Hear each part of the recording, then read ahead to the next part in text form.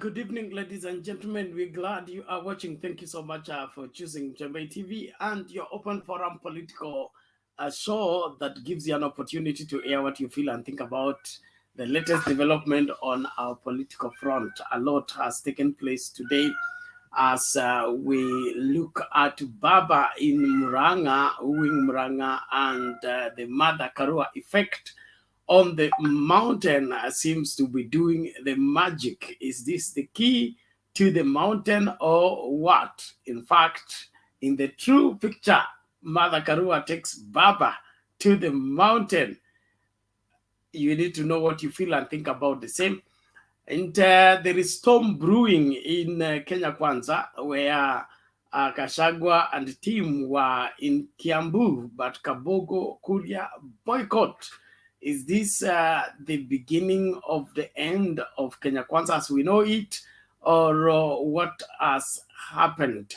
Is the threat of taking a walk by Kabogo and Kuria on the offing, or there will be a salvaging of the situation by DP Ruto?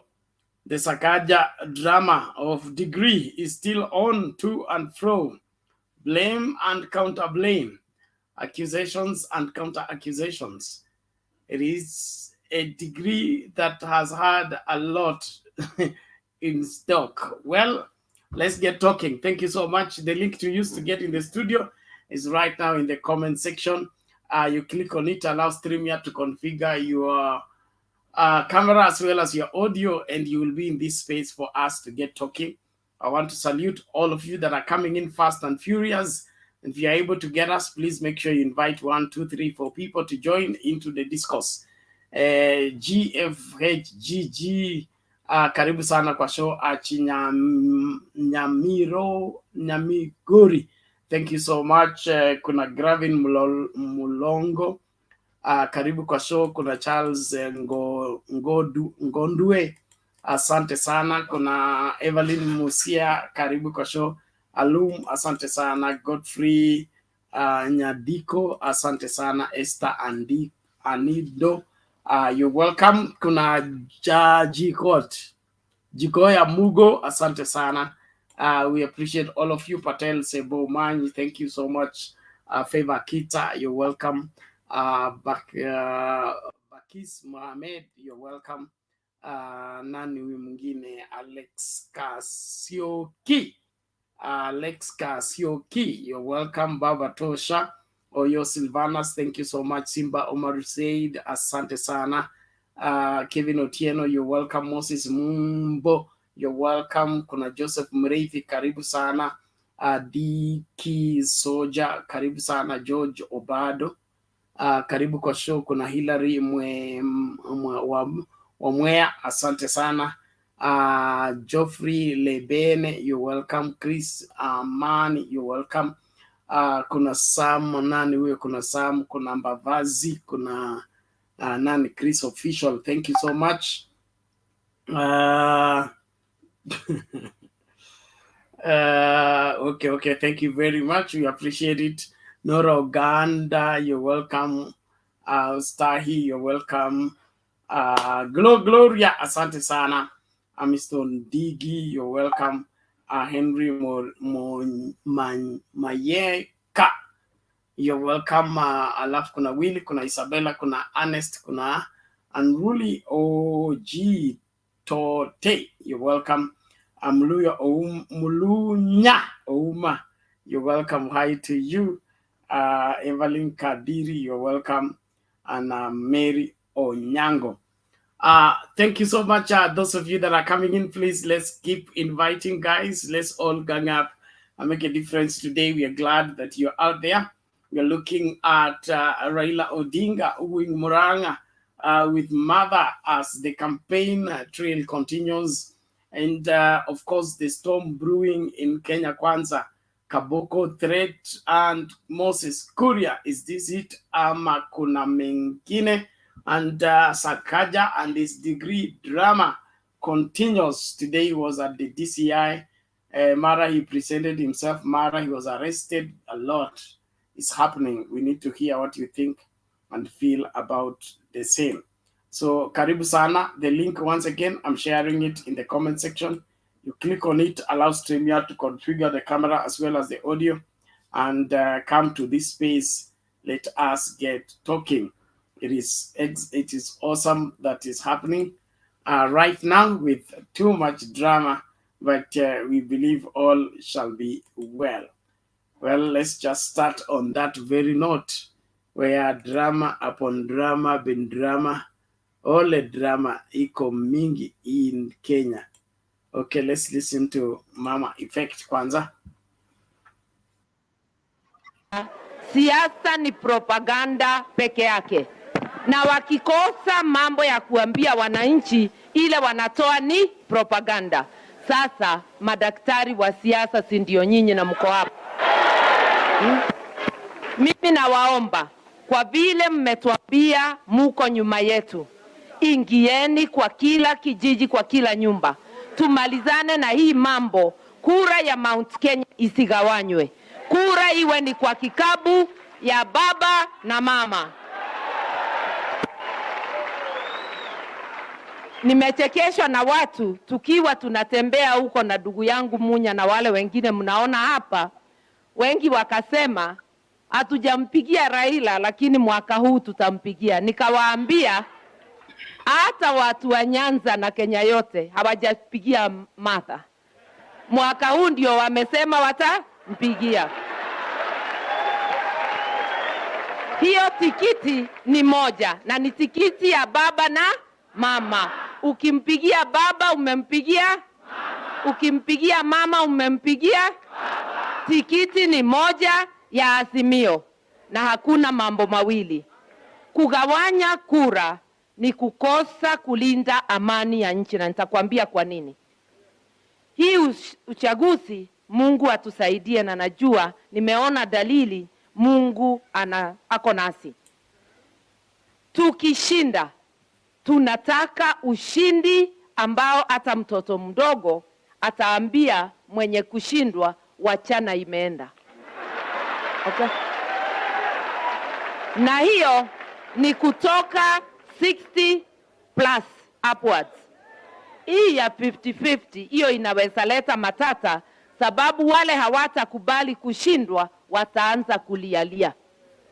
Wacha tuweke kura zote kwa kikapu moja, na ni jukumu letu kuona hizo kura ziko kando kando zimerudi.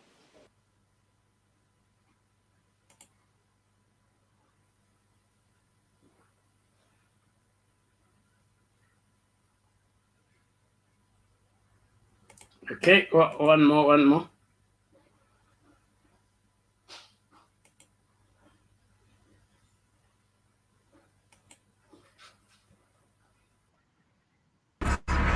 I've told them, therefore, when they need me again, I've asked them for which number they use, because I've given them my number.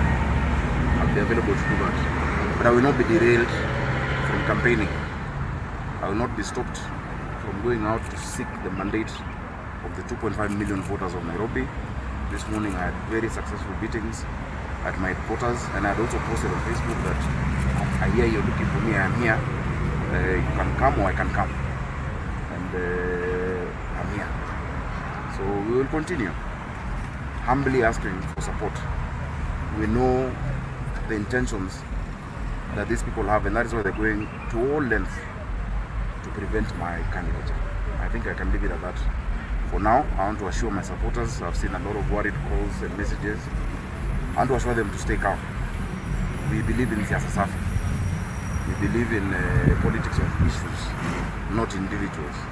And we'll continue selling our agenda of a city of order and dignity, hope and opportunities for all the people of Nairobi City County.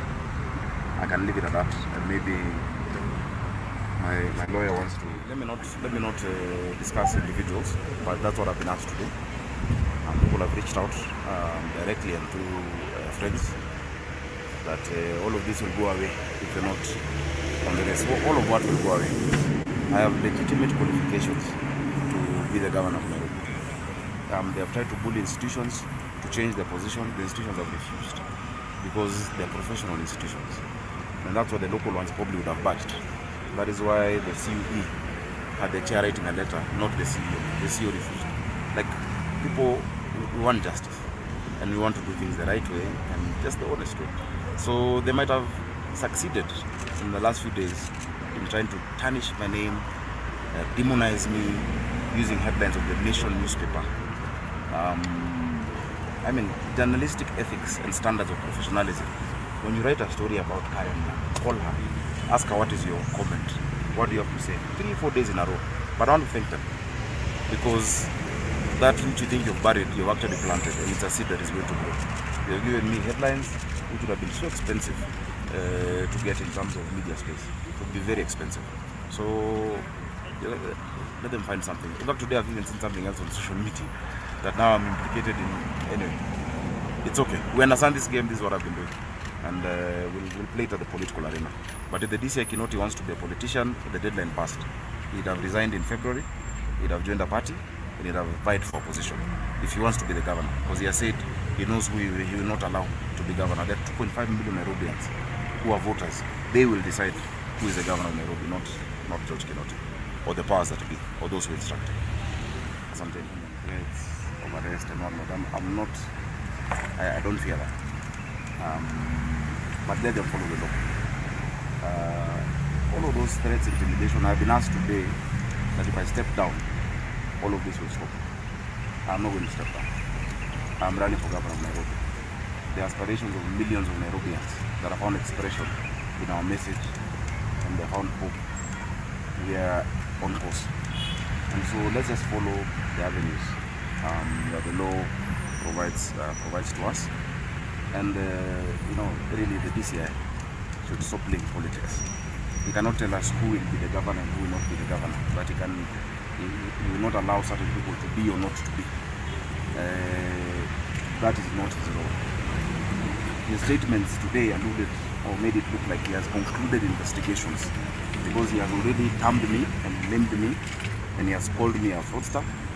He has called me all manner of things that are of criminal nature. Yet when we are here, they have nothing to tell us. So let's not play games with the law. Let's just follow the processes of the law. I think allow us to leave it at that.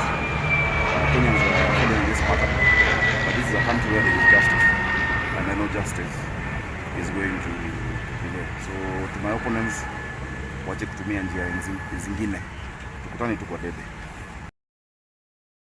Taarifa hiyo, kuna ile taarifa ndio kuarifu awali kuhusiana na taarifa inayotolewa hivi sasa na tume inayosimamia elimu ya vyuo vikuu kuhusiana na utata ulioko kuhusiana na shahada ya Johnson Sakaja. Hebu tusikize. Body corporate established by an act of parliament, the Universities Act number 42 of 2012, as a successor to the Commission for Higher Education, which was established under Universities Act Cap 210B of 1985. The Commission was established to make better provisions for the advancement of quality education in Kenya, which entails regulating and accrediting universities and the universities' academic programs, among other functions. One of the key mandates of the Commission is to undertake recognition and the equation of diplomas, degrees, postgraduate diplomas, and postgraduate certificates conferred or awarded by foreign universities and institutions in accordance with Section 5(1)(g) of the Universities Act number 42 of 2012, Section 5A(2) of the Universities Act number 42 of 2012, revised edition, which was done in 2016, Part 11 of the Universities Regulations, which were passed in 2014, and the Universities Standards and Guidelines of 2014. All these are available in our website. We wish to inform the public that on 6 June 2022, the Honorable Senator of Nairobi County, Mr. Johnson Arthur Sakaja, applied for recognition of his foreign degree qualification, and here he requested a same-day service. The Senator submitted the documents in accordance with the standards of recognition and a question of qualifications on the same day of June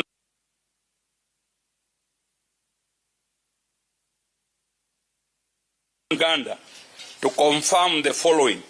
Number one, whether Team University was duly accredited and recognized in Uganda, and if the degree Bachelor of Science was also accredited, and whether indeed Mr. Sakaja was admitted to the said institution and he pursued the said studies and was awarded the requisite degree certificate. The NCHE confirmed that Team University is recognized and that the degree program is accredited. Further, the NCHE responded that Team University had confirmed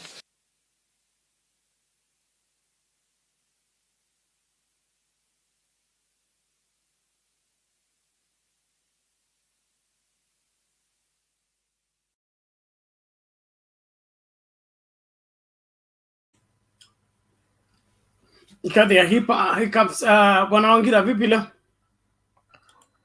Mzuri, habari ya leo? Salama, nashukuru. Namna gani? Mzuri, habari ya Evans?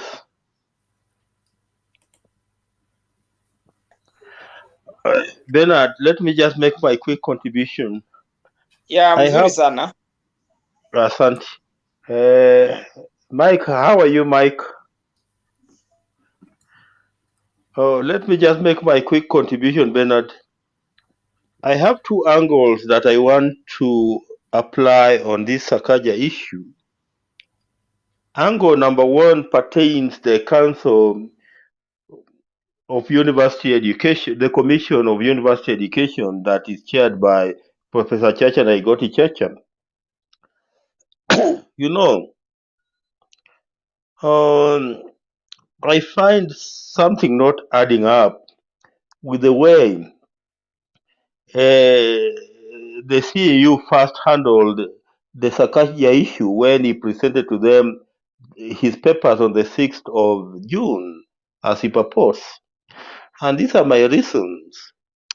You know, we know how government offices operate, Bernard. We all live in this country. You know, Sakaja proposed to have presented his papers for approval on the 6th of June. And by the end of 6th of June, the university, the Commission of University Education had purportedly written to their counterparts in Uganda. Their counterparts had written to the Team University. The Team University had responded, and their counterparts had responded to them.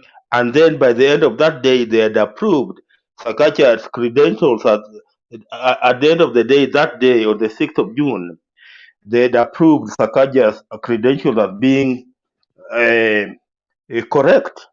You know, knowing the way government offices operate in this country, my question would be: was due process undertaken in this Sakaja matter by the Commission for University Education?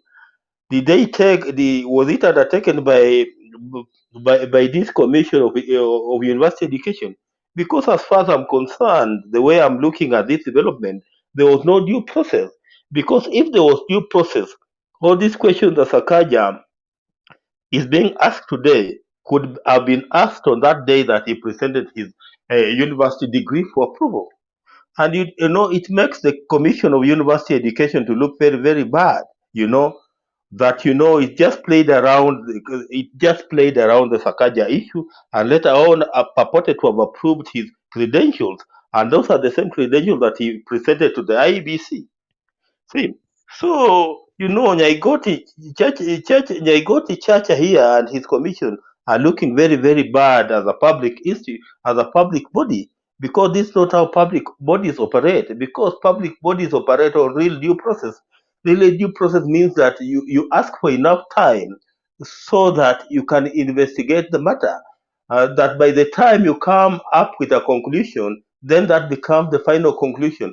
But in this Sakaja matter, I don't see that due process uh, to have been undertaken in any way, Bernard. And you know, that is now giving Sakaja some lifeline to speak in the manner that he's speaking, Bernard. My second angle would be that, you know, as far as this election is concerned for Sakaja in Nairobi, you know, we know that the IEBC dispute resolution committee will be giving a verdict on his degree matter on Sunday. And whichever way it goes, because the dispute committee could even decide and say that as far as they are concerned, the degree is okay. And even if they decide to say that the degree is okay, I don't see how Sakaja will win this election come the 9th of August this year, because already his integrity is injured. Many people in this country, like today, I was listening to people like Wakina Weda on KTN, people like Wakina Professor Ojuang. You know, they're asking very, very simple questions that if you truly, you know, first of all, you first of all, you gave an impression that you are a University of Nairobi graduate. And I remember Dr. Olo saying that up to 4 weeks ago, when they were discussing about Sakaja, and you know, Dr. Olo is a lecturer at the University of Nairobi. You know, his colleague told Dr. Olo that Sakaja was a graduate of the University of Nairobi. So he got shocked to realize later that Sakaja never graduated at the University of Nairobi, and he was pulling something behind the door, behind the drawer, in the name of the team's university degree, you know. So many people in this country are agreeing, and they are agreeing in unison that as far as Sakaja is concerned, this particular saga has painted him badly, and you know he's not supposed to be holding public office. So whichever way it goes, if he's cleared by the IBC that he should continue running for the governorship of Nairobi, then I don't think whether the people of Nairobi will vote him in to become the next governor of this city. I just don't see how, because already his integrity is injured and nobody will now trust him.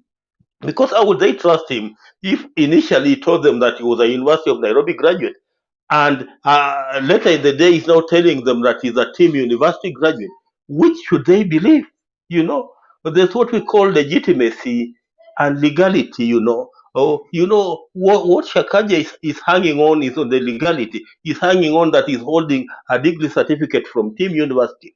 You know, and you know, so long as the Team University Senate does not revoke this particular degree, it will become a degree. If they insist that they awarded the particular degree to Sakaja, then it just becomes a degree. So the other matter that now remains is the legitimacy of the matter, and that's where the integrity issue now comes in. And that's what I'm telling you, that in the eyes of ordinary people of Nairobi, they are just seeing him as a crook, a person who doesn't fit to become their next governor.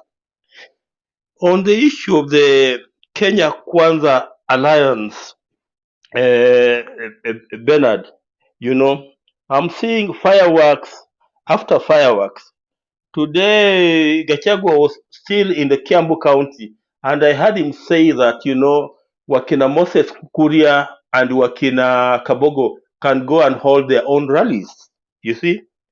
And this evening, I've seen a poster of the Kenya Kwanza Alliance. This poster is saying that William Samoei Ruto will be visiting Kiambu tomorrow.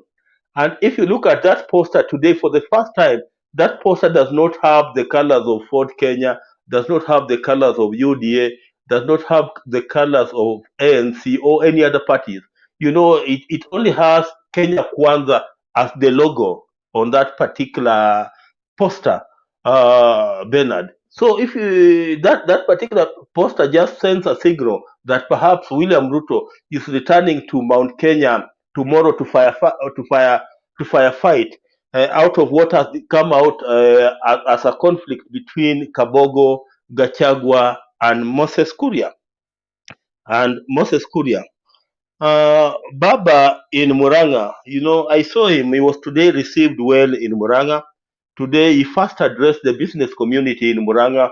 Among the people that Baba addressed in Muranga was the Mitumba business people. And, he told them the real situation of the matter and what he really meant by his statement. And when he went around Muranga, we saw how he was even welcomed by the local people in Muranga. I saw it in Kandara where he was telling young people that vijana, his normal parade, that kitambulisho, ndio kura, and the way you were telling them, vijana fire, and everybody in the crowd was saying fire. They were firing back. So that just tells you that in Mount Kenya, Baba is being received well, and possibly as we move on towards the 9th of August, we could even be past 50% of the Baba's reception and acceptance in Mount Kenya, Bernard. The final thing that I want to talk about, Bernard, is not part of this discussion, is the reception that Kalonzo Musyoka today received in Kitui South. Kitui County is the home county of Kalonzo, because Kalonzo comes from Mwingi, and Mwingi is in Kitui. And today in Kitui South, for the first time, Kalonzo Musyoka was heckled by the crowds. Imagine Kamba crowds heckling Kalonzo Musyoka. And finally, the guy who is now more popular than Kalonzo Musyoka in Kitui South is a gentleman called Onesmus Mumo King. Onesmus Mumo King is the ODM candidate for Kitui South. And this guy seems to be now more popular than Kalonzo Musyoka in Kitui South. I remember Kalonzo Musyoka prevailing upon him to try and cool the crowd there. And funnily, in Kitui South, Kalonzo Musyoka seems to be supporting a lady called Rachel Nyamae. Rachel Nyamae is a lady who is running on Jubilee Party in Kitui South against his own candidate called Daniel Mutua Ndambuki. So the scenario in Kitui just tells you that, there's something that Kalonzo Musyoka lost when he started behaving the way he was behaving, before he joined Azimio la Umoja around 2 weeks ago. Because there are people in Ukamandi who made up their mind. Giving the way I'm just giving you this scenario of this gentleman called Onesmus Mumo Kingi, with an ODM candidate in Kitui South. Imagine an ODM candidate in Kitui South being more popular than Kalonzo Musyoka himself. That sounds funny, given that Kitui is Kalonzo Musyoka's home ground.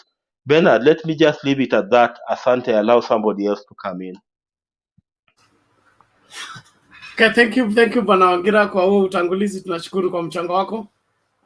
Naomba kila mmoja tujitahidi, wale watu wa comment section tafadhali tuheshimiane, heshima idumu, heshimu kila mmoja, ni muhimu.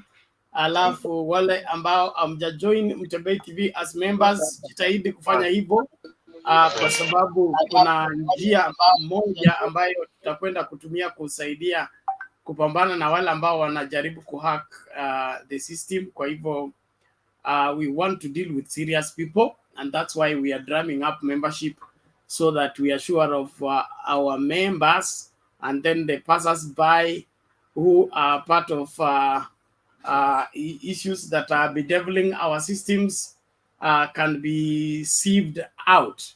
So don't take this as wherever, as a project just to get people to be members of Mtembei TV.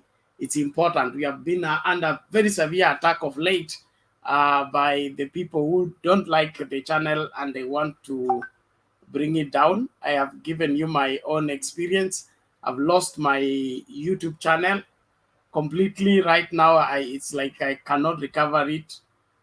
because of those same mad people who want to frustrate our effort to keep Kenyans informed and keep Kenyans on toes.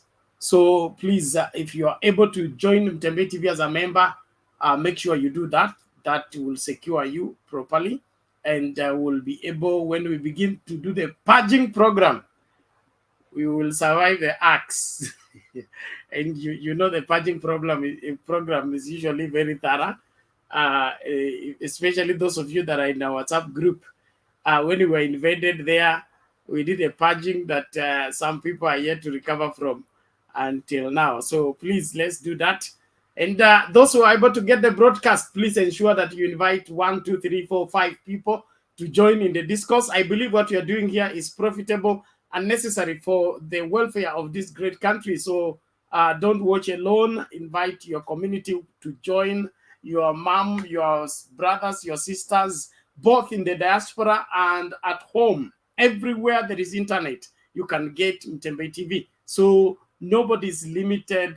We are absolutely unlimited in terms of reaching the 4 corners of the earth with what is happening on this particular platform. So don't watch alone. Make sure you are inviting. We want to see those numbers rising so that everyone gets the right information as we proceed with the broadcast.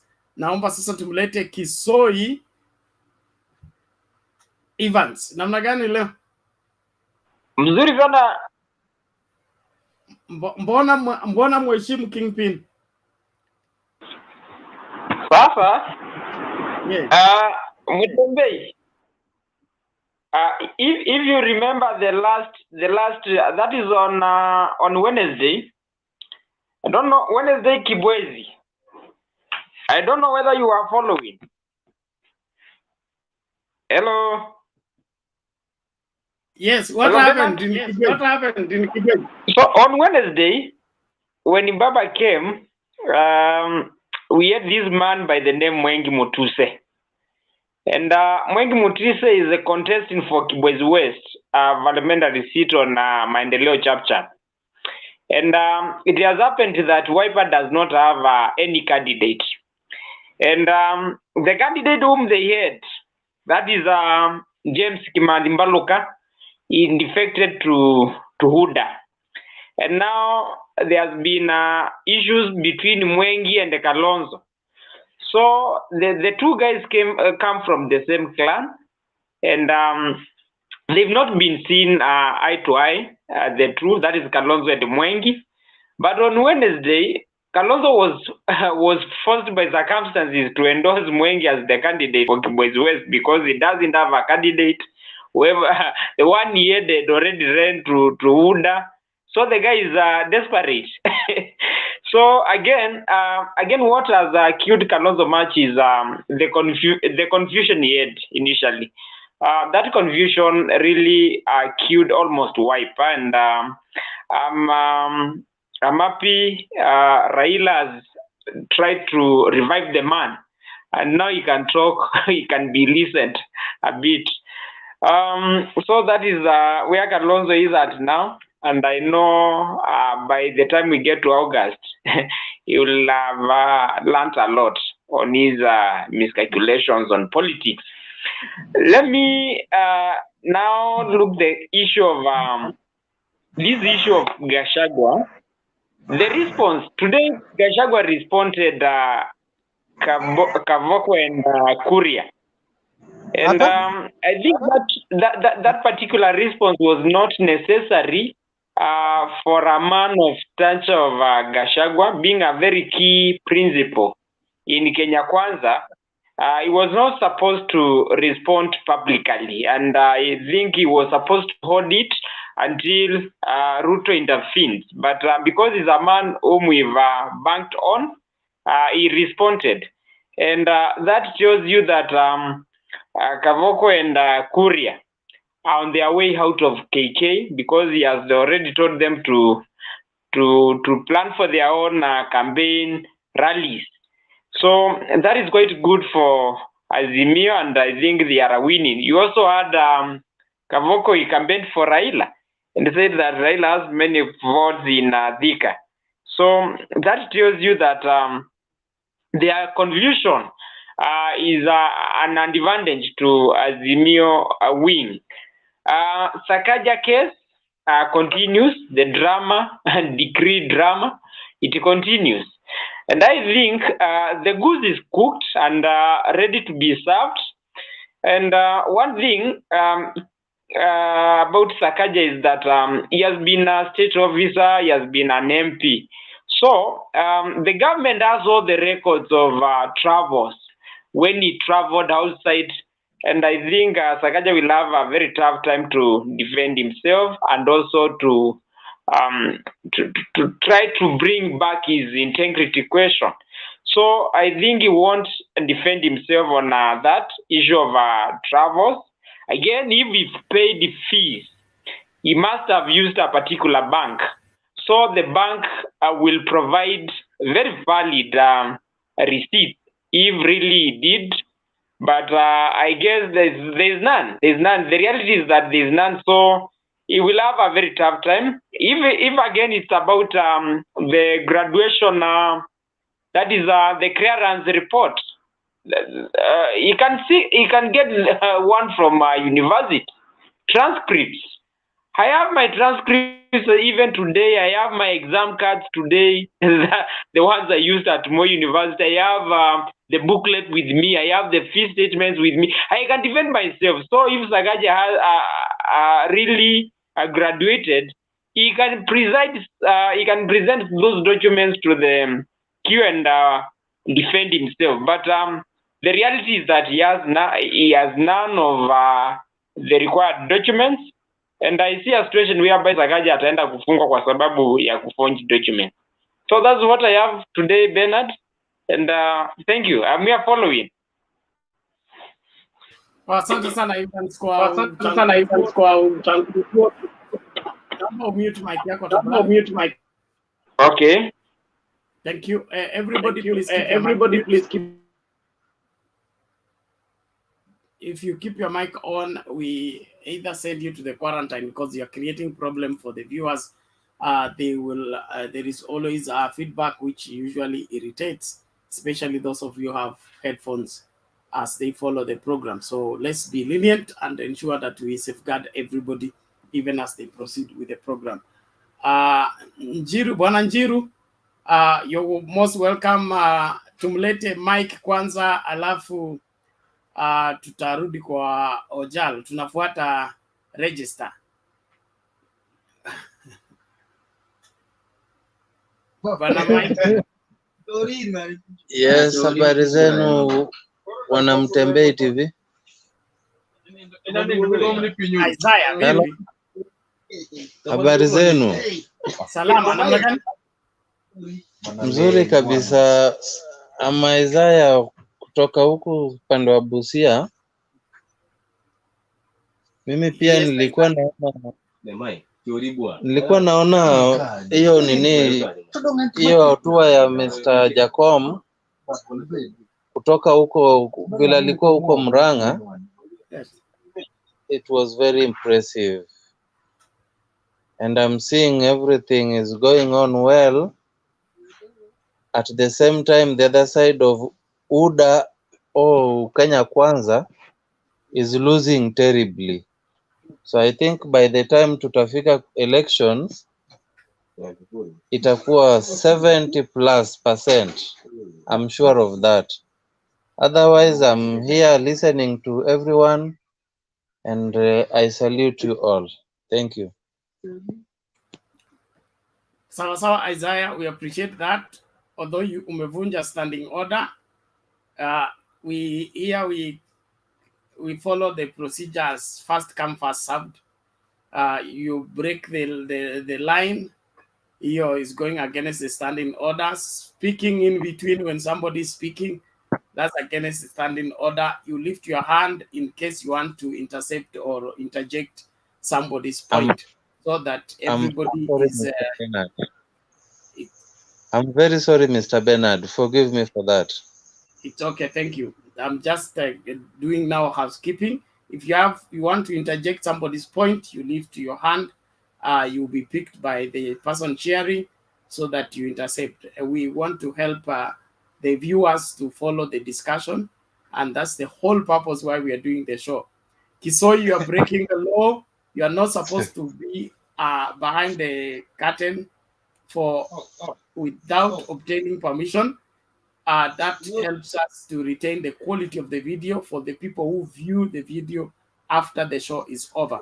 We have we have a following that only follows the video, so we must ensure that the video is clean and it has everybody's picture, or rather everybody's face, as we proceed with the discussion. Please, let's ensure that we adhere with that. And then what else? I'll be sharing the link in the private chat. There is a private chat here, which is only accessible by the people who are on the screen. I'll be sharing the link you can use to invite your friends to join, to follow the discussion wherever they are. So please, let's do that so that we have our viewership rising by exposing the truth to many Kenyans. Bwana Njiru, naomba mkaribishe Ojal aendelee. Baada ya Ojal ni WG and then Enoch. Tuendelee hivyo. Thank you. Thank you very much. I appreciate what is happening in Kenya.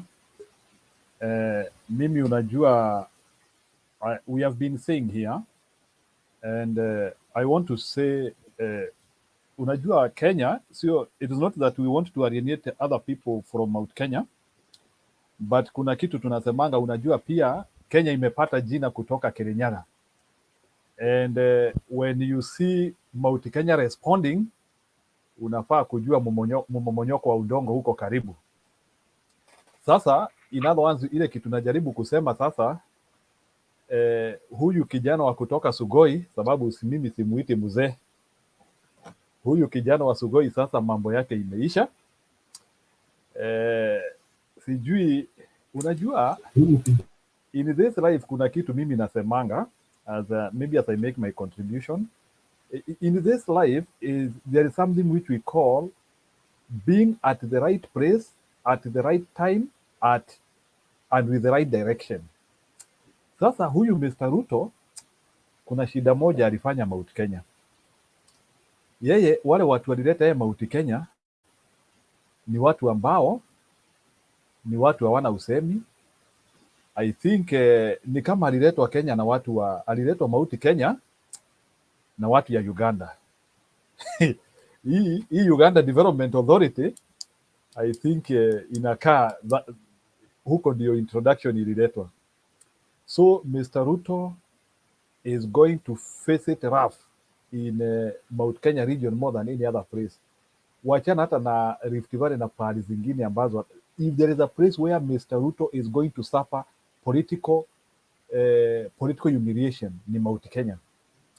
Sababu sasa siku ya leo Mount Kenya Foundation imeamua, na Mount Kenya Foundation wameoneshana ile mrengo wana support, na hii Mount Kenya Foundation they also showed their commitment hata kusupport Mother Karua.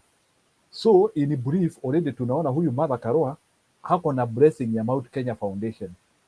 Na hii Mount Kenya Foundation ni nini? Unajua kuna kitu hapa wa Kenya hawajui. What is Mount Kenya Foundation? Mount Kenya Foundation sio grupu ya wazee vile mnaambiwa na hii watu ya UDA ama hii Kenya Kwisha. Mount Kenya Foundation is a group of prominent Kenyans, and can you underline the word prominent? Wale watu ambao maisha yao imehitimu in terms of kutafuta pesa. How ni kama sasa unataka kujua the real people who have succeeded in this country, people who have succeeded from grass to grace ni hao. Wachana na hawa wanajifanya ati ni kuku walikuwa wanalima, na tunajua wamevuna kule ambako hawakupanda, courtesy of Moi government. Tunajua. So ukitaka kujua the real people, the real hustlers sasa, although mimi sitakangi kutumia hiyo word, kama uliona wale wazee wa Muranga, ile the Rwadia group, hiyo, those are the real hustlers. Ukisoma story ya Equity Bank, sababu mliona mwenyewe pale, alianzia na hawa wamama wa vikundi. hawa mama wanafunganga pesa kwa reso. I hope somebody can be able to reason to the story of how equity started, ili muache kuja kushinda mkituambia story ya bottom up hapa, so that you can know the economic mechanisms za Kenya. So what happened in Kenya in around 80s, huyu Munga came and discovered that hao wamama wako na pesa mingi sana, lakini pesa yao ilikuwa inatapakaa. They were not having a channel. Sasa Munga akaleta watu pamoja, mtu analeta pesa yake kidogo kidogo, and today hawa wamama ambao walianzia kuleta pesa yao kidogo kidogo, they are now having the biggest banking venture in Kenya, which is employing people and which is also giving a lot of benefits in education and other socio-cultural issues in Kenya. So the real economic impact, a tested economic model ndio hiyo sasa. Wachana na sasa na hii ya wakora ambayo hatujatest. Wachana na hii ya wakora, kazi yao ni kukuja tu kupromise watu na hakuna kitu wanakupea. They come, wanakuambia tutapea watoto sijui nini, tutafanya nini, and the only thing they are going to do ni kutia ngaza watoto. So hii Rwadiam Group na Mount Kenya Foundation, that is the real Kenyan dream. Unajua pia Marekani wanakuanga na the American dream. Sasa this is now the real Kenyan dream, which I want people to understand. So hii Rwadiam Group is the success, na washaambia Raila Odinga we need you. So in other words, mimi sitaki kushinda nikiongea story mingi hapa. Ile kitu nataka kuwaambia ni August 9 mupime nguo ya kuenda swearing in ya baba. Hii maneno imeisha. Ruto hata mumupe a campaign miaka 10, he cannot win. It is, the rubber stamp is already there. In fact, akina Junet Mohammed and the other people who are managing Raila campaign, they need to start preparing victory speech as early as now.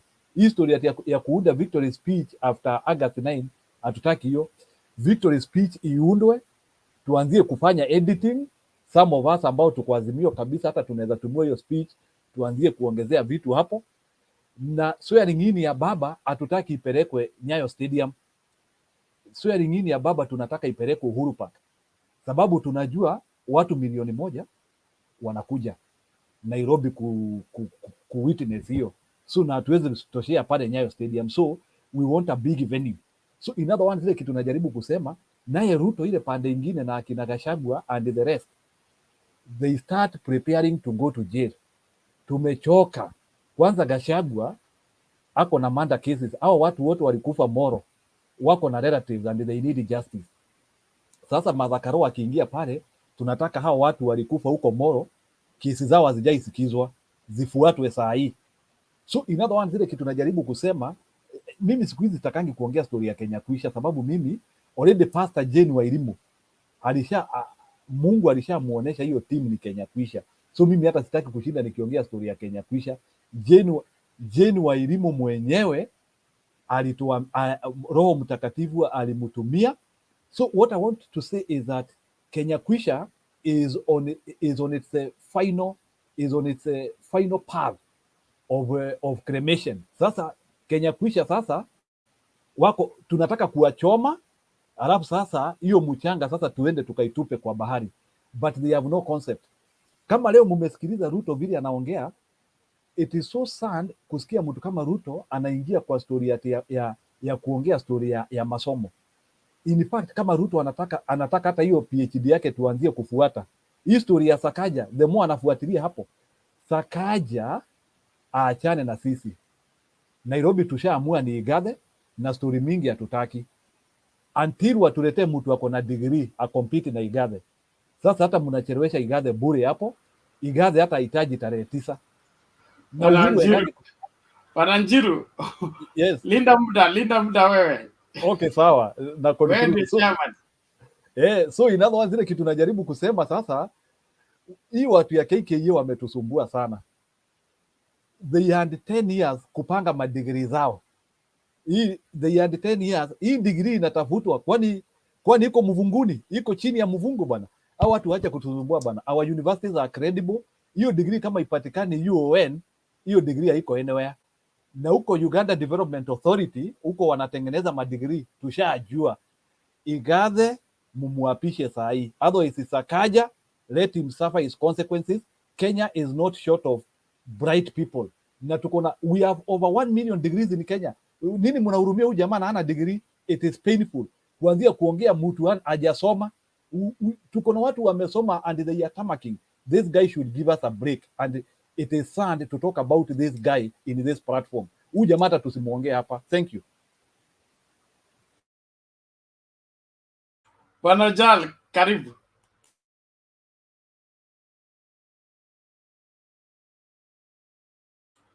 You unmute, the mic is beside your name on the screen.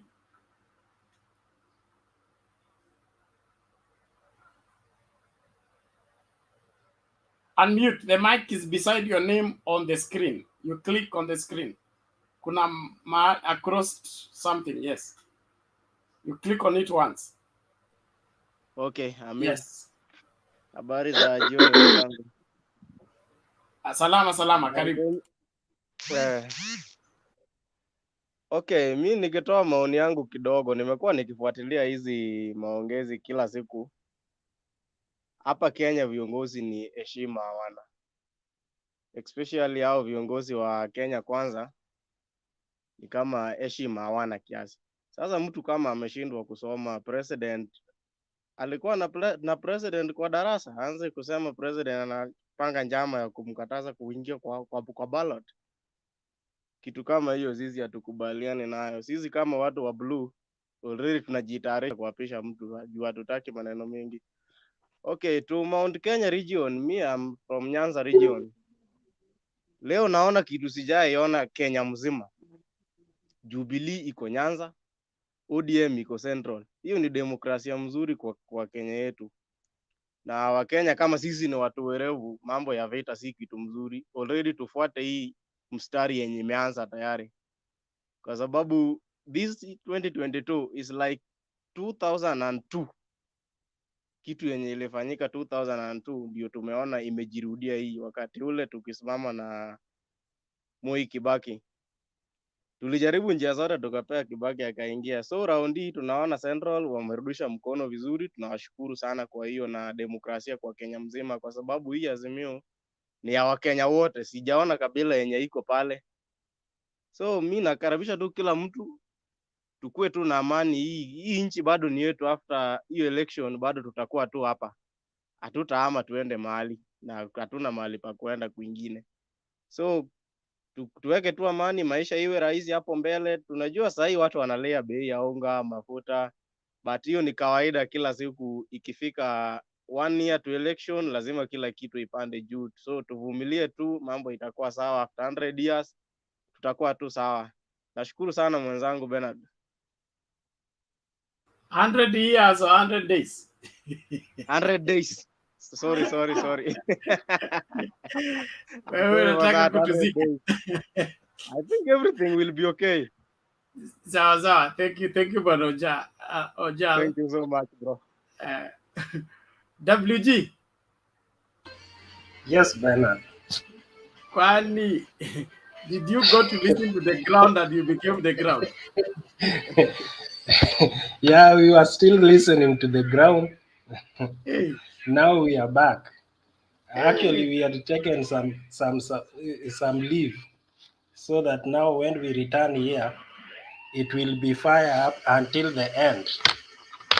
As UDA loses, we have to remind them that they are losing. Yeah. So good evening, everyone, or good afternoon, wherever you are. Yeah. So asante sana.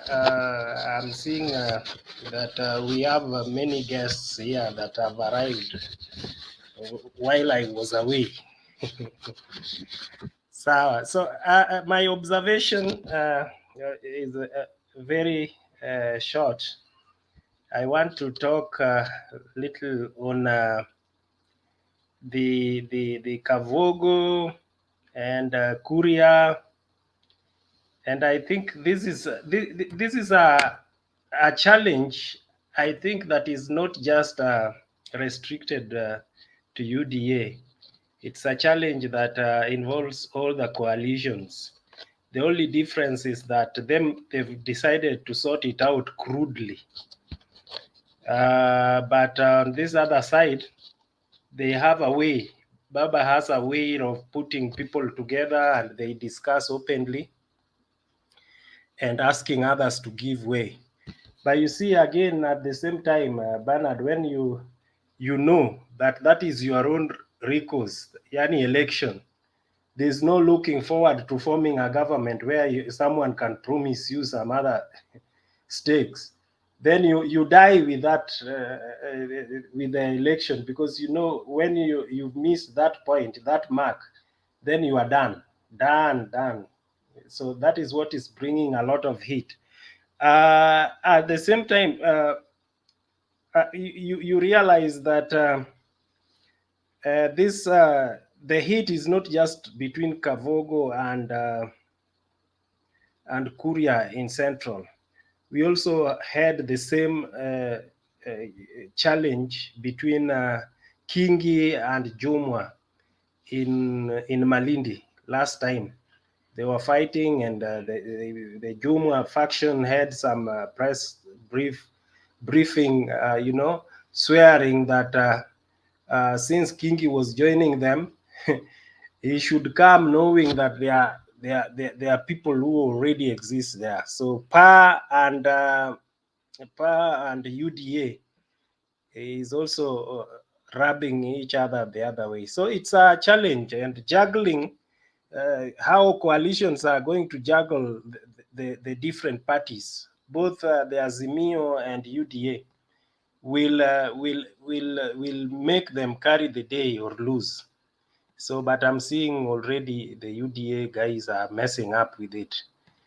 The other thing is the degree factor. I think politicians should leave it out, the argument to the respective government arms, where like what was going on today. I think that is very authentic, how the IEBC or the tribunal was handling the cases for Walter Mungare, the cases for this the singer guy, and those other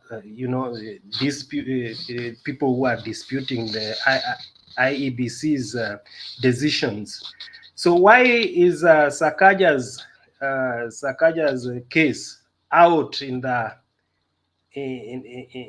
public? Why can't it just be left to the tribunal like the rest?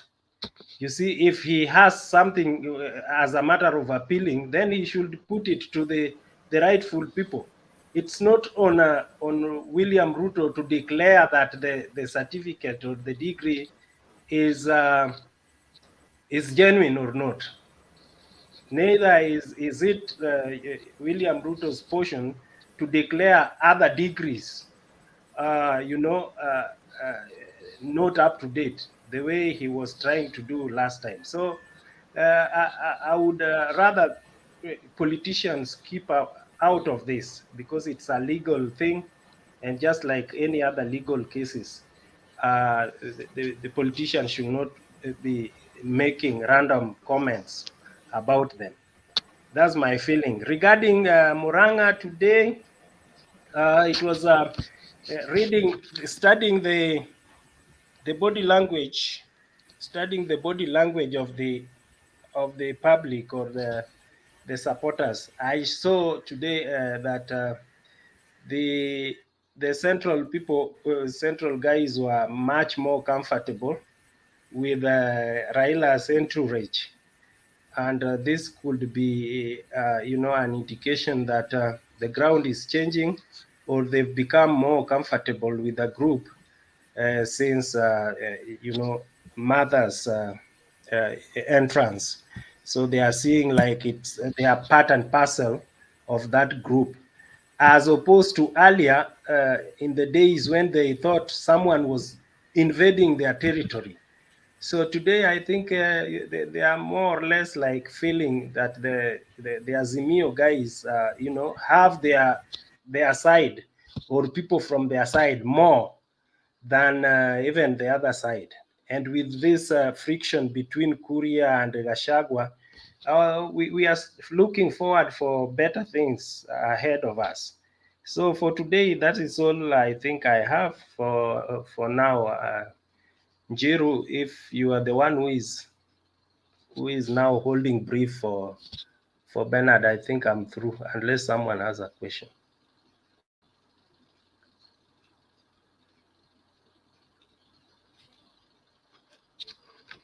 Yes, Kamau.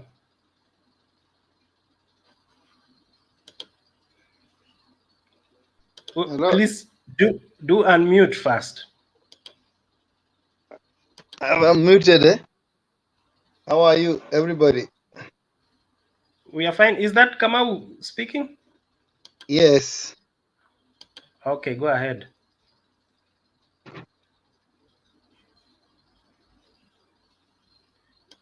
We can't hear you still. Sorry, we can't hear you still, Bwana Kamau.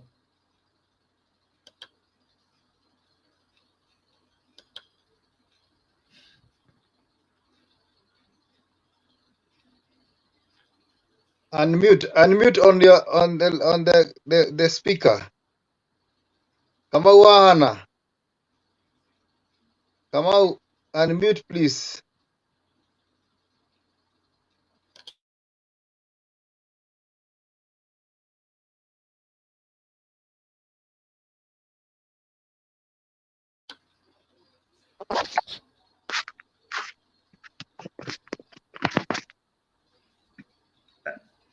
I think he has challenges with Mr. Kamau. I think he has a challenge with this speaker.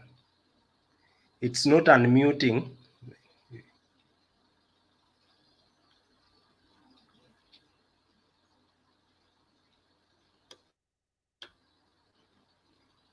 Probably we could have someone presenting as he goes ahead to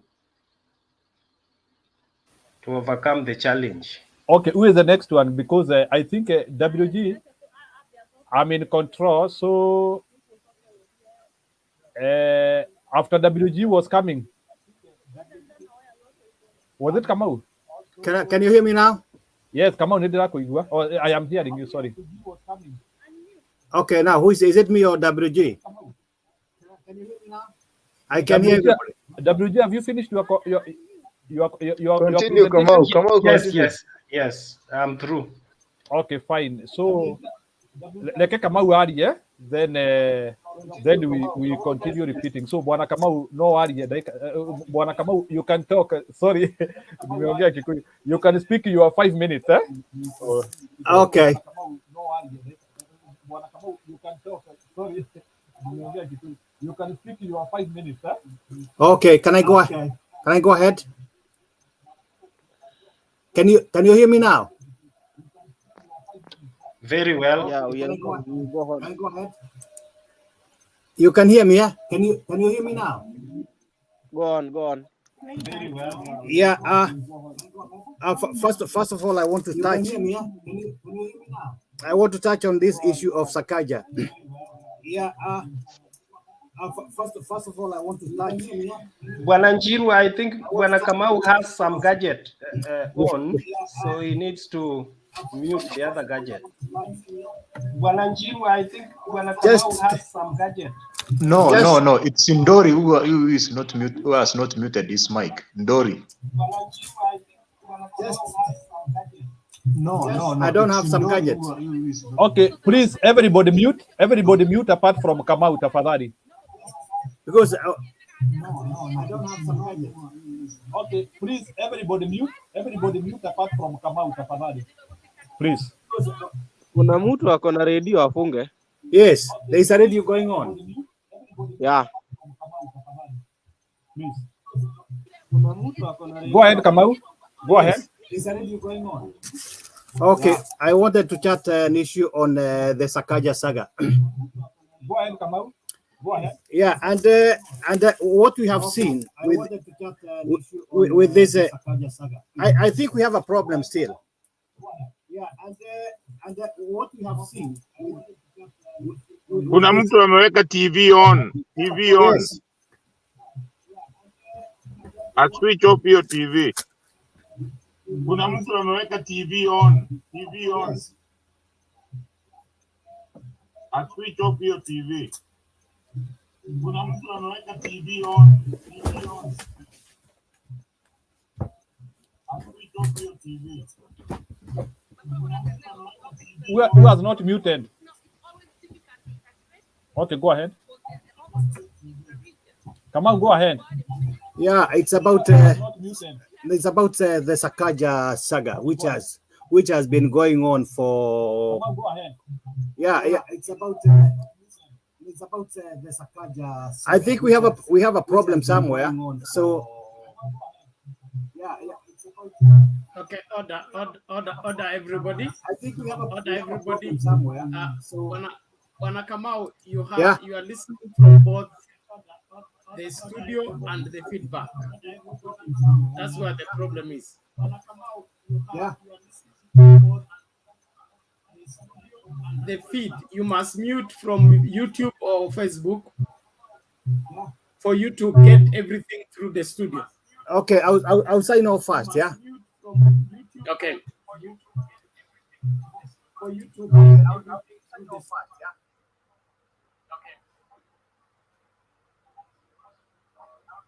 Okay. Penny, your gadget is not well configured. You may need to restart your phone. If you're able to get me. Your gadget is not well configured. You may need to restart your phone. If you're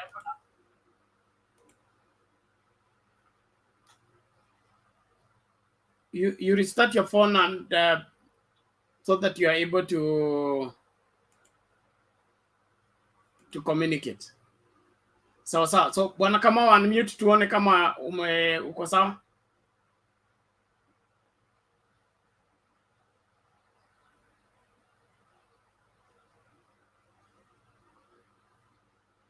Unmute Mr. Kamau. The other Kamau, sorry. Kamau wa Hama ni wa home ama Hama. Unmute, the mic is beside your name on the screen.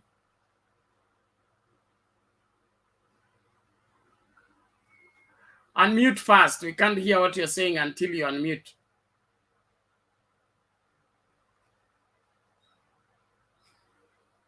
Just before your name, there is that white crossed thing. You click on it once.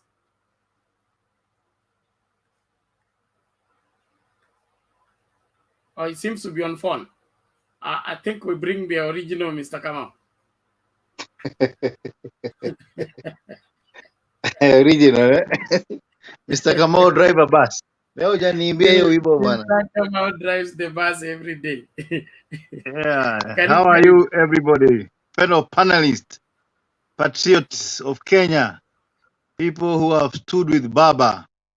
I'm happy to be here today. I greet you in the name of our Lord Jesus Christ. Jiro Mwaura, Bernard WG, Kamau Wahana, and then there's Ojal, Jalimo, Josh, Jakidibe, and Duke, the UDA follower here. I like him because Josh, by the end of the day, he will be an Azimio fanatic.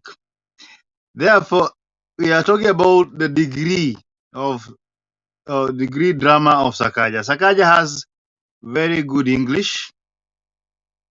He seems to be a person who is above average. He's a person who is his IQ is high. I'm so sure he can pass if he see, because Baba is going to give free education from primary to university. He can enroll, and I'm sure he's still gonna be young, 2027. So he will still can qualify to become the governor of Nairobi then. But for now, because he never took education seriously, he was in Dubai most weekends. We saw his TikTok. He was everywhere in TikTok. At night, he was even the day of Corona, hangemaliza degree. He went to party, alishikwa akikunywa huko milimani. So we are aware that he can do it. It's only that raha ilipita kipimo na akasahau elimu. Kwa hivyo we know ameitishwa kitu inaitangwa picha ya after party, ya picha ya graduation, hiyo inajua hana, lakini KOT wamejaribu kumtafutia na wakatumia Itumbi ndio waweze kumuinsert hapo katikati ili aweze kupita mtihani, but as things stand, things are thick for Sakaja. Na because UDA the UDA we know ni watu mikora, wameanza kusema baba has no degree, na sisi tunasema hiyo mambo ya degree, you cannot put degree and baba in the same sentence. Why?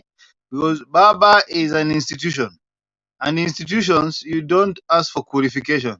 What people should do, me and you and Sakaja and Ruto, it is go to the universities and study the baba. We study Raila Odinga, and then we can get a degree now for us to come and contest. But you cannot ask a person who brought devolution to you a degree. You cannot ask a person who brought the freedom you are talking about here for you a degree. You can also not ask a person who was arrested for 9 years and he was incarcerated for 9 years a degree. But even as we speak about him as an institution, Baba is a non-engineer. He was listed by a university in Germany as an engineer. He has been a lecturer in Nairobi University as an engineer in the Faculty of Engineering. So Baba is a faculty by himself. He's a study case.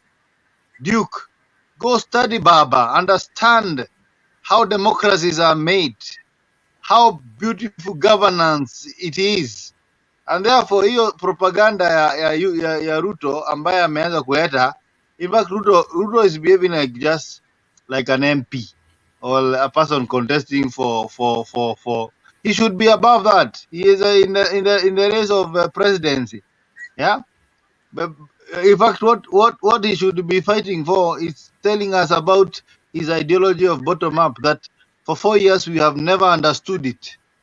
Yeah, despite the fact he is a scientist. We know he is a ecologist. I think he did what we call plant ecology.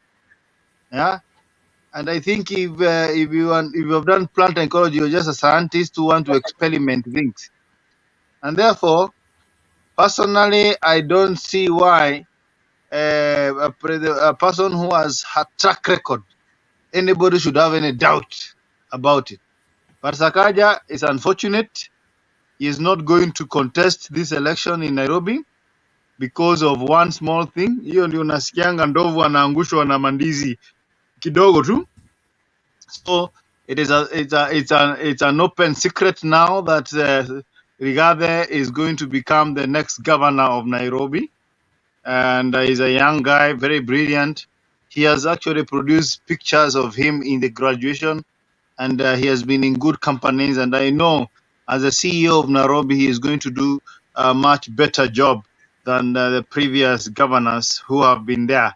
And therefore, for us people from Azimio, we are happy because the side of UDA is a side that is full of contradiction, full of wash, full of thugs, and full of people who have what we call they are self-centered people who will bring this country to its knees, because what guides them is immorality and greed. These are people who speak on two balls of their mouth. They today are saying you never know what they're going to talk about tomorrow. Tomorrow might be sugar, today is salt, and they have no agenda for the people of Kenya. These are people, we give this country 1 year and we will not even have any other Mendes itapotea, because these are people who are very, very greedy. Because I was telling some people in the other forum today, if surely you cannot be a sailor if you don't go to the sea. You cannot tell people that you sail and you don't go to the sea. So unfortunately, there are people in UDA who talk about bringing people from bottom up.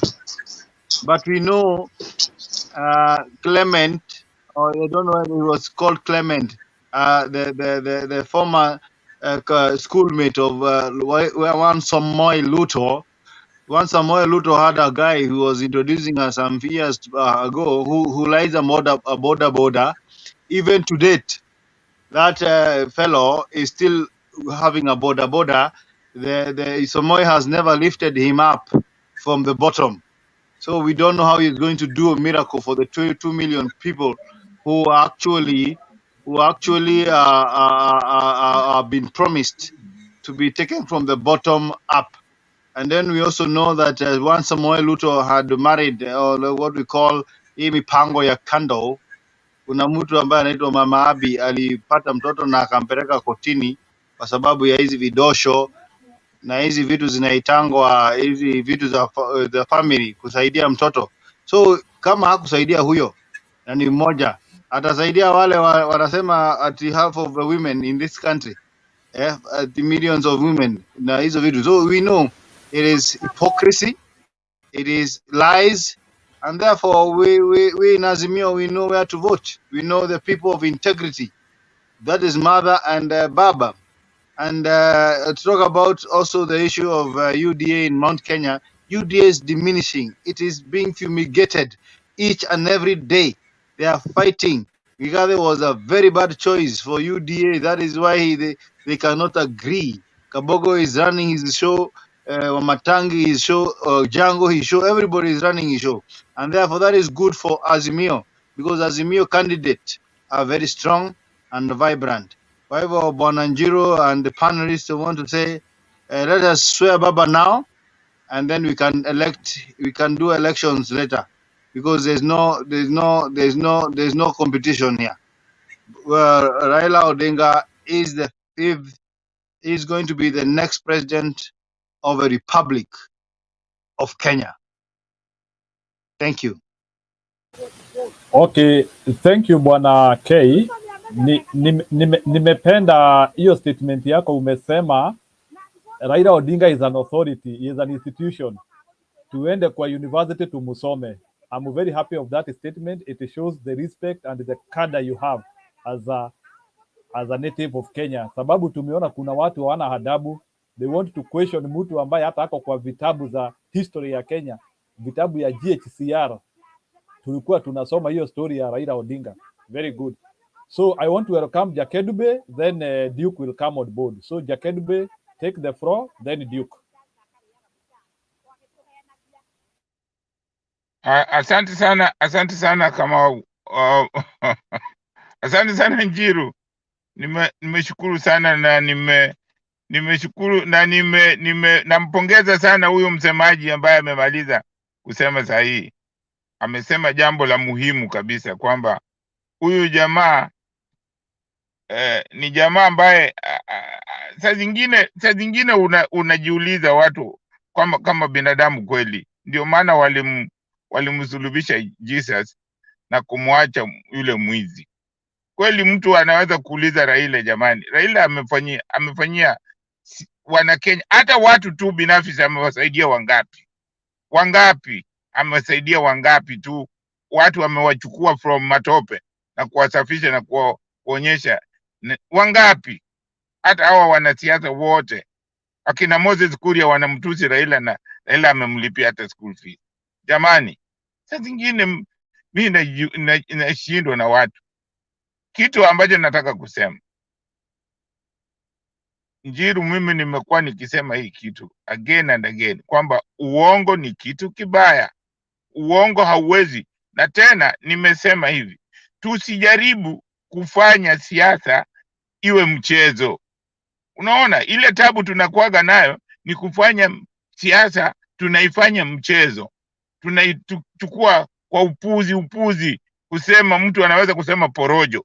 Na yet ukiangalia siasa ni kitu ambayo ndio inakata kodi yetu ni ngapi, ndio inajua tutakula namna gani, ndio inajua tutatembea kwa barabara gani, ndio inajua sheria tutanyanyaswa ama yaani siasa kitu ambacho mnaita siasa ni kitu serious. haitaki mchezo, haitaki uongo, haitaki mchezo kabisa, kwa sababu hiyo ni maisha yetu.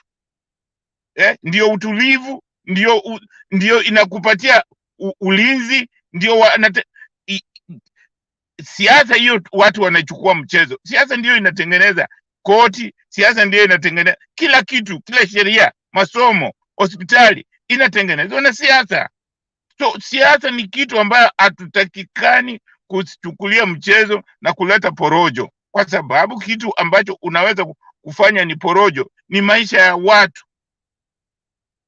Kwani sheria zinatungwa na nani? Zinatungwa na siasa. Hospitali siasa hiyo ndio inaamua tutajenga hospitali ngapi.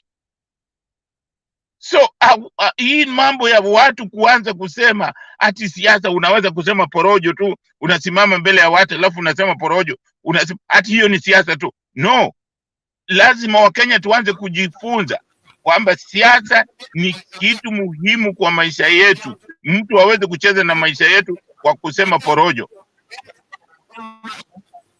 Kusema porojo, hiyo ni kitu tunaweza kusema kwamba ni kitu ambayo tunatakiwa tusikubali hata kidogo. Iwe ni mwiko kwa Mkenya yoyote kusimama mbele ya watu na kuanza kusema uongo. Jambo la pili nataka kusema, mtu kama Ruto, jamani, mimi najiuliza, hata Duke mwenyewe naulizaga kijana wangu, Ruto anawezaje kusema kutetea kitu ambayo iko kwa nini amwachi watu waachi sheria ifuate? Huyo kama Sakaja ana matatizo na IBC, waache Sakaja ang'ang'ane na hiyo watu wa ABC, kwa sababu ukianza kumtetea, hiyo ni corruption already. Hiyo ni corruption. Mtu kama ana shida, kama ana makosa, wacha wao wafanye nini, ashughulike na IBC peke yake. Alafu kila itakapokatwa akienda koti yani vitu itengenezwe na sheria. Lakini mkiingilia, kama sasa Ruto ashaingilia, sasa unajua inaanza kusemekana ni siasa. Unaona? Sasa hiyo ni fujo, haifai kitu kama hiyo. Kwa sababu mimi nakumbuka hata saa hii Simba Arati alitajwa. Mimi sijasikia Raila akisema, kwa sababu Simba Arati ni wa chama cha ODM. Sijamsikia Raila akisema ati mwacheni Simba Arati. Hapana, sijamsikia. Wakati nani Governor Joho alikuwa anasumbuliwa, sikumsikia Raila akisema kwamba hiyo certificate ni halali. Hapana, wacha sheria ichukue. Joho alijitetea na akaachiliwa kwamba vyeti zake zilikuwa sawa. Vile Simba Arati nilimwona aliwekwa kwa vyeti vyake ni sawa, lakini hakuna mtu anaenda pale kuanza kusema ati hapana. Sasa kama hii Sakaja, wanaenda kwa mikutano wanaanza kusema sijui, yani sasa Ruto anaanza kusema tunatafuta nani ya Raila. Kwani ukipatikana na makosa lazima uende useme mwingine vile alifanya makosa. Sasa makosa ikipatikana na mtu, deal na hiyo makosa. Ukimaliza hiyo makosa, atafutwe mwingine ambaye ana makosa. Lakini huwezi kuargue kwamba kwa sababu fulani amepatikana labda anaendesha gari na speed, na jana wewe uliendesha gari na speed. Hivyo sio sheria. Hiyo ni kuleta fujo. Hiyo sio sheria. Na mimi nashangaa kabisa kuona Ruto pale akisimama anasema hawa sijui serikali sijui nini mambo, wacheni fujo hawa ile ni sasa wapi? Zipi zile vitu anasema atatendea Wakenya ni gani? Hiyo kusema wacheni fujo, wacheni madharau, sijui hiyo, that is, mimi nashangaa wale wanamfuata Ruto honestly, kwa sababu Ruto hana maneno ya tija yoyote kwa Kenya, kwa sababu akienda kwa mkutano anasema tu mwacheni fujo, wacheni sijui nini, msilete madharau, sijui. Hiyo haina maana hata kidogo kwa Kenya. Sisi tunataka kitu ambayo inaweza kufanya Kenya iwe tulivu, Kenya iwe na uchumi bora, watu wajione kama ndugu. Kazi ya uongozi si ya kugawa watu. Uongozi ni wa kuleta watu pamoja. Na nimewaambia kwamba kuna kujenga taifa na kujenga nchi. Ili uwe na uchumi bora na sheria safi na kila kitu safi, lazima ujenge taifa. Lazima sisi tujenge taifa, na taifa inaweza kujengwa tu tukisema namna hii. Tujikumbushe kwamba sisi ni wana Kenya, lazima tupendane, tusioneane, tusijibague. Unaona, sisi wote ni wana Kenya, tusijibague. Hiyo tuwe pamoja. Hiyo ndio unajenga watu, na ukijenga watu utakuwa na uchumi bora, nchi itakuwa tulivu, wananchi watakuwa na raha, hakuna kitu itawashinda, kwa sababu mkiwa wamoja mtafanya kazi pamoja, hamtazozana. Angalieni, miaka nyingi tumekuwa tukipigania mambo ya kabila, imetupeleka wapi? Hebu mtu aniambie faida gani tumepata? Hakuna. Tumepata kurudi nyuma. Inatakiwa tuache hii mambo ya kubaguana, tujenge nchi yetu pamoja. So ndio maana sasa mtu akiwa na makosa, wacha aangaliwe ilo kosa lake, bila kusema ati huyu ni wetu, huyu mnamwingilia kisiasa. Hapana. Siasa tufanye siasa, kitu mnaita siasa. Mimi hiyo jambo, mimi hiyo mtamko mimi sipendi kusema ati siasa ni kitu moja. Unaweza kusema tu mambo ya upuzi ambayo hayana maana. Ni jambo la kusikitisha kwamba unaweza kusema siasa, unakubali mtu aje aseme uongo, alafu hiyo siasa inaenda kuweka kodi yako, inaweza kuweka shule mtoto wako inaenda kuweka hospitali ile unaenda, yani inafanya kila kitu, alafu unataka tu ni kitu mtu anaweza kuja tu akazungumza upuzi alafu aende hivyo. Hiyo ni makosa, haifai namna hiyo. Mimi naomba watu waone ile siasa, kama mnasema siasa ile ambayo bwana Raila na Karua wanafanya, kwenda kuzungumza na watu na kuambia kitu gani wanataka na msemo wapi wanataka Wakenya waende, na kwamba wanataka Wakenya wawe kitu kimoja. Hiyo ni jambo, hiyo ndio jambo moja linaniuma sana. Mimi napenda Wakenya tukiwa pamoja. Ni jambo la muhimu sana. Ni muhimu kabisa.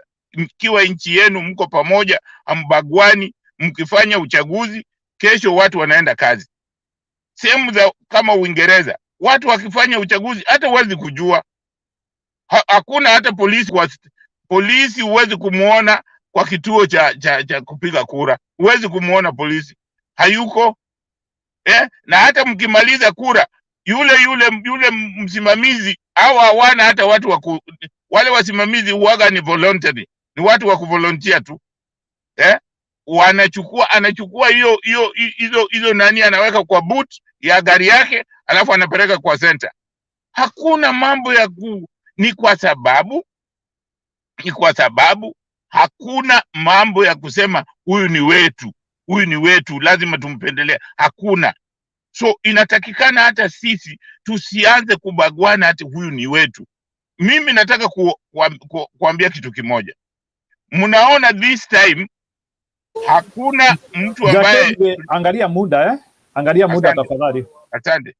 Wakati huu hakuna mtu amesimama Central Province ambaye watu wanaweza kusema wanamuunga mkono, watu wa Central wote. Unaona kwamba kuna ile unasema relax, wako relax, hawana tension, wako relax.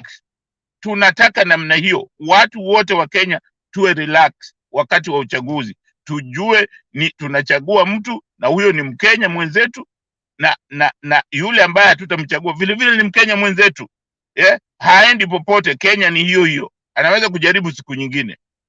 Hiyo ni jambo la muhimu. Mimi nasema ile kampeni niliona kule ni sawa, lakini jambo la mwisho ni kwamba bwana Sakaja asijaribu asikubali kuwekwa kwa awe sasa ni kama mchezo juu ya hiyo nani yake. Wale akina Moses Kuria na Kabogo, mimi nasema wacha wajikaange na mafuta yao wenyewe. Walikuwa wanataka ubaguzi, na unajua ukitaka ubaguzi ukianza utabaguliwa tu, kwa sababu wao walianza ubaguzi. Moses Kuria anasema kuna wale wengine hawajatahiriwa. Sasa yeye tutaona kule anaenda na hiyo ubaguzi wake. Unaona hata yeye sasa amebaguliwa. Ubaguzi haukuachi, ukianza ubaguzi hautakuacha. Na mimi nawaambia mtamuona Moses Kuria vile atabaguliwa yeye mwenyewe. Asanteni sana bwana. Kama Unjiru, pole. Ni saa zingine hizi nani uniuma sana, kubaguana inaniuma sana. Asanteni sana, poleni.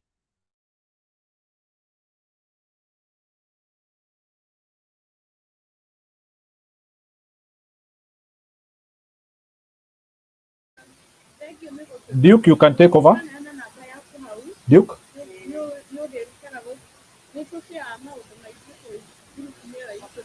Take your time and present about the happenings of today. Yes. Good evening, good morning. So I want to take it from where the Kundbeya stopped. He has said that in the UK, the elections are peaceful and it does not interrupt the normal running of the economy. The reason is that you find that the institutions are working. No perceptions of bias. So, but what happens here in Kenya is that institutions are not yet, they do not have the mandate, or they are not executing their mandate as per the expectations of the people. So, because individuals feel that the institutions have not conducted the election properly, or they have not solved the specific case as it's required, that's why we have issues. So all should be focused on growing our institutions so that people trust institutions. Institutions are not biased. But when you see that institutions are biased, and we can see them, citizens can see them, can see the bias, you see? So that can bring chaos and confrontation.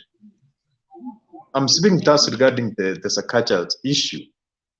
For me, I'm faulting the commission. You know, if we have mandated institutions,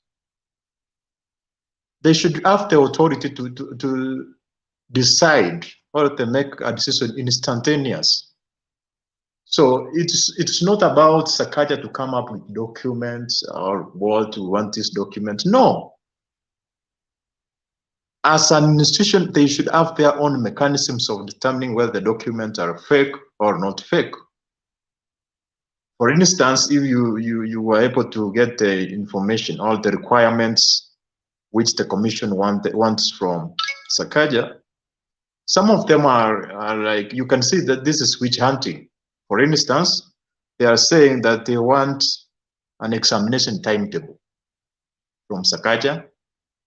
They want application letter. They want receipts. They want graduation payment proof.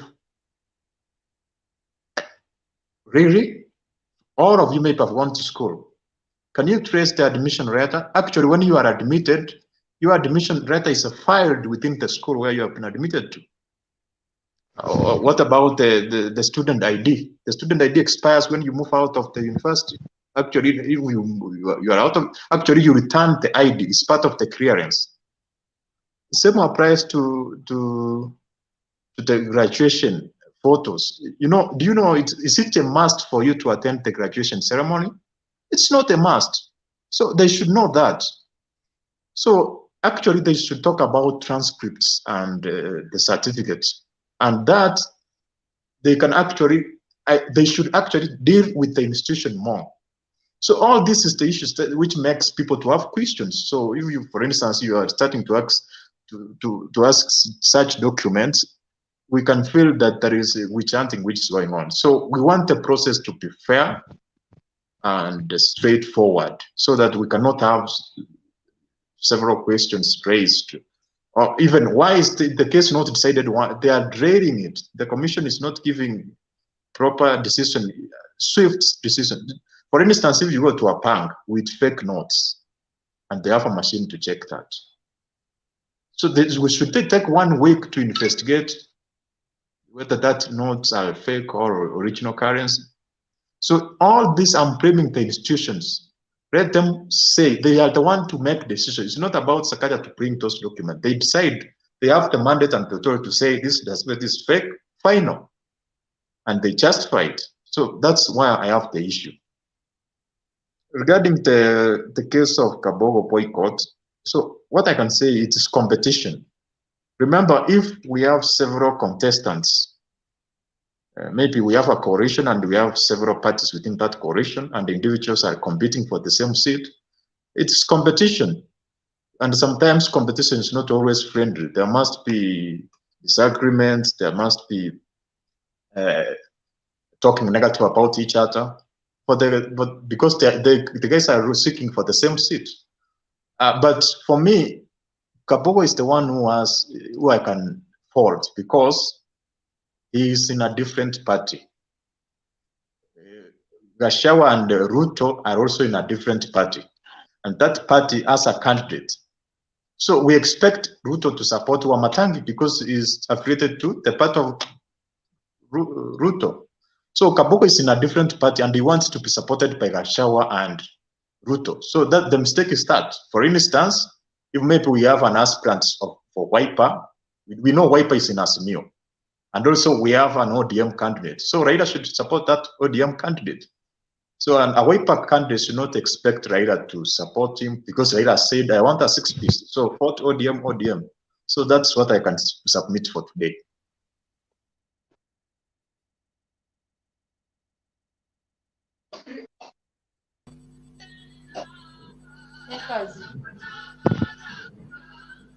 I guess, should I continue? Because Bananjiri, should I continue? Jakundupe wants to ask a question. Maybe if we can ask a question. Okay, sawa. Jakundupe unaweza uliza. Nataka kuuliza swali na vile nataka kumwelezea Duke kitu. Nataka kuuliza swali ambayo nataka kuuliza ni kwamba vile Duke umezungumza, nakubaliana na wewe kabisa vile umezungumza, umesema kwamba inatakiwa hiyo institution ifanye hiyo mambo yake peke yake. Sasa mimi nauliza swali, jina la Raila inakujaje? Raila unaona kabisa kwamba Raila anaweza kukaa chini aseme sasa mimi nataka kumkejeli Sakaja? Hiyo ni swali langu. Jambo la pili, nataka nikuelezee kwamba ukitaka hizo institution watu waamini hizo institution, watu umesema watu tunatakiwa tujenge hizo institution ndio ziwe watu waziamini, yeah? Kwanza unaanza na kujenga watu. Unajenga watu kwanza. Watu ukijenga watu kama ukiwaweka pamoja wawe kitu kimoja, wajione kama wao ni wananchi wa hiyo nchi. Hiyo ndio maana, that is the only way wata trust hizo, kwa sababu watajua kwamba hii kitu ikifanywa ni haki. Lakini kama kuna ubaguzi, watu wanabaguana kwa kikabila nini, kila kitu mkikifanyika, hakuna mtu atakayeamini mwenzake. Angalia hata karatasi tu za kura, hatuwezi kuchapa hapo Kenya. Hiyo kitu lazima ichapwe nje, kwa sababu hatuaminiani. Hapa Uingereza ambavyo ninakwambia ni kwa sababu hawa Waingereza hawana mtu wameandika kama vile tumeandika nani, kama tumeandika huyu Chebukati. Hawana watu tu ikifika saa ya uchaguzi kuna volunteers wanakuja kufanya hiyo kuvolunteer. Wanakuja kuvolunteer kusimamia uchaguzi. Alafu ikiisha hiyo mambo imeisha. So ni kwa sababu wanaaminiana. Wachana na mambo ya institution. Unaweza kuweka institution yoyote, kama watu hawako, kama watu wenyewe hawako pamoja, hawana ile undugu, hawataamini. Nijibu ile na ni hivyo. Hayo tu ndio nilikuwa nayo. Wacha na mimi niulize swali before niingie. Okay, Josh, and uko unainua mkono tafadhali. So Josh, uliza swali yako, Philo uliza swali yako, then Duke come on board. All right. Duke, unanisikia vizuri? Now, are you saying that you should not seek for admission in a university? And if you seek admission, what will the university use to respond to you that you are admitted to a university? Whether through the email, whether through a letter, at least there should be some evidence. Another thing is, when you go through the course, right? You go through the course, you have transcripts that you can show that I graduated, I went through my first year, my second year, my third year, and I passed all the units. And then the units were submitted to the Senate, and the Senate gave me a degree, conferred a degree to me. That is the due process. And then once the degree is given to you, by the way, you can't graduate until you clear. And you have a clearance form that all universities, almost the same, all universities, you have a clearance form that you go through every department you clear from them, even accommodation. Now that he attended it online, of course, because he said it's online, that's how it is said, I'm not sure. And because he feared that the Uganda, because he has traveled to Uganda once, that is what the migration office said. So that means he must have done it online. He could have shown us that even there is respondents through the email. And by the way, tell me what is the hardest thing if you're asked to table 1, 2, 3 things. How long can it take you to table that?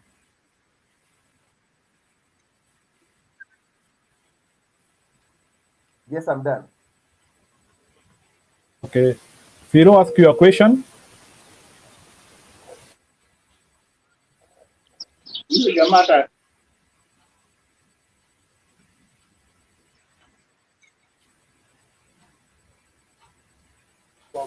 You are mute. You are mute. Philo, you are mute.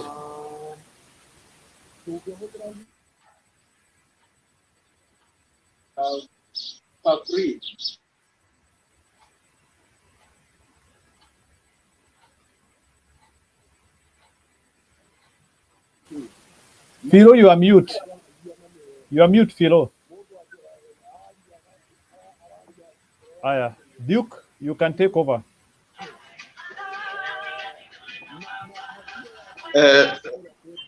Regarding the Mike, mute. And the Joshua, you mute.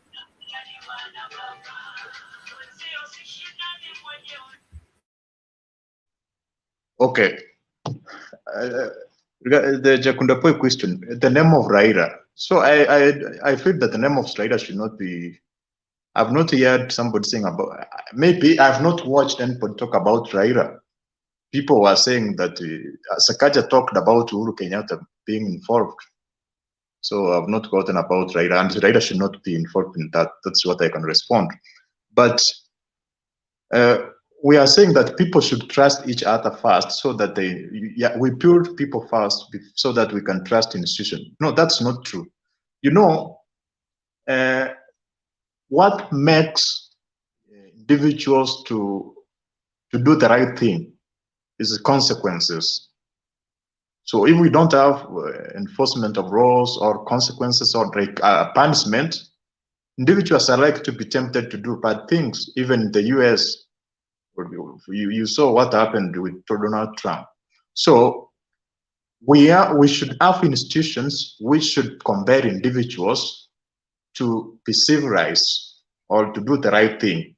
So it's the institutions and consequences which force people to do specific. No, you don't. For instance, if you talk about China or US, it's not that individuals who are there are not corrupt. It's because they fear the consequences of corruption.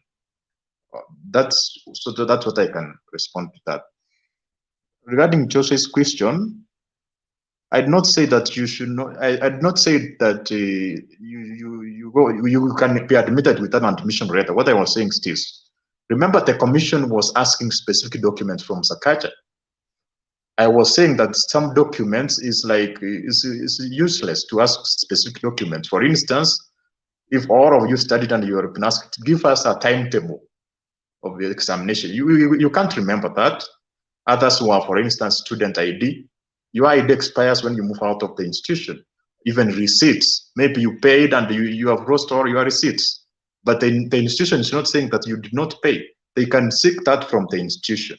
So that's what I was trying to say. But also, Sakaja said he submitted transcripts, certified booklet of graduation, and the certificates. I think those are the 3 key documents which should be submitted.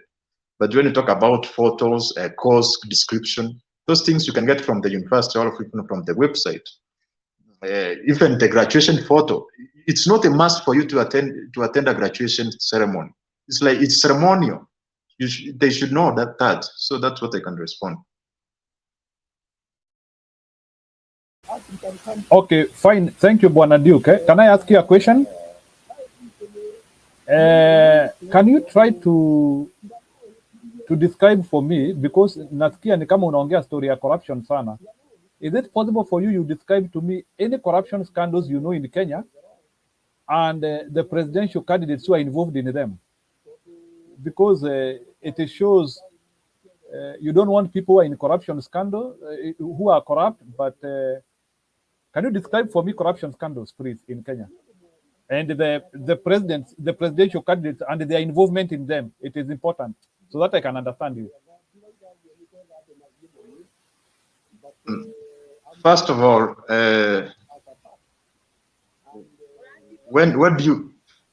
we start from a corruption scandal. Is corruption scandal allegations? For instance, if today I say Mwaura has stolen 100 million and the media captures that and it is broadcasted in our station and that becomes a discussion and you are not taken to court, there is no evidence, you are not fined.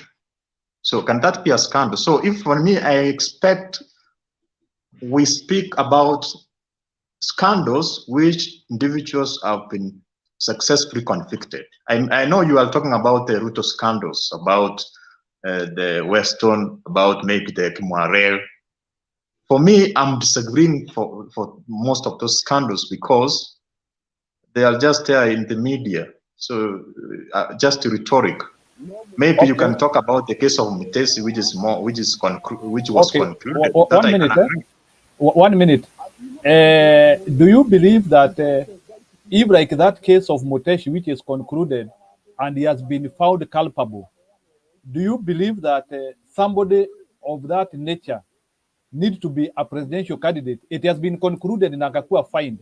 Can you tell me, should Kenya follow somebody who has been convicted of something? We are talking of sanity here. So can you describe to me, how do you feel when Ruto has been in a concluded case and we are still talking about him? What I can say is this, you know, all of us can make mistake at one point or another. And in reference to that case of Mutesi, what happened is this. He was found in possession of a stolen property. That's what I can say. But he paid a given person for that land. But the land belonged to Mutesi. He was fined due to that. And he was told to take the person who he paid to court. So those issues happens in Kenya every day. In Kenya, you can even buy a piece of land and you find it has like 3 original title deeds. So sometimes you can be involved in that.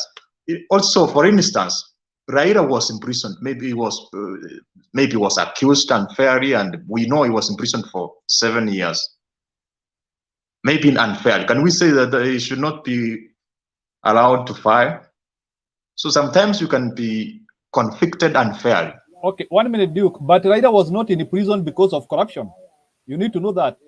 Raila was in prison because of injustices of a foreign or of a regime which didn't want multi-party. That is what took Raila to jail. Raila was in jail because of multi-partyism issues, not about plunder of public resources. Are you aware the reason why Raila was in jail? Because it shows that kind of you don't have information. Okay, can you tell me the reason why Raila was in jail? Maybe let me not say about it, because there is a difference when you go to jail because of corruption. Raila was in jail because of a regime which did not want to change governance in Kenya. It was an unfortunate scenario. So Mr. Ruto, on the other side, he has been mentioned on very many corruption scandals. My question is, as a citizen who wants good leadership, what is your feeling when you are supporting somebody who has already concluded cases and he has been convicted? Forget about what we have not concluded. Hata kama ni 100 ameiba Kenya shilling and that case is concluded, how do you feel in terms of giving that somebody governance? That is my question to you.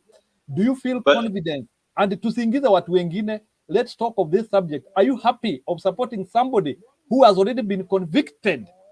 How is your character? Has he been convicted? Is it right to say that he has been convicted? The case was concluded, so he was convicted. He had stolen somebody's land. So can you comment about his character, about that? No, I've commented about that. I said that's a mistake which can even find you an innocent person, because Ruto purchased that piece of land, even presented documents, payment documents in court. But the court said this land belongs to Mutesi, it has to be returned to him, then file another case to pursue the person you paid the money. For instance, if you go and buy a car innocently and you find that car was stolen, what can you say about that? Najua alipatikana guilty. Si guilty ndio maana alipewa fine, kwa sababu hiyo fine ilikuwa ni substitute ya kuwa jailed. Si alikuwa fine. So hiyo fine ni sawa na kuwa kwa jela.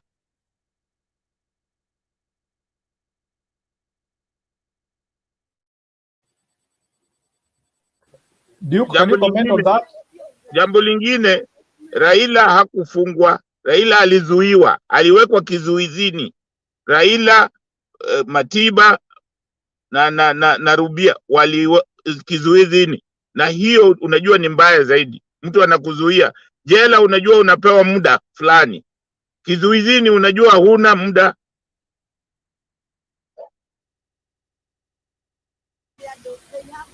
Duke, yes, there is something you are not answering, so that I can bring another person. Can you please, in terms of character, can you try to tell me who is Ruto in terms of character and the reason why you are supporting him? Because I seem not to understand you. Somebody has been convicted and you are still crying, or you still want us to support him. Talk about that. No. You know, I'm a kind of person that does not support an individual. I don't. My fidelity is not to the party or to a person. It's to the principles, all the changes which I want in Kenya. And on top of that, it's about we in Kenya we want like what we call equitable resource distribution. And Ruto has been advocating on equitable resource distribution, especially to those individuals who are not privileged to have decent income. And that's actually the what can solve the economy of Kenya. Equitable distribution? No, I don't think so. That's your opinion. Okay, Duke, I'm lost, but I don't want to take you further because you don't want to handle for me the issue of character, and that's what I wanted us to analyze here. Unajua, ingekuwa mimi na munipate hata nimeiba 1,000 and it is provable, I'm not supposed to hold any office. So ile kitu nilikuwa nikitaka uniambie, what audacity do you have of supporting somebody who has been criminalized to become the next president of Kenya? And you are saying you don't support individuals. Ruto is an individual. So I fail to understand. Ruto is an individual. So anyway, let's leave that discussion there. You can't convince me. I just believe you are just lost. And I hope you will be able to discover yourself. So sometimes, sio vizuri kukuquestion sana and you are not honest to me.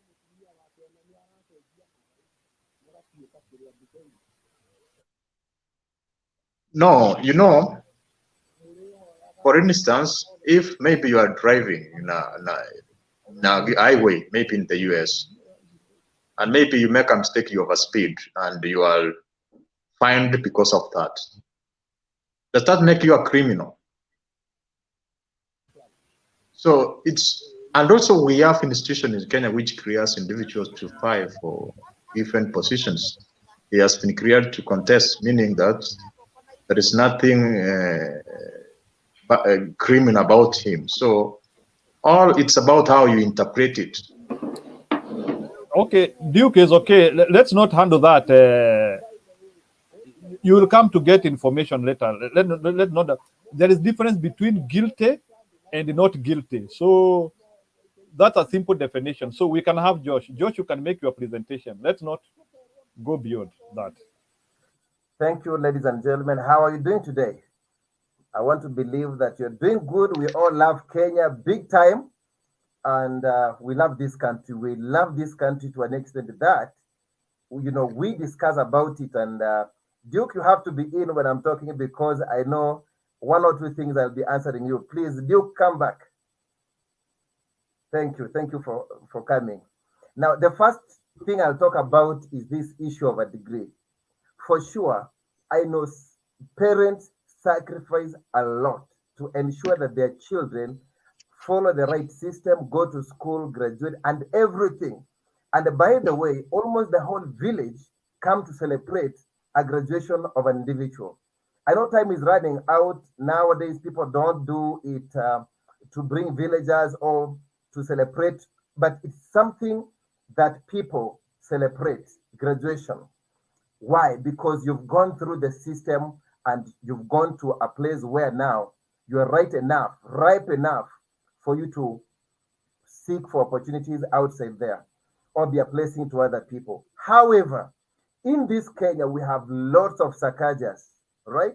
People who want to do shortcuts to achieve their ends, right? We have a lot of them in parastatals, in county government. Why? Because they believe in connections rather than competence and education, right? And it has come at the right time because in our constitution, it says as a president and as a governor, you have to have credible education, a degree to be very precise. Now, if your degree has a question mark, right?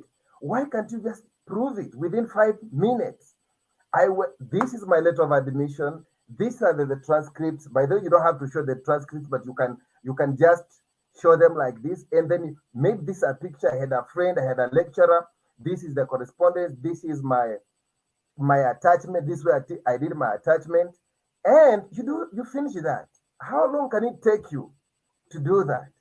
If for sure you're good, let me tell you something. A lie is the hardest thing to protect. But if you say the truth, it sets you free. He could have said for sure, he could have, went back to Senate and relaxed there 5 more years, and then he gets into a degree and he finishes. He's like curious science. And there's a video where he said that he has never stepped outside this country in the name of education, by the way. He said that, right? So now that Nairobi University said that he didn't graduate, he now went to STEM University in Uganda, right? And we all love Sakaja. He's a young person. We don't put young people down, but we would like people to win and win using their merit, right? You deserve it, like you deserve it. How many graduates do we have in this country who don't even have a job? Who don't even have a job, right?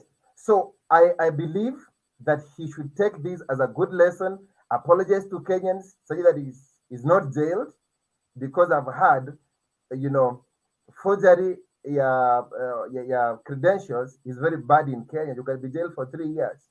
And that's where he's heading. I don't see anything that can, change that. That's where he's heading. Another thing I wanted to say is this.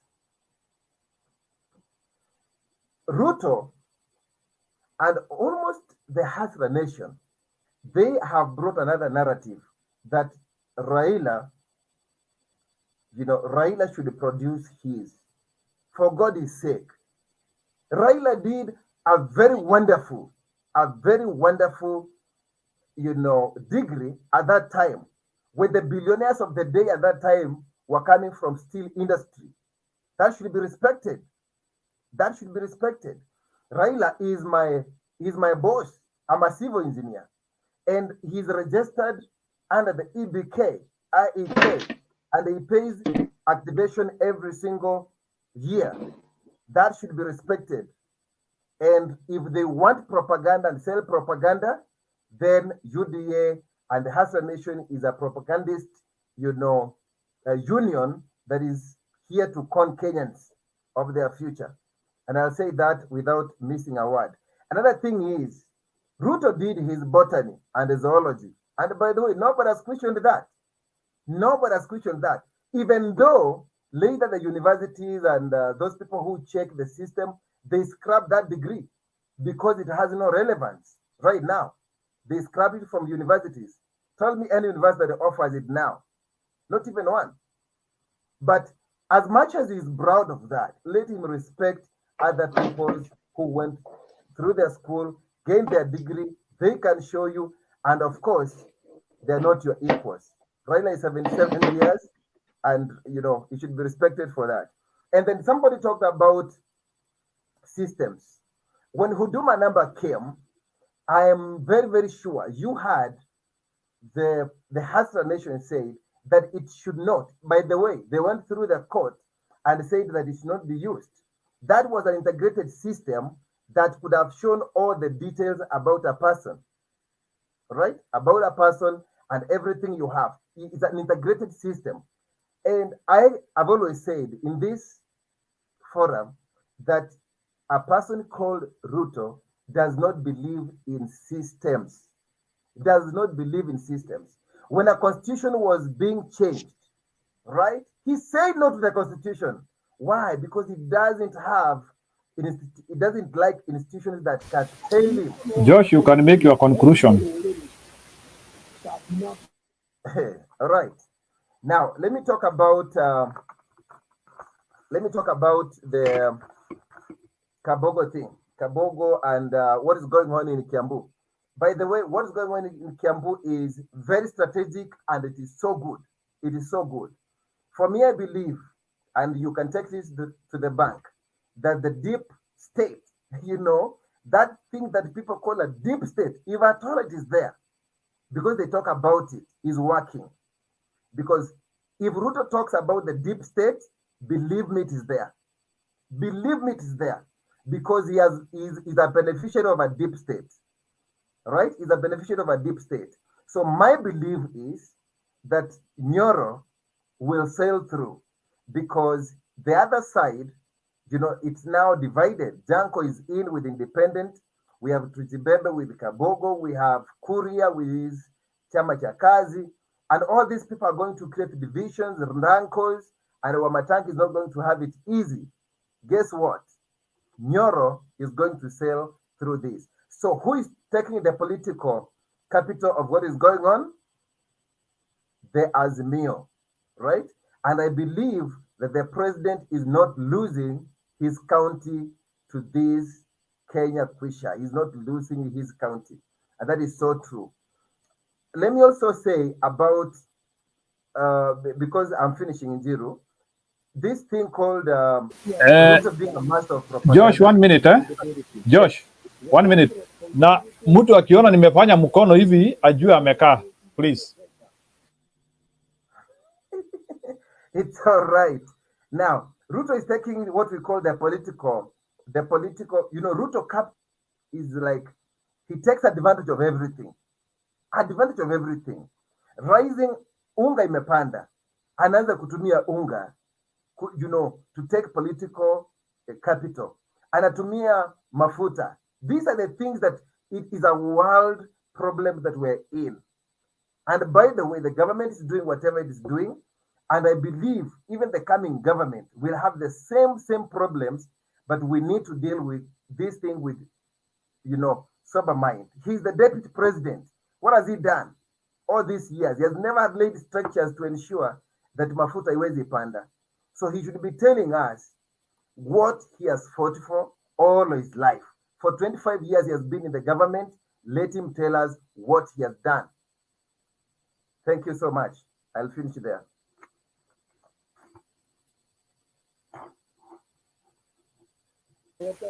Okay, thank you, Bwana Josh. You have done your presentation, and I don't think there is much to add. I think we are in agreement. So, kuna mtu akona swali kwake? Okay, Duke, go ahead. Interact with him. I have two questions. One is about Sakaja.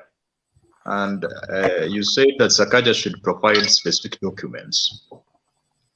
First of all, Sakaja said he has provided transcripts and the certificate and the graduation booklets. But my question is this. When an individual takes another to court, there is what we call burden of proof. If I accuse you of something, I take you to court. Who has the burden of proof? The person who's accused, or the person who has taken somebody to court? So we can progress. Okay, number one, I'm not a lawyer. I'll have to admit that I'm a civil engineer. But let me try to say it in a plain language. That if he's accused of something, he has a chance now within 5 minutes to prove that he is not the person that they're thinking about. So he doesn't have the degree from the country called Kenya. And then we have a commission that has revoked it twice, by the way. It did it the first time and it has confirmed the revocation. Uganda has also, run away from it. You've heard that. And now William Ruto is bitter telling that there is a call to State House in Uganda to force not to produce the transcripts. So Sakaja should prove, not anybody else.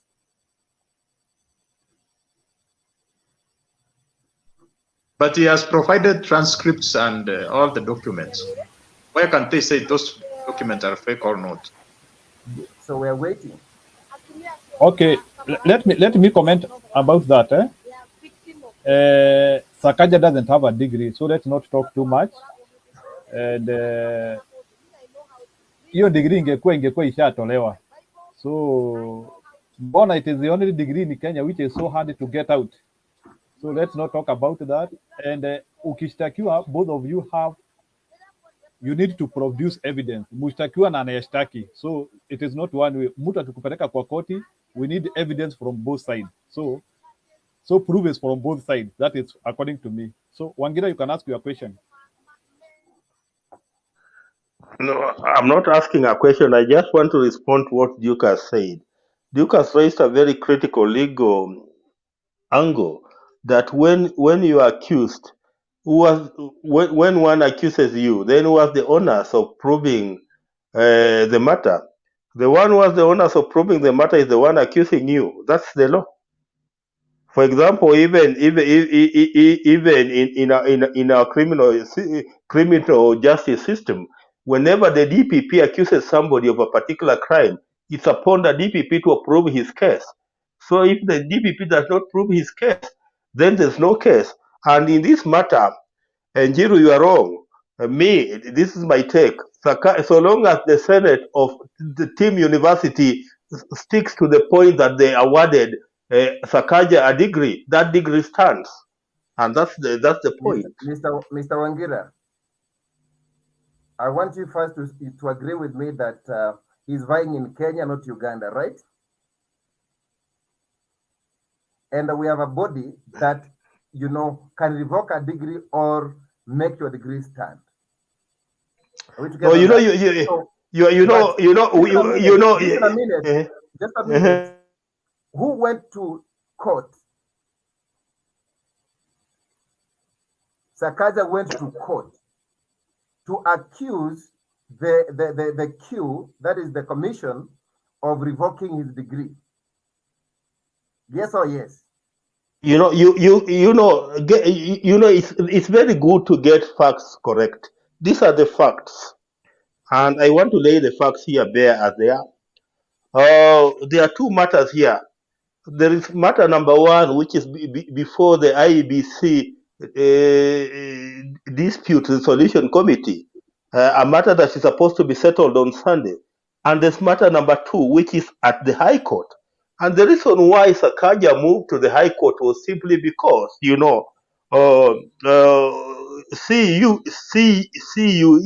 which is the Commission of University Education, had recognized his degree previously, and then it was now purporting to withdraw the recognition. That is the reason why he went to court. That's the reason why he went to court. And the second matter, Who did he sue in court? What your question? Who did he sue? Did he go to court to prevent himself or to clean himself? Why did he go to court? Let me give you an example. Sakaja presented his degree from Team University for purposes of recognition, and which is the Council of University of Education in Kenya recognized it as a degree applicable in Kenya, and it's the same degree. And it is. I think you will give that one as part of your submission. Don't take it too much from there. You will have your submission time and you will bring that information here.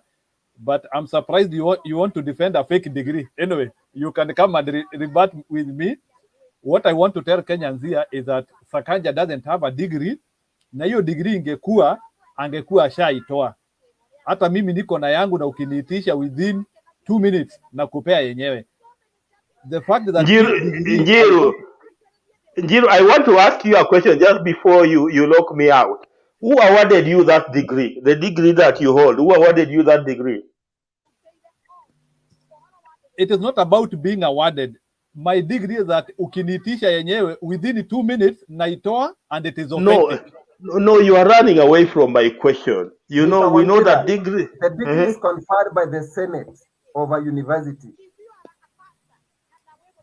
But Sakaja has given the degree to the IPC and the Commission for University Education. Why are you saying he has not provided it, produced it? They are saying it's fake. Correct. A fake one. Yes, there's no problem. You can provide a fake one, but then the IBC allows people, if you have anything, any evidence, you can bring it and they can recall back the Josh, 1 minute. I don't want us to go into the issues of discussing that degree. It is very simple.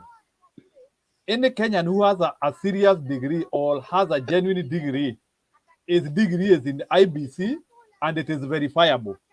Hii degree ya Sakaja tumeongea karibu mwezi mzima, hiyo degree haiko. So let's stop sugarcoating something which cannot be defended. Yes. I know we might want to cause a discussion here, but let's not talk about Sakaja degree. If Sakaja has a degree, he has an opportunity to show us. Tuko na mitandao, we have internet. Atutumie hiyo degree. In fact, degrees have unique numbers where we can confirm those things. So let's not talk this issue of Sakaja degree here. If I was Sakaja, I want to go with all these papers and taper them, and they'll check everything out. 1 minute, Josh. So let's not talk about Sakaja degree. I don't want us to defend Sakaja here. Sakaja has been unable to defend himself. I don't think a third-party person here can defend Sakaja. So let's allow Sakaja to defend himself. And it is wrong for somebody to come and defend Sakaja here. Sakaja has been unable to defend himself. Once Sakaja can defend himself, we can take the discussion up. But for now, I don't want us to defend somebody who cannot defend himself. Full stop. Exactly. Let's have another person talking, please. Okay. Degree. Please, I beg you, guys, fellow panelists, we are doing Kenyans disservice to defend somebody who cannot defend himself. Sure. Hiyo degree tusiongee story yake. Hiyo degree Yes. haiko. Na kama ingekuwa, we know the trail of getting a degree. Please. Can we do, let's stop that discussion here, degree hapa. Let's have another person. Orara, take the stage. Orara, take the stage.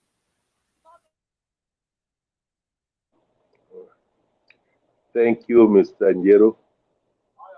Najua Duke na Josh wanaangalia, lakini Wangira pia leo umendisappoint sana leo.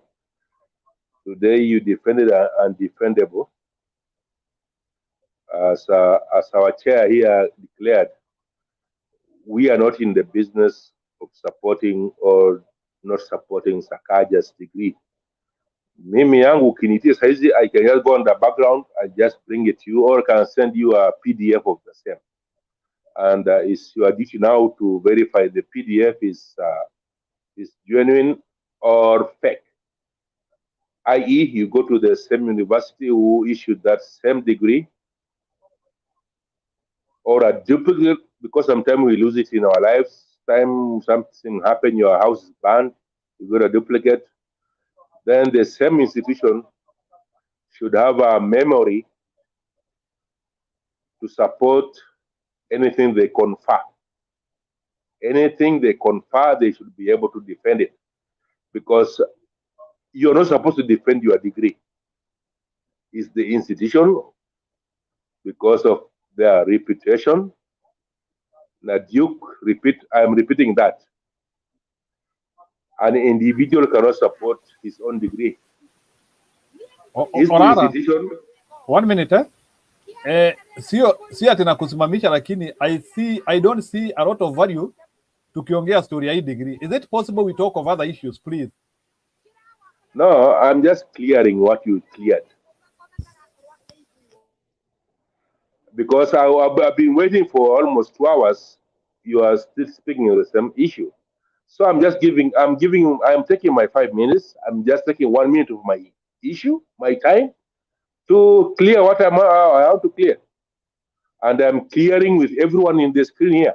Some of them left. Am I in order? Okay, fine, but don't take a lot of time to talk about that degree. We have so many issues to talk. It's my 5.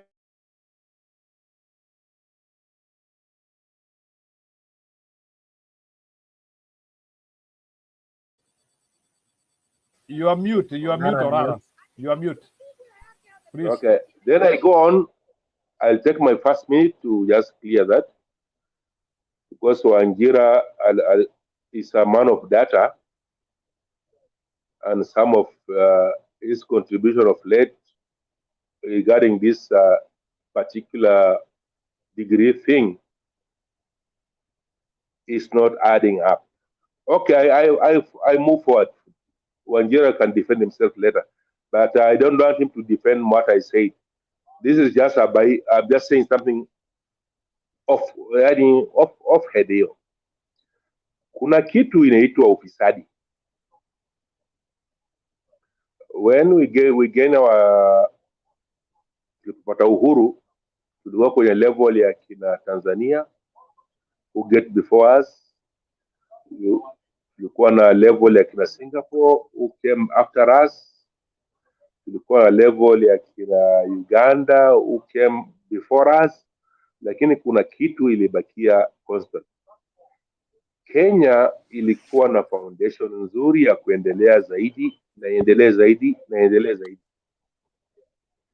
Kenya ikapotea njia. Tulipotea njia from 60s. Baba Raila alijaribu kufight. Tulinyamaza. Ilikuwa tunakula, tulikuwa tunanyonya, some of us ama hatujui tafani, lakini Kenya ilipotea hapo. Kenya ikaenda kwenye 70s na the same system. Ikawa entrenched ya kwamba tukule zaidi. Okay, you may look at my face, I look like somebody from 60s or 70s. You can judge yourself. But this is the truth I'm giving you. Kenya suffered your 70s. Kenya 80s pia ikadena entrenchment of the suffering we had. It was entrenched. Kenya 80s kuna wanaume walikatwa makende hapa, kuna wanaume waliumizwa, kuna wanaume walivuliwa, kuna watu saizi wahoendaga French walikuwa na kata hizo makende za wanaume wakiwa wanaume, na kuna wanaume wamesimamiwa haki na wanaume pia wako upande mwingine. Wamesema tu it could be women, it could be anyone, but people were destroyed, livelihood were destroyed, futures were destroyed, and most of all, land was destroyed, and the future of people were destroyed. Saizi unakuta mtu ana track of lands, hata ana ng'ombe ya kuweka hapo, lakini amekeep. This is the same thing. It's just through the same enabling we are giving somebody Sakaja. Atakuja hapo, akuja na degree fake, achukue, aibe, aende, alafu asiende popote na akae hivyo tu. Alafu arudi tena hapo, mtoto wake akuje, achukue. This is how it's happening. You can just, I'm speaking strategically, mtoto wake, mtu wake. This is what happened. Saizi kuna watoto ya watu wale walikuwa 60s, wako saizi kwenye 70s, wakaja kwenye 80s, wakaja kwenye 90s. They are just reproducing themselves in a different way. If you don't ask, you don't question that, then you can see the side of divide now here. The side of divide here is very clear this time. This time, kuna tu watu wamejitolea wako side of corruption. Gachagwas, nani wameenda kwa corruption to protect what they have. Lakini kuna mtu amerealize, kuna watoto wamerealize kuna Kenya imeenda vibaya. Kuna watoto wawili watatu wamejitoa wakasema Kenya imeenda vibaya, na Kenya lazima irudi kwenye the path of rule of law, path of integrity. Na hakuna mtu atazuia vitu kama hao watoto wawili wako upande mwingine. Na hao watoto, let's give them a chance, kwa sababu tumepatia chance watu wote, but I still believe Kibaki had a better chance to cartel all of them out of the system, lakini sasa kama wamejitambua wenyewe watoto wanataka kufanya kitu kwetu, na hiyo kitu lazima we have to reconcile, tuseme kuna uovu ilifanyika. Kenyans were done wrong, Kenyans were still being done wrong now, na hiyo kitu lazima tukae. Hii kikao hiyo ya Mtembei hii isiwe ya propaganda, Duke, state the truth. History judges you when you speak here. Ndio nilikuwa nimeenda kwa ndugu wangu mkubwa hapa, Wagira nikamkosoa kidogo, lakini nafikia sisi ni engagement na yeye tunaweza kwa inbox tukasolve pale. Wagira, hiyo kitu ya fake, because hiyo fakeness imefanya watu wakachukua a lot of lands. Hiyo fakeness ikafanya watu wakakaa a lot of wealth. Hiyo fakeness imeendelea. Orara, 1 minute, 1 minute. I want to make an announcement, please.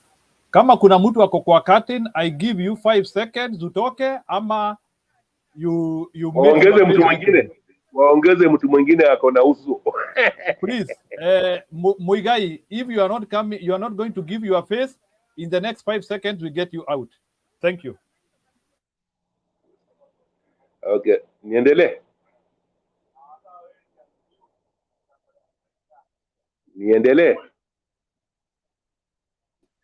Unaweza endelea sasa. Go on. Sasa. As I conclude, there's nothing personal here. Lakini the mood of the nation hatutaki corruption. The mood of the nation hatutaki fakeness. The mood of the nation, some of us, we have to come to the terms. Hata kama una support mtu, lakini kama mtu amekuja na fakeness, unajua kuna Martha hapo mama, na unajua kuna human right fighter Raila on the ticket. Raila nafikiria ametosheka na pesa anayo, na watoto wake ni wawili tu, hapana wana watoto wengi. Akiingia hapo, Raila has never come here to support Luos. Mimi si Mluo, by the way. I think Raila has 3 kids, the remaining ones. Maybe not 2. Yeah. Now they are rich enough. Okay. For generation in fact. Na hiyo ndio kitu nafikiria ndugu Kenyatta pia amerealize ya kwamba his family is well fed for next generations. Sasa we have to do something for Kenya. If we encourage them, we can give them only 5 years. Wakiendelea na kupora barabara, kukula dams, kutajirisha familia yao, this Mutembei will still be there na tutaendelea. Mimi namalizia hapo. Okay, Mr. Chair. Okay. Thank you very much. I think our discussion is moving on well. I want to make a correction kidogo. Kuna mtu amesema our language needs to be a little bit good. So kuna mtu amesema kuna wamama wazee, wamama wa heshima wanasikiliza hii TV. So let's be careful on our sentiment. So I was just trying to give that comment sababu ni mtu ameisema na nimefikiria ni mzuri. So let's be clear of what we are saying. So I want to do some gender equality hapa. Sorry for that. Najua wadugu wameongea sana, so sio vile ati nataka kuwapita, mtaniruhusu. Let me just try to do some gender here.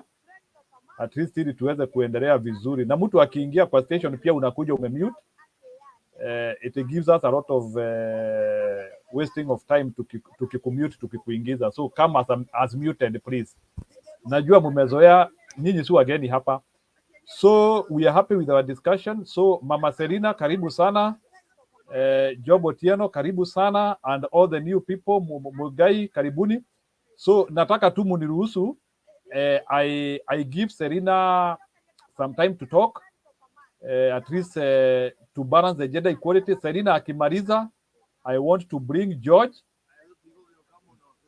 Then from there, I will name other people, but pia tujaribu kushorten muda. Let's talk between 5 I was to 7 following minutes. George. I was following George kindly. Is working on your screen there. Unajua kile tunaongea, and sitaki tuongee story ya degree tafadhali. I've just noticed that we are wasting a lot of time talking about this degree. So hata kama pameandikwa hiyo Sakaja degree hapo, I am just pre-assuming, please let's not talk about this degree. Sakaja can be able to defend himself about the degree. Na kama ako nayo atoe. It is that simple. So Mama Serena and all the other people who are coming, let's not talk about that degree. It is disrupting us. Thank you. Asante sana Njeru, all the panelists. Yes, mambo inaenda vizuri. Nafikiri tuko karibu na 52 days Kwa kweli we don't need to waste a lot of time. Tunataka kwenda clear to what is happening. So mi nataka kupongeza watu ya Muranga. Hiyo mahali popote mama na baba walisimama na ile kukaribishwa, it was really, kama siasa tumeona na tulikubaliana, na bado hayo ni mwanzo. Na sana sana nataka kupongeza wamama because this is our moment, this is our day. It is like never before. The women of Kenya, this is our moment, this is our time. Let's come out in large numbers.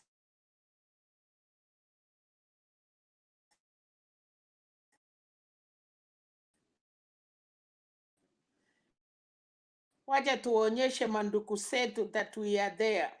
Heshimiwe. We know the Njiros of Kenya wamekuwa wakituambia tuchapane kama sisi wa mama. Tuchape wa mama wenzetu, but I want to say asanteni sana. Yes, Muranga hiyo imekuwa mzuri, naona kesho sijui wanarudi Meru. Mlima imebadilika. Nilipanda mlima, watu walikaa Mount Kenya 4 years, 5 years, wanatoka bila kitu. I want to thank Mount Kenya. Wale viongozi niliona leo, all leaders of Mount Kenya, businessmen, nataka yes, hakuna nchi itasimama bila wafanyabiashara. All of us cannot be politicians. All of us cannot be teachers. Kuna madaktari, kuna walimu, kuna watu aina mbalimbali. So lazima tukubali na recognize watu ya biashara. I want to salute them and say thank you. Kazi mzuri mulianza, Mount Kenya Foundation, mulisimama na haki yenu. So that is the storm. Nikitoka hapo, Kabogo, yes, they boycott na bile UDA. We cannot even say Kenya Kwanza now. Because hata Kashakwa anaambia wengine hii ni mkutano ya UDA. So I don't even see why we are still talking of KKA, something that it is not there. Kweli, hawa ni UDA. Na tunamwambia well done. The Kabogos and Kurias and Kiunjuris, hawana kitu, walikuwa na okopa. Hawakuchua Central. They were thinking Central walienda 4 years ago. Na hawakuchua Jubilee iko. So still, heko kwa His Excellency Uhuru Muigai Kenyatta is our president na ametuonyesha ingine. Yes, mumesema tusiongee, but we took our children to school.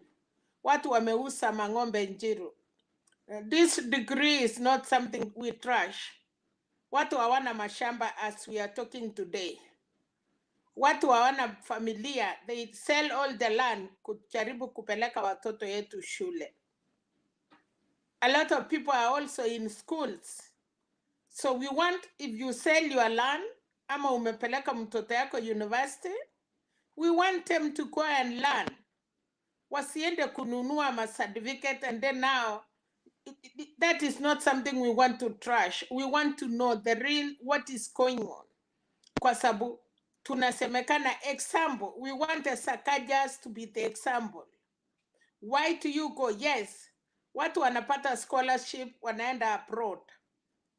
Some wanapata scholarship, wanaenda our neighboring schools.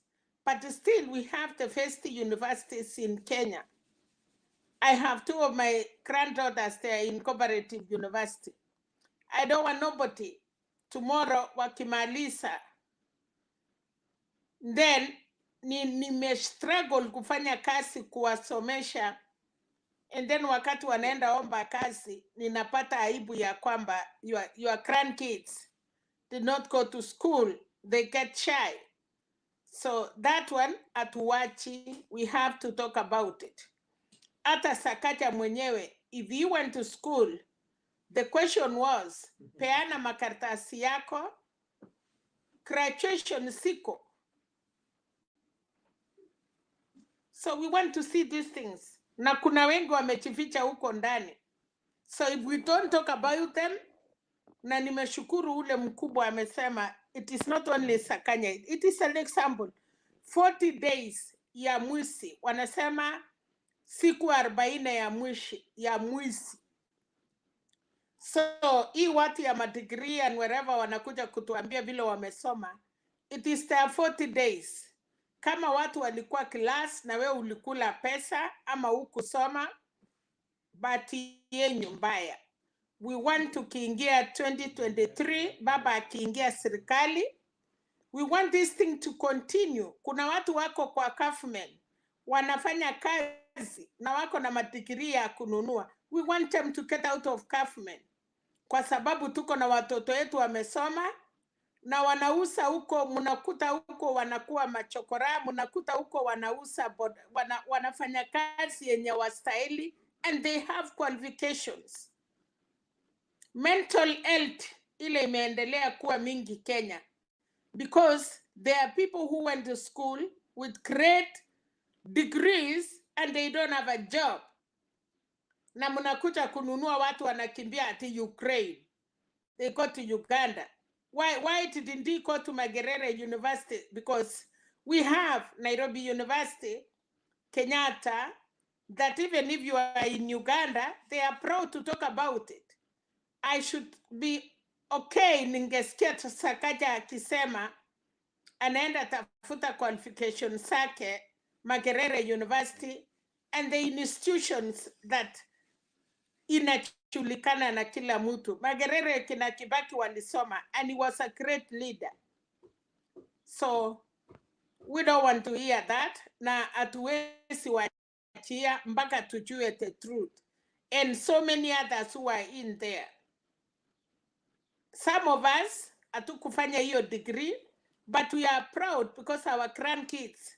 I'm a proud grandmother that my grandkids, they are taking degree for me. So tomorrow I don't want them to lose. But I also challenge them and say, look, I don't have a degree, but I'm a better person than you guys. Yours is a book, mine is from God. So we need to show our children, we need to challenge them. I talk to them and I say, look, I may not speak fluent English, but the little I can, I will talk. And that's a challenge we want to tell these people. Not Sakaja to come and be proud and say, oh, you know, we don't want, we know. At a whole deputy president. How can we not talk when somebody say Sakaja will be in a ballot? How can we not talk when somebody is to be the president of the Republic of Kenya? How many fake degrees will be there when we put thieves in the office? So we need to talk about it because we have good children in Kenya. We have good people in Kenya. We have a lot of people that they don't have anything to do, but they have degrees and PhDs in their house. Njeru, sitaki kupoteza nafasi. Nataka kusema tu, tumepakisha karibu 50 days. Tutasikia imefika 10 days. Lakini Mbira, watu walikuwa naona, I thank God, Martha Karua amesema, Central wamesema, tulikuwa tunataka 10% for baba. But today, niliona governor ya Muranga akisema we are not talking about 20% or 30%. Central wameahidi.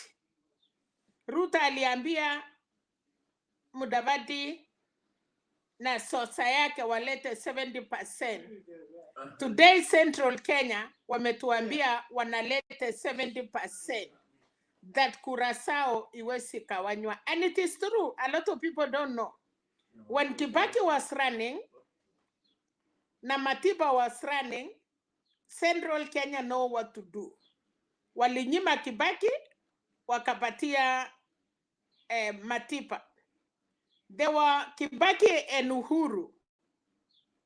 They had two sons of Central. You know what they did? Walipatia Kibaki, wakanyima Uhuru. Then they came Uhuru without another son of Central. Walifanya nini? Walipeana 100%. Today, they have a son of Central and a daughter of Central. And look what they are saying. Today, we are with Martha Karua. Kashakwa anapumzika. So Central people, you see them, they know what they are doing. Hata Njeru hapa anatuchesea, anatupima tu, anapima wa Kenya, but they know what they are doing. Hawawezi kawanya kura. The 70% Kenyans mutashanga. I don't want to talk like watu waenda wakate miti. It is a lesson to Ruto because aliwacha kwao, akaenda kuinherit poma ya wenyewe. Now the father and the daughters are back. Baba ya kambo amefukuzwa. Hakuweza kuzaa mtoto. When you went in somebody's house, akona watoto yake 10. Na wewe hiyo watoto yote wanakuita baba, hauna aibu kuuliza? Hii watoto wananiita baba, hakuna yangu. So wanakuita baba, mama anawaambia kama hamtamuita baba, hamwezi pata chakula. Then watoto wanauliza mama, na baba yetu alienda wapi? Then mama anaambia watoto baba atarudi. Na akirudi, mama anaambia watoto munyamase. So now, mama ya Central anaambia watoto baba amerudi, muende nyumbani. And that is what is happening. Ndio unaona kina Kabogo, in another 2 weeks, mutaona wote wamerudi wakiimba. And these people watakuwa na Jubilee. Hiyo kura hata hii mtu anaitwa Kabogo, they will have members of parliament and these people of Central. I wish all of us we could be clever like them. I wonder, I see the way the Kisses are fighting. Wanasema juu tupatie baba, huko chini tuchanganye. That is a lie. Why can't you be like Central? Kama mumeamua, Wakikuyu wanasema we don't want to be out of the government, and they have never. Walikuwa kwa Moi 24 years. I don't think they are ready to do it again. And na kwa bahati mbaya, damu hiyo ya Moi ndiye ati anataka kurudi. And this damu ya Moi is very strong, 50 something. So Ruto has another more 10 years to come. And in that 10 years to come, he may say, hakuna katiba, and be a live president. Thank you so much for giving me this opportunity. Nichukue nafasi mingi, but nafikiri tunajifunza. Asanteni, tuendelee, but tuombe amani Kenya. That is what we want. Election is coming. We don't have, nothing is like rigging. People are real. Ukipata 30%, sema thank you. Otherwise, I'm seeing people having 25%. Because even in Rift Valley, it is not all Rift Valley will be in UDA. It's like 5 constituencies or 5 counties. So the rest will be Bobaba. And in that 5, people are very white and they are very clever. So I'm seeing somebody having 25%. Thank you so much.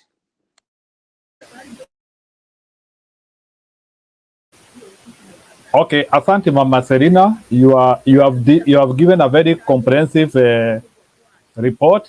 Ndio nimesema wacha kwanza utuongereshe, but you don't need to go away. Unaweza kuwa na sisi hapa pia usikie vile other panelists watasema. We are always happy of your wisdom.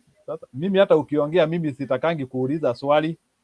Mimi najua mambo yote ambayo unaongea hapa Ni kama vile unajua watu wa pande ya Nyanza wamekuwa wakisema when baba talks he is always right. Sasa hata mimi sitaki kuquestion vitu vingine. Sasa ni kama vile tunasema baba akisema bibi yako ako na mimba, wewe tu uanzie tu kuweka pesa ya maternity. It is in a right note anyway, but I'm just trying to say the level in which we have taken Raila Odinga to be.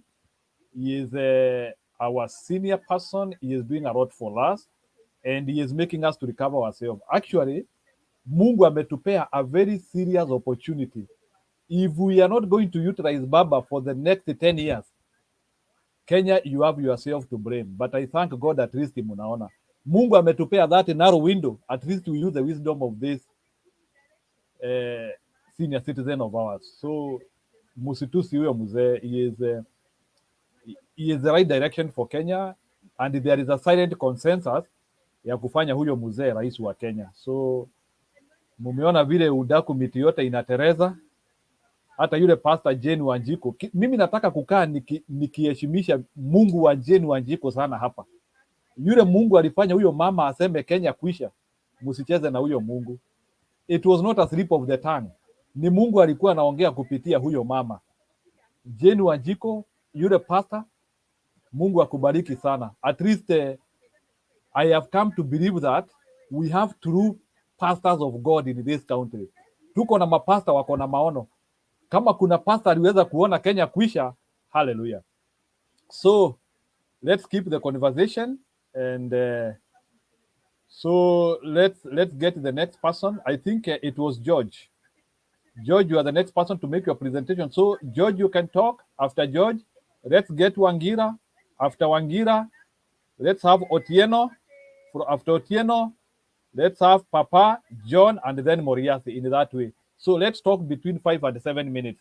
Sitaki kuambia dakika 3 sababu dakika 3 saa zingine story yako inakuwa ijajipanga. So let's talk in that line, and when you want to debate. Na ukiona nimeinua mkono nimefanya hivi, ni vile I never like disrupting mtu akiongea. So ukiona nimekuinulia mkono, know that you need to start slowing down and you land your speech, please. So Mr. George, welcome.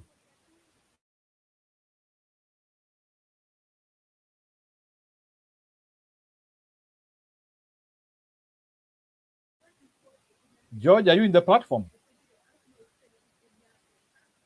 George is freezed. Mr. Wangira, take on. Na tafadhali bwana Wangira, wacha nikusimamishe kidogo. I'm not trying to put words into your mouth. Please don't defend Sakaja when he has not defended himself. In a light note, go ahead. Thank you. I'm not defending anybody, and I'll not talk about Sakaja, but I just want to talk about a general thing in regard to perhaps the awarding of degrees and diplomas by our higher institutions of learning in this country or in this region.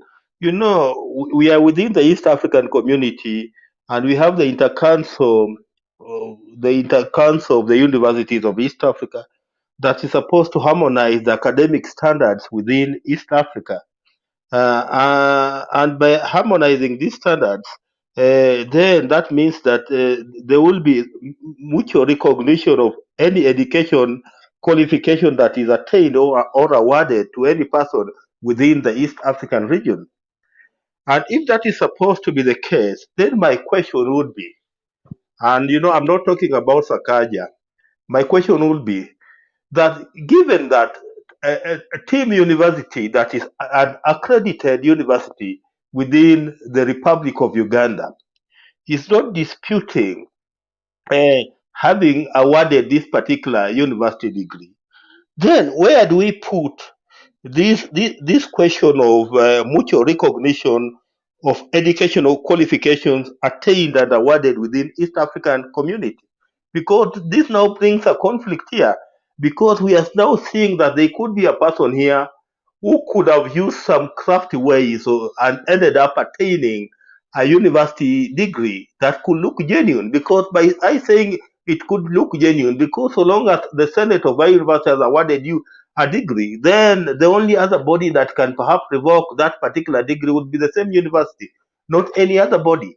So, what picture does it paint as far as this team university in Uganda is concerned? Because it paints a very, very bad picture for the team university that is based in Uganda as far as matters of harmonized academic standards and far as matters of a mutual recognition of educational qualifications are concerned.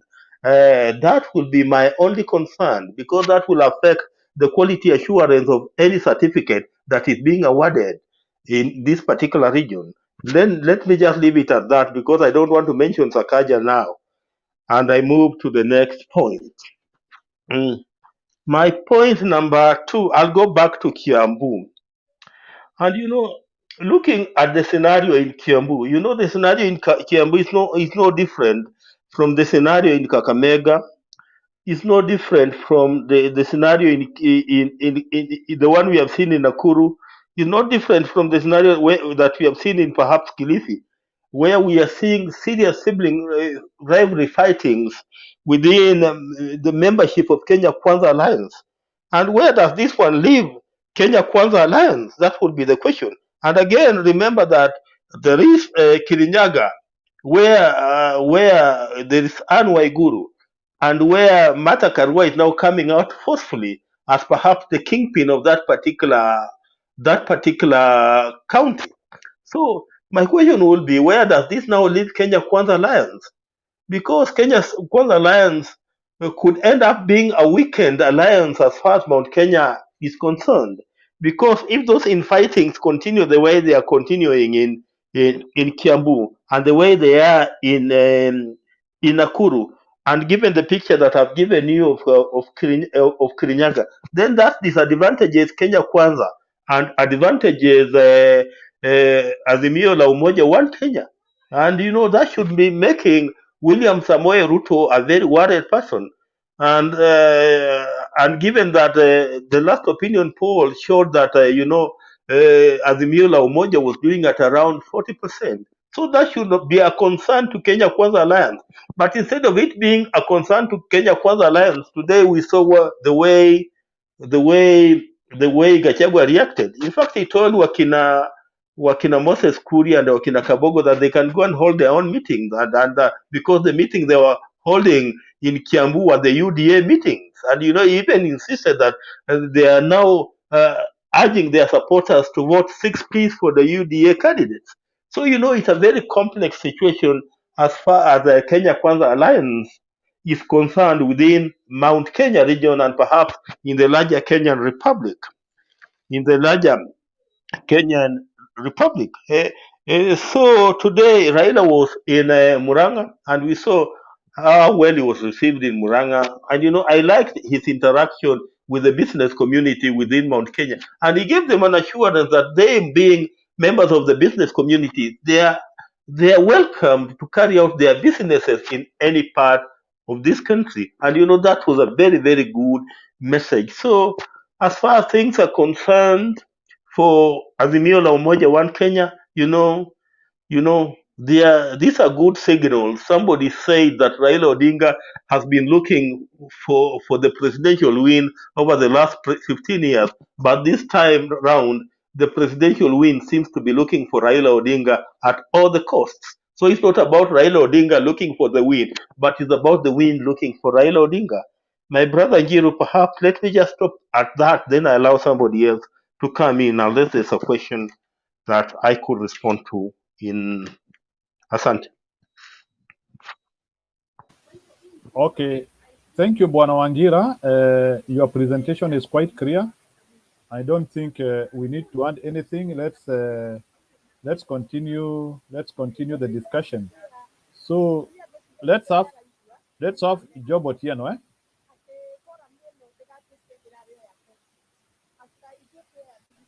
Okay, thank you. How are you?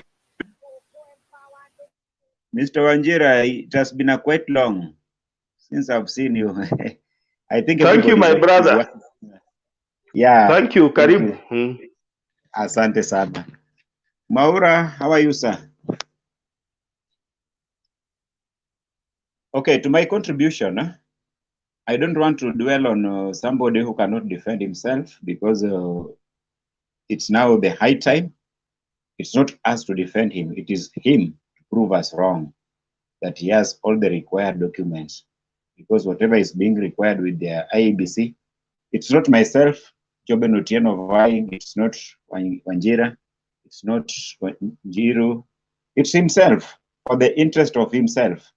So let him sort himself out, not us defending him, somebody who is not unable to defend himself, taking himself police for him to be put in custody so that he can gain some miles. But my prayers is that this person, let him just be cleared so that we defeat him one-on-one. Not that he gets some sympathy votes that he was being taken to police cells, being detained, blah, blah, blah. No, we don't want that. Whatever it is, let's just hope for the best, that let him be cleared so that we defeat him on the ground. Or let me come to what we saw on Muranga.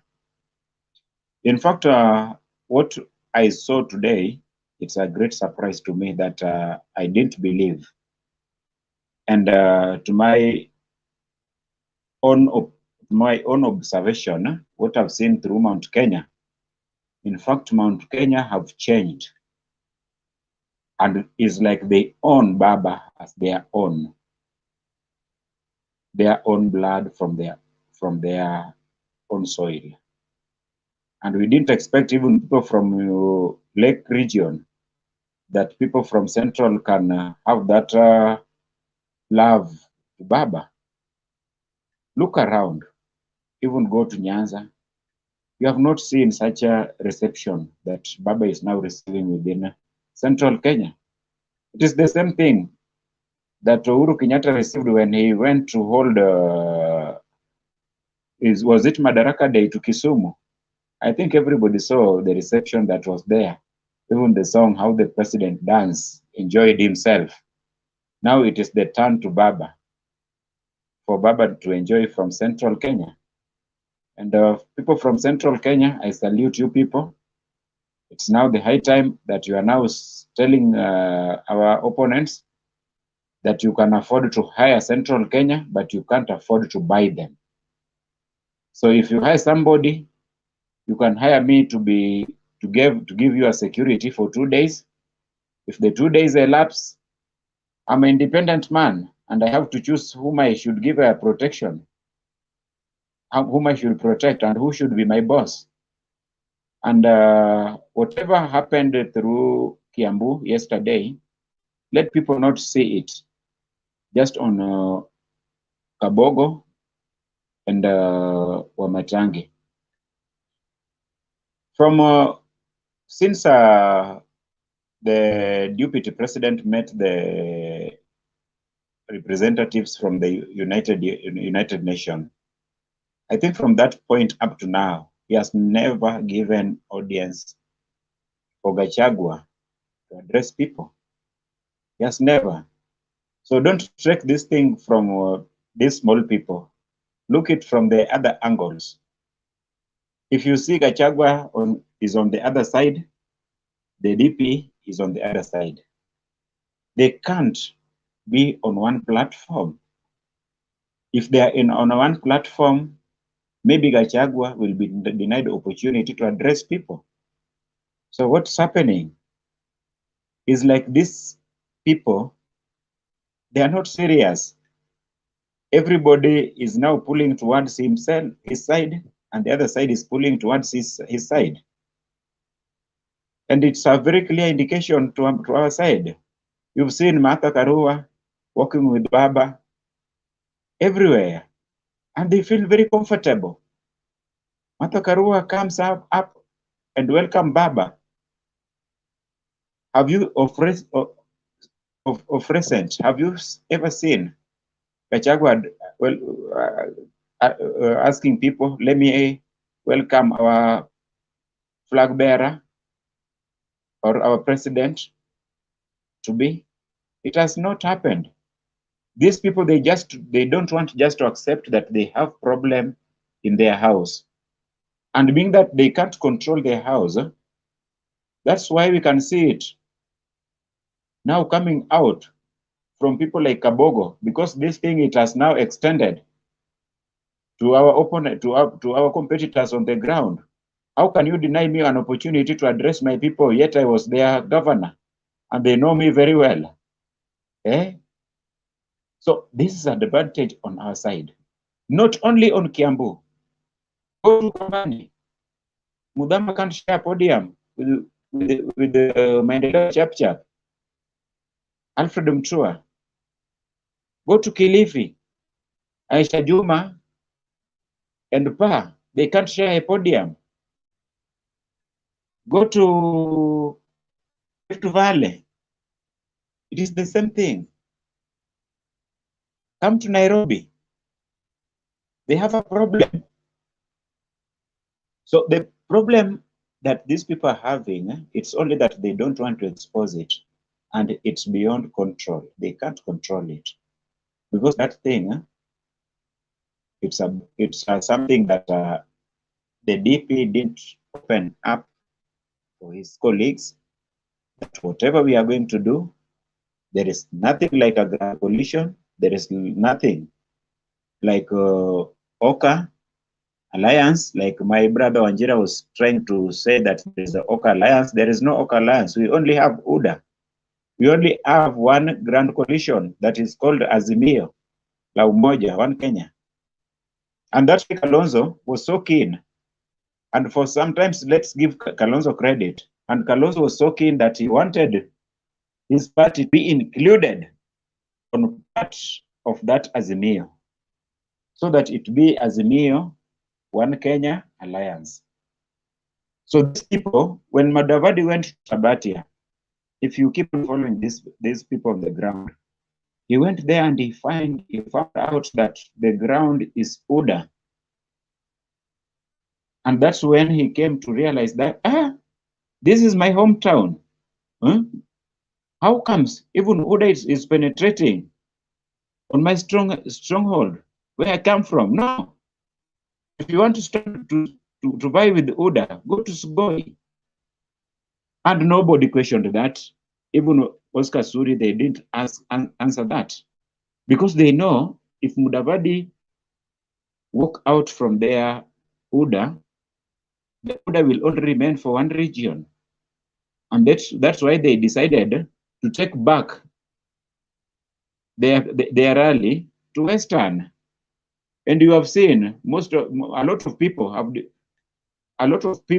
stepped down for the interest of ANC party. And that was the aim of Mudavadi, so that his party is not taken with UDA.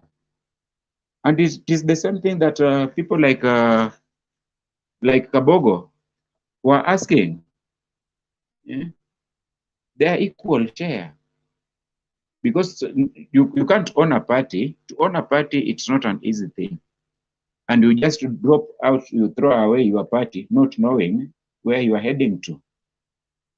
So there are angles within their party. We really welcome it. Let them keep it up. And we thank God, Mwaura, for the pastor that we had, because they think they are going to pray on their own, but the Holy Spirit falls on them from heaven that this thing, it has nothing. Kenya imeisha, Kenya kuisha. Ndio ulikuwa umeona wanasema Kenya kuisha.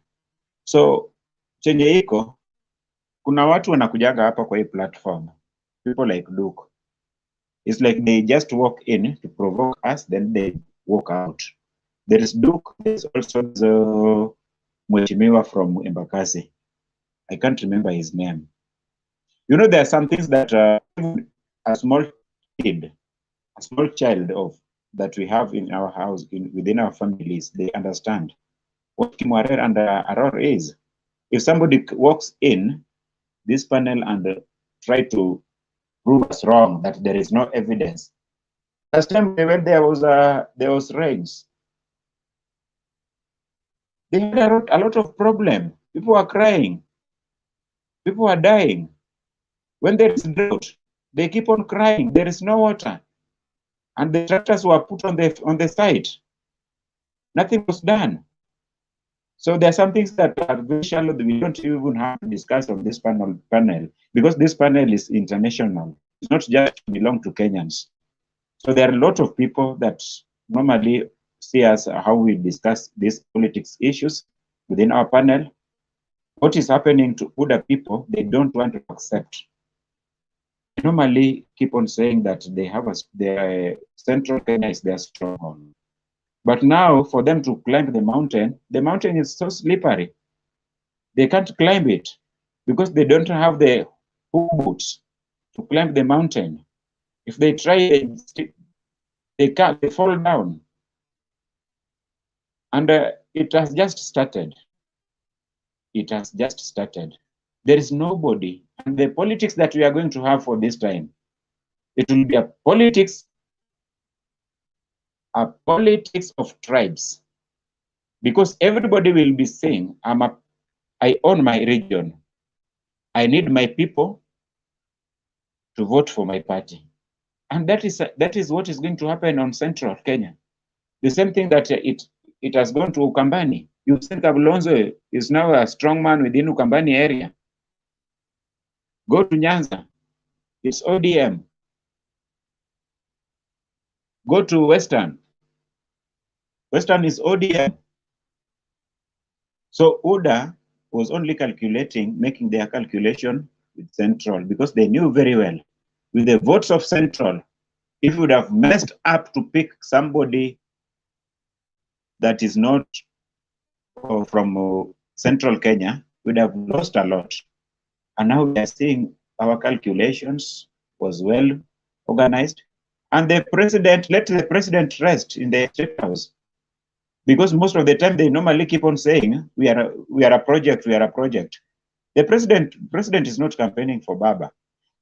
It's only the matter that has hit the ground, and the ground was demanding for Baba to go and greet them.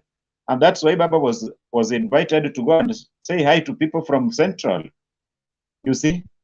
So whatever is happening on the ground within Central Kenya, all is well. And let these people from UDA just accept that they are now trying to understand what the politics is, and whatever it is, we are playing our politics in a very respectful way. We don't want to use very abusive terms. And on our people, we have the papers. I had somebody asking Baba that Baba should also produce the degrees that he had no qualifications. Surely, somebody who has vied for the presidency more than almost five times, we want to question his credibility for that. Anyway, Maura, let me finish it from there because we'll still get something to contribute on. But whatever is there, people from UDA should just organize their house and accept that this is their first time to introduce themselves into politics. They have never vied for that top seat.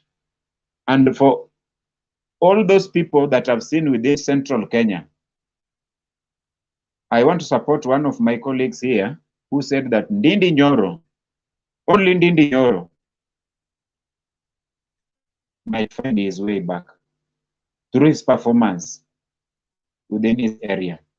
But the rest of the people, it will be so hard.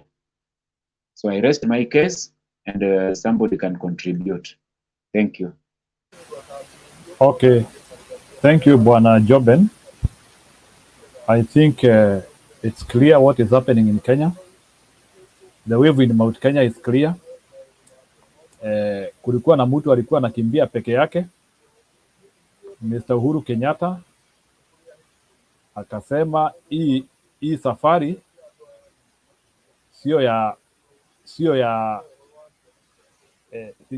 sio sprint. Alisema hii ni marathon. Unaweza fika na marathon, unaenda 42 kilometers na unafaa kubakisha hewa. Ukifika 40 kilometer uweze kugonga hiyo kilomita 2. Sasa mimi naona hapa kuna mtu ameishiwa na hewa and there is nothing we can do about it. He mismanaged his campaign. You cannot buy people forever. You cannot cheat people forever. Nasikia hata wazungu wakisema you can only cheat people for some time. But in the due season, they will be able to redeem themselves. And I want to confirm in this platform, Baba anaenda kushinda over 4 counties in central Kenya.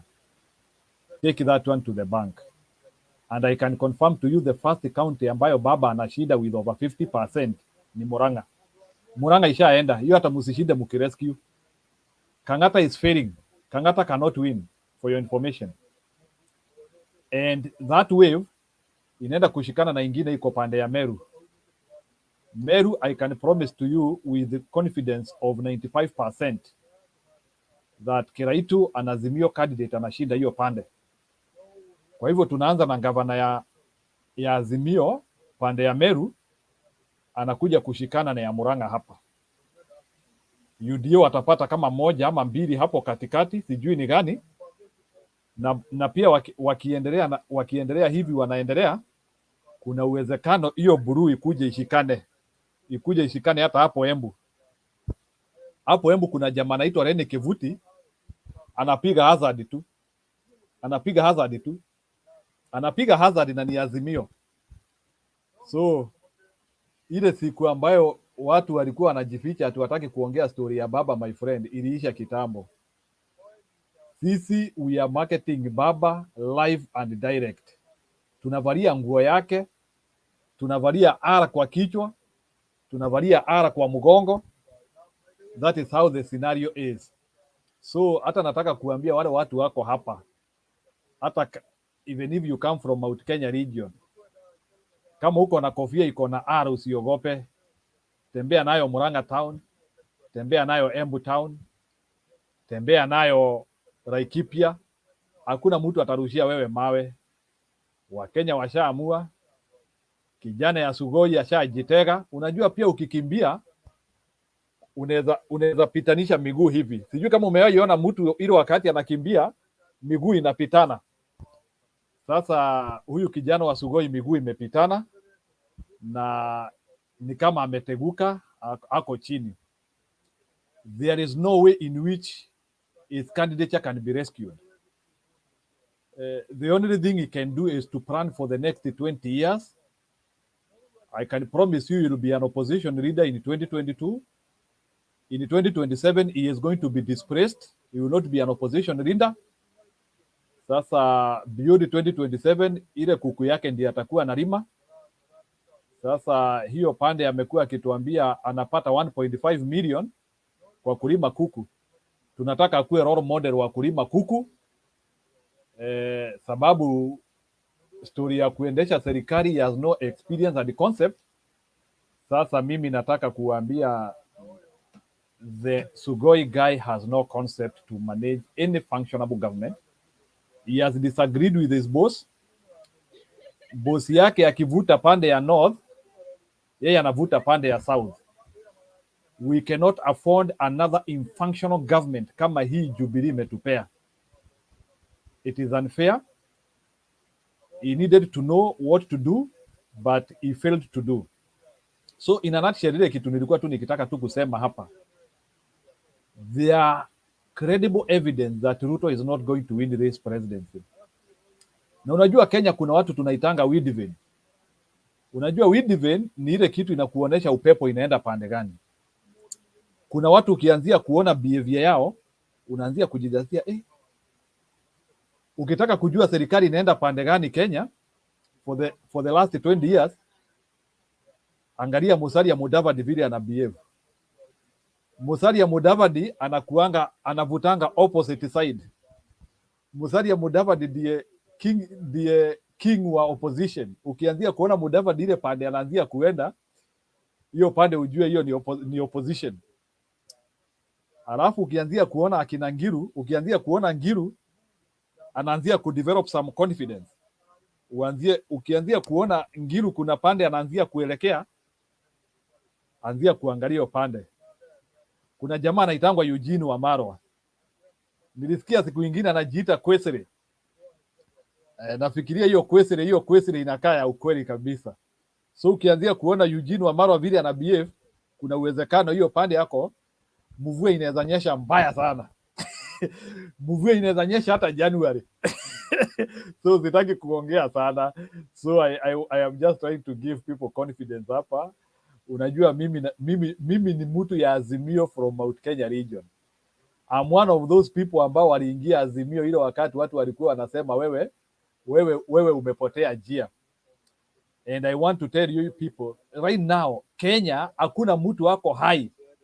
Hiyo ni kitu niliambia watu pale ingine. Hakuna mtu wako hai saa hii anaweza pingana na baba.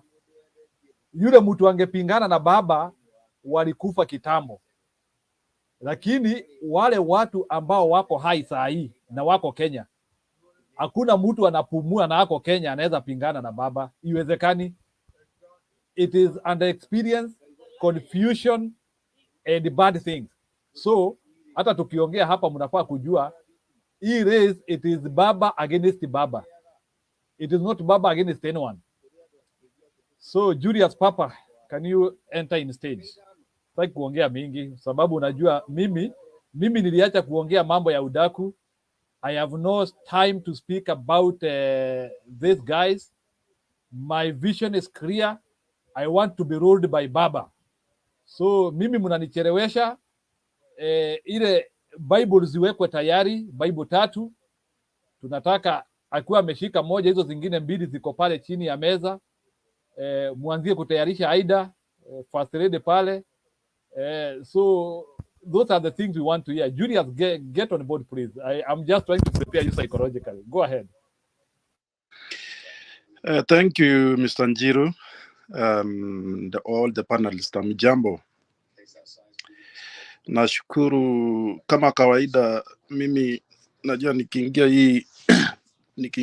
hii TV show napenda kushukuru Mtembei TV kwa kutupatia chance. Najua ile unasikiaga ati watu wa boda na watu wa mkokoteni ndio sisi ya watu wa kwa hii panel.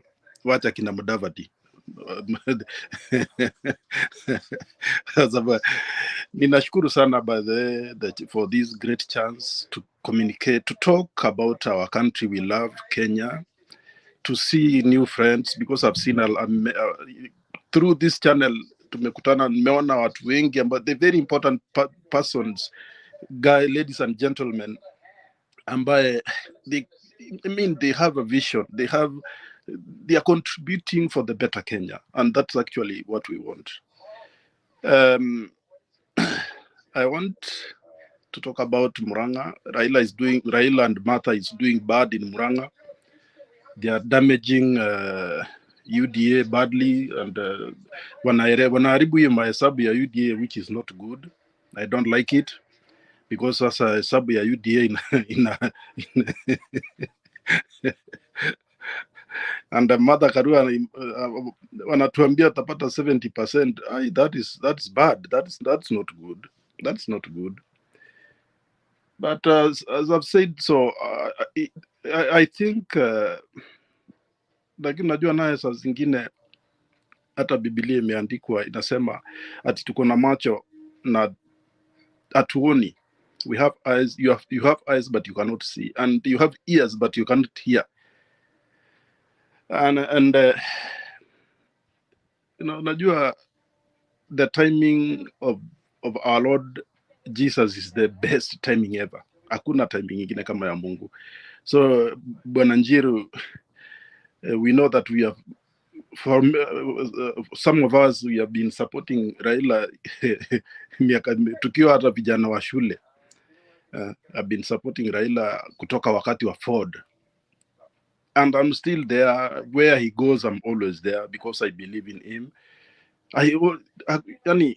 He's a leader that I think I've been feeling that is the one who can change our country.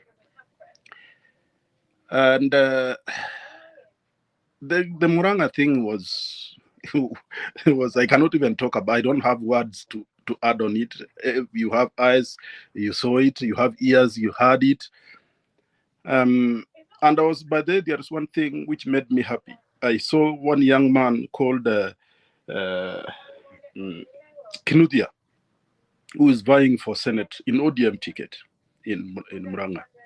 That guy is a good friend of mine, and I always in my channels trying to connect to friends that we are schooling together, we workmates who are voters in Muranga to vote in that young man, because unajua hiyo ndio Kenya tunataka. Hatutaki Kenya ambayo mtu ati ukiingia chama fulani you are isolated, like, you know, because Azimio la Umoja, that means we are tunaunganishwa, tunakuwa watu moja, hatuna kabila sasa. Kabila letu ni Azimio. And I was very happy to see that young man there, and I want to ask the people of Muranga, if you are listening or watching Mutembe TV now, please consider that young man. He can do better. He is a servant. I know him. He will do better for you. Let me finish about Muranga, because definitely Muranga was lit. I want to talk about kina Kabogo and naitwa nani, Kuria and Kiunjuri. Let me put them together. Unajua watu wakina Kiunjuri, you know, sometimes I remember, I don't know when Bwana Njiru I talked about these guys, nikawafananisha na kuna kitu inaitwa bat. Kwa Kiswahili inaitwaje? Bobo ama inaitwaga aje? Inaitwaga aje kwa Kiswahili? Samahani, somebody to help me. Kuna bat sio ndege na sio paka. It's between an animal and a bird. Inaitwa bobo, I think. So these guys, I remember Kuria wakati nani anaitwa nani, wakati Boni Kalwale alikuwa anapiga Ruto about the Kuria said ile helicopter za Ruto zilikuwa ni zake. I don't know, somebody have never spoken about that. Ni kama tulisahau, but for me I don't easily forget. Kuria alisema hizo helicopter ni zake. And Kuria, you know, Kuria, these guys, they have been trying, you know, wamekuwa in and out, yani wanakaa vile nimesema, anakaa kama bobo. They are trying to be a bird, and they are not bird, they are not insect, they are not animal. Now I want to again there kuna kitu moja inakaa nyoka. Sijui kama unajua ndeto, sijui kama unajua kuna kitu inakaa kama nyoka. Ukiona ni kama nyoka, lakini inatembea na upande wote mbili. Muriesi inaitwaje hiyo kitu? Ni nyoka, ni kama nyoka kabisa, but it doesn't bite.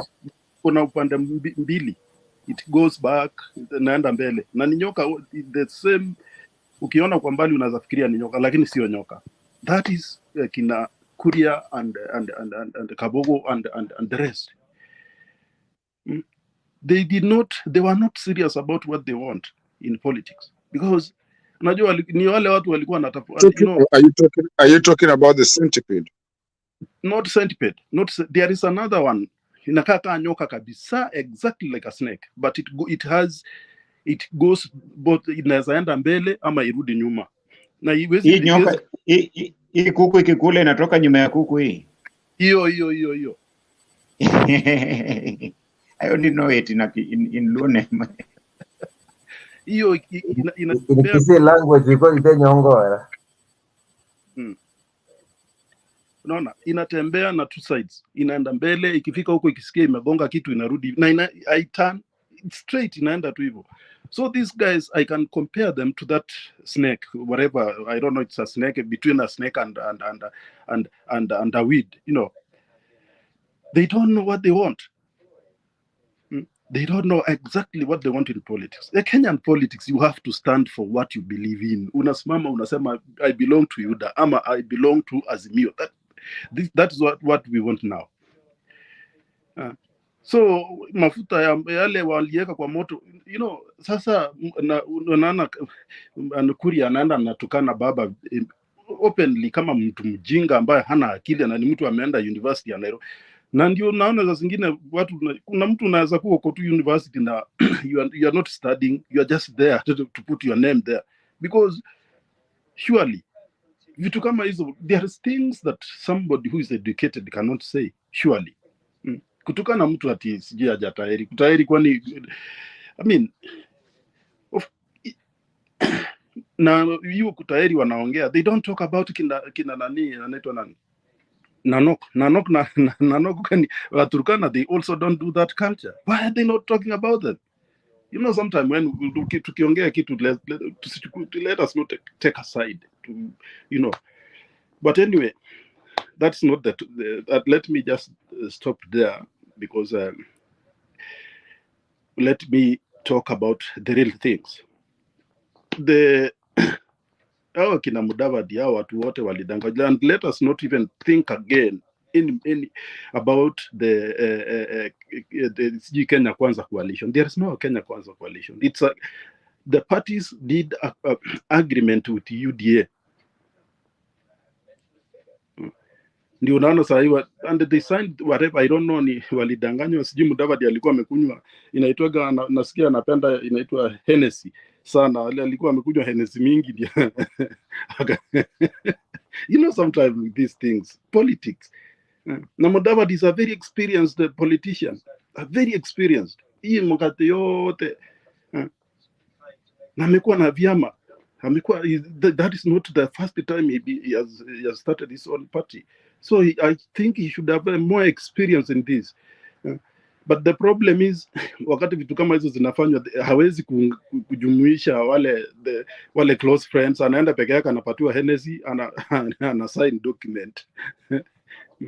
Kuria naye ndio huyo, na ni kama ukiona Kuria, by the way, if I look at Kuria is not normal.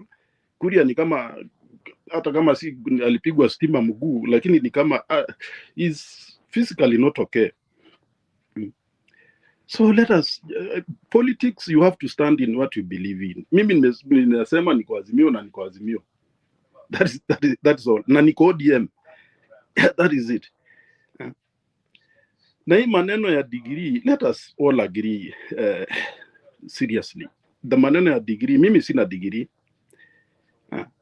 Lakini degree sitaki kudiscourage watoto wangu. I have niko na vijana karibu 3 wako university. I don't want to discourage them.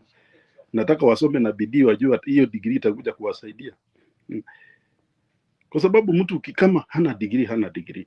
By the way, hata Ndeto, kuna hii niliona Twitter nani Wavinya Ndeti ame Twitter ingine hapo. I don't like it, it's not good. That means she's also, kama hana degree, wacha akae kando. That's what we want to do in Azimio. Kama una degree, kaa kando. Seriously, Wavinya Ndeti naye we are doubting, because 1994, 1995 akona degree. Surely that is no. Hii hapa na kusema ukweli, wacha watu wakuje na degree, because ukienda kutafuta kazi, nikienda sasa kutafuta kazi Coca-Cola company wakitaka director, lazima niwaonyeshe degree. Siwezi kuwaonyesha result slip ama I mean school leaving certificate. I go with my degree, kama niko na business, whatever, education or something, whatever, nitapeleka document degree ambayo ni hiyo nimesomea. Kwa hivyo nani Sakaja anaanza kulaumu Uhuru, ati Uhuru alinitoa shule sikumaliza nini. Sasa wakati alikuchukua yeye akaenda kunywa pombe, kazi yake ni kunywa pombe, hajaenda kumaliza. He got a good chance to finish his education, lakini anakunywa pombe wakati wa corona mpaka anawekwa ndani mara mingi. It's, I mean, saa zingine let us be, saa zingine tuongeange ukweli jamani. Mtu kama una degree. Kuna wakili alisema jana, nilikuwa na watch KTN ama Citizen TV, anaitwa Kipchumba Karori, alisema degree ni kama mimba. Hakuna vile mtu utaficha mimba, mwanamke ataficha mimba akiwa nayo. So mtu akiwa na degree ako na degree, kama hana degree hana degree, that is the point. So hii maneno tunadanganya hapa. Na ndi mimi si ati kwa sababu UDA ama nini, mimi nasema kama unatafuta governor, because mahitaji ya governor lazima uwe na degree, lazima uwe na degree, whether you are Azimio ama uko wapi, uko UDA, that one does, hata kama uko independent. So mimi naona ni kama we are not headed in a good way, because if we don't respect our do you know that there is many people sahi wazazi wameuza, mzazi anauza shamba mtoto wake asome shule surely, alafu nakuja kusema mtu anaenda anachukua ananunua na mwingine, na unaona kuna kule kijana alikuwa naona Eldoret anaendesha motorbike na kuna degree kwa sababu hakuna kazi nyingine. So let us saa zingine tuamke jamani, tuache siasa, tuache ni ukabila, because saa hizi naona watu wameanza kufanya ukabila kwa sababu kwa sababu yeye ni wa kabila yao, watu wa kabila yao wanaenda kumsupport because ni wa tribe yao. It's not fair. Let us stand as Kenyans na tukubali sheria ile imewekwa, we follow it to the end. Kwa hivyo let me just stop there, niachie mwenzangu Maria baadaye Kisii mnatuangusha. Hatuwezi kuangusha bwana. Moriasi, you can take the stage. Go ahead Moriasi. After Moriasi, ngoja kwanza. Tumesema Kisii umetuangusha vipi bwana? Vianguza mtu yote, sema nisikie. Aha. Sasa hakuona vile watu tulitoka kuumira hizi ni Kisii. Kuumira hizi ni Kisii. Hata madam Larua alisema kuumira iko huko, na aliona na akasema hii ni sawa, akapitisha. Sasa my friend, Kisii, 90% of Kisiis without Yowasero we are voting Azimio. My problem is, let me tell you the problem where what I'm saying. Saizi nani anaitwa nani?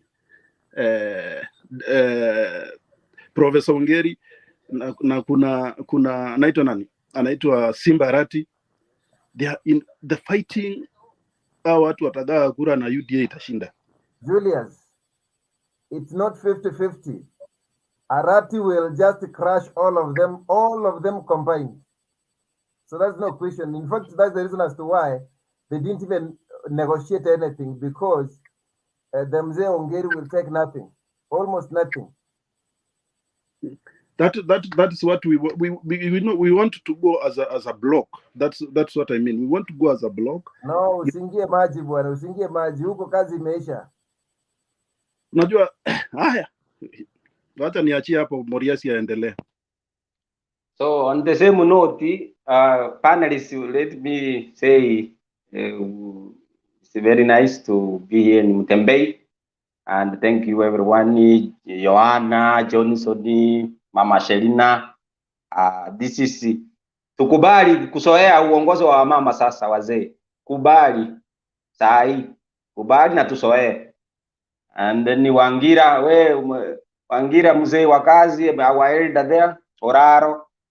Na chochi wajakoe, I can see bangi maseta huwa wakisi bwana Otenyo. Waja tu. So Mr. Njiru nashukuru sana kwa hii nafasi. So before I forget, you know, this thing of asking Sakaja, wacha we are advertising him actually for the 2032, which is okay, is our son. We have to promote him, but in one way. About certificate, ask his wife. Simple. It is on the wall. Take a picture, put it there, and everybody will see. If authority is there, so why are you asking something he does now? This thing you put on the wall, it is there. So if you don't have, what do you put there? So why are you going far so much? Simple like that. You don't even do, just sit there, take a picture, send it, and everybody will see. You are asking, going around you or what? Those are non-issue. unnecessary things. So anyway, let's continue with today's topic. Today, there is some news that I saw. I don't know whether I'm the one who had it, but 50 billion for campaign in Kenya. And when we have a debt to clear, oh my goodness, is billion. I don't know. Wangira will tell us how much is a billion, 50 billion in the language that we can understand. But that I can't believe.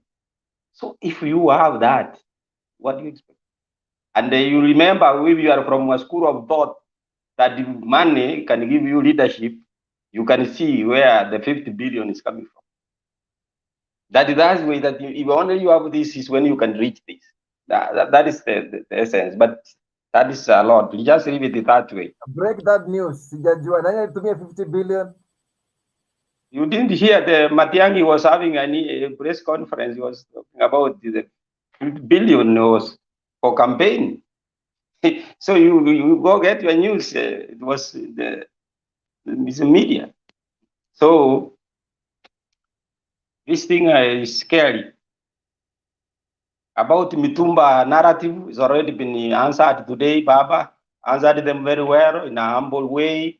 They talked, and the people have agreed. They have seen the picture. So there's no issue with that. And Muranga, it was wonderful. Mama Rarua ticket was very well. And now he's holding up on the mountain, up and down. And that is what we need. So they will just Rarua things properly, slowly, where put them in the perspective in terms of business, job creation, economic growth.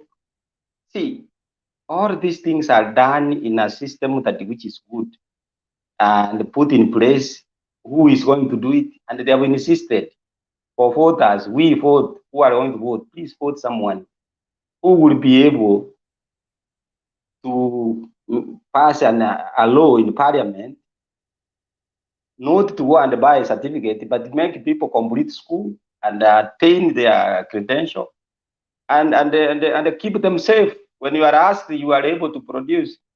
Don't just because you have money, no need to school, and then you forget all these things.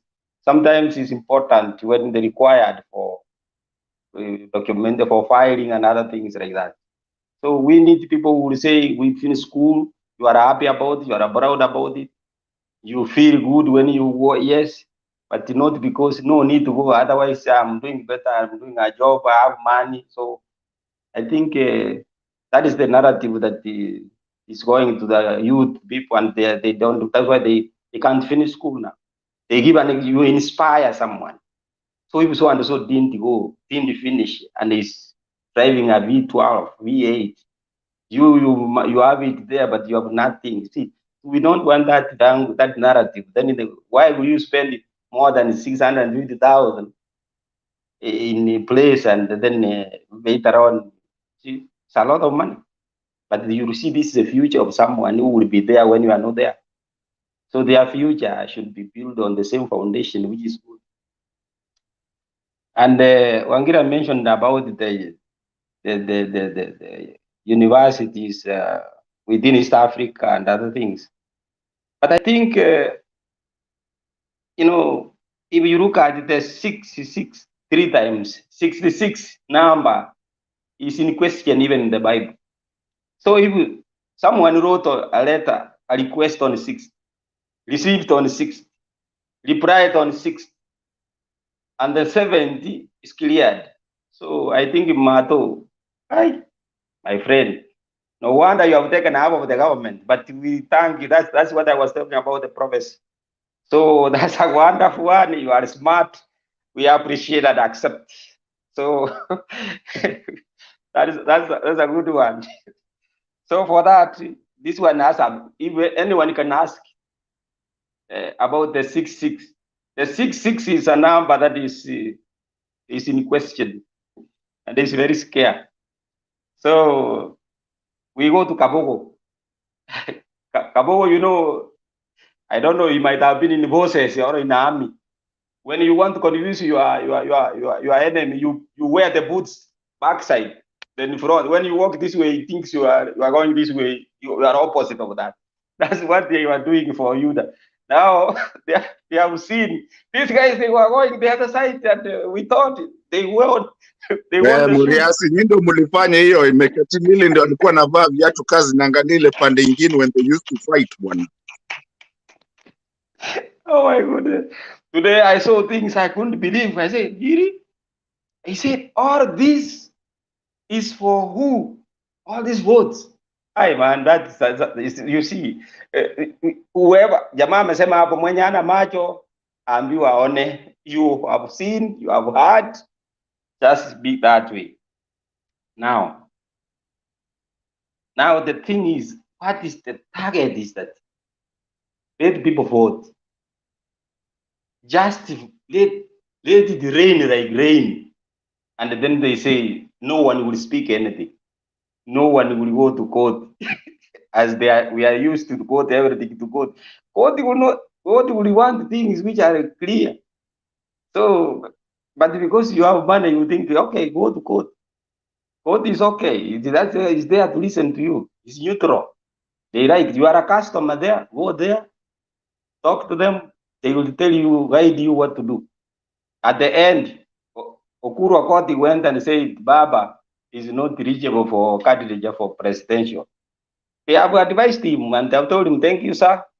We knew about this. That's why he was there for this, and he accomplished it because he was thinking that the think tankers of Baba, they didn't see this. And those are seasoned guys, my friend. They know the Katiba inside up. They are the one who made the Katiba. So they understand everywhere there is a corner, where there is a loophole, they know. So that one is a deal, done deal, and it is good. So what I would only say is that we pray that Kenya has been redeemed to a country that everybody will love to stay. Even those ones who are feeling bad, they should not. This is our country. Everyone, they will be happy to have a job because they are given small token money for a day to make data for internet, and it can't help them. So they should be when they come home, they see those for an hour, they drive in Nairobi. They will not drive now, they have to go back to school. They train again as drivers in Nairobi so that they can drive. So that's what they should be thinking. Not saying that so and so to go there. They should be thinking now, like Kenya has changed.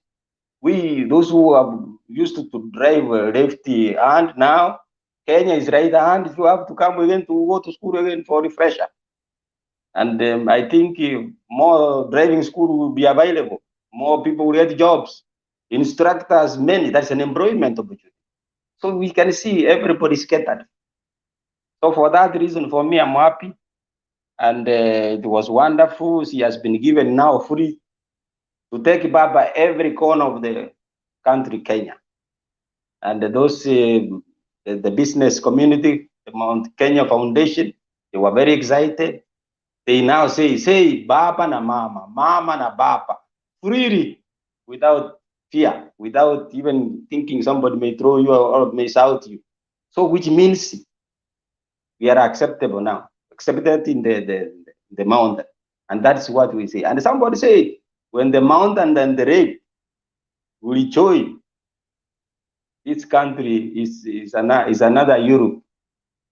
Thank you so much. And let's hear from other panelists. Thank you.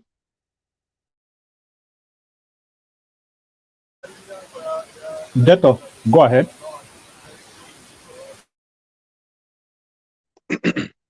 Is that for me? Hey, Mr. Njiro, thank you so much.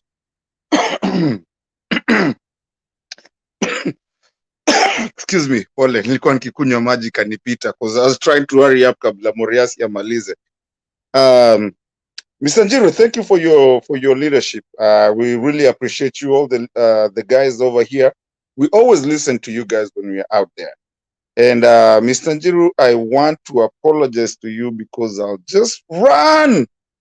Even Taguza, I know you said we don't need to talk about that, but if you allow me, because I just came, I'll just touch on something about Sakaja degree, please, with all due Okay, respect, sir. but don't talk about the degree. We are not Yeah. here to defend Sakaja. Sakaja can defend himself. He is over 30 years of age. So just don't talk about his degree. Talk about quality and other issues, but don't talk about Sakaja and not having degree. We don't want to talk that. Yeah, I'm not even going there. I mean, I think it's already been said here. You know, if you ask for mine, I'll go straight, or I call my university to give me what they, you know, to tell them to wapatia what we are not here to defend anybody's. What I'm just trying to say, the reason I wanted to talk about that is that what really happened here is that Sakaja was a very eloquent. I mean, we are not saying he never went to school. He did go to school. I don't know about teams, but Nairobi, I think he did. And from the things that I've heard, he did. But the problem is, you know, like most of the politicians come from mostly Nairobi University, KU, and those, you know, like Kinababu, you know, that's where most of the politicians come. I mean, Kina Orengo and all that. So I think what happened, it happened too early for him, akaokotwa, and then he just never went for that final one. We're not saying he's not learned. I believe he did actuarial science. But I think once that opportunity came, he left and forgot that you gotta finish that thing for you to get it and for it to be valid. And so I think that's the bigger fight he has right now.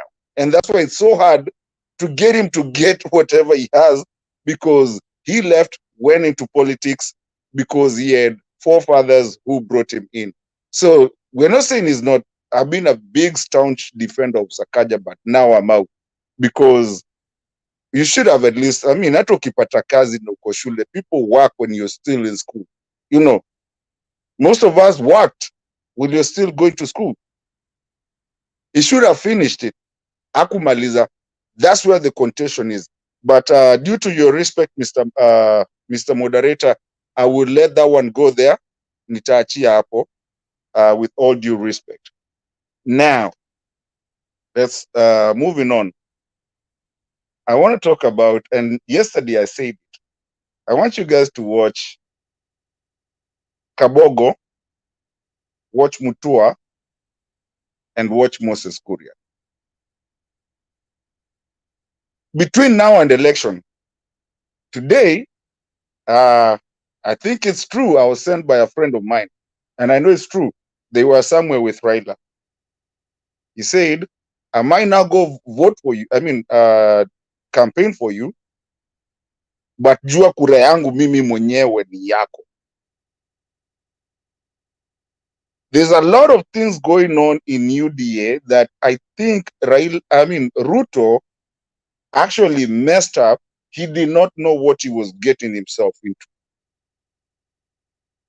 And that's why you find, because I've been listening to them, every time you go to listen to these people, they are always on the defensive. And the moment you go on a defensive of everything, you realize you're doing something, because now you're not in control of anything. That's the problem that is happening there. Honest to God, and I will say it here in front of the whole world, I don't really think we have a presidential election this year. We don't. It's done. I think the only thing we have right now is hizo zingine, hizo za huku chini chini. The presidential elections, my friends, we don't have it. It's out. And especially nyinyi kina Njiru venye mmetushika sasa. Na unajua Uhuru alisema hapa mwisho, and I believe there's another card coming in. Pale mwisho, there's a couple of cards still hidden. I said it here, watu wakanigonga story ya Kalonzo, nikawambia, mimi ndio mwenyewe nikuja nikakataa Kalonzo. Nikawambia, alafu nikaambiwa what's happening, and I realized, okay. I believe there's more cards to be done. Na mingi zitatoka saidi ya Central. Na hapa Ukambani, I think, okay, this time I know Ukambani what we did. Ukambani what we wanted, because we've always been 50-50. We are here, not there. This time we wanted to close this thing. Ukambani pia anze kurespectiwa like Central, you guys are respected. So that we know we're actually targeting 96%. So we had to target someone asiende huko. And that brings me back, because sasa nishaingia huko, that brings me back to what happened in Kitui. I had Mr. Wangira. Mr. Wangira, I respect you so much. I heard you talk about Mwingi is in Kitui. And I even wrote in the comment section because I was somewhere busy. Mr. Wangira, those are two places. Two different, totally different places. Kalonzo comes from Mwingi, Seikuru. Kitui is Ngilu. The reason Kalonzo was shut down today, Kalonzo disrespect, and those two people are the biggest rivals in Ukambani. Hawajasikizana. And if you heard vizuri in Mutituandei, Ngilu said what? Hata nilikuwa naongea na Kalonzo akaniita majina na nini na nini. And if you remember very well, Kalonzo was still, hata Ngilu ataongea huko mbele, Mavoko, sijui nini nini, and then when, what's his name? Kivutha Kibwana, venye alichukua, then Kivutha gave Ngilu the mic. There's still a lot of rivalry that is going on in Ukambani, but as leaders of Ukambani have decided what a feature, and we come back together and we get together. And that's why I've also talked about Mutua. Don't be so surprised and don't quote me. By the time tunakuja, Mutua will be in because we're trying to do 96%. That's why Mandeleo Chap do not do UDA numbers. And that's why even in Mtituandei, you see Mandeleo Chap sisi tunapigia baba. There was a reason we did that. Because Kalonzo was going to leave us. And for perception purposes, we had to make him not go there. Akuje because we needed him and we need him on our side. And we need Ukambani to be one. So that we bring, it's not even just 1.5 that Gachagua was talking about. Remember, Ukambani goes all the way to almost Mutituandei. So, Nanikuwa heckled, alikuwa na hekoliwa kwa nyumba ya Ngilu, watu wamwambiwa kupenda ile kitu alifanyia Ngilu ile pande ingine wakiwa Mtituandei. It's not that he's hated, but hiyo ni nyumba ya Ngilu. Kitui, Central, South, and everything, that's Ngilu. And that's Ukambani politics playing. There's so much playing. Mudhama is the one that has been left out. It's not even Mutua. Mutua is in Azimio. It's Mudhama that has been even the destruction of all Ukambani. But I can bet you, Ukambani is fully in. Tunawaletea 96%. This time, we're working on 96%. So don't worry about your Kituyoni to, sibling rivalry na something that has been there for a long time. Now, the other one I wanted to say, I need people to really understand what Azimio la Umoja means. Is the declaration of unity. And that's why you find somebody like Raila penetrating very nicely in Central. Mali alikuwa anaitwa Kemodo. You see? And that's why you find kina Kabogo fighting. And also I want you guys to always think about politics. Politics is not just what you see. It's a game of cards. It's a game of chess. Kuna watu wametupwa huko ndani. If you want to know the real politics, that's why they say pale mwisho. Ama they say one day in politics is like 10 years. There's games that have been played. Kuna watu wako huko ndani, you have to ask yourself, why is this person not talking about that? You have to ask yourself about that, and you will start seeing them. Who thought Kabogo will ever go to UDA? Kila mtu anajua hapa what Kabogo used to be saying. You think Kabogo is really in UDA? For real? Of all people? Kabogo. Those guys go down, huko. Tualisema you needed funds, nini, you needed to do what they do. People send, and then you start seeing them. Who knew UDA or Kenya Kwanza Secretary General will come back to Azimio?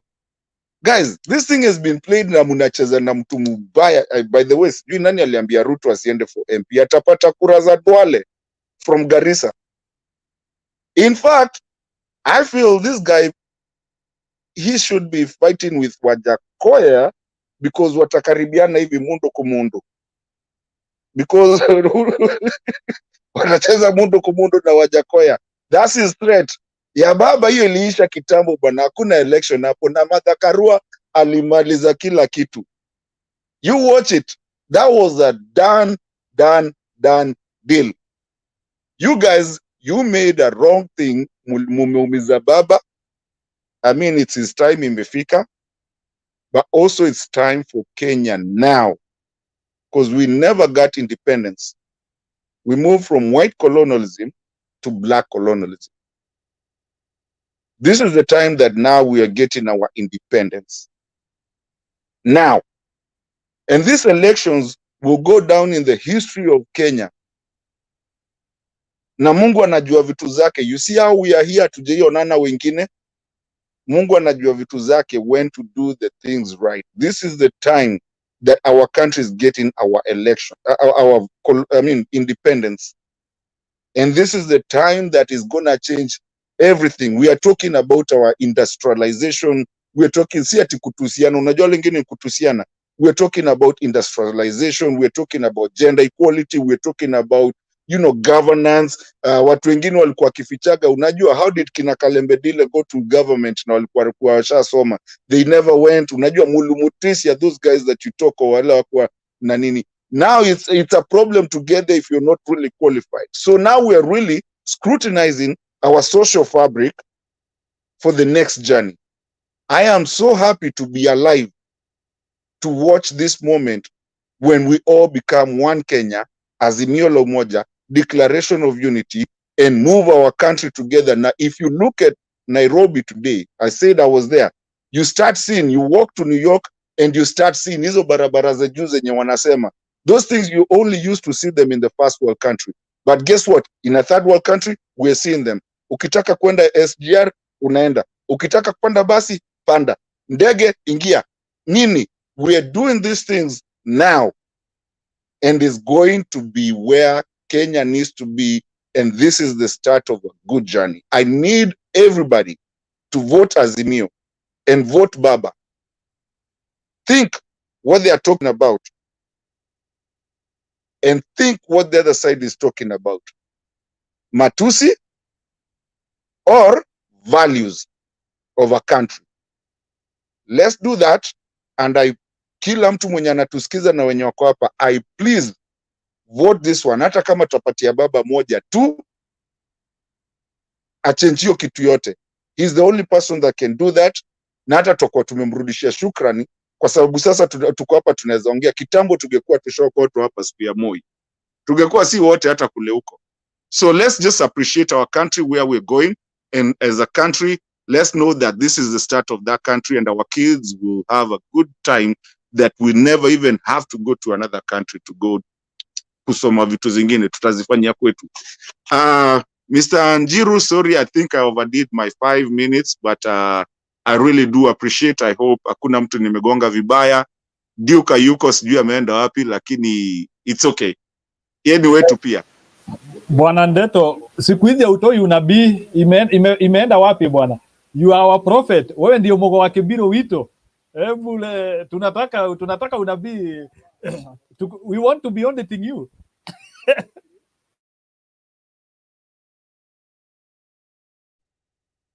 Njiro, nilitoa zikafanyika, nikaanza kugongwa, sasa ikabidi tu ninyamaze bwana, nijijulie. Kuna watu walianza kunigonga hapo bwana, nikasema okay, sawa. Hey wala, unakumbuka Uhuru akisema hey wala? Na story ya Ride, unakumbuka story ya marathon? This one is a marathon, eh? Do you remember? Very profound. Sasa, should I expect Mutua in Azimio? Ama tu huyu akae huko tu ako? By sasa unanisukuma wewe. Unataka nigongo tena?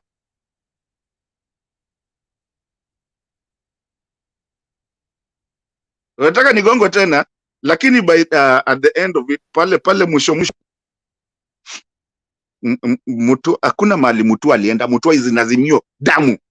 And you know what, he'll be in the next government hata akisukuma mpaka mwisho. He is done. It's done. It's given and everything. He knows what he's doing. We knew what he's doing. We knew where he went there. Mutua is in Azimio damu. You listen to the chap guys and show me one billboard yenye imewekwa UD ama kala ya yellow. Show me. Endo kangalie Mutito Andei rally again and look at it very carefully. Mutua is in Azimio damu. The only person kona shida which we really don't care na hata tujui kama atapata hiyo kitu ni hii kijana inaitwa Mudhama. This time Ukambani imekuja ngumu mzima atucheki, tuliamua tunakuja mzima. Mudhama acha yeye acheze huko, huo ndo atabaki huko peke yake, huo mwingine hayuko bwana. Huyo alikuwa ametumwa aende akalime shamba, sasa ni kumsafisha. Shida unajua, ukiwa na bibi uko na bwana by default. Si tuko na bibi, hiyo bibi ataenda apike na stories zitendeke.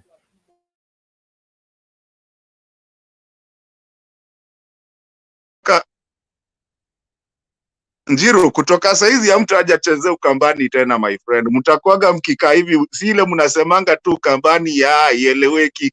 Kutoka saizi mtakuaga mna recognize what Ukambani is. Lazima mpate hizo kura bwana. Round hii tumewaletea 96%. That's the hiyo hapo ndo tunaenda 96. Mzima. Hiyo nakubali. Wakamba hii election inakaa ni yao. Hii election inakaa ni yao. Ile kazi Wakamba wamefanya bwana, wameleta na ngunia na pia sahani iko sawa. Okay.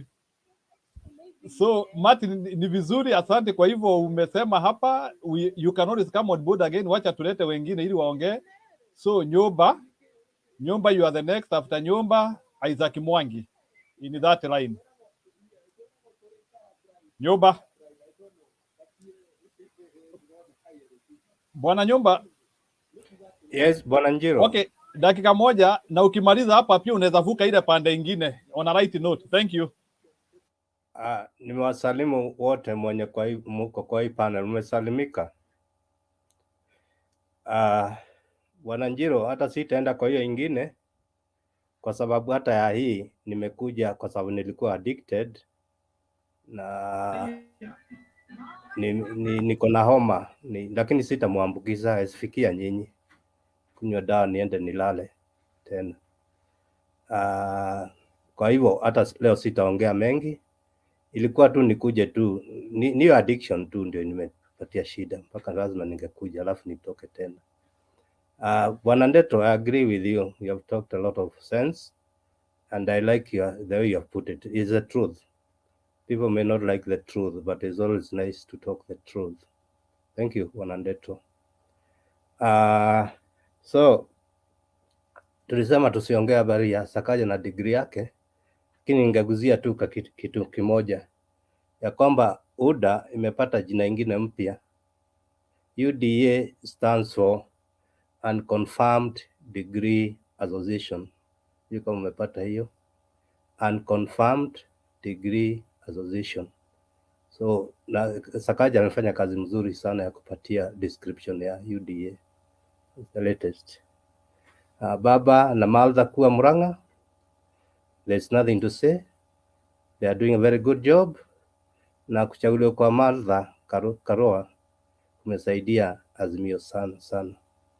In fact, I think the person who was initially marked to be the deputy Raila ilikuwa ni Peter Kenneth. But in Azimio, we don't run away from the truth, just like I've told Martin Deto. Hesabu ilifanywa between nani, Peter Kenneth ama Martha Karua, konekana inaanguka pandia Martha Karua, and it was the right direction. I'm not saying that Peter Kenneth is weak or bad, but he could not have had the same influence that Martha Karua has brought to Azimio. Storm brewing in KKA. It is my pleasure that the storm in KKA ianguke kuisha kabisa. Naona hata yule pastor alisema ni Kenya kuisha, alikuwa ameona iishe tu. Somebody have said here, sijui kama ni Ndeto Hakuna competition. Now Ruto is running against the marijuana guy, this one called Wajakoya. Watakaribiana sana na watakuwa far second, not near second. They'll be tying there huko mbali sana na kura chache sana. So Ruto is equivalent to Wajakoya. He's not equivalent to Raila. They are not in the same league. We talk in football language. Raila is in Super League. Na wengine wako tu loko. Hata Ruto wako huko. Na amejimaliza, especially alipochagua akachagua. Hiyo ni kujimaliza. No Aisha, I'm not complaining. In fact, I'm applauding their disaster. They just have to go away. Na sasa nimemaliza. Bwana Njiro, wacha nitaingia. Okay, sasa hujatuambia story ya, unajua unatupeanga vile upepo inapepea katikati hapo Naikuru hapo. Hatujasikia kuna yule rafiki yetu Gojiri, tulisikia alikuwa ametanja ria, alafu hatujui inatendeka aje. Hebu tuambie story ya Naikuru kidogo. Bwana Njiro, sijakuwa nayo, nasikia niko na homa tu, nimekuwa tu nyumbani. Hata my MCA mwenye na promote hapa Menengai West, sijakuwa kwa hiyo convoy yake, so I've been out of service kidogo. Nimesema tu vile nimekuwa tu addicted. Unajua addiction is very bad. Once you addicted, sasa hiyo inafanya hata una either kama ni pombe, lakini yangu ya addiction ya hii panel ya nini ya Mtembei. So the only thing I can say is that Ngonjiri Kimani is a write off. Kuna huyu mama anaitwa Njoki, amemweka chini kabisa, na ndio unaona anakimbia na kuongea ovyo. He's out. I've got a very good friend of mine staying at Bahati Mairokumi. He feeds me on a daily basis. Nini naendelea huko, na Kimani will not make it this time, he can't. Hiyo Njoki amemweza kabisa. Unaona sasa na tamatusi na kuongea ovyo, ndio mambo iko hivyo. Ingine kabla niende kulala, sitaenda the other panel. Hii na ni mzuri tu, apologies. I'm with them, I'm with you, but nataka kwenda kupumzika kidogo. Unasikia hata sauti imebadilika kidogo. The only you will be okay. We wish you well. You can take a rest at least. Tunajua ile wakati uko mzima, you do a lot, so take some rest. Kunywa maji, kunywa ndimu, kunywa dawa, changanya hiyo vitu yote. Asante Bwana Njiro. The only thing I request, naona Okay, madam moja anyamaze kwanza, anaitwa Selecheb. Nitakuwekea salamu. ni salamu na Waliniambia fanya hivi, nitaweka namba yangu. Ripoti yako mbili tutaongea. Nitakupatia namba yangu. Is much easier to call from an first world country than a third world country. I tried to reach you, it was a bit difficult. Bora uko WhatsApp, sisi tunakuwa promoted na WhatsApp. Sasa nimekupata, tutaongea through the WhatsApp. Thank you everybody. Nilipata report na kijana ulimwambia asipite huko kwa Wakale na tisha ya Simio. Yeah, ni sawa. Asante Bwana Njiro na wote. Sari, I will be in touch with you as soon as possible. Thank you. Bwana Ngira, kwaheri. Okay, sawa. We appreciate your presentation Bwana Nyomba. Hiyo jina yako inakaa ni kali. Unajua tukikuona hapa tunajua unaleta nyumba yote. Hiyo ni nyumba, hiyo ni jina ya upako. So wewe tunajua unaleta nyumba yote hapa. Na si unajua kama sisi watu wa kutoka ile pande ya Mlima Kenya, hiyo jina ya nyumba tunaiembrace sana. Nyumba, yes. Nyumba is a very powerful unit. And I hope hii nyumba yetu ijachukuliwa na wale watu wengine wa ile pande. Anyway, thank you for your presentation. I think everyone I see here has done his presentation, so we can do another round for gender equality.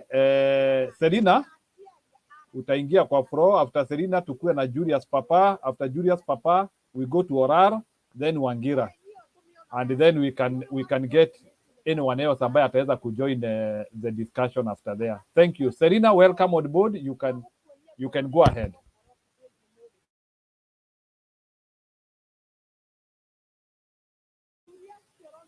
Serena, Can you get me? You can now expound your discussion. Najua ulikuwa umeongea lakini kuna zile vitu maybe unaweza kuwa ulikuwa umediscuss pole pole ama huku expound sana. Bora tusiongee story ya hii degree. Unaweza ongea stories zingine. You can talk about Muranga, you can talk about, lakini tusiongee hii masomo ya Sakaja. Mtu yote ambaye ana degree tunajua ako shule. Imekuchoma. So ambaye anataka kiti yako na degree. So keep talking. Okay, well, 52 days ni kidogo sana. 1 year is very short. So tumengoja mpaka sasa tumeambiwa ni masiku. You know, when it was 3 months, 5 months, tulikuwa bado tunafikiria iko mbali. For now, it is neither today no more day. So kweli ni kwamba hatutaki kupoteza wakati kuongea vitu yenye inastahili, but wacha tuweke kando, wacha tuongee nguvu ile. Kwanza especially wacha nikwambie ni kushukuru watu ya Central. But hata hivyo kushukuru watu ya Central ni kwamba, you know, Ruto alipatia Uhuru milioni 2. Alikopesha. Uhuru alikuwa na karibu 6 million, karibu ngapi. Yeye alikuja na yake haikuchaa mkepe. You know, and then unakuja kupiga mtu na kura zake. You know, I don't know how people feel. Unajua, nikikupatia koti yangu ufae, sijasema imekuwa yako. Ruto 44 years angeshika Western, angeshika Kisii, angeshika Ukamba, angeshika some places, akaona ile kura ya Uhuru milioni 5, akafikiria ni yake. It is so bad. Mtu amekuwa na mimba na akasaa mtoto yake. Hata ile watoto tunapeana wakiwa wadogo. The moment anajua wasasi wake, hata kama umepatia kila kitu, you have given them, yani hata ndege imesimama kwa mlango. Do you know that child? Akijua msasi yake iko uhai, what will happen? Anaenda, anakuambia mambo ya uchungu, anakuambia mimi nataka msasi wangu. Unionyeshe. Hata kama ni mwenda simu, alinisaa. So, Ruto aliweka all strength kwa kura ya Uhuru. Na akakuja, akatusi mwenye kumwekea hiyo kura. That is why alifunja ilikuwa inaitwa nini? Ile ya samani. 2013 walikuwa na TNA URP. Kwa hisabu yake, akajua nikitengeneza hii nyumba inaitwa Jubilee kuinherit. Alikuwa nataka kuinherit watoto ya wenyewe. Kwa njia ingine akatengeneza. So, na 2013, Uhuru juu alikuwa nataka kuchakuliwa, akujali kina Kabando wakiangushwa, kina Kabogo. So Ruto akaweka watu yake, akajipandia, alienda katikati kwa nyumba yenye iko na watoto 10, akasaa mtoto ya mwisho, akafikiria ameinherit 9 children. Hiyo 9 children ni ya baba moja. Hiyo yake ni peanut. So alipenetrate, akaenda Central, wakati ya Jubilee, akaweka watu yake. Kwa bahati mbaya, yes, kijana kama Ndindi Nyoro na wasee ya Wakikuyu, wamama kama Alice Waome, you know, kina Jane Kiara, wakamsungusha, watu wamechengewa manyumba, watu wamekuwa na mali. Wakikuyu walikuwa na wacha Ruto atengeneze. Unajua, kama umeandika wafanyikazi, unawapromote. Sasa Ruto amepromote hao wafanyikazi yake, wametusiana, wamefanya ile alifanya. Now, imekuwa ngumu. How could you, hata ya Rift Valley peke yake, angetengeneza kura ya Wamasai, angechunga kura ya Turkana, angechunga kura ya Pokot, angeongea na diaspora, ashike hiyo diaspora, aweke block. But akatupa, akaenda kwa wenyewe. You know, I hear people talking na mi huwa nacheka. And I'm telling you, Njiru, niliwaambia, I was moderator in K7. I always talk to them and ask them, how dare you go to somebody's house? Wananiambia wanaangalia numbers. I say, yes, they have numbers. But those numbers are not yours. Kama umeenda family planning na mwingine amezaa watoto yake, na saa ile unaenda kulima shamba, ile watoto wengi mkienda shamba saa 2, wewe uko na watoto wawili. Na Julius ametoka na watoto yake 10 na chembe 10. Na mimi niko na watoto wawili. Hawa watoto ya chembe 10 by saa 4 wamemaliza shamba. Mimi na watoto yangu tukiwa laini 2. That is the problem Ruto alifanya. Alienda na watoto yake wawili, na Julius akakuwa na watoto 10. Julius akalima akamaliza. So it is a lesson. Baba aling'ang'ana akashika Western, akaenda Coast akablock, akaenda Ukambani akablock. Sasa tukaambiwa baba anatafuta ya kuchasa, na sisi yote tukakubaliana. Hata hatukutaka baba achukue kura ya Central 50. Na mnajua tulisema baba akipata, alikuwa na 5% ama nasikia mnasemanga alikuwa na 1% Central ama 5% ama 10. Tukasema well, kura ya baba 6,000, wacha tuende tu ile Uhuru walituambia kura yake 1-2. Sasa ndio mnaanza kujua kura za Uhuru 1-2 ni gani. So kwa sasa wacha tuone Meru, baba akuja, mama na baba waende Kiambu, waende wamalizie Nyeri, waende Nyandarua, wanafunga kwa diaspora Nakuru. Hii kura hata sijui, anyway, sijui ni aibu, na nimeshukuru. Hii vijana yenyu kukakuja msee tena, sijui ni msee, sijui ni kijana, sijui hata jina yake, kama nashindwa ya Mugurmen kutamuka. Sasa hii ingine chago, sijui chago nini, hata sijui kusema. Amekuja tena amepepa ile watoto wachache Ruto alikuwa naye. Kwa sababu hii vijana Ruto alikuwa na waimbia kulipa 2,000.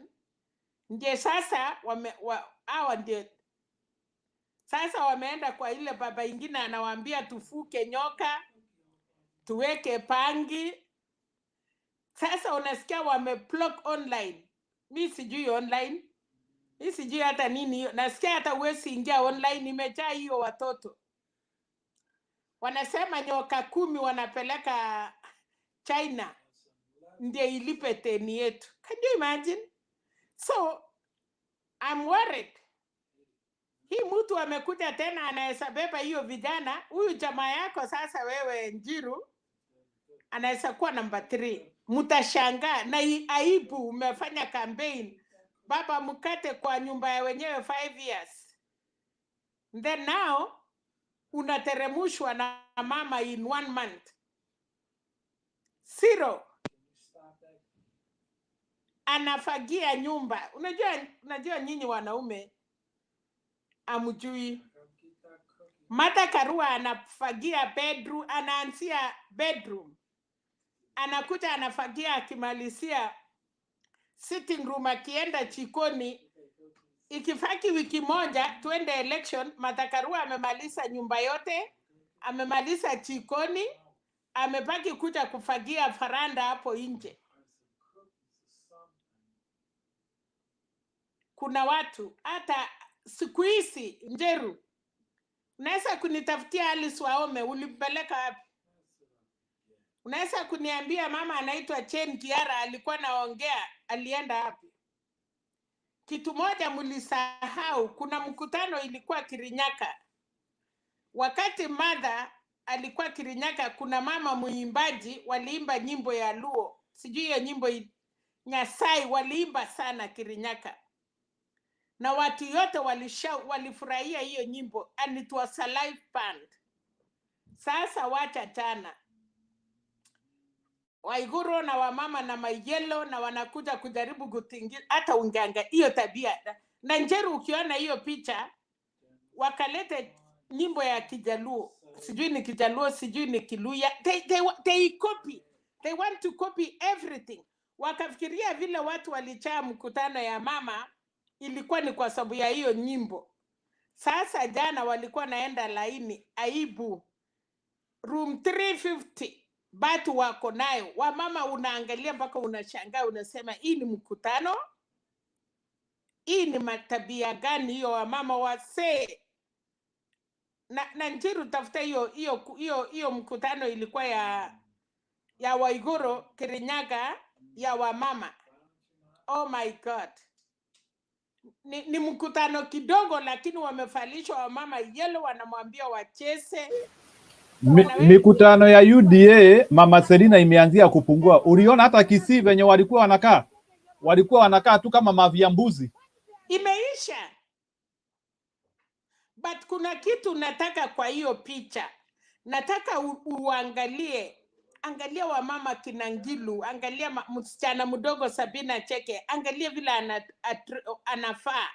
Angalia wamama yote wamesimama kwa Azimio. Kutoka Nyanza, kutoka Coast, all over. Angalia vile wamama wanakaa na heshima. Anataka uniwekee hiyo picha. Watu washangae muone wamama vile walifanywa. Alafu sijui walitoa wapi hiyo chotundo, sijui hiyo nyimbo inasema chotundo, sijui how? Yani sasa vile Mata alikuwa naimbiwa na ile msichana nyimbo ya Luo na watu wakapenda, sasa wakafikiria walete hiyo. So imeisha. But pia Ruto sidhani kama ameuza shamba ama ni pesa ya baba yake. Amepatia Wakenya pesa yao. Alichukua pesa, akachukua mashamba. Watu wenye walikuwa nafanya kazi, walikuwa napeleka pesa State House ya kampeni ya 2022. Court amerudishia Wakenya pesa yao. So, hatuwezi sema Wakenya wamemkula. Unajua ukifungua bank kama vile tulifunguliwa Equity na Family Bank. Ilikuwa inaanza na wasee wawili. But today, Equity na Family Bank ni bank inategemea na Afrika mzima. So, Ruto alituwekea pesa yetu. Lakini bahati mbaya aliweka Shylock. Hakufungua bank. Ingekuwa na bank, ingekuwa batu wangepaki nayo. So, aliweka hiyo pesa yetu Shylock. Na sasa wametukopeshea, tumekula pesa yetu. Hatuna deni. I don't think kama kuna mtu atalalamika. Ile kasi yote alifanya Central ni watu amerudisha mali ya Wakenya. Na ile kidogo imepaki, tunairudisha. Ile kidogo watu wamechukua kwa ukora, tutarudisha kwa kikatiba. If you acquire na ulipata na haki, that is fine. Otherwise, Waiguru alimwambia you can render Kikuyu, you can buy, I don't know. Alimwambia ukweli, ingawa hata yeye alikulwa pesa. Sasa ulisikia Ngilu alisema bahati ya mtu, acha nikwambie, and I don't know how Kenyans, hiyo mama angekuwa ametusiwa sana. Sababu nilikuwa nasikia Ngilu anaambia mother, ukweli ni kwamba wakati walikuwa na Waiguru, walikuwa nafikiria Waiguru angekuwa running mate ya baba. But kama tungekuwa na hiyo mama upande yetu, Kile machina UDA wangekuwa wanatusiana, hata baba angetoka nje. Ruto angetoa hiyo makunia yote ya pesa waliipa, wangemuita machina. So nashukuru Mungu, Waiguru Mungu alimtoa. Unajua kama umesaa watoto wasichana na siku moja Mungu akakubariki ikajulikana umesaa kijana, umekuwa na mimba ya kijana, let me tell you, hata kwenda nje, mama anaweza taka kujifungia kwa nyumba for 9 months mpaka atoe hiyo kijana nje achai kuwa naye. Baba was very clever. Tulisukumiwa, alipatiwa Kalonzo, wakalete Sabina Cheke, wakalete Peter Kenneth. Well, they are very good na wanatosha, lakini wakati wa Mungu ni hiyo. Martha Karua ametendea nchi yetu ya Kenya, amekuwa sawa na baba. Life story ya Martha Karua kupigania Kenya na life story ya baba kupigania Kenya, it is almost the same. So Mungu aliweka baba kwa sababu ukweli ni kwamba bila Raila hawa Kenya kwisha. Hata nani angesimama? Watu wacheuri, watu wako na madharau kiasi hiyo, wangepepa hii Kenya na wause.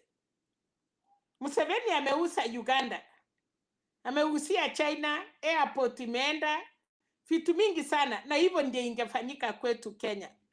We thank God baba Mungu amereserved akuja atuchungie nchi yetu. So kwa hii 50 days, tafadhali, kama kuna mtu bado anafikiria mara mbili,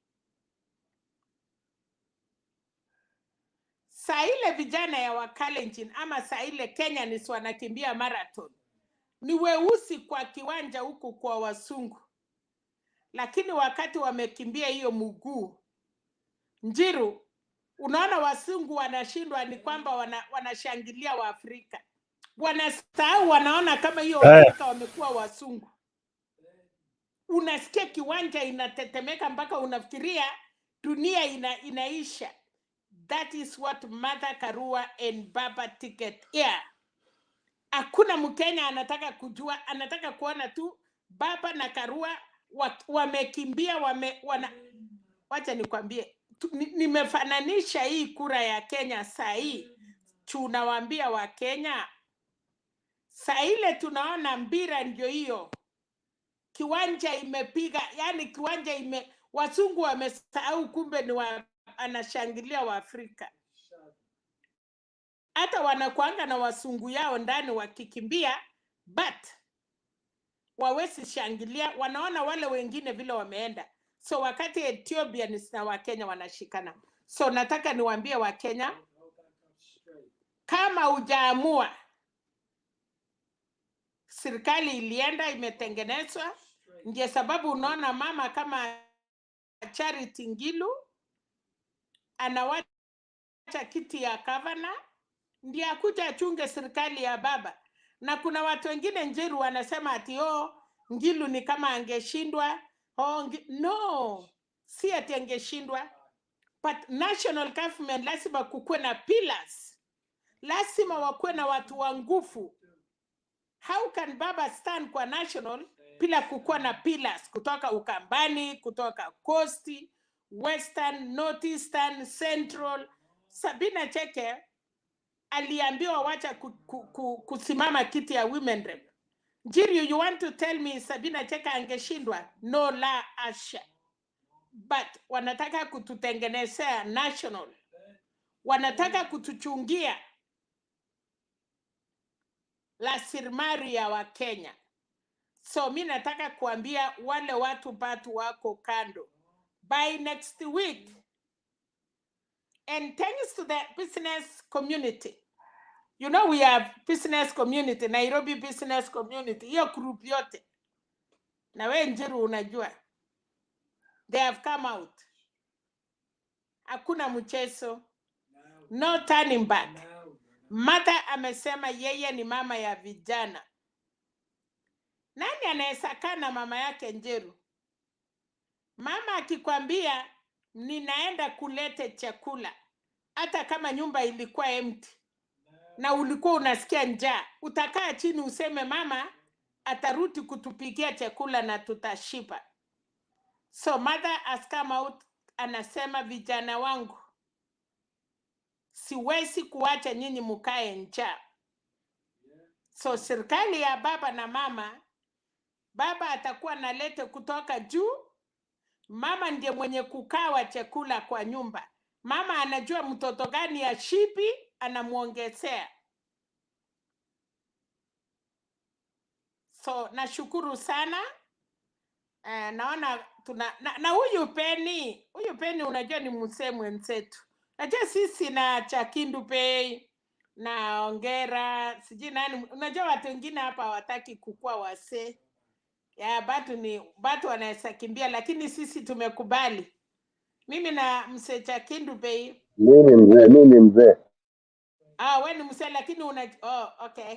Asante. So tunataka sisi wale wasee tunasaidia nchi yetu. Ndio nilikuwa nauliza huyu msee mkaka huyu Penny anakutanga tu anatuonyeshanga hiyo nini, hiyo kitu round.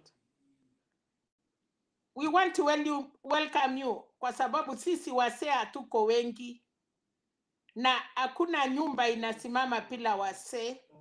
Hata kijana mwanaume akioa, akishapeleka bibi kwa nyumba, kesha asubuhi anaenda kwa baba. Mama Selina kidogo, Japesa atoe black screen Japesa toa black screen tafadhali.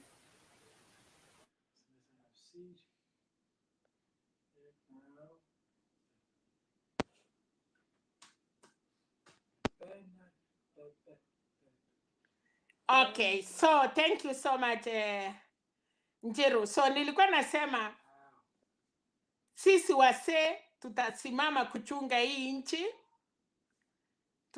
Wakati yetu ni kidogo, tutengeneze nchi, tuwawachie kama iko sawa. So nilikuwa namwambia Penny awache akuje. Msichana ameshaenda, kuja tupeane mtoto. Sababu sisi kazi yetu na msecha Kendu Pay.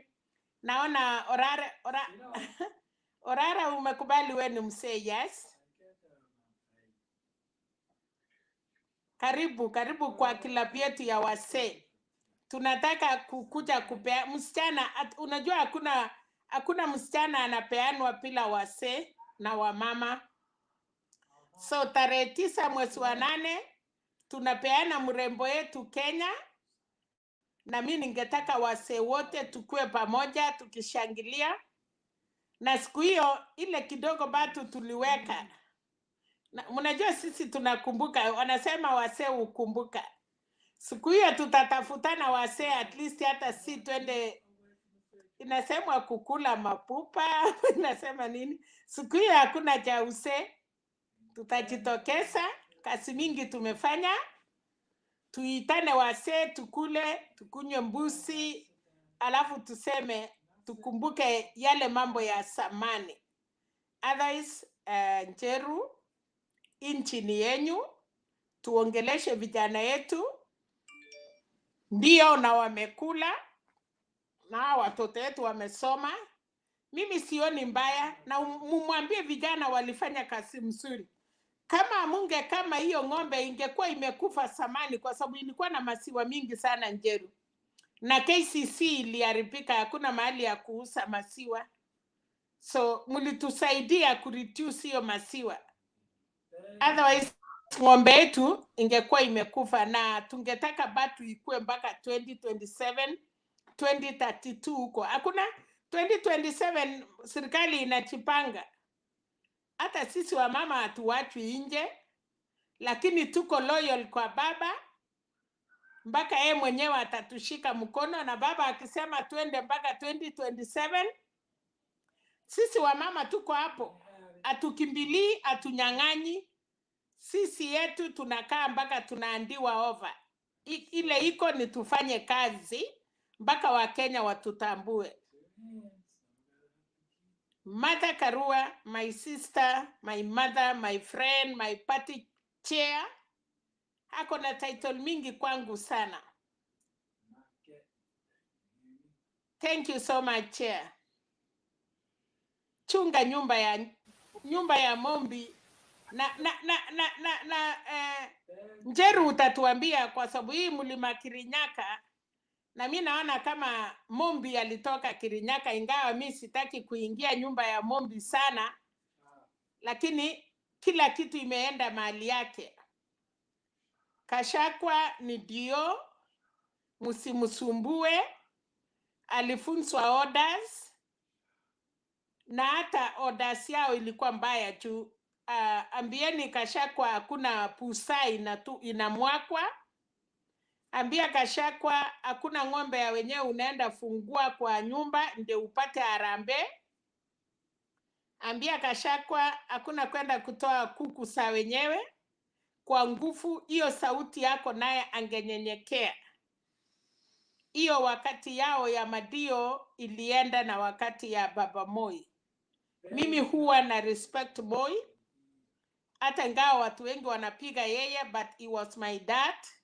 Ni rika ya baba yangu. So na kuna yale mazuri alifanya. Kama angefanya mzuri ndio akuja andie over Kibaki, inji ya ingekuwa. So kila mtu alitenda yake. Mimi nashukuru wase mmekubali kusikiza tuchenge Kenya. We are talking with our young people. Wale wanakuja hapa na kifua.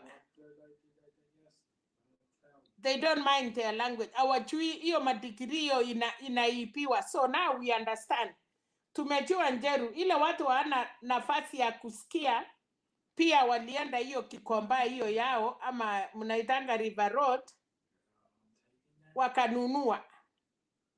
Wengine wakakuja huko online, kama vile Manecha. Unajua hata msichekee Manecha. Manecha wamekuwa wengi Kenya. Hawa watu unakuta Kiingereza ajui, lakini ukisikia ile madigiri wako nayo, unashangaa na hii mtu aliendanga hiyo shule, kwani kuliendanga aje? So kumbe ni hiyo wash hiyo mna nini. Otherwise, na Penat tumempeleka wapi leo? We miss Penat. Na chameni, tuangalie kitu ya kufanya, kwa sababu okay. Penat amekuwa na sisi, wametuwakilisha vizuri. Mama Selina, tutalala nini? Haya, dakika moja. Asanteni kwa maongeo yenu. Mama Selina, sijui kama umemalizia? Hapana, nimemaliza, lakini nimesema tuangalie sana hiyo network ya Penat vile imeharibika jameni. So that okay, sawa. Yeah, okay, kabla nilete Julius Papa na Opara pia wa contribute, wacha tuone kitu iko hapa kidogo, just to break the monotony.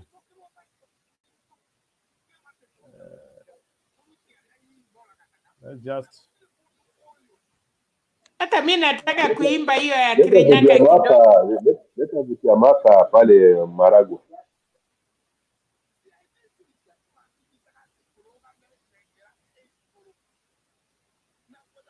Kwa mkutano Rigathi Gachagua anasimama, Alice anasimama, sijui nani anasimama, wanaongea kuhusu ubaya wa serikali. Deputy President anafikiriaga sisi ni wajinga. Hatuoni yeye ni yeye amewatuma.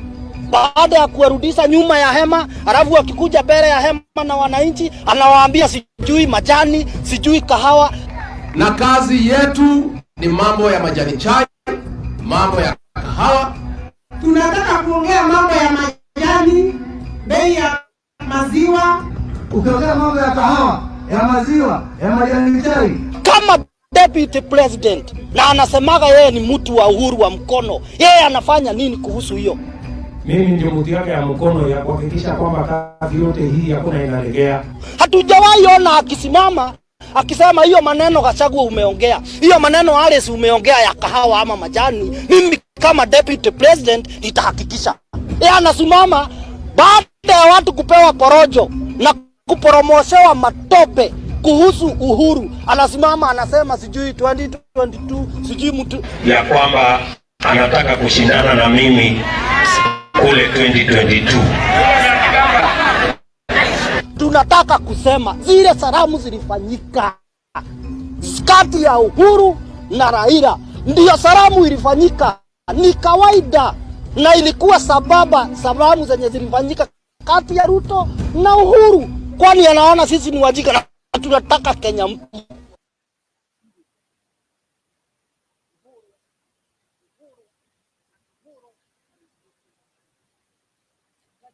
Okay, you can continue. You can continue the discussion, Mr. Julius, as you comment on the video.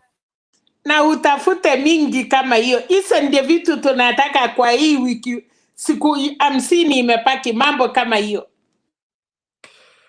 Thank you Njiru. Olara, na kuona umeingia.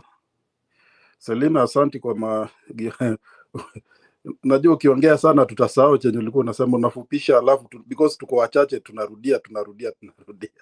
Lakini I really support what you are saying. It's very important. Mahali tumefika saa hii natakikana we have to raise the flag. Hata Biblia inasema Wakristo wanainua mitende. So mitende yetu ni Azimio.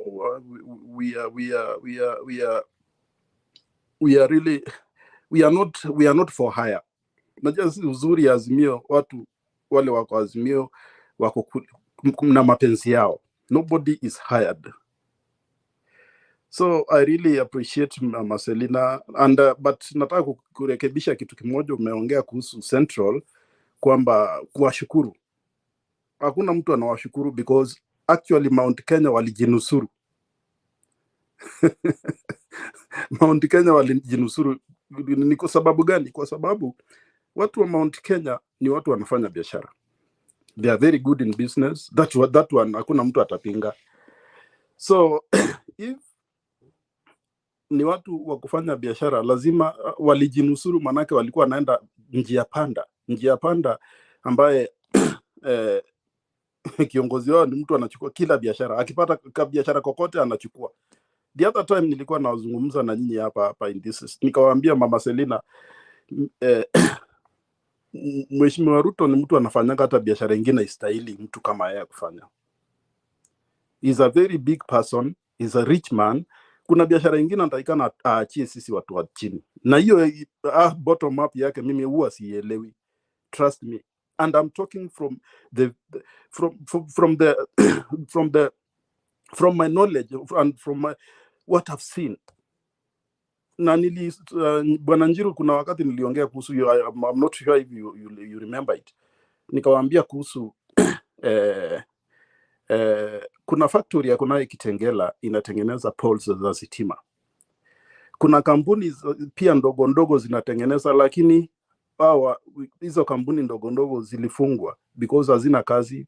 Kenya Power inunui hizo vigingi za cement kutoka kwa hizo kampuni ndogo, so they are no longer working. Yeye ndiye amechukua hiyo kazi. Secondly, wakati Kwanza City ilianza, a friend of mine ambaye ako na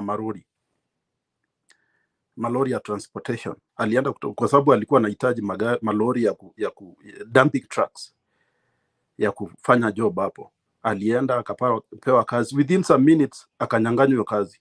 Kumbe Ruto amechukua hiyo biashara. It's true. Kazi imeenda. So third, hiyo ni ya pili. Ya tatu sasa, Kitengela there is a KPLC. This kuna building moja iko karibu na EPZ. Sasa KPLC ilikuwa imekomboa nyumba ya rafiki yangu mmoja. After some time alinyang'anya.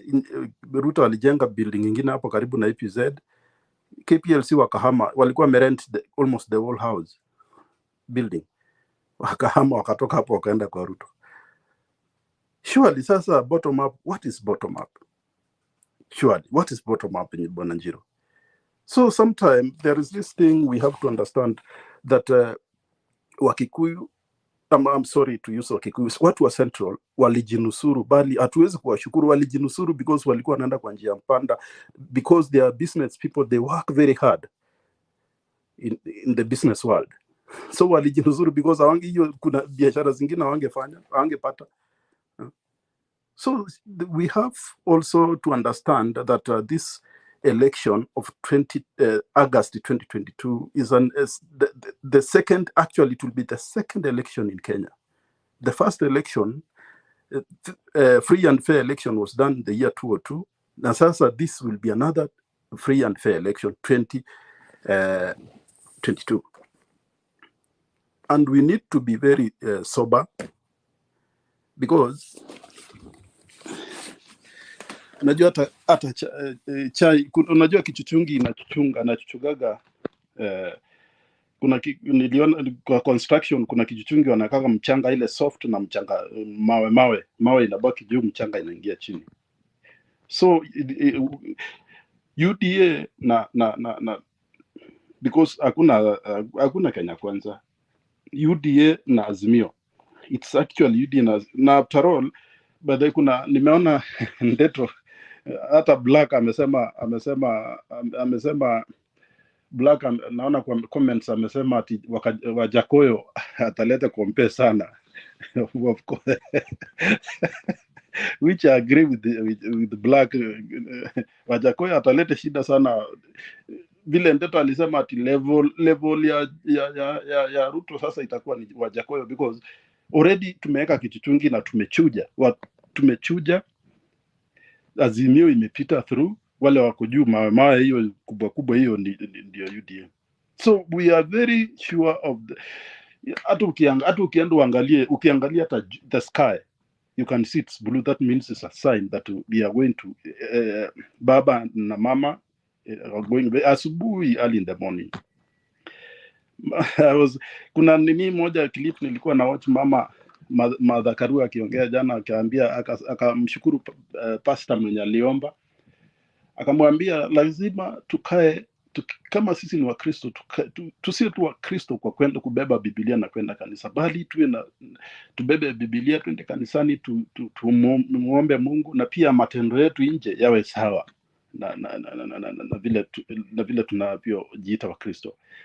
So unajua hakuna haja kujificha na ubaya tena. Wewe ndio unakejeli watu wengine, unasema huyu ni mchawi, huyu ni sijui sio Mkristo. You know, you are talking about other people, but the Bible says hakuna mtu ambaye anaweza, I mean, only God can judge, no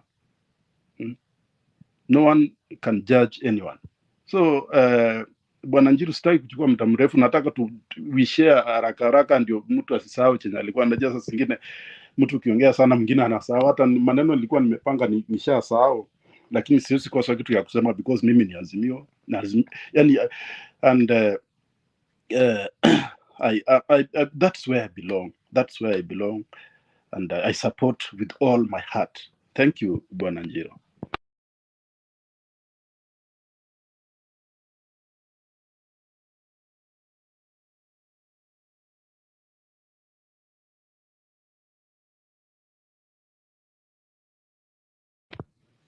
Njiru umelala?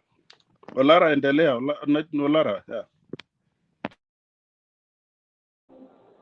Asante, naona brother chairman Njiru hapa amelala kidogo. Na sisi kama mama Selina ametoka ama bado yuko? Yuko. Kama yuko ni sawa kabisa. Okay. Naweza kuomba kwa heshima tu niseme bottoms up, kama ni cheni yako uendelee. Nani? Okay, you can say, but B nini B sitaki iende overboard, so ukimalizia Opara ataongea. Ni Olara sio basi. So kuna kitu hii bottoms up. I want to explain it kwa sababu watu wa UDA wameshindwa kutu explainia.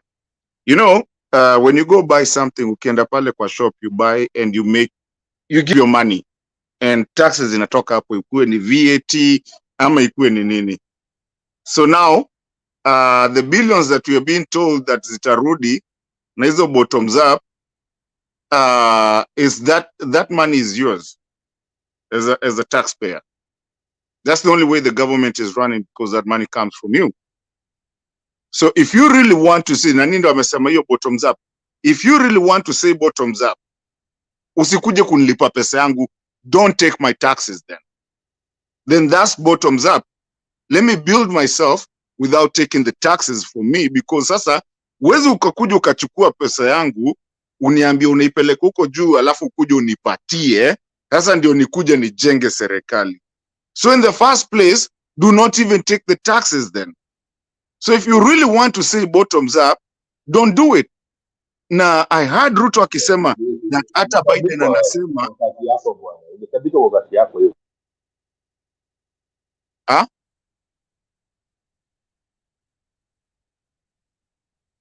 sikusikia, lakini acha basi nimalize. Unajua hata Ruto nilisikia akisema ati, unajua hata Joe Biden anasema no. What Joe Biden was talking about akisema bottoms up na nini that it works is that he was talking about this big corporation to pay their taxes, and then I reduce taxes zetu watu wenye ni wadogo huko hivi, so that means you take less of my taxes so that we can make it. So hiyo ndio bottoms up. But kina Ruto hawaelewi kusema hiyo kitu because they want to look like the US. That's all they have to say. But all I'm saying, if you're going to take my money, take my taxes, uipeleke huko juu tena unirudishie, that does not make any sense. Just don't take the tax in the first place. Then that will be bottoms up. So kama sisi watu kidogo where we live, we're being reduced your taxes. We don't take it. The big corporate, they pay their taxes, their value taxes where they're supposed to be. Don't take the taxes again. Don't go take my money and then come back and pay me and tell me that you're helping me. You're new Toto. Anyway, thank you, Mr. Njiro. I'm sorry for cutting out. Okay.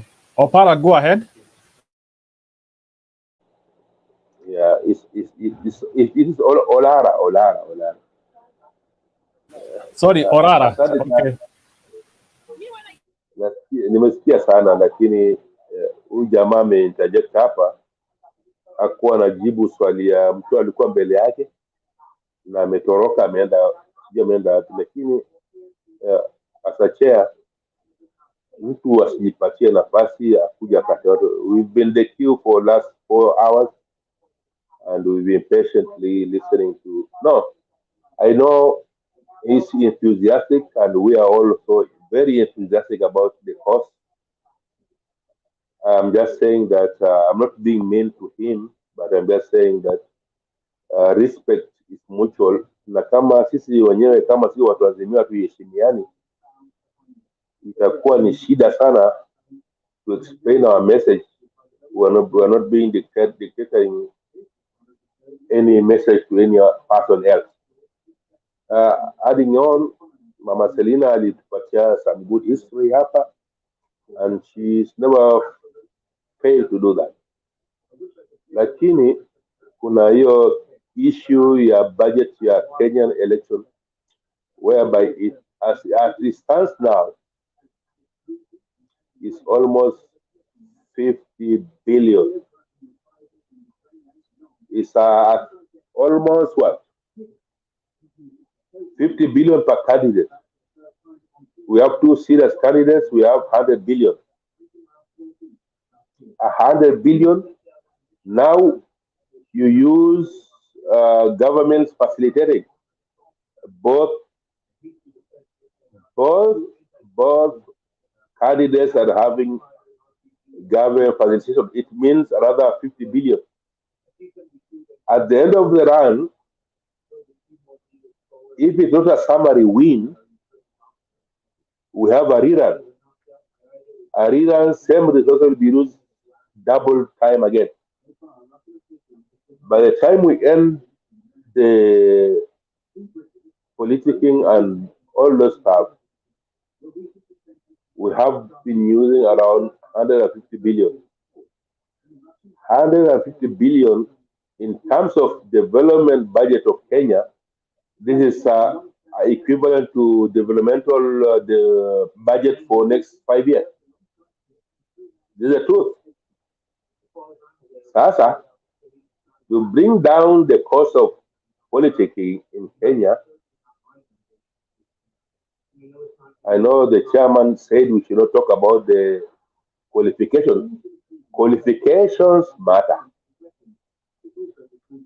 Then we allow people with 50 shillings can also contest the political scene.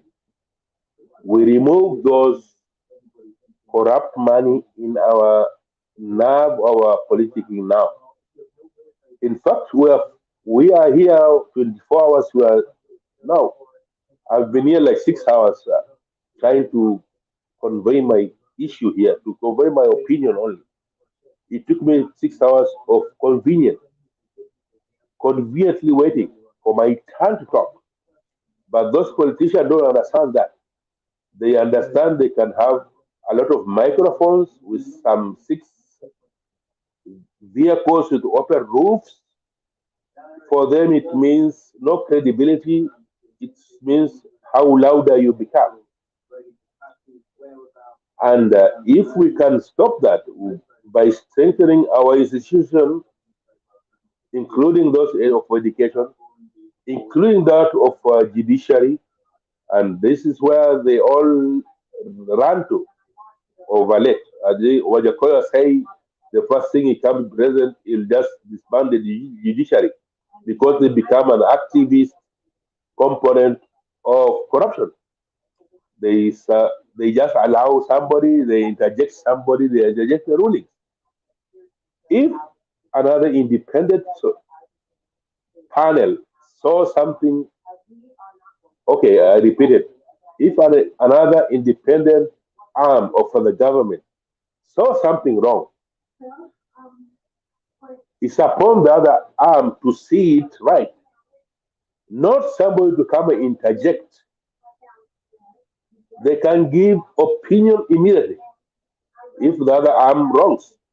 This way, we reduce the amount of political money coming into the systems. If government want to pass a bill, like judiciary, executive want to pass a bill through parliament, why should the executive use money, bribe people as much as 5,000, pass a wrong bill, then Kenyans suffer. Like now, this debt limit, it was passed 4 times. They always increase. I never seen a government coming down to reduce.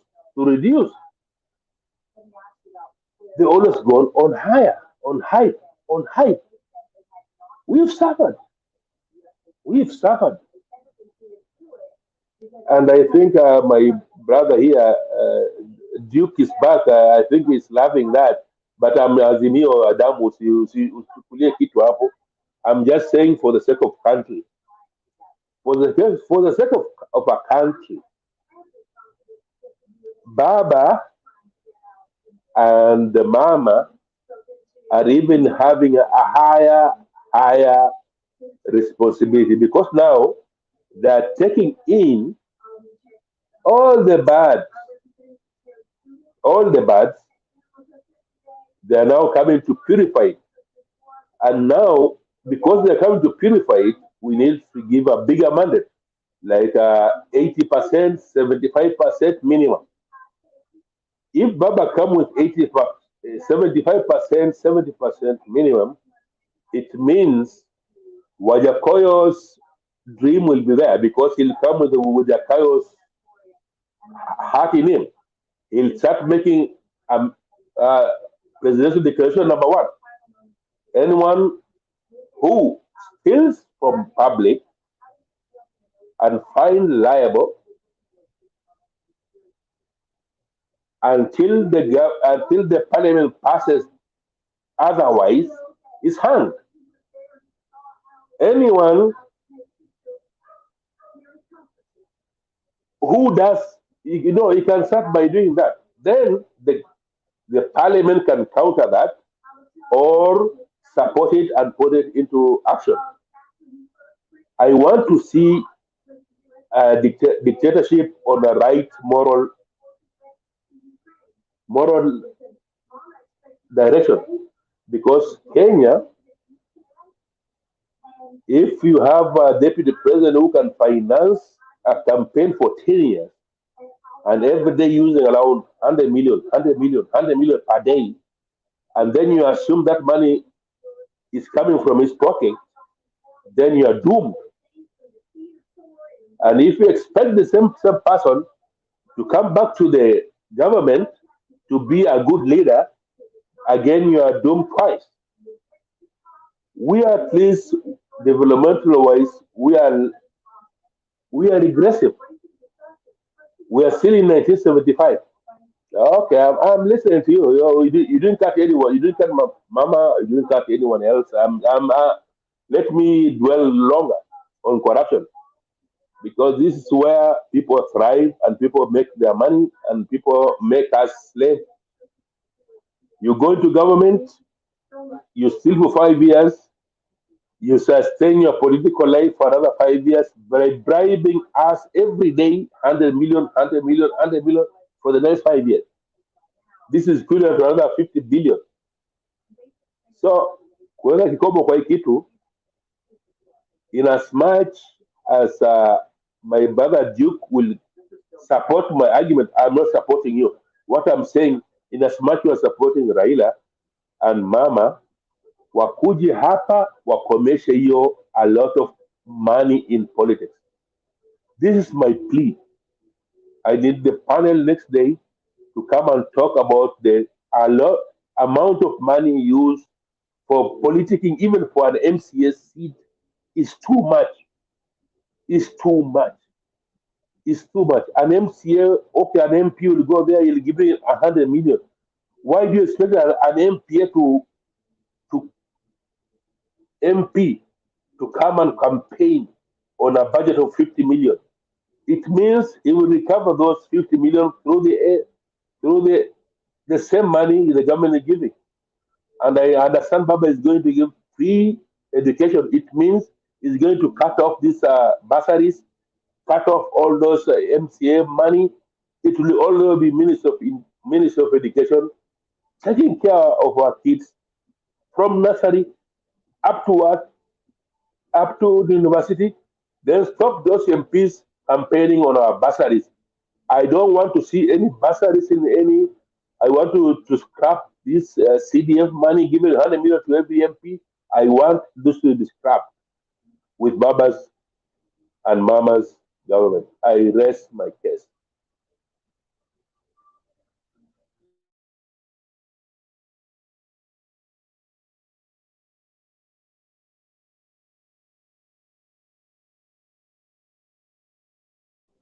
I rested.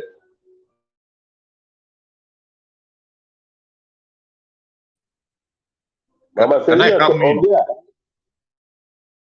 Mama Selina, ongea. Duke, Mama Selina, ongea. I understand.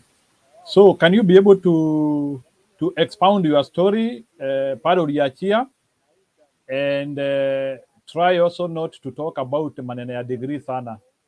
So you can talk about other issues. Story ya degree atuongei sababu those are conventional issues. We cannot talk about conventional issues. Go ahead, Bwana Duke.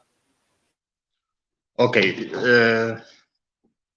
I agree with you that I'm not going to talk about Sakaja because actually nobody. We have to wait for the courts to decide. I want to talk on two issues. One, I will talk about corruption. Two, I will talk about the campaign money. And I will comment about the bottom-up economic model. So I want to start from the amount of money used in the campaigns. It's too much. I agree with Orara that the amount of money that individuals spend on a campaign trail is too much. So we have to question the source. And like other countries, for instance, in the US, the amount you campaign is audited.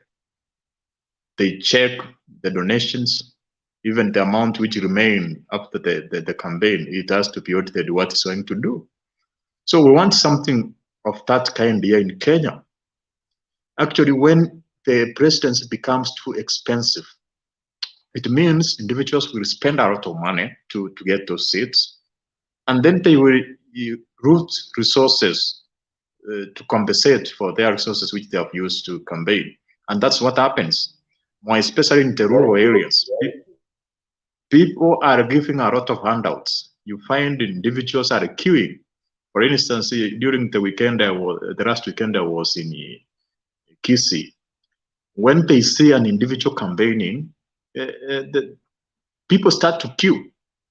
They cannot even listen to you. They want to queue, and then you give them 100 or 200. And if you don't give them money, they can even throw your posters.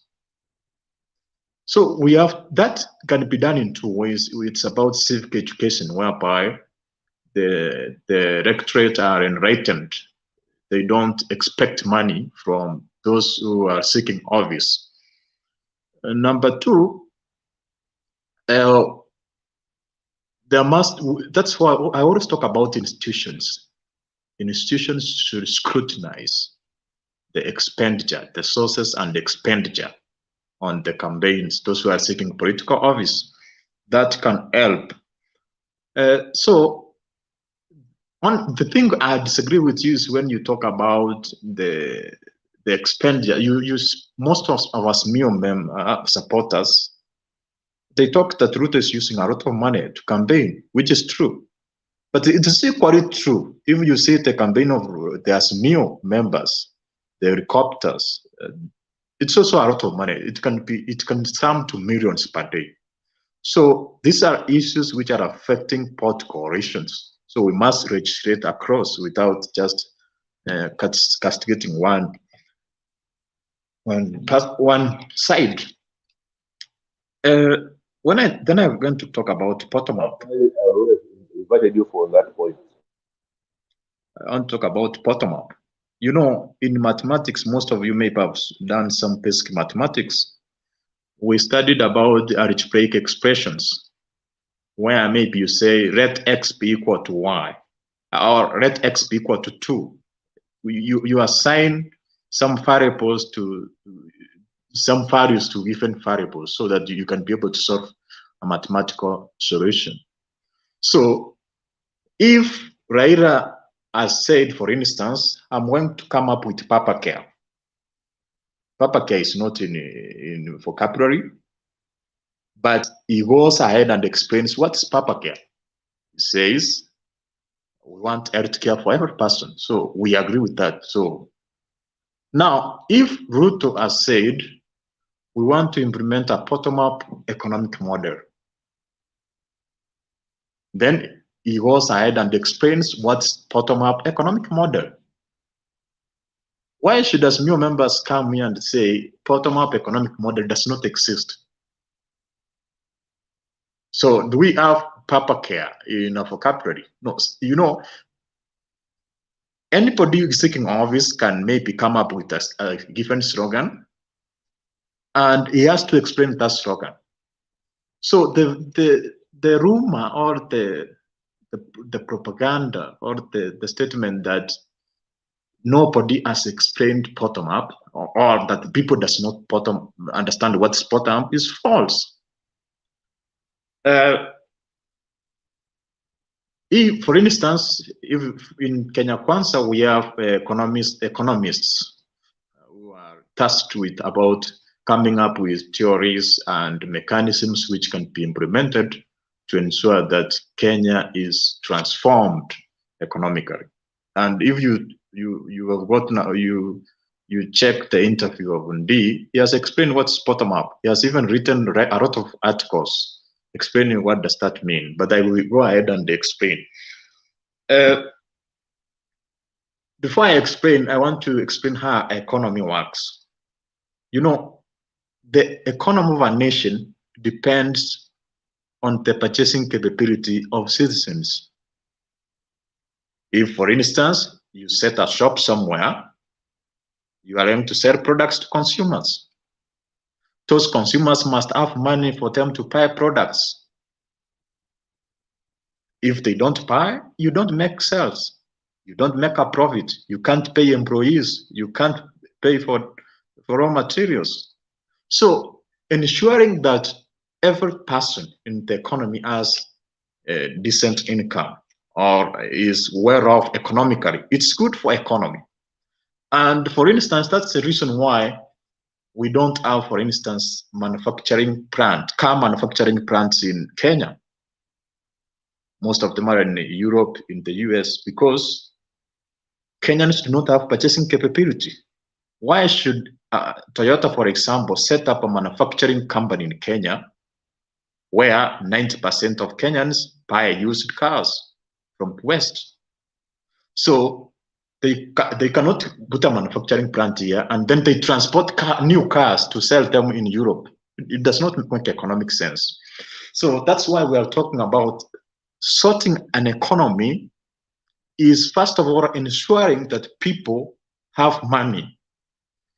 And economically, it has been established that when those who does not have money, those are at the bottom of the economic pyramid, when they get some money, they spend. You know, expenditure is good for economy.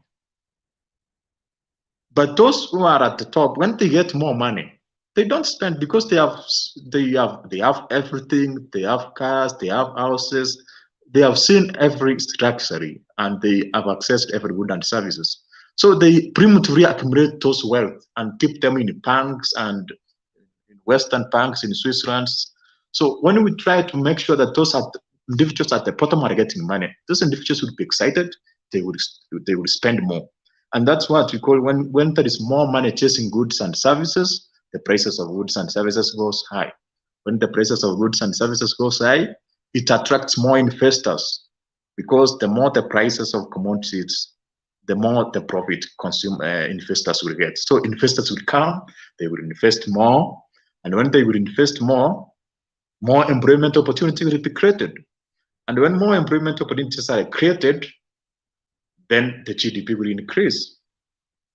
You see? So that's the basics of economics.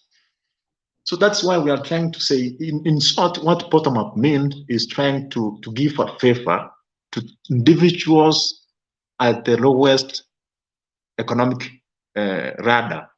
So you are giving them an advantage. For instance, actually, if for example, you take the manifesto of Raila Odinga, a lot of the promises are based on the bottom-up economic model. For instance, giving 6,000 to individuals who does not have are not working or are very poor, is giving them a fair advantages, because Ndeto was complaining that I don't want you to take tax from me and then I don't benefit. So if the government decide to give individuals 6,000 from the taxpayer, it means they're going to spend your money, your tax money. So you cannot have an equal share from the government taxes. We are trying to balance the historical injustices where those at the top have accumulated wealth primitively. Most of them have a lot of money in the Western banks and they are not using it. So that's what I can talk about bottom-up economics. Okay, about corruption. Nani, Duke, 1 minute. Domi, can you get out of the black screen? Tukuone kama uonekani, allow me to drop you in 5 seconds, please. Domi, can you hear me? Domi, you cannot stay on a black screen. Okay, Duke, go ahead. I want to also talk about corruption. Actually, corruption, let me say this. Anybody in political office, from MCAs, members of parliament, governors, all of them, actually each of them has routed more than 10 million per year. So no MCA in Kenya who has not routed money, take that to the bank. So corruption cuts across. So say again, you say the what? I'm saying all MCAs, all governors, all politicians are routing millions every year. Not without true. exception. Yeah? Not true. Why are you saying not true? The word all is not applicable there. You know why? Actually, I'm giving my, for instance, do you think there is any governor in Kenya who has not routed some millions? And he has been there 5 years without routing even 1 million. Say yes or no. That's a question to you. I believe out of the 47 governors, there is a governor. It's only that we don't know who has not stolen. I believe it. There is that possibility. No. So do you know why? Word some. Use the word some. All is subjective. No, do you know why I'm saying all? There was a report which was on, I think, the Standard newspaper about which was actually trying to depict the world. Duke, I understand you, and I want to ask you, answer for me this question. Uliona kuna wale watu wameuawa Nairobi, ile robbery, umeiona? Okay, all Nairobians are killers. No, it's not exactly the same because no, because not all of them have, it was just a please, you cannot use the word all. You cannot use the word all. That's why I want to tell you, in any description, there is, you can, when you are describing people, you cannot use the word all. It's wrong, and you know why. I would prefer. Yes, I understand. Some. Yes, some. But let me argue why I used rob money. They rob our money. Our political class rob our money. Let's accept that. That's why we need Baba and Mama. Do you know the reason why I used all of them is because there was a report on the Standard newspaper, I can't remember the exact date, that was trying to scrutinize, or which actually put across the status, the world status of governors before and after. Actually, all governors, anybody who has been a governor one way or another, they have become billionaires. All of them have choppers. They have extremely more wealth, you see. So that's what makes us to say, that's why what actually made, actually, I even asked you to state one governor you believe he has never routed, one. And you have not said. I want to tell you, I want to answer your question. Allow me just 1 minute to answer your question. One thing which I can tell you is that character cannot be grouped. We cannot heap people on one character trait. I'm not an auditor to know how different governors are dealing with money. But one thing which I'm sure about is we might be having one or two governors who are prudent. I might not be aware of them because I don't know who they might be, but I still believe not all 47 governors, not all 3,000 MCAs, not all 47 senators, not all MPs are corrupt. I still stand on my observation. I cannot use the word all. Otherwise, we will be heaping everybody into the same character tree. It is like simply because we have gotten a rapist. 1 minute. Simply because kama vile tunasikia saa zingine kwa news kuna watu wanalala na wanawake vibaya, tunasema everybody is a rapist. We cannot use lump sum. That is my view, and I think it might be the view of many. So let's use the word sum. To me, I find the word sum being more respectful. Thank you. Chair. Use the figures which IBC allowed the governors to use for campaign. Then you can see amount of corruption in that offices. If their salaries cannot amount to the amount they are using to campaign, then you can allow Mr. MC UDA to conclude this. If all governors allow that amount of almost 20-30 million to campaign, which cannot compensate them for 5 years, then you can see where the problem is.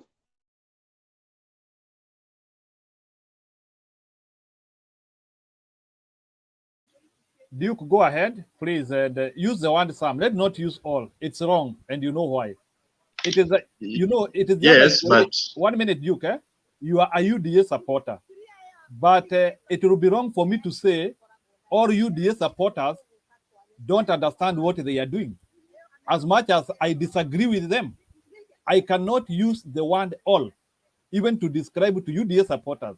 I might disagree with them, but it is wrong to use the word all to describe thousands or a group of people. So you might disagree with me, but I stand with my observation. Go ahead. yes, I disagree with you because I was talking about 47 governors, and if you see auditor reports, there are questions in every count. Actually, a lot of questions, even from MCS questioning the governors. So actually, no governor that who has not been mentioned in a corruption scandal. Okay, Duke, I want to advance you further. You will talk. You have your time. You have your time. You will talk. So, even if I'm interjecting, I will allow you to talk. Now, can you tell me one person in Kenya who is not corrupt? Just one person. Just tell me in your own belief, either in government or in private sector. Tell me one person who is not corrupt. Yes, I can say. Yeah, I can answer that. Can I answer that? Moderator, you are just too harsh. Be moderate. Yes, for me, I can Wait give a you little bit, several. Oraro. Wait a little bit, Oraro. I need to get something from Duke. Duke, tell me one person in Kenya who is not corrupt. Just be moderate, bwana. Usiulize maswali Yes, pote for me, hapa. Even I God think, is not. for instance, Even I God can tell you, cannot for say. instance, I can give you several examples. I can talk about Miguna. I can talk about Piero Rimumba. I can talk about Maraga. You see, those are individuals who I as a person, I can say they are not corrupt. So who are you questioning from those who have given you? I have no audacity to question anyone. So now my question is now, you have said that. Now, can you tell me, out of those 47 governors, give me examples of governors who you think they are corrupt, according to you? But I've told you all of from my opinion, all of them are corrupt. So also you want me to who is the most corrupt? Now that the most corrupt of the 47, I can say Songo. Songo is not a governor. No, but he was a governor at one point or not. So I can talk about that. Even I can talk about Kidero. Okay, number two, the next corrupt one. Kidero. So I'm talking those who have. Those are people not in seats. You cannot bring the people who are governors now.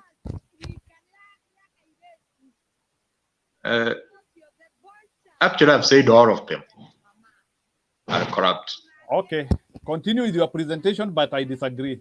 I still withhold the word all. Okay. You know the way corruption operates in Kenya, it's going to be very difficult for any person to effectively fight corruption. And the current systems we have, the courts, and the management systems we have across Kenya, is that it makes individuals to execute corruption, and in a way that an individual cannot have an evidence in court. And that is what we call kickbacks. For instance, as we speak today, in most counties, you cannot win a tender without giving kickbacks or having a pre-arrangement or a pre-agreement on the kickbacks. Maybe if you Very true. So if you go to a county, maybe there is a contract of 10 million, you are told we are going to make it 15 million, and you are going to give us 5 million cash. So you see, and the county pays that company, the documents are there, And also the company which has executed the contract will come with that money cash and will give those individuals. You see, it will be very difficult for you to trace that kind of transaction. So I think corruption, the way it can be fought in Kenya, is to change the systems. For instance, there is this IPMIS which was actually was intentionally eliminated. It was actually fought by the governors and other individuals who were profiteering from the current system. So we should have like automated systems which will make it, which actually will make all transactions to be transparent in a way. And I'm the kind of person who thinks that we should like eliminate or cash. We can do that. If we, for instance, in Kenya, actually we are a country which reads in terms of mobile banking. If we, for instance, we say we are not going to deal with cash anymore, and now all the transactions of contracts, government money can be traced accurately. That can help a lot. Also, we can do away with contracts. I feel, you know, this change which came radically about the government giving contracts, everything is about contract, even buying books, buying pens in counties, it's contract. You can do away with that. I feel a government can function by hiring workers to provide services, whether it's construction, whether it's what, it's about having workers and equipment. So this is not kind of creating too much. Everything is contracted in the government to private companies, and we have a lot of unemployed workers qualified. So for instance, if we are talking about poles, if a county wants to dig poles, it can buy drilling equipment, maybe say at 100 million, and then it hires drivers, it hires engineers, and these people will be digging poles every day. They can even dig within 1 week, the county has sufficient water. But when you find that we are giving a contract to a company to drill one pole, we quote it at 20 million. So we have like two poles in a county, and we have spent millions. So I think there is something which must change in that way for us to fight corruption. So that's my submission. Thank you very much. You know, Duke, I have listened to you for some time, and the issue of corruption, you talk about it very much. Can you please try to give me practical solutions which KKA is giving to reduce corruption? And don't talk about state capture, and don't talk about some of the things which you have been saying here. Try to give me some innovation. Give me some innovation. Give me KKA concept of fighting corruption. Today I want to understand. And then my other question is, can you explain to me what is bottom up? I want you, and don't explain to me bottom up in the American context. Can you explain to me what is bottom up according to Kenyan concept in the way I can understand? Go ahead.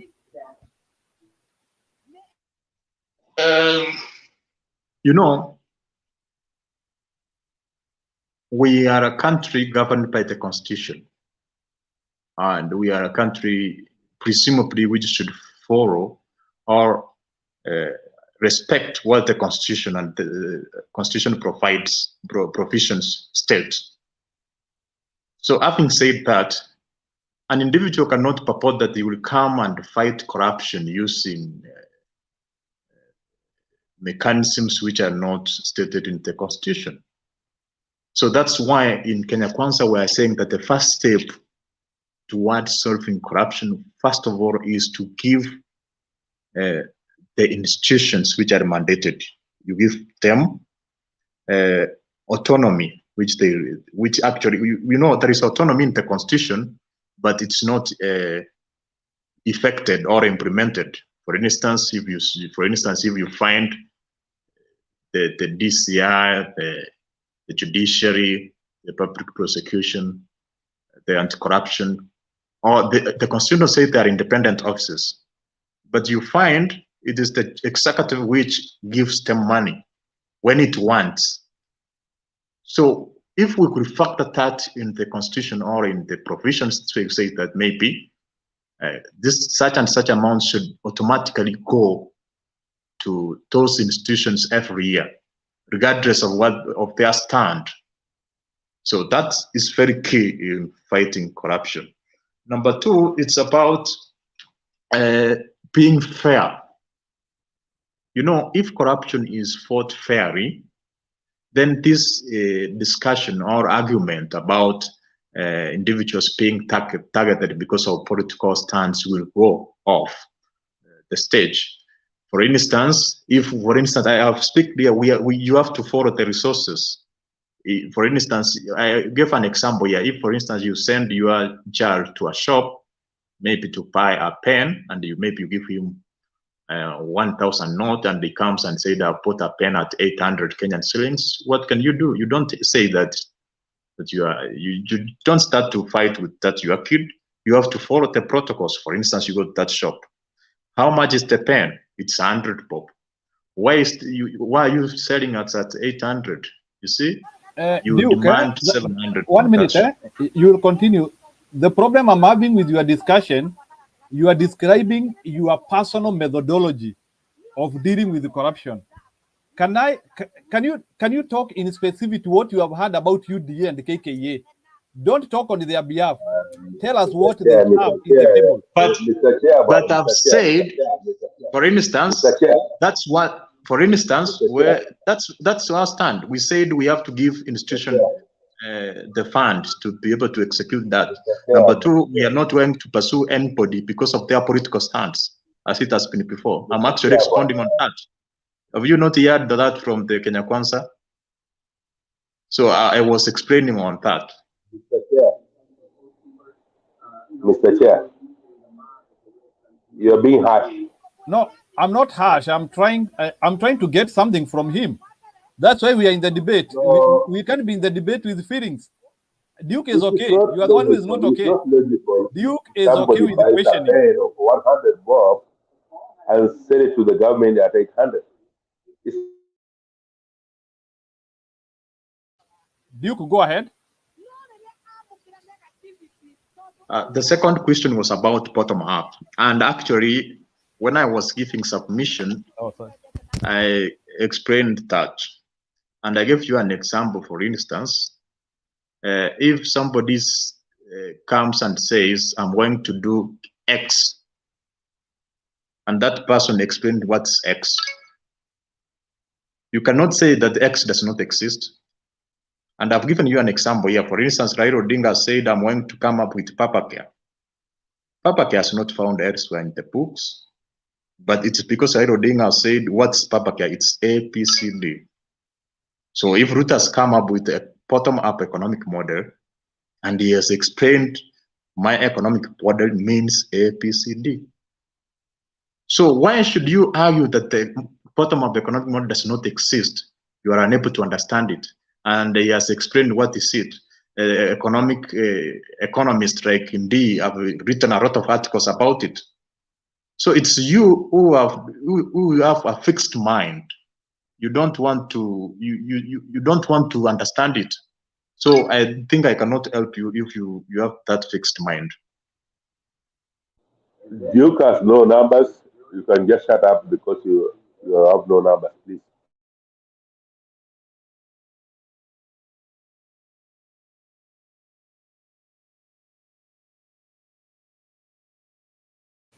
Okay, thank you, Duke.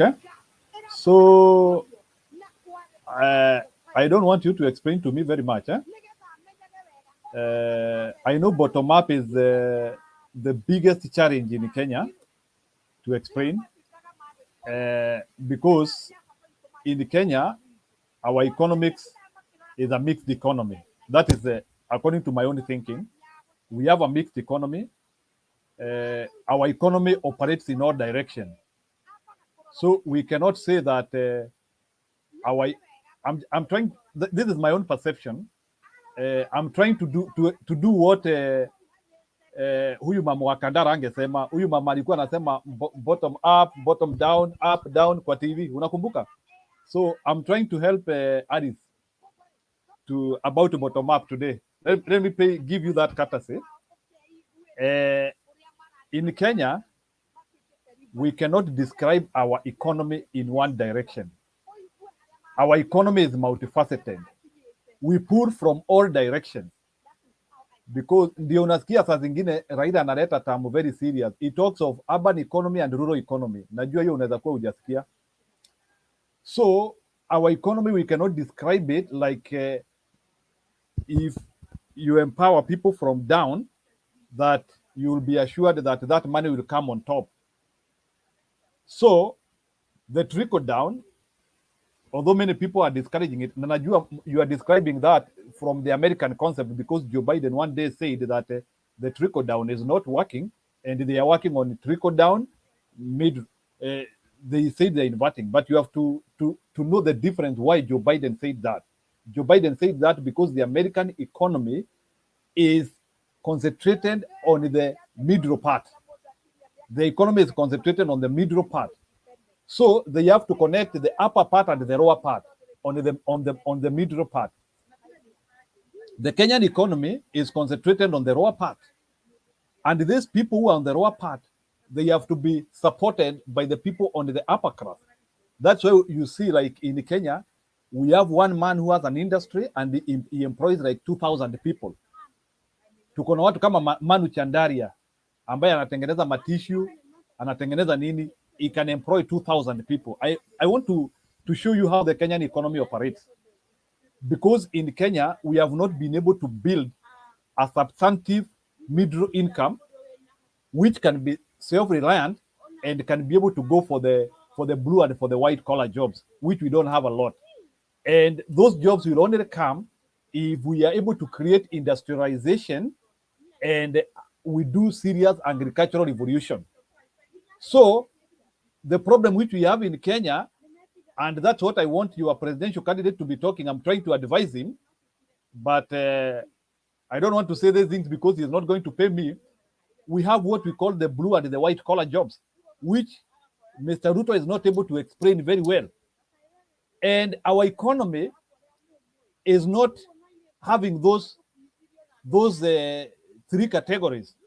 So our economy is only having the lower part and the upper part. You always hear, we always talk of the gap of the rich and the poor. And the gap of the rich and the poor is created because we have not empowered industrialization. So the day when we will empower industrialization and small scale, we will now be able to create a bigger pool of middle income. Like we will have like 5 million middle income. Middle income, they are those people who can drive to job. They are those people who can afford food. They can afford rent. Those are the ones who we call middle income. Middle income are not rich people. Middle income are people who can pay taxes and they can afford life. And if they can employ somebody, ni mtu mmoja ama wawili, maybe pengine nani and some few people, but they can afford life. The lower class, they are people who are struggling even to get food to eat. The upper class, they are the people with a lot of money, but we need to utilize their money to build the economy so that we can support. So the challenge in Kenya is the weakness of the middle class. And for us to build middle class, you need industrialization. That is what China is doing. That's the reason why we are saying China is the industry of the world. And China has been able to get away 800 million people out of poverty. When we say China has taken 800 million people out of poverty, is to get them from the bottom to middle class.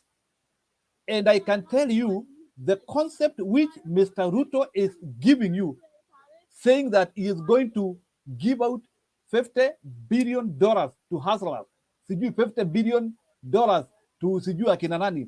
It is not a workable concept. The government will never create employment. You only empower the private sector. Ngoja kidogo, I gave you time, you rebut. You are unable to explain bottom up. So I'm trying to bring for you, I'm making you to understand what is bottom up. I'm building bottom up for you. So what is happening is Mr. Ruto, he has not told us how the private sector will be able to create jobs. Remember, government only relies on taxes, and the taxes comes from hardworking citizens. So the government will never give you, the government doesn't have that recurrent expenditure which is not being built from somewhere. Serikali inaanga pesa yake, so hata ile wakati unasikia baba akisema atapeana 6,000, he knows what he is going to build ili hiyo pesa ipatikane. So what I'm trying to explain here is that Ruto saying he is going to give 50 billion people to Mama Mboga. The government cannot give people money even unasema on a pool. That is the problem which I have with him. So he needs to refine his concept. Let's hear his concept on industrialization, his concept on agricultural revolution. I understand now. I understand now. Float numbers. It is wrong. You can go ahead, Duke, if you want to rebut that. First of all, I agree with you. But first of all, let me say this. You have said a fact here that we need to include the private sector. And I could add that to what to talk about foreign investors. But what attracts investors? If you want to set a company, what guides you for you to set a company in a particular place? For instance, what can make Toyota set a manufacturing company in Kenya? It's about what to talk about the purchasing capability of consumers. You open a business where buyers can buy your goods and services. So if you want to attract foreign investors to Kenya, you have to empower those at the bottom so they have more money, which can make them afford goods and services. And when we have more demand for goods and services, then investors will identify an investment opportunities in Kenya. And that's what we are saying at Kenya Kwanza, for instance. We are going to give, how do you empower people? First of all, you give them access to capital. So that access to capital, access to opportunities. So for instance, we are saying we are going to set some funds where those people who are in the fortune and those who are able to come up with business and something to do, so they access these funds for them to advance their creativity. And when they advance their creativity, they employ more individuals. With that, the purchasing capabilities of Kenyans will increase, and then we will start attracting foreign investors in Kenya. So that's what we are trying to say. Please mute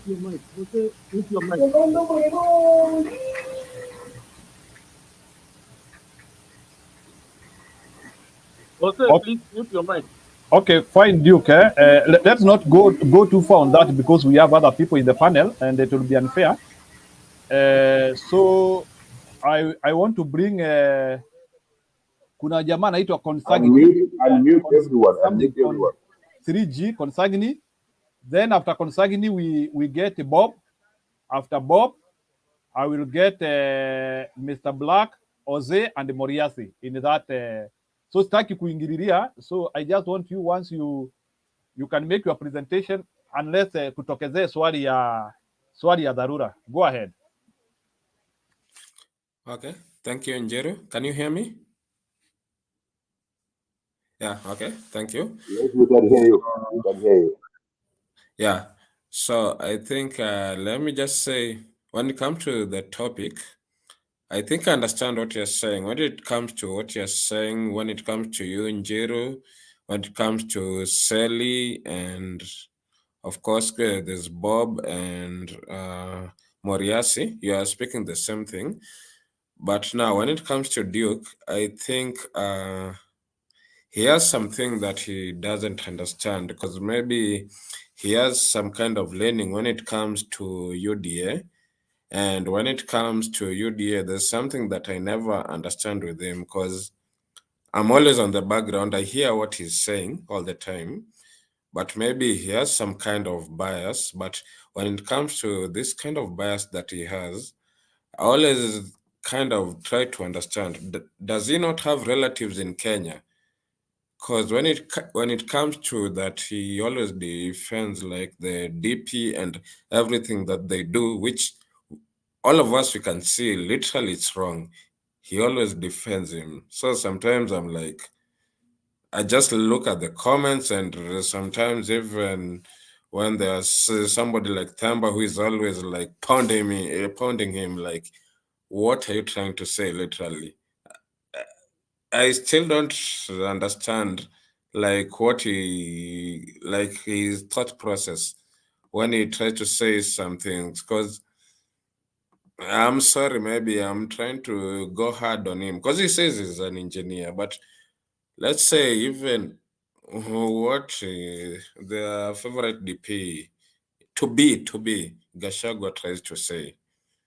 That guy sometimes he says some things like you just try to understand what he says, like even changing the uniform. Why only change the uniform from blue to yellow based on the color of the church that your wife is a pastor from?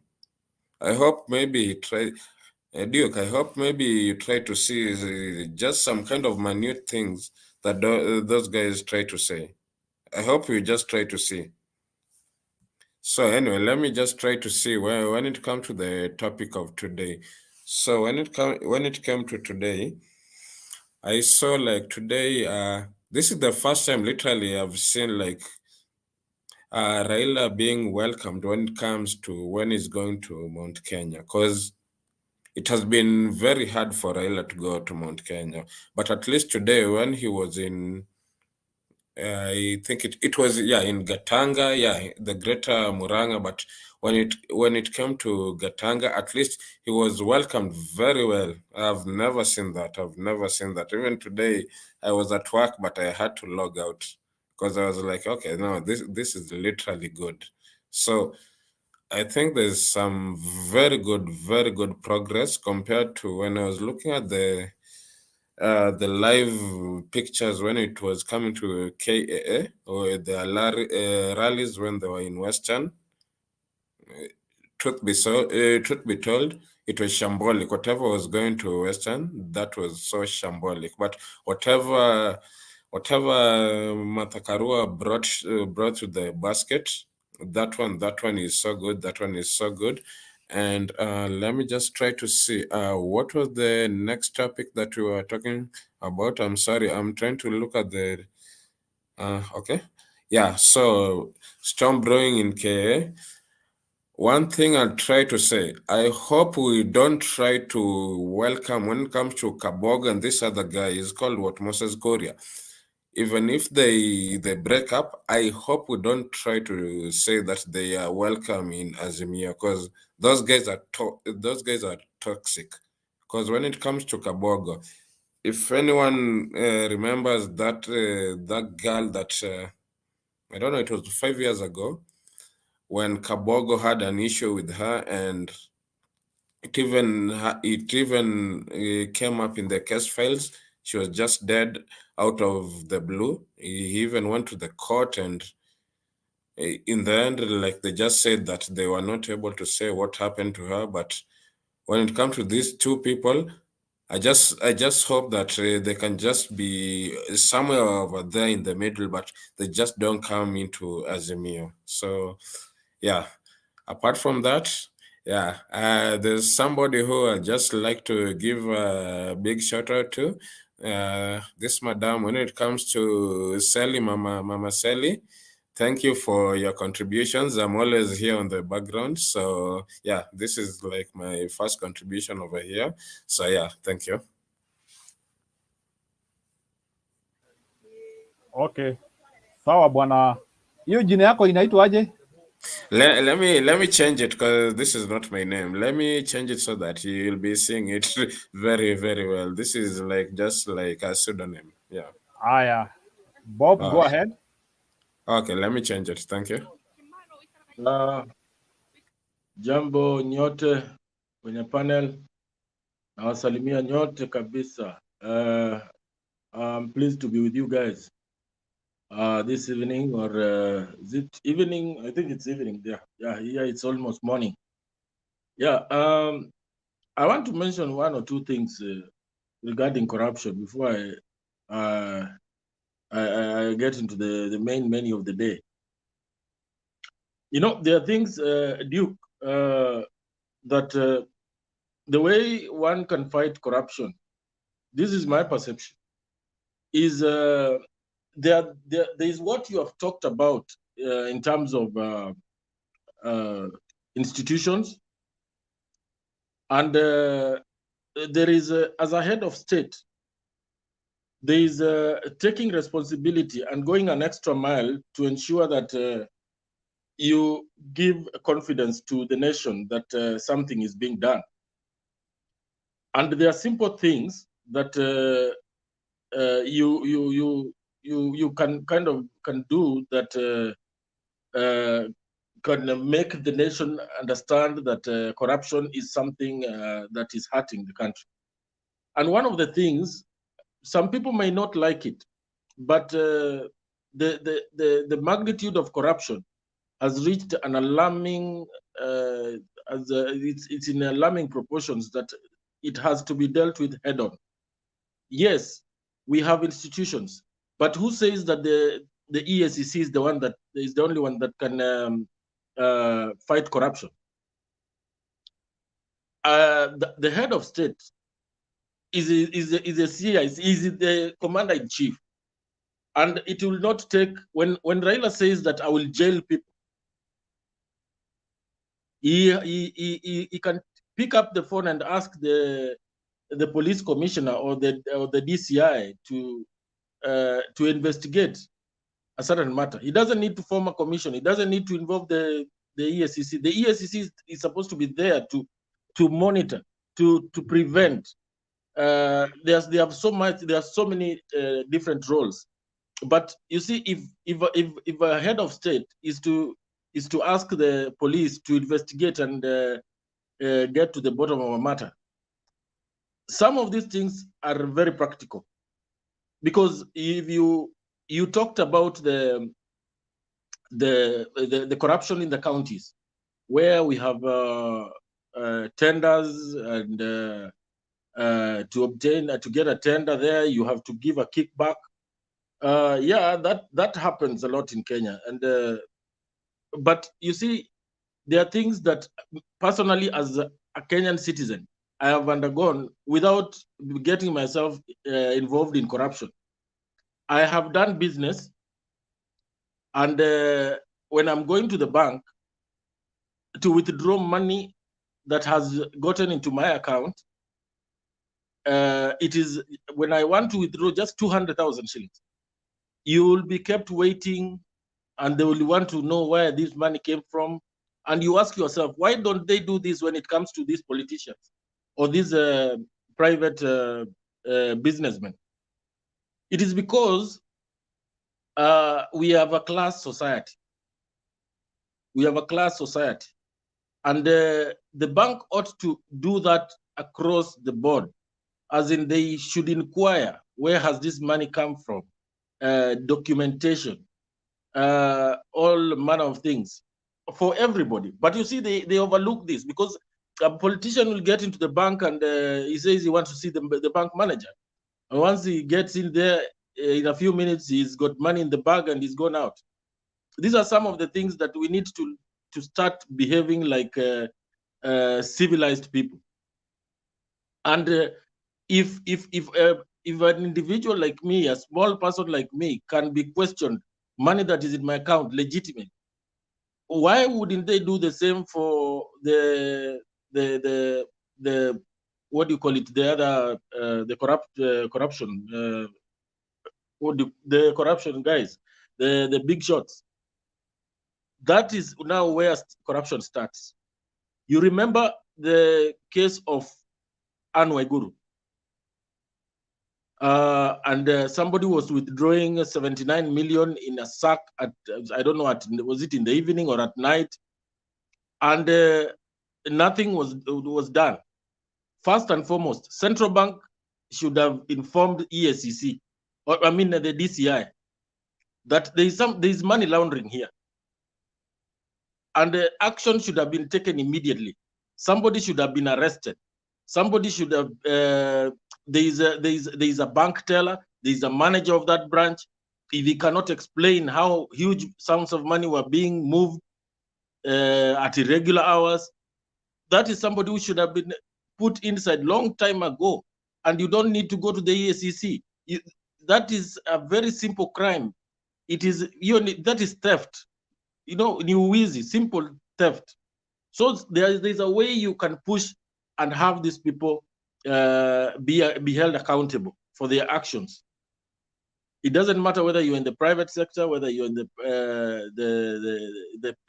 public sector. So there are those things that you can push individually as a head of state, assisted by your juniors. So I think I'll leave it at that. Let me just go to the main menu. Main menu, Raila in Muranga. It was amazing. It was amazing to see that there's a change of heart. There's more understanding of the message that is being sent across. And Raila, being who he is, he had to go for a bit of history and explained why he feels like Muranga is the heart of business. And he mentioned the big, I would call it them iconic businesses, how they started from there. There's Equity, there's Family Bank, there's Unitas, and so many other business. And that was, by recognizing them, it tells you that he wants to ensure that the business community there will feel safe with his presidency, which was a very good thing. And he was very much welcome there. And he was also very cordial and explained that many people thought that he could not climb the mountain. But Martha held his hand and is now climbing the mountain. So he gelled very well with the people, and we really appreciate that, and we want that to continue.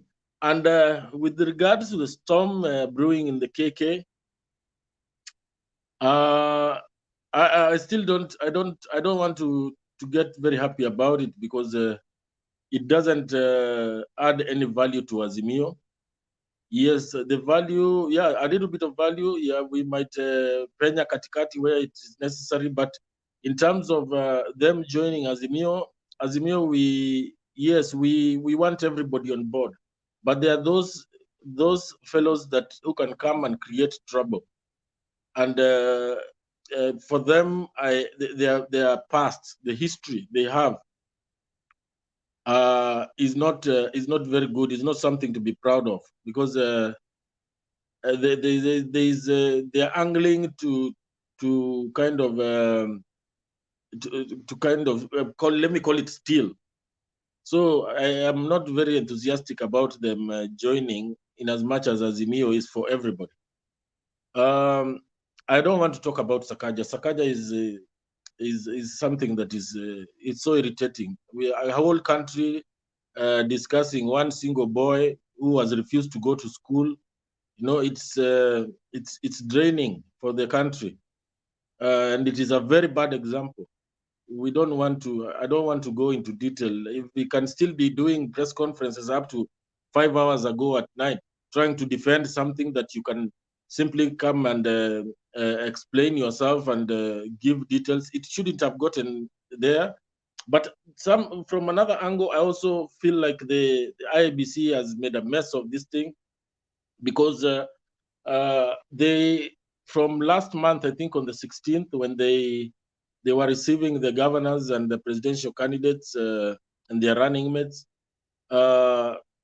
and up to 29th, they should have done due diligence and done these things before it comes to this level.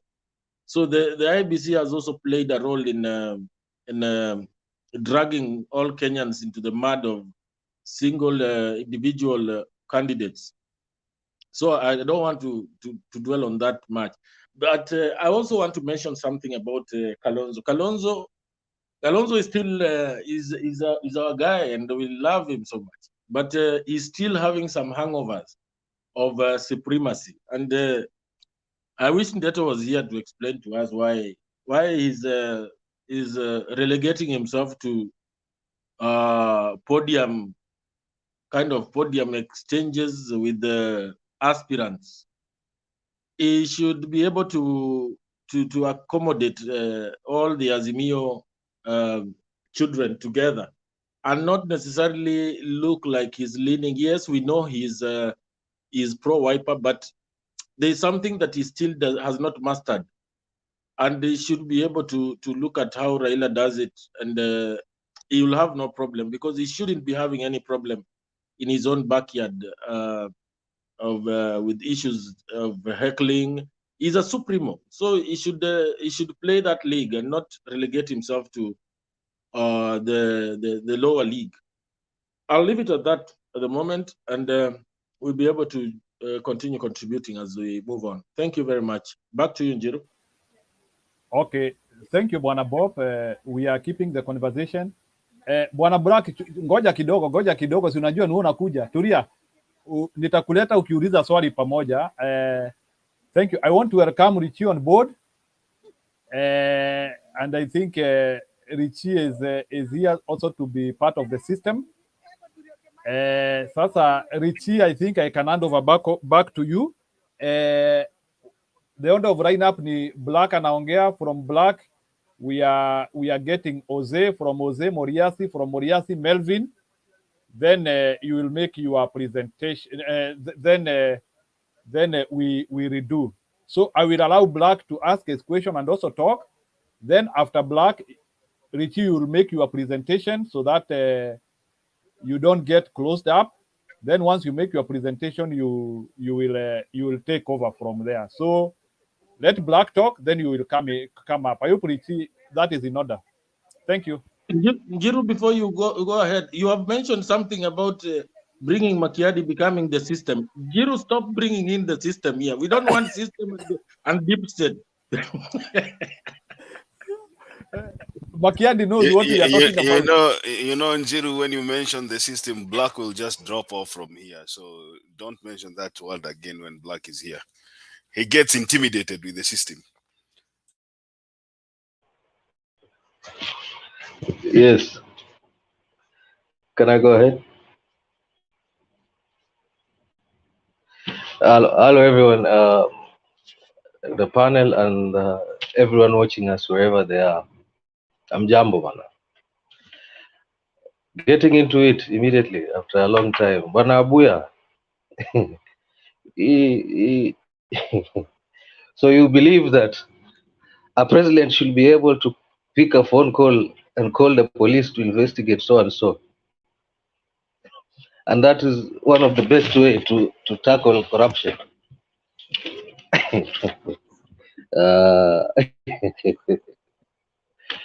Abuya, don't you think this is, you're just I don't know about your president a leeway of weaponizing the institutions?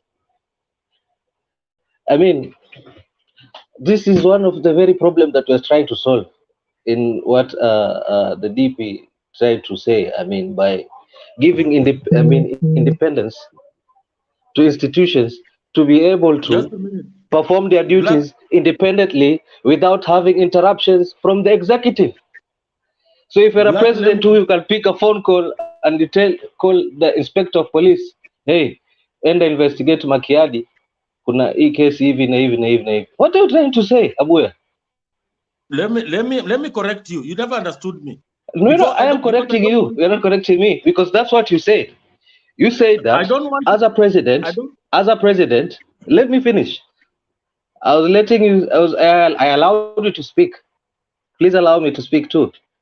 You said as a president, he should be he should lead as an example by trying to fight corruption, whereby at some point he'd take the phone, call the head of police and tell them, I mean, come on, can you please investigate so and so and so? I mean, Abuya, I would expect better than that from you.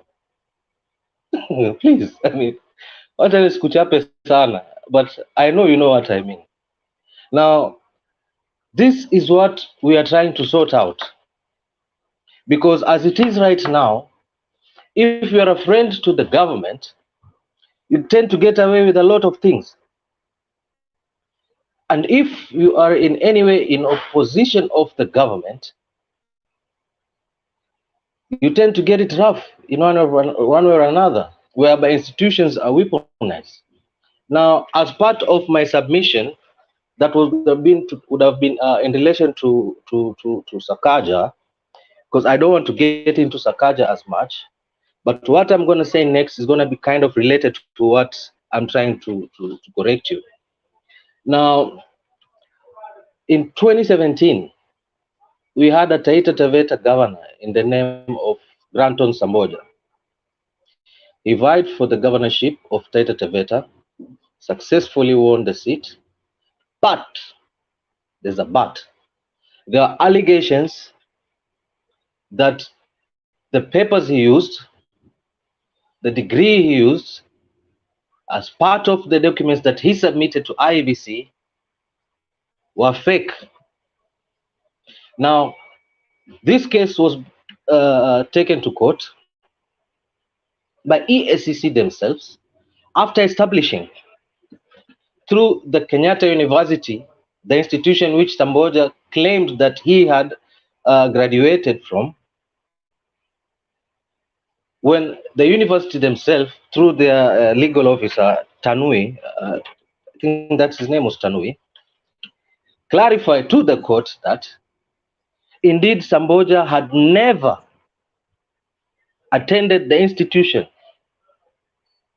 and he is not a graduate of Kenyatta University. And in saying so, confirmed that the papers that he presented to the IEBC were indeed fake. Now, EACC took this case to the court there, but unfortunately, the justice there, by then Justice is it Mutua, eventually gave a determination that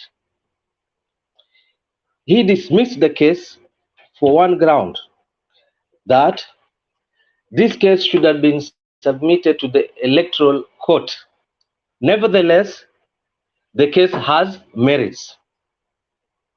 Now, fast forward 2022, Samboja is going to vie for the same. Is going to try and defend his seat, but on a Jubilee ticket. On a Jubilee ticket, government friendly. Now, this time round, is coming in to present papers from a university in Costa Rica. From Costa Rica. Costa Rica University. He says he graduated within the same time. Now, had the institutions which the DP Ruto is saying that it would be best if they would run independently by them being empowered enough financially and all that to be able to perform their duties independently without the interference of the executive. At this very moment right now, the EACC should have apprehended Samboja for having the fake documents which in 2017 they had taken him to court for.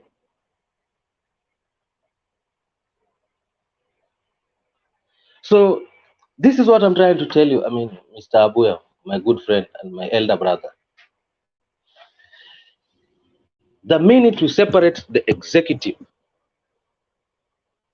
or we prevent the executive from having a hand in investigative institutions, and at that point, and at that point only, that yes, indeed, will be the beginning of us being able to tackle the evil of corruption in the judiciary, in the investigative organs.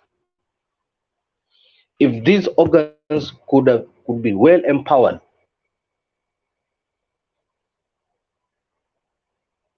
and be able to perform their duties without interruptions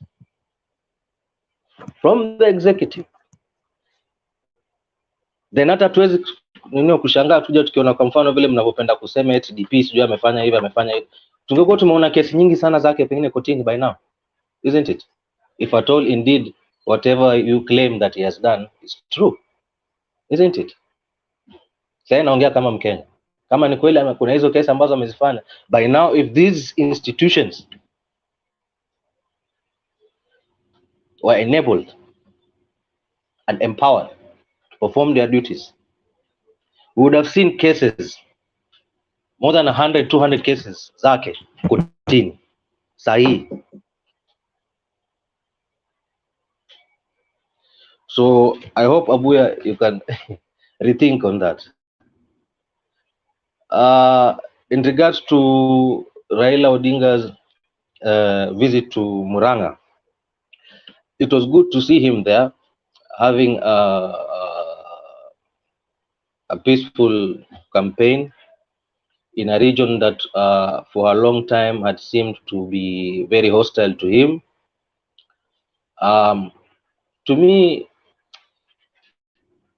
it gave me an impression of a people that has matured enough to give someone a chance to explain themselves, whether or not they would subscribe to him or not. That will be judged on the 9th of August. But at least they gave him a listening ear, peacefully, with no violence. That was great. And that's how I look at it. Nevertheless, there were some certain faces that I don't know if they were there, but I personally did not see them. I hoped to see Kanini Kega. I don't know if he was there. If he was there, please correct me. I did not see him. There's that MP of Nyeri, is it Wambugu or what? I cannot recall his name. I did not see him. The vocal Jubilee MPs, I was looking for them. I did not see them. So if there are, please, I hope as we proceed, maybe unaweza kunieleza kwamba yes, kumbe walikuwa huko, but from what I recall, I did not see them. Could they be hiding? Because if I recall very well, just yesterday, Martha Karua was trying to tell them, musione haya, musiogope kuongea kuhusu baba. And this, she was addressing the Mount Kenya leaders that are claiming to be supporting Raila, that are going to be vying for MP seats with parties that are friendly to Azimio, e.g. the Jubilee Party. Kwa nini wanajificha? Wasione haya, wajitokeze mbele. Because up until now, most of them do not have the portrait of Raila Amolo Odinga on their posters. Now, as per Kabogo's boycotting, to me, I see it as a wise move for him to try to get a sit down with the DP and the other principals, whereby they can iron out, the modalities on how they can have peaceful campaigns without creating scenes. But when I look at what transpired, it would be far much better than what I saw happening today in Kitui. And the other day when Raila Amolo Odinga and the other colleagues of Azimio, was it Machakos or somewhere, where there was an almost brawl that occurred there. In a way, I would think that I would say that there's maturity in the way that we are dealing with our problems. Thank you. So, wacha nisiongee mengi, mengine nitaongea baadaye as we proceed. But most of all, I'm grateful for having this time after a long time out of the panel. Thank you. Karibu sana Black. Thank you so much for coming back. You are always welcome here. Before I give Bob Papa a chance to question you, I think we are past the issue of Raila's portrait or picture on people who are running for office in Mount Kenya. I think we are past that because William Ruto himself does not even have Gachagwa's picture on his portrait. If you walk around the country, it's only William Ruto for president. There is no sign of Gachagua. So I don't know if you know that William Ruto is supposed to have Gachagua's portrait or picture on his banners, but that's a story for another day. But there's one thing I wanted to ask you. I know there are a couple of questions that will follow this. Which party did Granton Samboja run with in 2017? Because I heard you talk about how the system has always influenced corruption cases, especially when it comes to governors. So Wiper. And you said the reason why he was not prosecuted, or maybe I heard you wrongly, the reason why he was not prosecuted is because the executive helped him, right? The reason why he was not prosecuted, as I said, not prosecuted. The reason why the case was dismissed was that the judge then, Justice Mutua, said that the EACC ought to have taken the case to electoral court and not the constitutional court. Okay.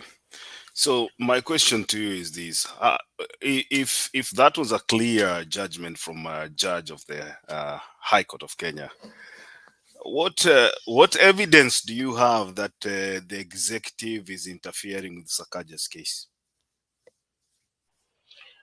Now, understand me here. It is EACC themselves that had taken Sakaja to court the first time. They have enough evidence that indeed, Samboja. No, I'm past Samboja. I'm past Samboja. Right? Yeah. Past Samboja. Now, the question that I was wondering is this: out of coincidence, let me just say that it's out of coincidence that this time round is chosen to defend his seat on a Jubilee ticket. The ACC does nothing and the DCI does nothing. Yesterday, we saw Johnston Sakaja. He had reported to the DCI. Why? Because they say that they wanted to prosecute him, or rather they wanted to investigate him because of having a alleged fake degree. Now, I would expect the same. No, Black, you're not answering my question. What evidence do you have to insinuate that the executive, which also Sakaja has said that the president himself, what evidence do you have to insinuate that the president and the executive in general is influencing Sakaja's case? That's my question to you. In regards to Sakaja, I did not understand your question before, but now nimekuelewa swali yako. At no point did I say that Sakaja's case is being influenced by the government. I gave an example of what happened to Samboja because I was relating to with Samboja. Samboja was the name in my lips. Okay. Samboja was the name on my lips. So from where I see it, you've admitted that you have no evidence that the executive in general influences corruption cases. From where I've spoken about Samboja. No, Black, don't be selective. Don't be if you don't have an answer for that, you can decide to let it go. But Bob Papa. Go on. Black, I want you to, I realize that you have really made a meal of my statement and you tried to run away the way you do. Let me assure you one thing, Bob. I mean, Black, and I don't know why you keep, you are black, you wear black. That one you'll tell us another day. Now, let me tell you this. As head of state, this is not something that is negotiable. There is no way a head of state can see the police being lax, can see institutions being lax, and not call them to ask them for results. That is out of question. They are independent bodies, but they must be. The head of state has got authority. That is why he is commander in chief. And if he feels that there is something that is going on wrong, there is corruption somewhere, because he has the NSIS, not NSIS, please. I'm sorry, I'm almost getting into the mix up like the DP. He has the NIS, which gives him details of what is going on around the country. Don't be surprised, even wherever you are, there is an NIS guy near you.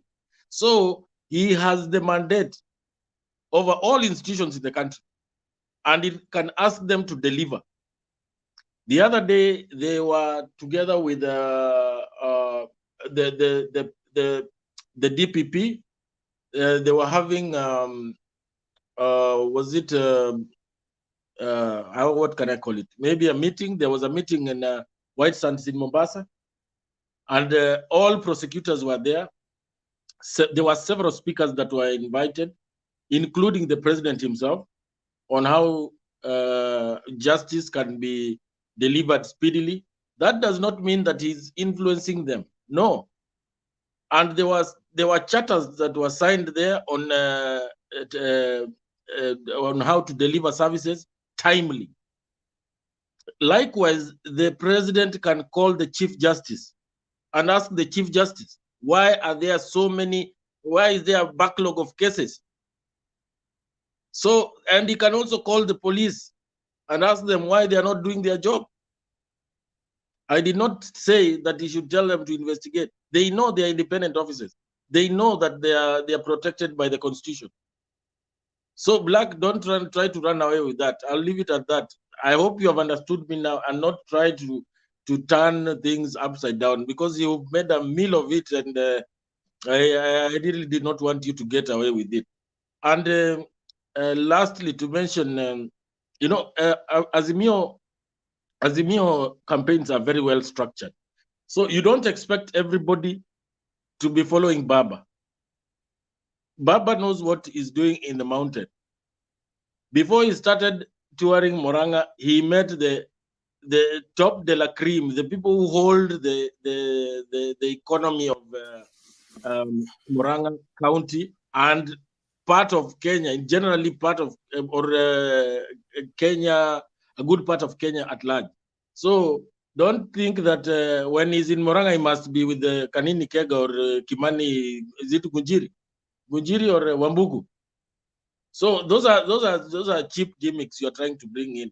And let me also confirm to you that from Eldoret to Nakuru, a friend of mine who was driving from there yesterday, he told me that there are 6 very big billboards of the DP.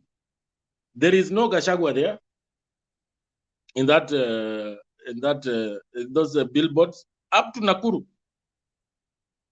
and from Nakuru up to Gilgil, there are 3 more. So don't forget about telling us about the mapicha ya nini ya is it Raila? MPs, thank you, Bob. You've made your point. So, Black, these hula baloo about MPs and MCAs putting Raila Odinga's picture on their posters. Please, we are past that. I think we stopped talking about Raila's pictures on MCA's posters a long time ago. Please tell William Ruto to put Gachagwa's picture on his billboards. That's more important than having an MCA with Raila Odinga's picture. I want to move the wheel forward, unless you have something that is really, really burning. I give you a minute, and then we go to Kose. No, I just in regards to Martha Karua's statements the day before yesterday, it gave the impression that she was trying to speak to some Mount Kenya leaders of Azimio that are somewhat shy, if I may use that word, of associating themselves with Raila.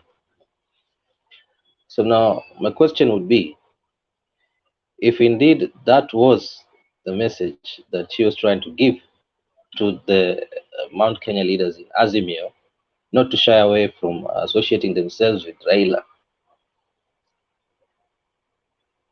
Question is, why are they doing that? Okay, that's a good question. I want to go to Kosea because I think somebody will answer that. But it's true that Martha Karua has been embraced very well in Mount Kenya region. And I think the kind of support she gets from Mount Kenya region is unexpected. I don't know why she had to tell people that. I don't know. I cannot speak for her, but I believe she has her own reasons. And I don't think in a contest like this you expect people to be forced to do things that they don't want. Contestants are free to put Raila Odinga's the R sign or the picture if they want.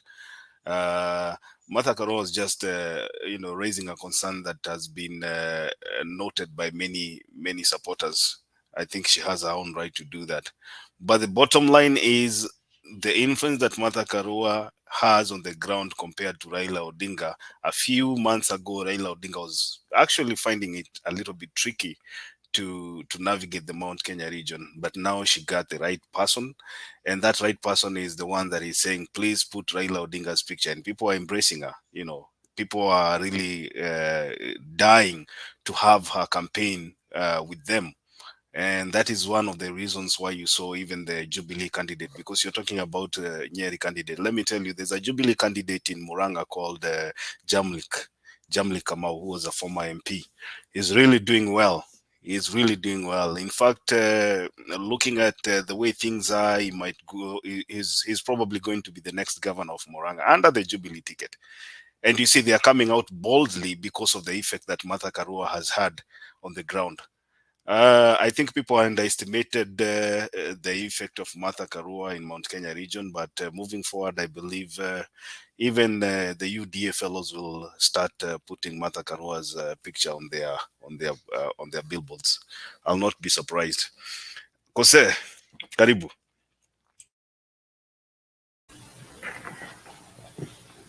Oh, yes, good evening, everyone. Good evening, Cheb. Good evening, Cheb. Good evening, Richie, Black, Andrew, Melvin, Black, and Njiru has gone.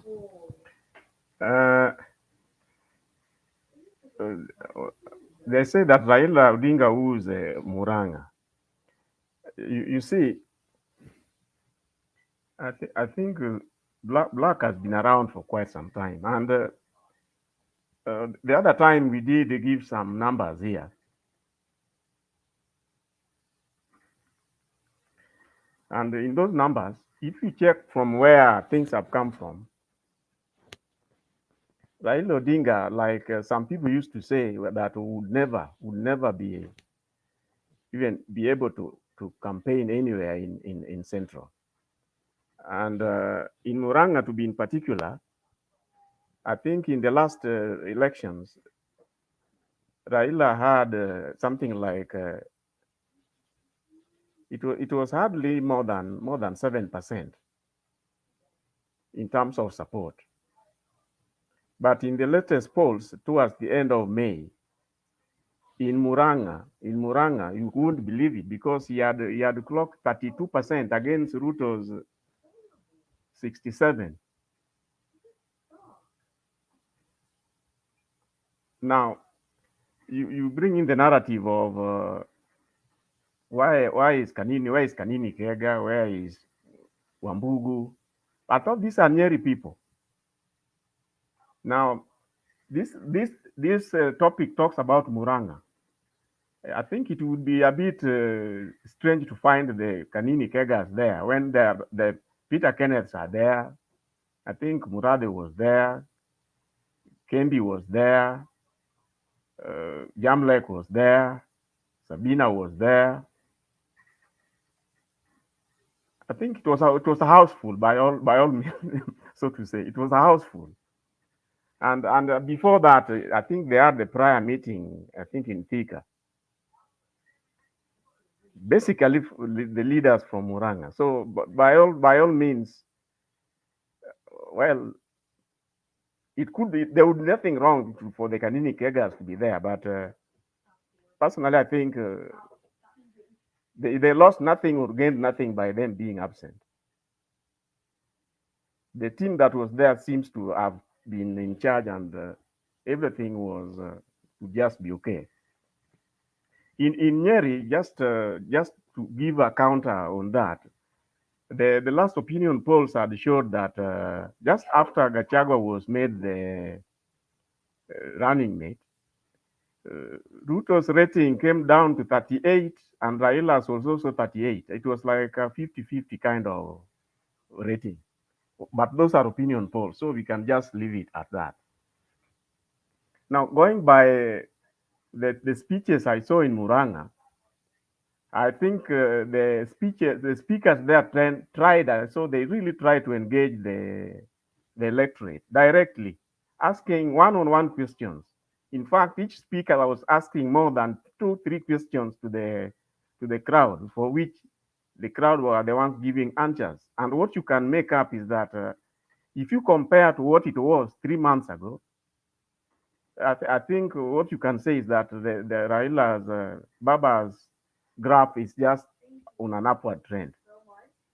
And from the look of things, it will even be very soon. It will be maybe it will overtake the DP's graph, especially in Muranga and Kirinyaga.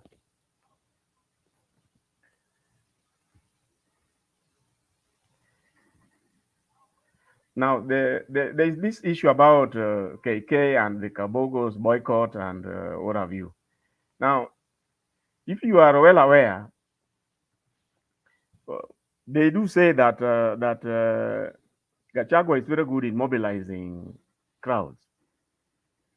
Unfortunately, from the last crowds which have gone for rallies in Kiambu, remember there was a time Martha herself was there, and what transpired is that Gachagua had mobilized crowds there to go and boo her.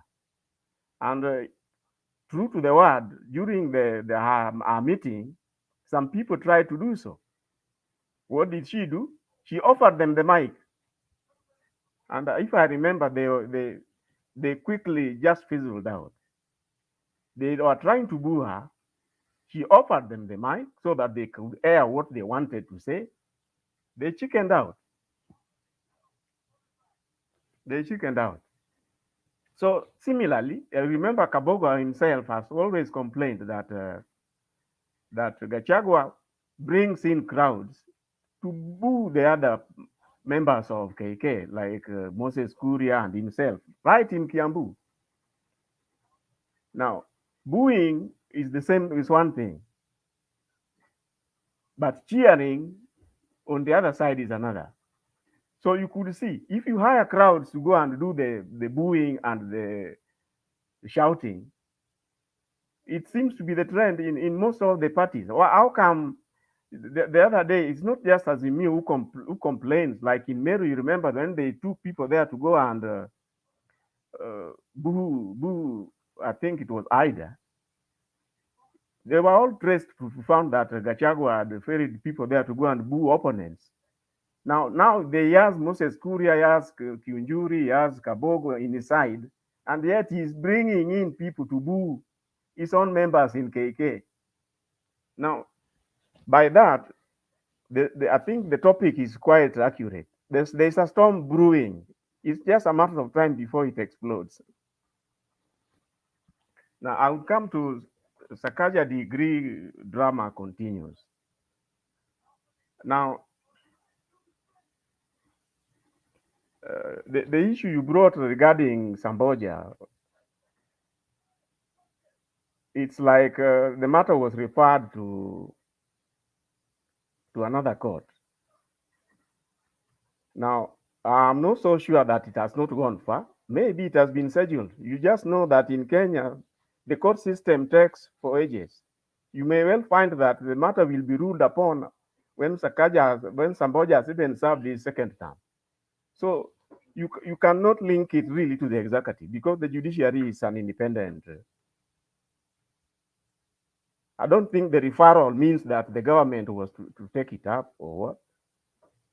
The court proceedings should have taken place as was directed by the other judge. So squarely, we should know exactly who do we blame on that particular issue. Now back on Sakaja. I did say yesterday that I'm still at a loss exactly as to what is happening because I'm trying to blame Sakaja so much, but the respect I used to have for Sakaja, he has refused to go. I still respect him. I'm just praying that all these things may be untrue. But if I'm shocked like this, and Sakaja is DP's candidate in Nairobi, now I hope you are aware of the veracity that that case, how Sakaja got his degree, okay, so verification in a matter of hours. Now today, when I see in some of the, I don't know how far they are true. Somebody I think went ahead and tried to investigated who are the in the board of, is it the board of governors in that university, and it is surprising that Farouk Kibet is one of them. That straight away brings us to wonder when the DP was saying that Sakaja has a degree, this and that, and that he will be in the ballot anyway, and he's saying he wants to be president, and he's saying somebody who is being accused of malpractices will be in the ballot anyway. You wonder what he stands for. You wonder what he stands for. If it is true that Farouk Kibet is a member in that board at that university, well, I don't want to join the dots now. I think I'll wait a few more days. But now brings me back again, duty today. Today, the DP was again. Me, I always have issues when the DP says that he wants the presidential winner this year or this 2022 to be based on records. He keeps repeating records, track records, and Maendeleo. So he was at it again. Now, Murabadi was next there, and he was talking about the debts and the economy. The economy is in bad shape. Now, we all know that what has brought this economy to where it is. Kenya Kwanza will never miss to talk about the crippling bad debt which is bedeviling the country to the doldrums.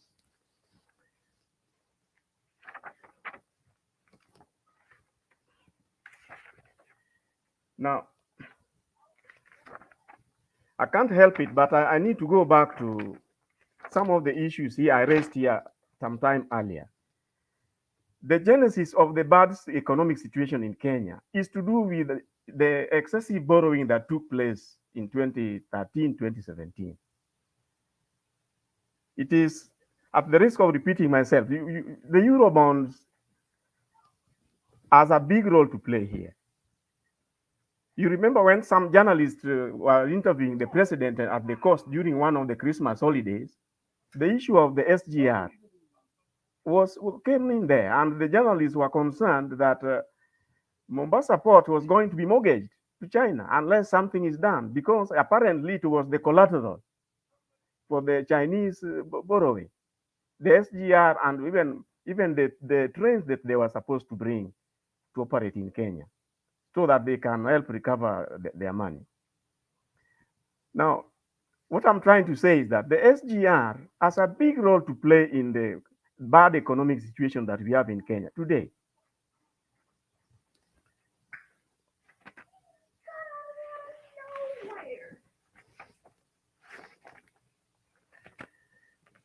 Now, the MD went out at a long length. He gave a very long speech. He was saying how people have to show their maendeleo.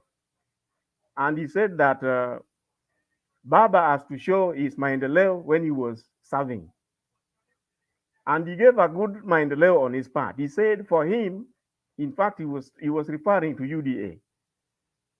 Interestingly, UDA was not there in 2013, 2017, but in his speech, he was talking about the UDA, how they have done roads, how they have done electricity,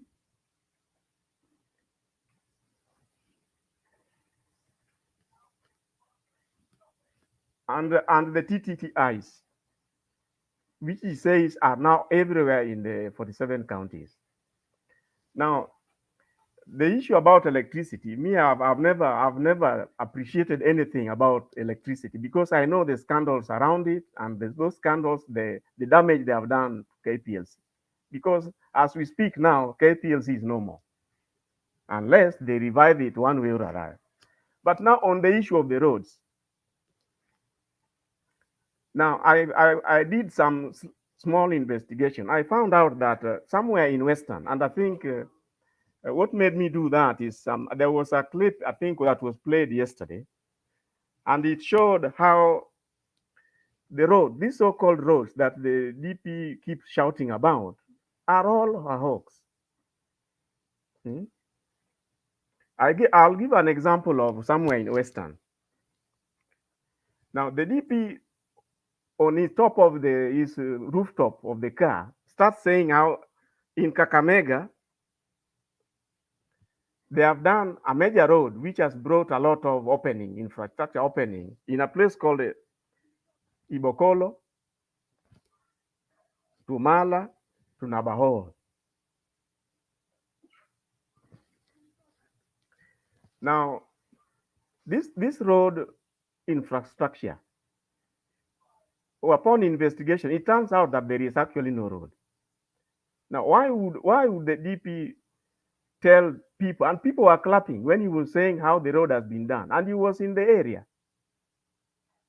So who are these who are clapping for him? Maybe they were the transported supporters, because I doubt whether the people in the resident in those areas would be clapping. But nevertheless, never mind that nobody would question him at the top of the rooftop of his car that, look, the road is not there.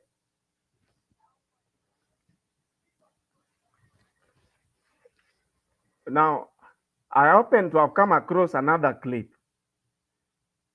Again in 2015, he was saying that they are completing 5 studies. And he did mention that one of them in Chuka was being done in the next 3 months. It was never done. Now, where is the record which he stands on to support his appreciation of people should be elected on records? Unless you want to say he was not in the government, but you can say so in 2017, 2022, but 2013 to 2017, surely he was very much in government. And that statement about 5 studies plus another 4, and the one in Chuka, all these were in 2015. 2017 came, no such study were completed. So where is this record that he says that Marau, this time round, anasema watu ni tepeli, watapeli, matapeli, waongo, wakora. These days I don't know this tapeli, which is we. Everybody, according to him, are watapeli, wakora, na waongo. Anyway, I'm at a loss what record he has to make him be elected the way he keeps saying. And if you want to believe it, tomorrow he will be in another rally. You will hear how he talks of electricity, TTIs, and barabara. These days he doesn't talk about the SGR, I think because he realizes it has attracted too much scandals. I'll stop there. Thank you. Thank you so much, Jose. I don't know if you posed any question to Black, but I would like just first of all to welcome Demba because he's going to take over the moderation from me. And Demba Karibu, I think Moriasi, I think I had seen you submit, but I don't know if you have anything to say before I give 1 minute, right? Okay, go ahead. The rest, I think I agree with them. Maybe Brack was not here and Demba, and few maybe. And the other brother was Sarah Daktari. So, Mama Selina, we were together here already. She's waiting. She's observing up. Then maybe she will advise Brack how to advise Sakaja to go about it. And I have one thing I want to put across that I heard it about this bottom up. As Mio, we are saying about kuinua uchumi, weka viwanda huko mashinani. Sasa nyinyi kwa bottom up in Swahili, why don't you want to, how do you call it so that we can borrow that, we can understand? You are telling us in English. Tell us in Swahili where Mamboga you are talking about. We can understand what is this bottom up. So Bragg, sometimes you are engaging with Duke. Duke is talking technical things we don't understand. The Greek. And the Greek we did is in science, physics and chemistry and all. It was a French language interpreted to us. So please, can you try to translate it? I hope there was some problem with translation, but I think if you can translate, even in Kikuyu, we can understand. So tell us that, and then from there we can now see, because if it is true, it's a good concept. You might have borrowed from us, and now you have ran away with it. We don't mind. We would at least, if we are all Kenyans, and if it is a good, it will help us all. So please, I leave that one, and then as you explain to us, and also further, if this gentleman was your classmate, please don't keep quiet. Just come up and say he was my classmate, and big whatever, may have lost the document, and that's why he went maybe to DCI today to report. It's okay. Then they can drive it from the system. So please. So what I would only say is that that is what made me to wake up when I heard Duke was talking about the bottom map and other things about this. And I said, no, even if Black is not there, let me go and we talk, because maybe Black may try to help us. And that's why we always engage on you, because sometimes you have some substantive things that you speak that we look at. However much you try to harm us, but we accept to take a punch, but also we give you some more. So about today's issue, I spoke about it, and again, I feel that I don't have to repeat it. But about mother talking about that the people were shy, it told them that the form today is mama na baba. Feel very freely that now Wamaito in the language that now a chamba, they call her chamba. Brag knows. Now be free, take it, mama na baba. I've hold him up and down the mountain. It was very clear. She elaborated it and gave them a way forward. And today she was given freely support to be all over. She has been released to the Kenyans people all over the world and wherever she wants to go with the Baba. So Black, please, yes, you may think that it was it, but also from your side, man, there is a lot of block. If you are running it is nowhere, then I think you must have more weight than yours. So, and for that few, for me, I can say we are good to go. And about another point that I was feeling that we need to look at is this thing about the other people who did something, the information which is not available. And the agents who are working on it, there are some information we cannot get it unless we are interested in it. So we don't want to assume that they did, they know it. Maybe they went and I sorted it out and the person said, surely I was wrong, I apologize, I've got it the right way, he got the papers which is required. Where he can answer, I think the person concerned he can give you the best answer. And that is what I feel that we need to work on those facts and then be able to put up the points clear to the people. And about the DCI, I think these things are the things see with this, these are a branch of the executive.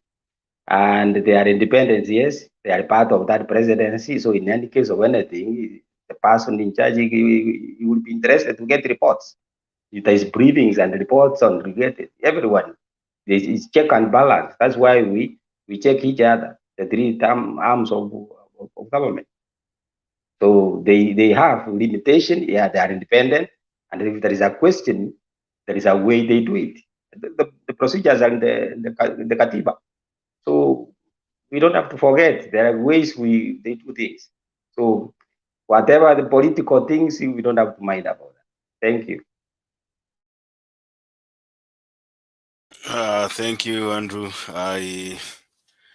I don't think Black wants to respond to you right now, because if you ask Black to explain to you what bottom up means in simple terms, I don't think he would be able to do that, because up to now they have not brought forward their manifesto, and until they bring a manifesto that we can interrogate, I just want to take whatever Black says, and also Duke says as just from the face value, because even the deputy president himself has not even spoken about the manifesto. The last time I heard the deputy president being interrogated about the manifesto, he said he will be releasing his manifesto, I think next week or next week but one. So Black, I would save you that question. Please don't answer that right now. We'll have a time to interrogate your manifesto, just like you can go anywhere right now and find the Azimio manifesto. At least if we talk about a document that exists, we would be doing justice to everybody that is listening to us. But if you come here and start telling us about bottom up and you don't have a document that we can interrogate, then I think we'll be wasting your time and our time also. So you'll have an opportunity, I believe, and Themba will give you an opportunity to respond to some of these issues, because we want at least to move forward. And Themba Karibu, as you give your submission, I hope you also address some of the issues that Black, I don't know if you're listening on the side, but it's okay. Karibu. Thank you, Makiadi. Good evening, everyone. Good morning, good afternoon, wherever you are. I just want to address myself to one thing. The Sakaja one, I want to leave to those who are excited about it, so that they can partake of that, because I think it's more of a comical and a lot of comedy involved in it right now. And we'll wait for the final verdict, hopefully on 22nd, when he has been told to appear. So we can hold our horses, but the drama is just interesting. What I want to comment on are the first two, Raila and the KKA. KKA, which there's no, I want first of all to say there's no KKA. It's UDA. UDA, because there's no KKA. Now, in the sense of it, figuratively, it is a car that the engine is leaking. It has a puncture.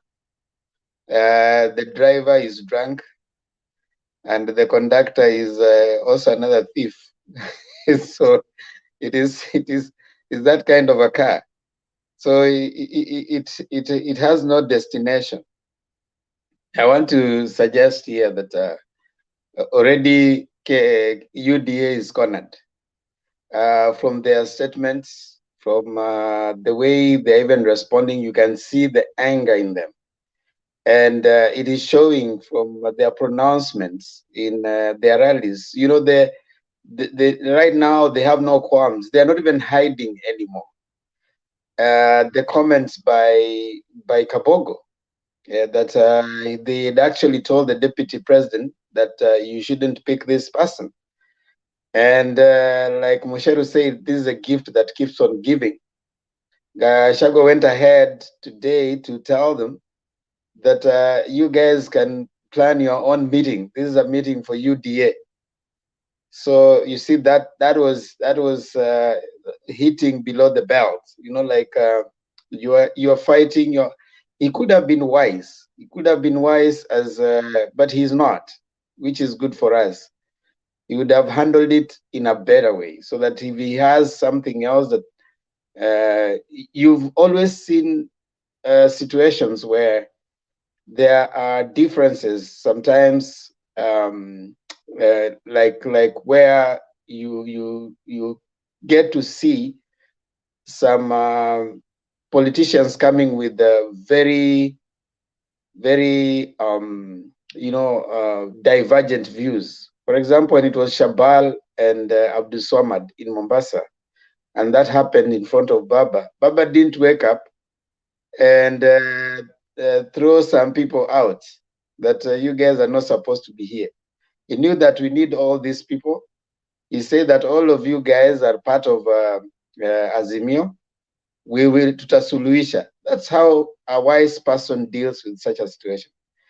But what did Gachagua do? Gachagua goes and says that ninyi tokeni hapa muende mpange mkutano yenyu, you know, and you are addressing people who are supposed to be in the same train as you. So already that showed that there's a lot that is going on, and we from that statement showed that this vehicle is leaking. Now Ruto is a cornered man. You know, when he goes to Kisii, as soon as he leaves, ODM is wiping that off. He goes to Western, as soon as he leaves, DAPK and ODM is on his back, wiping that off.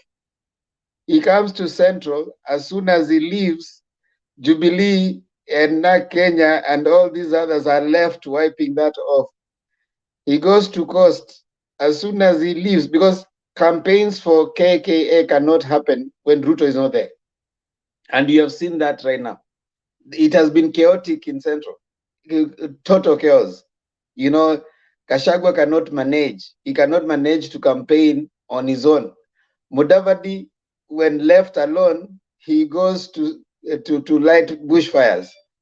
When he was left alone to go to Western and campaign for Kenya Kwanza, he went crying of how the people should give him ANC MPs, but not UDA. So what happens? Ruto decides that now I cannot let these people go and campaign there alone. I have to go there with them. So he rushes to Western. As soon as he gets there, there's fire in Central. Gachagua is lighting other fires in Central. Kabogo has decided that now we are boycotting this thing and we are not coming. So he has to come again probably tomorrow to come back to Central to try and calm the fires. And as he's coming, DAPK is going to be left to wipe out whatever he has been doing in Western. And in the meantime, there's nobody for him in Kisii, because the people he has set up in all those places, they are not very strong politicians who can campaign by their own. And the danger in Kenya Kwanza is the kind of an arrangement that they have. The arrangement is based on whoever will bring the most MPs is the one who is going to get the biggest share. So that means what? You guys are continuously in a fight. And so he set up the problem that you're seeing in Central right now. Because Gachagua has to bring MPs. He has to bring UDA MPs from Central. He has to bring UDA governors from Central for him to even deserve the part that he's playing. So that means what? Effectively, that blocks. And of course, you see the noise that they're being bullied. Definitely, the deputy president is the president is UDA. The deputy president is UDA. So that will be effectively a UDA government, right? So if you want a UDA government, there's no way the deputy president has told them, you guys go bring 50%. He's not going to fund your people. You got to fund your people. And so when he comes to Central, he is funding his own people. He's funding UDA. Now, what does that mean? Kabogo and Moses Kuria cannot sit with Gachagua. Gachagua, the one they were supposed to be sitting to. You remember the deputy president telling Gachagua that I'm giving you your role number one, task number one is to sit with Moses Kuria and come up with an economic plan. So how is Moses Kuria going to sit with Gachagua to come up with an economic plan? And then the same people are supposed to come.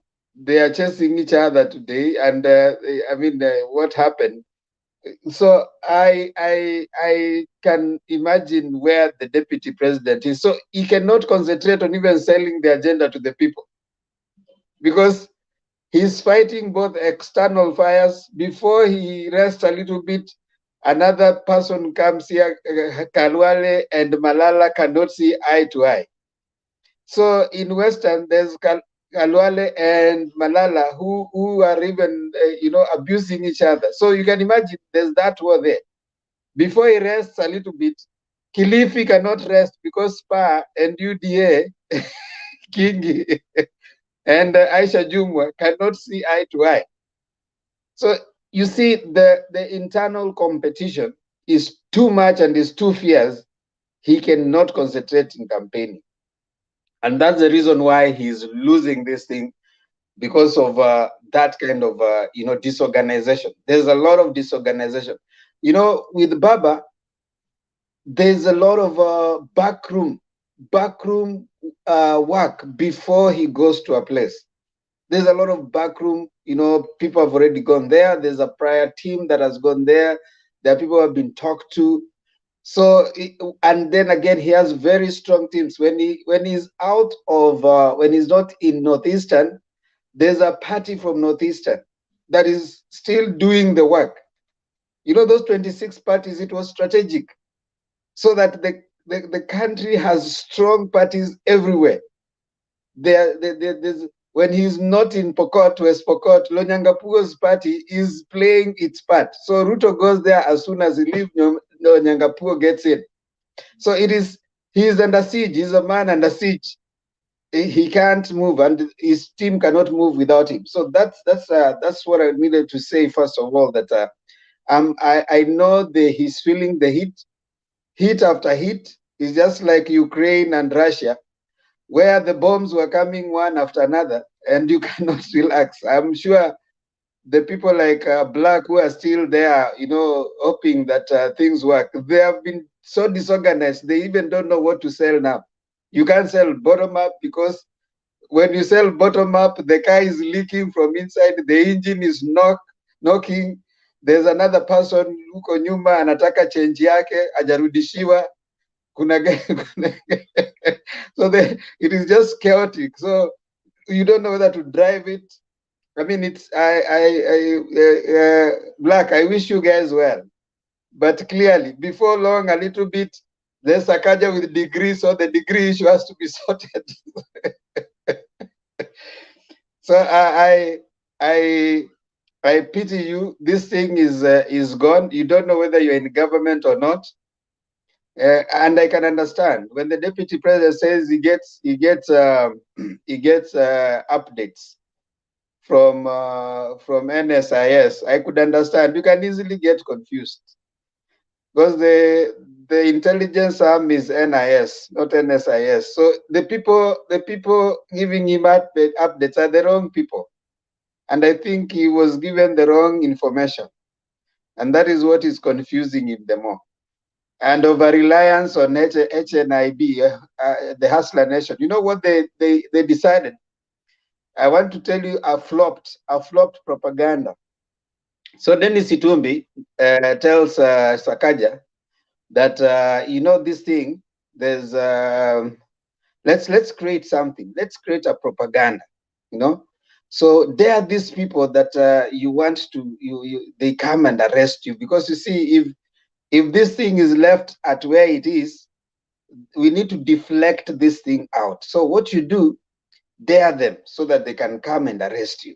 So he goes and Itumbi tweeted, that, oh, this and that. And then now the next thing they realize, these people are not coming for them. So Itumi tells him, now what you do, take yourself there. And then when you take yourself there, what they expected to see didn't happen. What they were expecting to see was, as soon as they tweet that Sakaja has been arrested, they were hoping Nairobians, the so-called Hustler Nation Nairobians, will be up in arms. They will demonstrate. They will go there and say, release our governor. Nothing happened. The guy walked in there.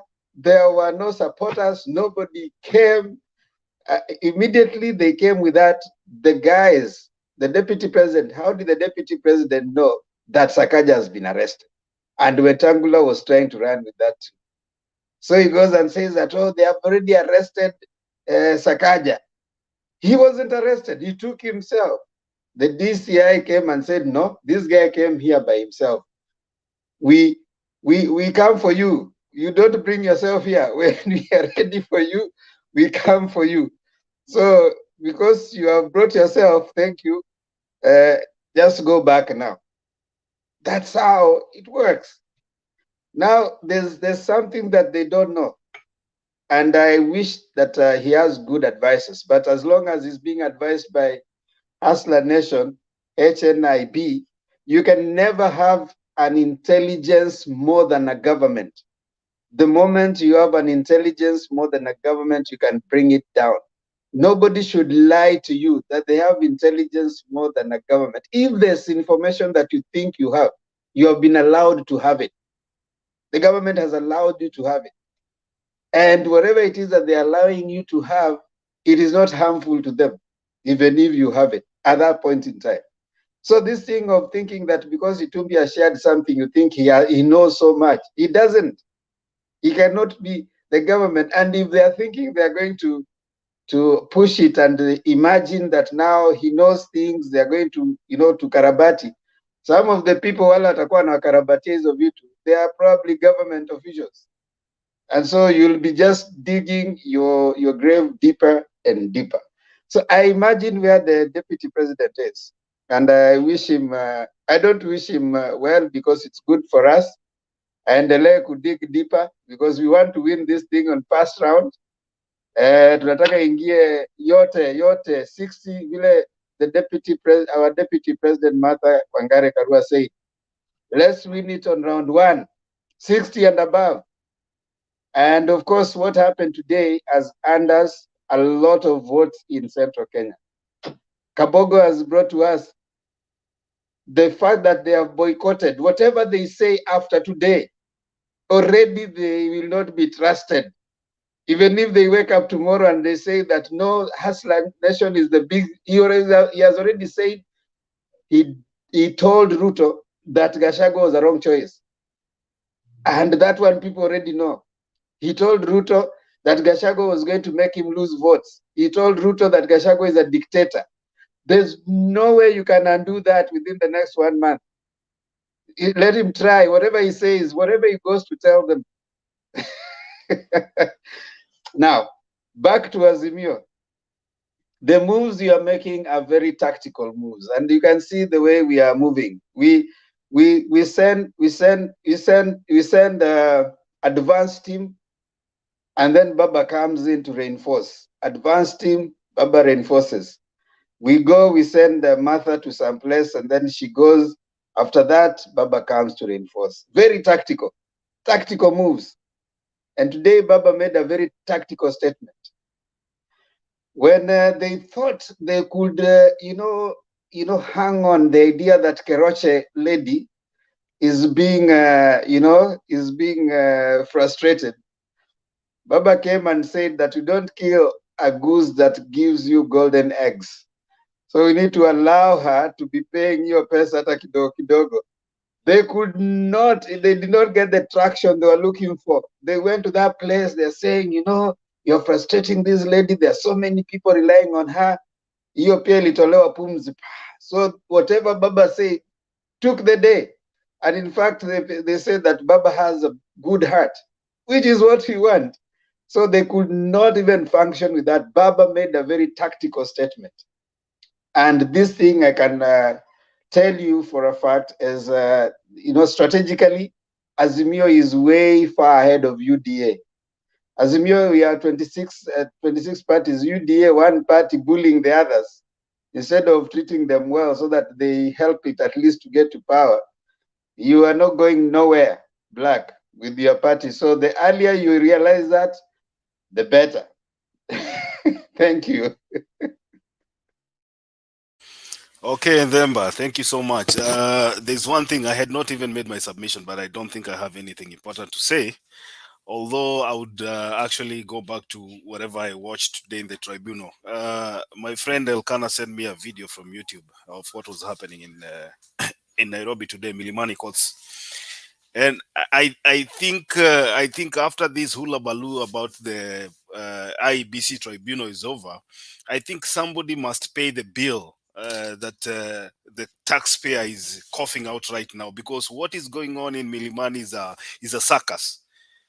Nyambane has the audacity to take his issues to the tribunal, and after being investigated, it looks like he spent only about 6 to 7 months for him to get the degree that he got. Jose, where have you ever had a person getting a degree, a university degree, in 7 months? 7 months. I think that was one of the biggest jokes I saw today. And at some point, the tribunal bench was trying to ask the lawyer that was representing Nyambane how that was possible. And he said he does not know. He does not even understand how it was possible for somebody to get a degree in 7 months. And then he looked on the side. Nani, Richard, there is something there, I think, is it in UK? They keep referring to something executive. No. I'm not talking about UK. This guy got his degree from, is it Daystar University? No, I'm saying in the world, in the recent past, there has been this so-called executive MBA. I think it is something like 15 months. No, we are not talking about an MBA. We are talking about the basic degree, the basic, undergrad. No, degree. Basic, no. Yeah, so this guy here, Nyambane, is so proud to take a case before the tribunal. And they investigate the papers. It looks like all the transcripts, he says that he transferred some credit, we call them units in Kenya, from KU to Daystar. And so the tribunal asks him, if you transfer units from Daystar, from KU to Daystar, they are supposed to be on your transcripts. So where are they? He's not even able to explain. The lawyer is asked, can you explain why your client does not have these units that he says he transferred from KU to Daystar? And he looks at the presidential candidate, who is Nyambane, and he asked him, do you want to come and talk? And Nyambane is like, no, I don't think I can talk. And they walk out. It was a circus. They walk out of the courtroom like, let me go and consult my client. They walk out of the tribunal, they come back, and then the lawyer said, you know what, I don't think I can explain how that happened. So this guy only took 7 months. He took 7 months to get somebody, to get a certificate that people spend about 4 to 5 years to acquire. Now, you move on to Ekuru Ekot. Ekuru Ekot has 2 cases. Number one, he wants Raila Odinga to be banned from running for president. Why? Because Raila Odinga is not a member of Azimio. I mean, what kind of BS is going on in Kenya? How do you say that Raila Odinga is not an Azimio member, so he should be banned from running for president because he's also in ODM? And you know very well that Azimio is like a blanket party. It covers ODM, it covers everybody. It's a coalition. So anybody, even if it's Chama Cha Mapinduzi, which is there, if Chama Cha Mapinduzi has a member that wants to run for president, they can still select that person to run as a president, as a presidential candidate. So that case was dismissed. And there are some other, minor issues that Ekuru Ekot was trying to bring before the tribunal, which don't make sense at all. It's just wasting people's time. And then he wants also to be brought back to the list of those people that are supposed to run for president without even having the required photocopy IDs of the supporters. I don't think he has even attained the minimum requirement of supporters across the counties.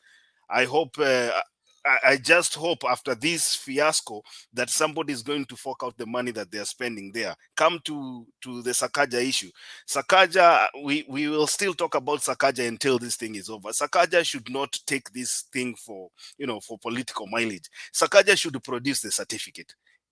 He should produce the original certificate. All these suckers is taking us through every day. DCI did not even call him. He goes there, somebody said alienda huko akauliza choo iko wapi, anasema anataka kutumia choo, akaonyeshwa choo namna hiyo, akapigia watu wa habari simu, and then he came out there, he said the DCI was threatening me that he's going to arrest me. If the DCI wanted to run for governor of Nairobi, he should have resigned. I mean, what kind of suckers are we observing here? What kind of suckers is this that is happening in Kenya right now? If Sakaja wants to run for governor, apeane certificate yake. Hakuna kitu ingine. Hii issue mingi anatupeleka kila wakati, anasema Raila is not running for, he's not competing against Sakaja. We are wasting a lot of time in Kenya right now with these all these suckers going on about the Nairobi. If he thinks that he's not ready this time, he's still young. Some people estimate that his age is between 33 to 37. We are not very sure. It is either on the lower side 33 or on the higher side 37. So if he goes back to school and earns that same degree that Nyambane has in 7 months, perhaps there might be an opportunity there, in the few weeks or few months ahead, and he can do a by-election, maybe run for governor and win it somewhere. So let us stop wasting time, Kenyan taxpayers' money with all this hula baloo, and let's focus on preparing for an election that is crucial to the destiny of our country. Ndemba, it's all yours now. Thank you. Magiadi, now that you have mentioned Nyambane one, I laughed when I saw the lawyer of Nyambane and Nyambane. The lawyer for Nyambane was being asked, how many months did your client, Nyambane was there, how many months did your client spend in school? It's about 6 months. When you transfer credits from one university to another, it is okay to transfer credits, but when you transfer credits, they should be seen at least in the transcript that you were having at that point. So the transcript that Nyambane had provided did not have any credit transfers. So the lawyer was being asked, so how did this person graduate with, how did this person meet the threshold, because he's yet to graduate, meet the threshold with this transcript that doesn't have all the units? How many units were covered? Then the lawyer is the one that when you have such a lawyer, your goose is cooked. So the lawyer tells the tribunal that Your Honor, clearly these documents are not mine.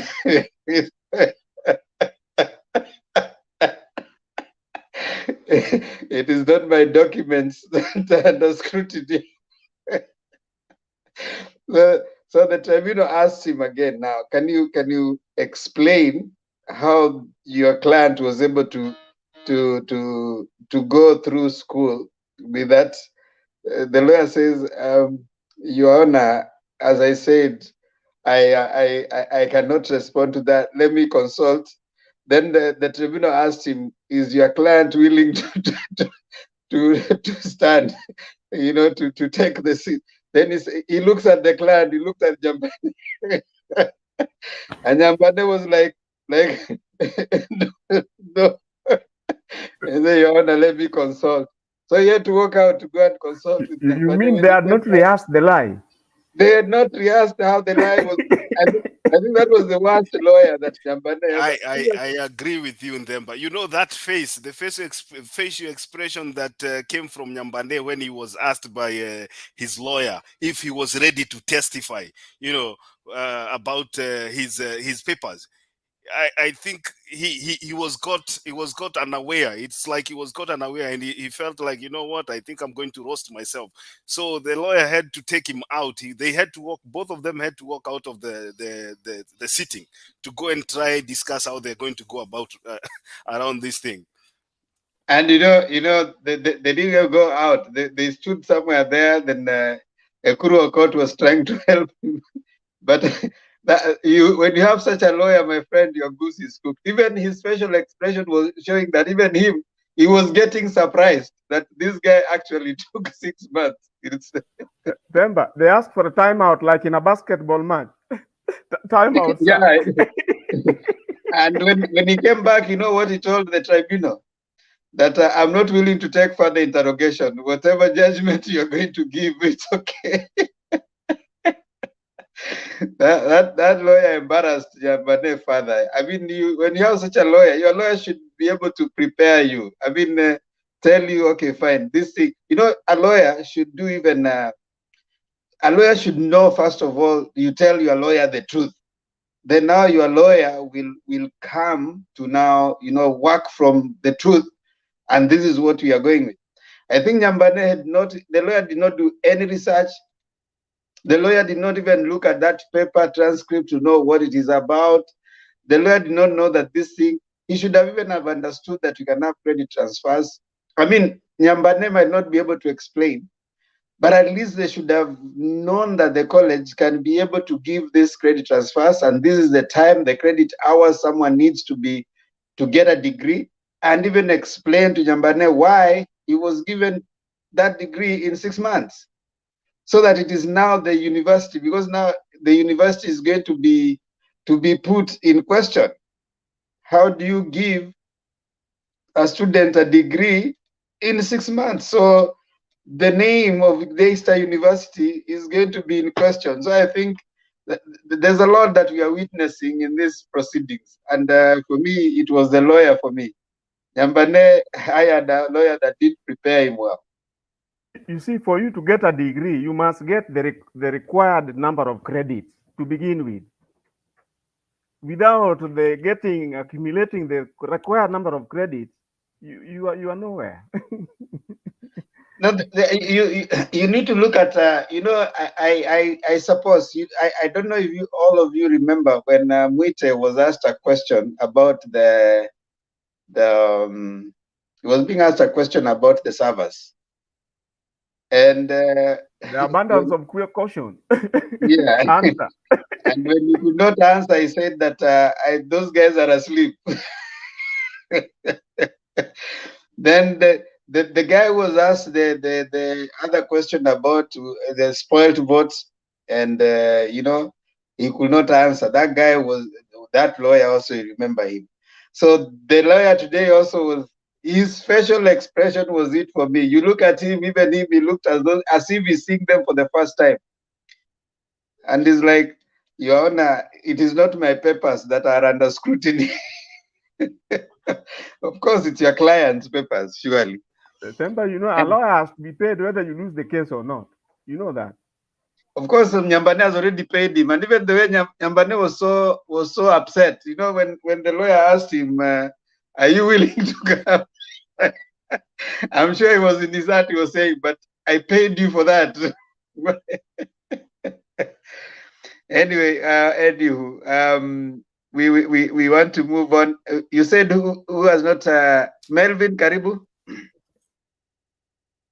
Ama Black, uko na kitu nataka kusema kabla tulete Melvin? We have really hit you big time. What do you want to say, Black? Well, let me ask him a question before he comes. Okay. Okay, thank you, Thamba.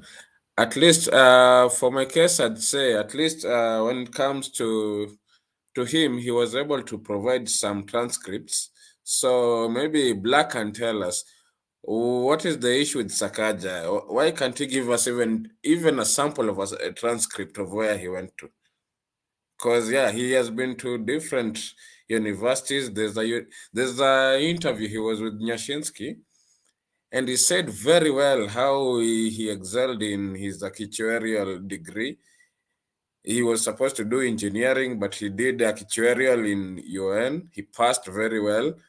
And he said very clearly, he said he has never gone to a university abroad outside Kenya. So can he at least give us a transcript? Because even if it comes to yourself, you can. If we ask you, have you even gone to college? Like, I'm sure you can give us something like, I'm not sure whatever you've done, but if we ask you, you can just tell us, okay, give me like 10 minutes or whatever, even one day, I'll give you. But not this kind of hula baloo. Like we've been going to some kind of circus to the point I've seen CUE, they've told him by Monday he should present himself at 10 a.m. He should bring his picture, his graduation picture. I don't know even whatever that kind of pettiness is going over there, because who can ask you for your graduation picture? Or what if you didn't have a picture? But anyway, in general, like Sakaja, I don't think he went to, he finished his degree. That is what I'm thinking, as much as he's bright and everything.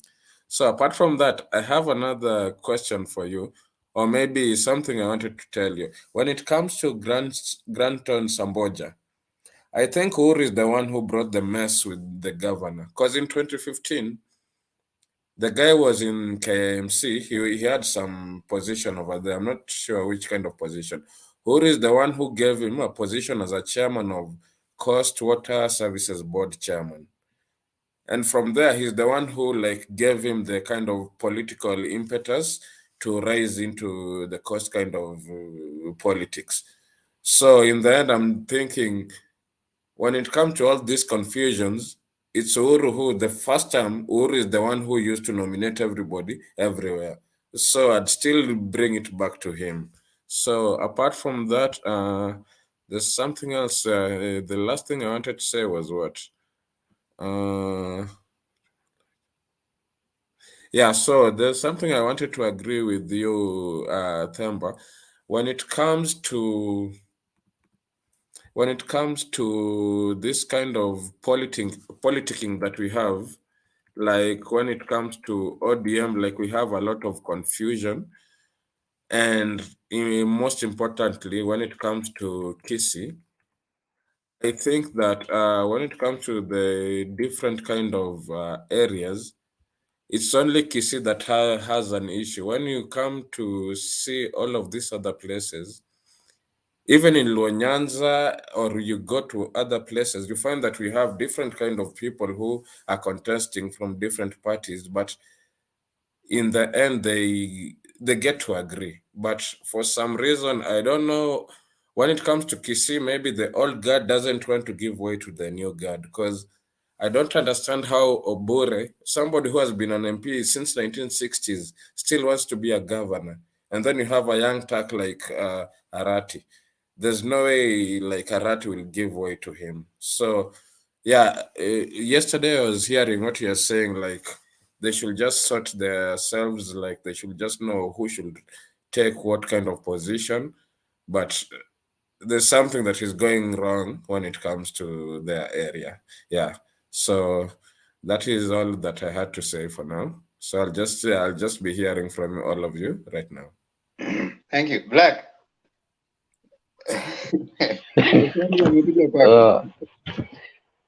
Kwanza mambo vipi Themba? Nice to see you. Okay, Mr. Melvin. This issue about Sakaja, I'll just be open with you, straight up. I really don't understand what's happening with this guy. I had admired him for a long time for all the achievements that he had laid in front of us, whether in camera or in parliament, in the Senate. As to how he could not back all that up with a document called a degree that can be verified to addressed to a particular institution without such question marks as there are right now, I don't know. I really don't understand. I mean, but just like you, I am waiting to see what transpires at the end. So, okay, just one more thing. Just one more thing. When it comes to this guy, I think he's an wolf in a sheep's clothing. Because when it came to the Kemsa scandal, I don't know if you had it. He was also involved. He was given a 900 million tender to deliver those kind of PEP and everything, and that kind of scandal. He was also there. He was given a whole 900 million tender. Could you justify that, perhaps, maybe with. Okay, let me just try to look for the link, but he was there literally. If you okay, let me just look for it and then I'll put it in the private chat. So until then, we can just say it does not exist. Can Okay. we take it that way? Okay, give Thank me you. just 30 minutes. Okay, let's just So in those assume. 30 minutes does not exist, right? Okay, let's just assume so. Okay. Thank you. Moving forward. Next. Black, yani leo hauna defense. I like that. Black has no defense whatsoever. Yani hata Sakaja amesema hana hiyo. I'm sure, I mean, it's hard. You're an honorable man, Black. You know that is one thing I know about you. There are things you cannot defend. Hata wewe unaona hiyo ni upuzi.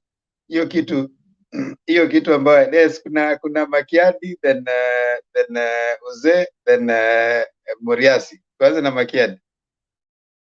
No, this is just something that I've noted today. I had not thought about that in the way that I've seen some people from UDA comment. And then, but when the CUE, Commission of University Education, asks for Sakaja student ID, kama niwe utaitisho student ID in Themba utapeleka nini?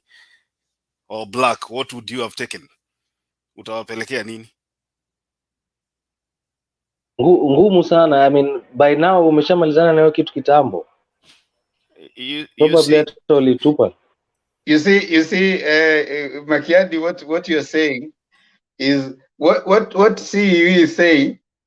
This guy did not go to school because if it was that easy, the basic thing you can be having, because when you go to do clearance, even ID unarudisha. When you clear with your college, because normally kwa student ID imeandikwa hapo nyuma, this is the property of the university. So when you clear unarudisha mpaka your ID, all right? So hizo vitu zote anaitishwa, he needs to bring even 75% of what he has been asked for. One, you just need the degree certificate and transcripts and receipts. Nobody pays fees and now you don't keep none. So the thing is let me not preempt, but is been given up to Monday or 22nd is Wednesday, I think. It's been given up to Wednesday. You know what they are trying to make him do? Of course, ataenda kukarabati hizo vitu. And unajua ukienda kukarabati, we already have forensic lab ambayo ilikuwa launched the other day. So, he's been told. Why wasn't he told to bring them tomorrow? Why wasn't he told to bring them even on Sunday? Why wasn't he told? Because they know it's a web and there are people who are waiting kuambiwa tu wewe fanya hivi na pesa ingie alafu zinakarabatiwa. Sasa he's being given time aende akarabati. Number two, you realize the person who had been signing his things was the CEO. The CEO has not spoken, has not appeared in any of the presses. But Sakaja keeps on referring to the CEO. That it is the CEO, and so he says the CEO has refused to be intimidated. And the chairman has been intimidated. So what is the part that the CEO of CUE played in that role? Why did he refuse? Why is he not coming out? So he's being given time, aende akarabati, aone watu, watafute marisiti, wa backdate, mahali popote ataenda kufanya. Unajua amepewa vitu vingi, ndio sasa ukikarabati itakuwa vigumu karabati hivyo vitu vyote. Hivi tunafanya karabati so. Yes, uze. You see what's happening. It is Sakaja has never left Kenya for purposes of education. But during the early times, when this matter started, he did indicate that all he did was to go and graduate. You see, people find it, why do you ask me for a graduation photo? They are using his own words to pin him down. There is no way, if at all you appear at that university for purposes of graduating, that you will not be having some photos of sorts. And I think he did indicate that he even took photos with the chancellors there and what have you. Now that is why you see now people are thinking, why are you asking him to bring graduation photos? Himself, he said he has. And it's that the intelligence have known that he never appeared there for anything like that. Then secondly, for purposes of a card, a university, what have you, you see, when you learn online, I know of people, they want your photo, and then they also want they give you a student number, and every time you pay fees, that is what you quote, and they use it to verify you on the other side. And if you go to the alumni, whatever they are, your student card would be there, your photos and what have you, in the history of which class it was and who else was there. Now, you remember the velocity by which Sakaja obtained all these documents. It was quite clear somebody high above was making routes for him to get all the documents, and they thought all IEBC was going to need was the degree certificate, and not to ask, hey, how did you get it? Everything is being asked is the one who preempted. Remember, the internet does not lie. If he paid fees and he was all the time in Kenya, there will be correspondence. Even your transcript, even if you learn everything you send and every feedback, they'll all be in the internet. Now, if they have not absorbed that, the challenge is if they continue lying, you just find yourself going more and more into the fire. Thank you, Muriasi. Before I bring Ogoi.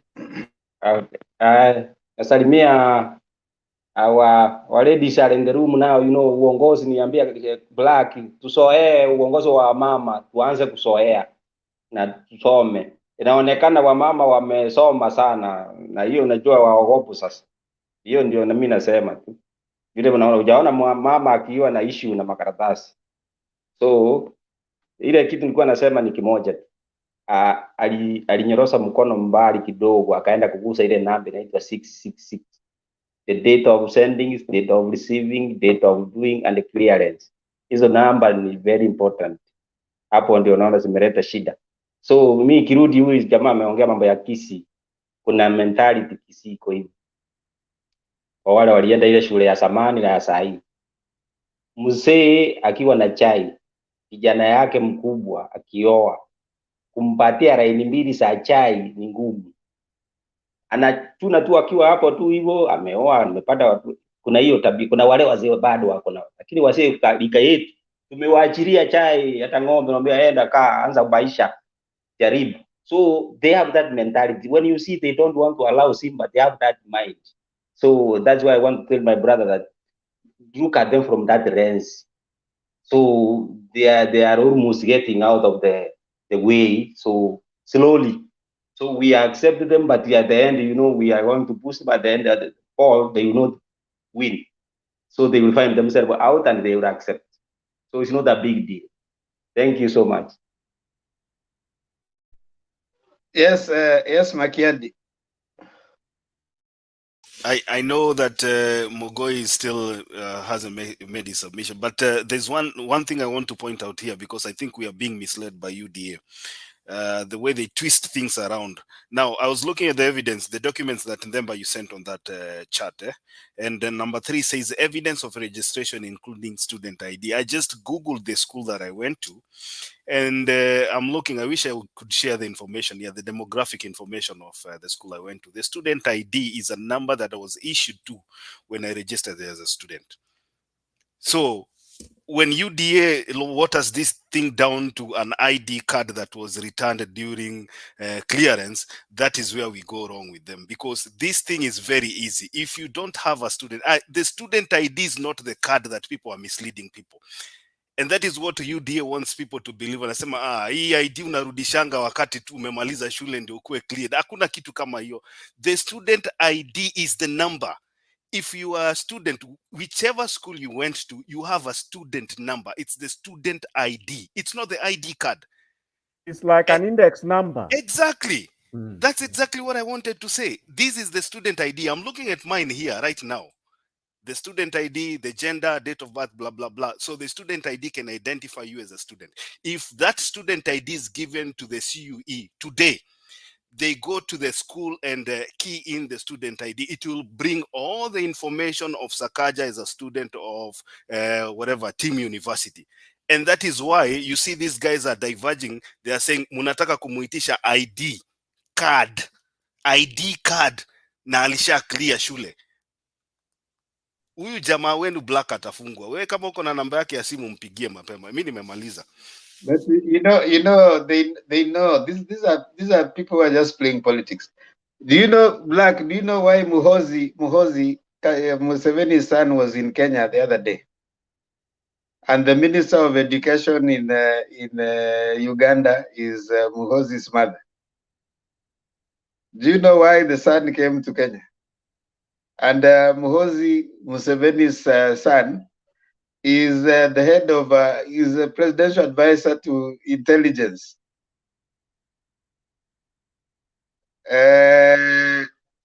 Just think about it.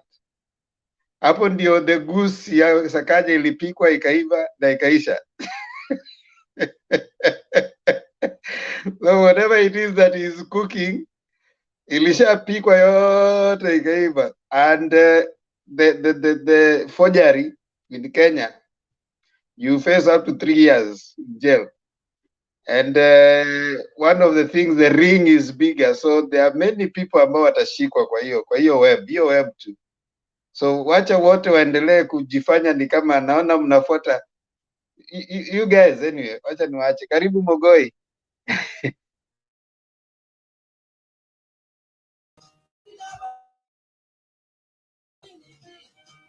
Okay, thank you all. I think it is a very nice time to meet you. Zima hiyo radio bana. Zima hiyo radio kabisa. We don't want this need to be brought down. Tafadhali usiwashe kabla hujazima hiyo radio kabisa. Copyright issues, copyright itafanya hii show ifungwe na iende kabisa. Thank you. I'm sorry, I forgot about it. Thank you. Sir. Okay, thank you. Yeah, thank you again for the time to come here and chat and get the information from each other. Okay, let me talk a little bit about Sakaja, because it's the ongoing topic. I think it is so traumatic for a young guy recently saying he was in the university, church graduated in 2016, and they're saying he doesn't have transcript. It's not logic. And they say he was doing it online. Online, you apply, if you did admission, you get it online. That means he has everything online. That means everything is in sequence. There's no way you can say you don't have it. For those people who did manual can say they have roasted, they have not done something. But if you did online, you applied online, you paid online, everything should be online. And you are the best person to get it very easy. It's just printing them out. Payment, you print out. The admission, rather, you print it out. Even if you don't need an ID card, by the way, just admission, rather, print it. Transcript, print them. Just, by the time they are telling you to want to bring a photocopy of graduation, that means you have presented nothing. That is the risk they can go. Now bring that's a graduation. If you don't have a transcript, you don't have admission letter, can you now bring the graduation photo so that we can support it with the certificate? It is just they are going lenient. They are trying to be nice to him so that he can try and bring something substantial. But instead of our deputy president going in and help him to gather those information, he's just coming here and starting insulting Raila. Really? How do you compare Raila and Sakaja? It is becoming too raw. Now he's running to Western to create emotions in Western that Sakaja is being fought. Who is fighting Sakaja? Sakaja wants to run as a governor. He knows the requirement. Now you are telling the Western people like, oh, the system, oh, Raila. Come on. Let us get out of these petty things. Be straightforward. This is where corruption starts, by the way, Black. You see, now if you put such a kind of people in the office, now what do you expect? This is where corruption is at. He doesn't have genuine purpose. He wants to be a leader. Now, in the case Ruto take the power, he give him a minister. What do you expect from that kind of person? It is a dear person, not a person of moral character, to deliver for the people. And for the what you were saying, Black, I heard you when I was behind the curtain. You were saying that to deal with corruption, we need the institution to work. It is not the institution to work. It is the moral character of the people in the office. If I remember the case of education in 2015, when Kaimeni was the Minister of Education, things were terrible. People were doing exam on Facebook, or, But when Matiang came in with that moral of serving the Kenyans, things changed. He started from somewhere up to now. Our students can do exam and you get confident with a C+, with the A-, you are confident of what you are getting. Why? It is the moral character of the people in the office. But if the deputy is supporting such a kind of people who don't have the papers and you are saying, oh, he's being fought, oh, leave Sakaja alone, come for me. Come on, man. You are a deputy president. We need you to have people who have character in the office to work with you to deliver for the people.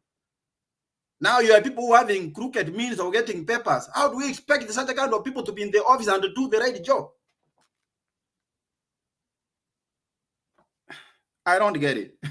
But for the tour of Raila in Muranga, I think it is a good thing. And it is, Kenya is changing, by the way. And that's why I always say, Martha Karua is changing the politics of Kenya. For the beginning, when Martha Karua started the campaign, people didn't take her serious when he was there in Central. But the way he was portraying herself to the people, requesting them for the vote in a simple way, people came down with their hatred. They started listening to her. Now, he has brought Raila in. They are listening to Raila. They were not there before listening to Raila. Now they can sit down and talk to Raila. That means what? Even Martha Karua can walk herself to Kisumu, Kondere, and talk to people about what he wanted to be. And the people can listen to her. That is the Kenya we want. But not insulting with Sudi here, insulting people. Oh, unapepa kichwa kubwa. Oh, you think you... Come on, man. If we start practicing that kind of politics of Martha Karua, anybody can be a president, whether you are from Kuria or Turkana, so long as you have a policy and you have an idea and the people are ready to listen to you. And that is Kenya we want. But insulting people here, oh, who is fighting somebody, oh, Raila doesn't have papers. Raila was in the parliament in 2013. Why didn't you raise the issue? Raila was the parliament in 2017. Why didn't you raise the issue? Now, because Sakaja is having fraudulent papers, now you are comparing Sakaja with Raila. And you say you are a policy person, you go with the policies. I don't know. I don't get it. Yeah, my last point is about the Kisi. Somebody talked about it here. In Kisi, I think there is the problem we have is between Matiang'i and Ongwae. You know, these two people, they are rivals. Ongwae wanted to be the center of politics in Kisi. And Matiang'i being up there, he doesn't see the chance of going there. And Matiang'i doesn't support him. He supports Arati. So those hatred, it is kind of permanent. He doesn't see chances moving up there to Raila, and he doesn't see chances of Ongeri supporting him going up there because Ongeri is going to lose it. Now, if Arati take over the governorship, now that means Arati is going to support Matiang'i to be up there, so he's losing it. That's why they can't agree. If Raila could come and say Ongwae take control of Kisi, Arati will not join, because Arati want to control the campaign of ODM or Asimio in Kisi. And they can't sit on the same table. Up to now, I'm sure, I'm telling you for sure, Arati and Ongwae cannot sit on the same table. I don't know what they can do, but it can't happen. So that's why you see Ongeri and Ongwae, they are just coming together, these old folk people. They want to gang against Arati, using an excuse he's young. And Matiang'i is supporting him underground. You know, so that is the only problem we have in Kisi. And I don't think Raila can solve it. Ready to be like that, let them go to the ballot. But at the long run, the Arati will win. Thank you. That's my own submission. Thank you. Thank you, Mogoi. Let me allow Black amegongwa sana kabla uzee alafu nileta Julia. Halo, Mogoi Filo, mambo?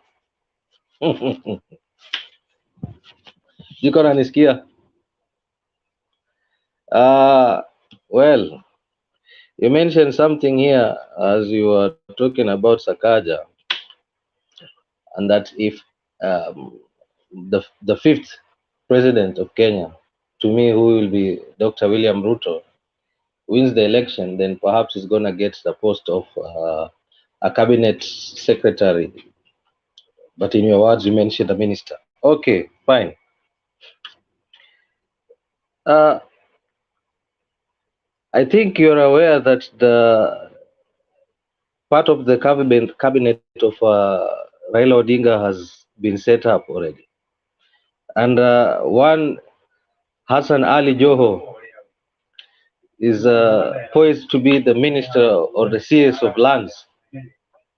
Do you recall that he had a D minus in KCSE and apparently acquired a degree? We all know the story that transpired in regards to that degree, right? So are you trying to say that, in your own words, if I was to go by it, that perhaps Azimio would be sailing in the same boat as KKA, in the sense that they'll be having a rogue cabinet? Okay, no. Okay, for Joe, he had a D. Okay, that is true. He had a D. But did he go to school? Minus, okay, not just a D. I can't say it is a minus or whatever, whichever grade he had. But did he go to school? Whether he went from diploma, certificate, up to where he was to get a degree, he went to school. He proved it when they put him to court. He proved himself. You don't have to respond to that. This guy is just diverting. They are the ones who gave us Rashid Echesa. And then Rashid Echesa is busy now going around saying that Mungu alimtoa sijui kutoka mtu wa chini ajui mtu ni Ruto alimsaidia. And the next day Ruto is saying in some meeting, I think somewhere in the US or somewhere, that I did not choose the cabinet. It is the president. Deceitful and conmanship. I mean, Black, your guy is a conman par excellence. Wacha tusikie Temba, but it's the same mistake that we are trying to avoid, but you're getting into it again. The HSers, you're bringing it back, you're evolving it with Joho. Listen, I mean, what did the court say? What did the court say about Joho's certificate? To be honest, I don't have the exact story behind that in regards to what the court said, but now you see you're commenting on something that you don't have information about. Not really that I don't. Black, it went to court. It was prosecuted, and the courts found that he actually climbed through. Now look at it this way. Our system of education, that is the thing that CBC is trying to kind of heal. Our system of education was premised in the sense that one exam was a determinant of a whole lot of your life, right? So you find that in that particular 1 week or 2 weeks of exam sitting, if you fall sick or something happens and you don't score the grade that is required, it actually puts you as a failure for life. That is a wrong thing in an education system. An education system should be facilitative, not one that condemns you, you know? So you find in some situations, if you're going to sit in, for example, in primary school, you study for 8 years. The only exam that matters is the one that you'll come and sit in year 8, where now you are, and on that year 8, you are either, the only part that you are actually writing is insha and composition. The rest is you are guessing. So you can actually, there are some people who are coming and they say they don't know. They just guess, they write all B's. They get an article all A's. And after that time, I think the marking is, they go and put it and then it marks. So what happens? This person who guesses and maybe gets high marks, that person has passed and goes to Alliance. The person who came and probably thought they were reading, they failed, they are considered failure. Some of them don't go to high schools at our Itubitware. So our education became a little bit punishing and punitive to students. The 4 years you go to school in high school, the only exam that matters is one. The one you do at the end of your fourth form. That is so punitive. So this person who has been getting, maybe has been scoring D, and then for some chance, he still, the reason why some people will steal exams, because they know the only exam that matters is the end one.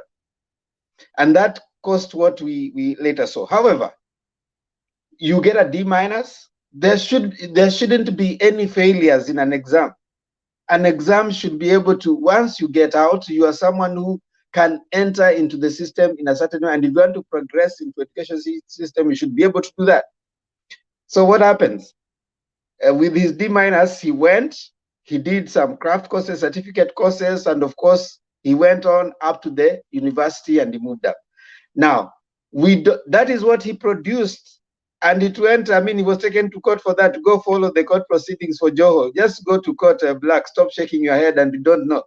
Go to the court and you'll see the ruling. And then now you'll come and ask issues of Joho. But here we are saying, fine, Joho got a D minus. Here we are talking about someone who got an A. I hear from the changes. That's what he said. And they were with Nyashinsky. So Nyashinsky asked him, and in fact, let me tell you, Black, before I bring Kuze, do you know all these issues, Sakaja has brought them to himself because of his loose mouth. He goes to an interview with Nyashinsky, as Melvin has said, and then Nyashinsky asked him, so after changes, where did you go? He was like, and this was, I think, this year, I think last year, which by last year, he graduated in 2016, according to the Uganda team thing. But last year, when he was having that interview, Nyashinsky asked him, so after changes, where did you go? He was like, Miss Gender mahali popote, masomo yangu yote imekuwa tu hapa Kenya. Nikaenda University of Nairobi, nikafanya architecture, alafu kidogo nikatoka, nikaingia kwa actuarial. Nikamaliza actuarial, kutoka hapo nikaenda PwC. Nikafanya huko kama sijui accounts clerk, audit clerk. What does an audit clerk do? So you see, he is the one who brought all this question mark to himself. Nobody, hakuna mtu hata alimuuliza. He would have told us that he went out, alisema hata hajaienda nje, sijawahi enda nje kimasomo. You, as an investigator, you only need that clip to say, okay, fine, kama hujaienda nje kimasomo na hujaleta degree ya UON, which degree are you bringing? I mean, simple stuff. So wacha story mingi. Sakaja wache kuita Mungu mahali ambapo hata Musa alipoenda na wana wa Israeli akasema hawana maji. Mungu akamwambia gonga jiwe, hakumpatia maji, alimwambia gonga jiwe itoe maji. Kama hangegonga jiwe hangepata maji. Haya, walipokuwa kule kwa jangwani, they were told kuna mana ilishuka. You are going to remain hungry if you don't go and collect the manna. Kuna vitu zingine, you don't keep asking God. Ushapewa kila kitu, wewe enda soma. So if you don't soma, you don't come starting to give us lectures about tunajua ni Mungu, tunajua ni vita, tunataka siasa safi, tunataka kufocus. You see, even if you focus, if it was wrong the first time, it will be wrong again. First things first. Kuze, karibu. If Sakaja had known how the internet works, he should know that whatever he says, since he never left the country, it means everything he did online. Online, the records, you can't erase them. So anyway, that's not what I want. What I wanted to say is to do with Kisi, what Melvin was saying. I've noticed that all the comments that have come about around Kisi, especially for the Azimio, the Ongeris, the Matiangis, and Ongwais, Simba. Most of the speakers have been talking about the disagreements and the problems that are there. I would really appreciate if one of them would come up with some solutions, suggestions. Going forward, let's not go back to how they have disagreed, how they can't get along. No, we have an election to win. So let's see. I'll throw out one to you, Melvin. What should they do? Are we saying that you carry up your hand there is no solution, or what? What's the way forward? That was Melvin or Mogoi.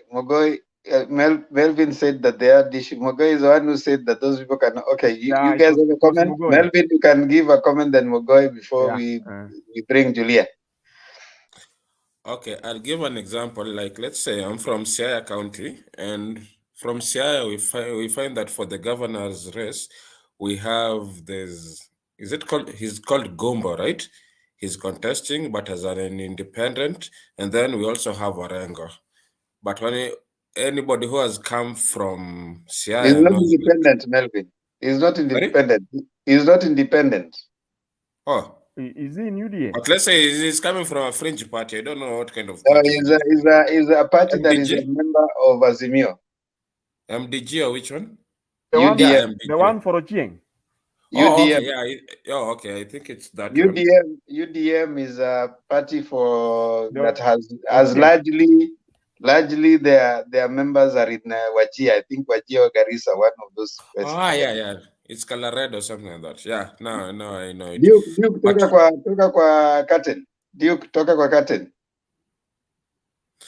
But if you are from maybe somebody who is familiar with the politics of Siaya, you find that you kind of oppose Orengo, because Orengo has a very big persona than even himself. So even when he has said that he's going for the governor, he'll be given, because when you see the previous governor, Rasanga, there's never been such a terrible governor like that one in Siaya. That guy was just bad, like very bad.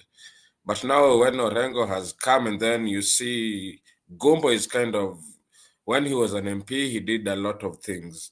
So when he said he was going with a different kind of party, so it's kind of 50-50. Like, guys are saying they'll vote for him, but in the end, let's not lie to each other. Orengo is the one who will win it, because when it comes to voting, guys will just go to, like, as much as possible the six piece. So the question, like, or say you've asked me, hey, that is a very hard question. I don't know even how I can answer you, like, what can the Kisii guys do, like, to solve their issues? But in the end, I see, like, they are old guard. They don't want to blend with the new generation, because I'm assuming if Ongeri or I don't know Obure, if their running mates were kind of younger and somebody who is kind of professional, they would have kind of blended with the generation the guys who are voting. So Arati won't have got the kind of attraction that he's getting, like everybody wants him to be voted for. That is what I'm kind of thinking of. Because when it comes to Orengo, his running mate, he has got somebody, he was called a dual. There's somebody who kind of won in 2012, but he was kind of robbed. So he's the person who he has put as the running mate. So that is why people are saying Orengo is the one who will win. So in Kisii, if somebody can get like a younger kind of person to be a running mate, it can get to help to ease the kind of tension. Yeah. Yes, Mogoi, before we bring Julia. Yeah, okay, thank you. Yeah, in Kisii, it is not about the young running mate or wherever. It is either Rati and the old folks. You know, Ongeli failed, being a senator, he failed to protect the county from rooting. The governor we have now, he has a lot of mess in the county. But Arati can come to Kisii County and say the problem which is facing the county. and the people resonate with him because that guy has failed in some point. And Ongeri is just sugarcoating Ongwae so that Ongwae can campaign for him. So that's why they can't get along. If the mess started from the nomination, they ran away from nomination because they knew Arati would overthrow them under the bus. If they could have went to the nomination and they failed and then support Arati, then things would be okay. But they realized things are not going to be okay. Then they ran away before even the nomination. Now, my question is way forward. You are telling us what? Yeah, what is the solution? The way forward is let them all of them go to the parrot, but the Raila is going to get all of the votes. That's the best thing.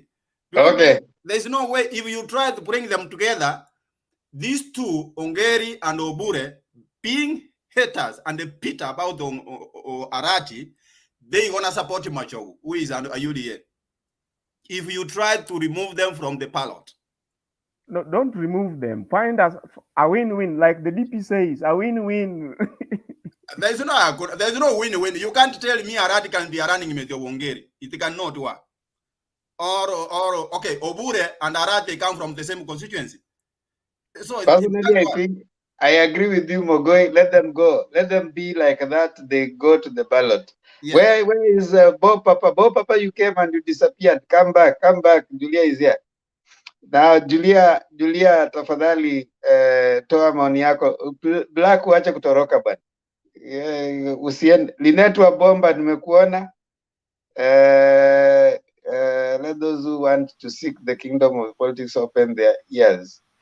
Yeah, tumewaona hapo chini wale mnatuona pale chini, asanteni sana. Watu wa Facebook mmeshatupwa nje, mwingie kwa YouTube muendelee kutuona, at least muendelee kufuata mjadala. Yeah, so Julia, karibu. Asante Demba, hi Demba, Makiadi, Kuseo, Melvin, Mogoi, Black, hi Black, ukolos tu sana. Me, Mr. Kugonga, I promise I am going to be a good sister. I have decided to be different from these people here. The only thing I will not join Udako because I'll ask you to uvuke sakafu. Nitakuomba uvuke sakafu. Now, I want to talk about Raila Odinga and Muranga politics. I was very pleased then, but he didn't call out names. He didn't cast out anybody. I can imagine if it was Ruto who was there black. Ile matusi walikuwa mgia. Kwanza kama ni Gachagua angekuwa. I can just imagine. He spoke policies point by point. He addressed our mamas, he addressed the youth, he addressed the industries, he talked about moving from subsistence production to manufacturing. I mean, he was very categorical and articulate on what his government intends to do. And even the other people who talked were very articulate. I was very pleased with that kind of a thing. And today I was arguing with someone from Mount Kenya, and I was asking him that, when did you ever see Baba with such a crowd in Mount Kenya region? And then I was just trying to prove to that person that, you see, I'm one of those people supporting Baba.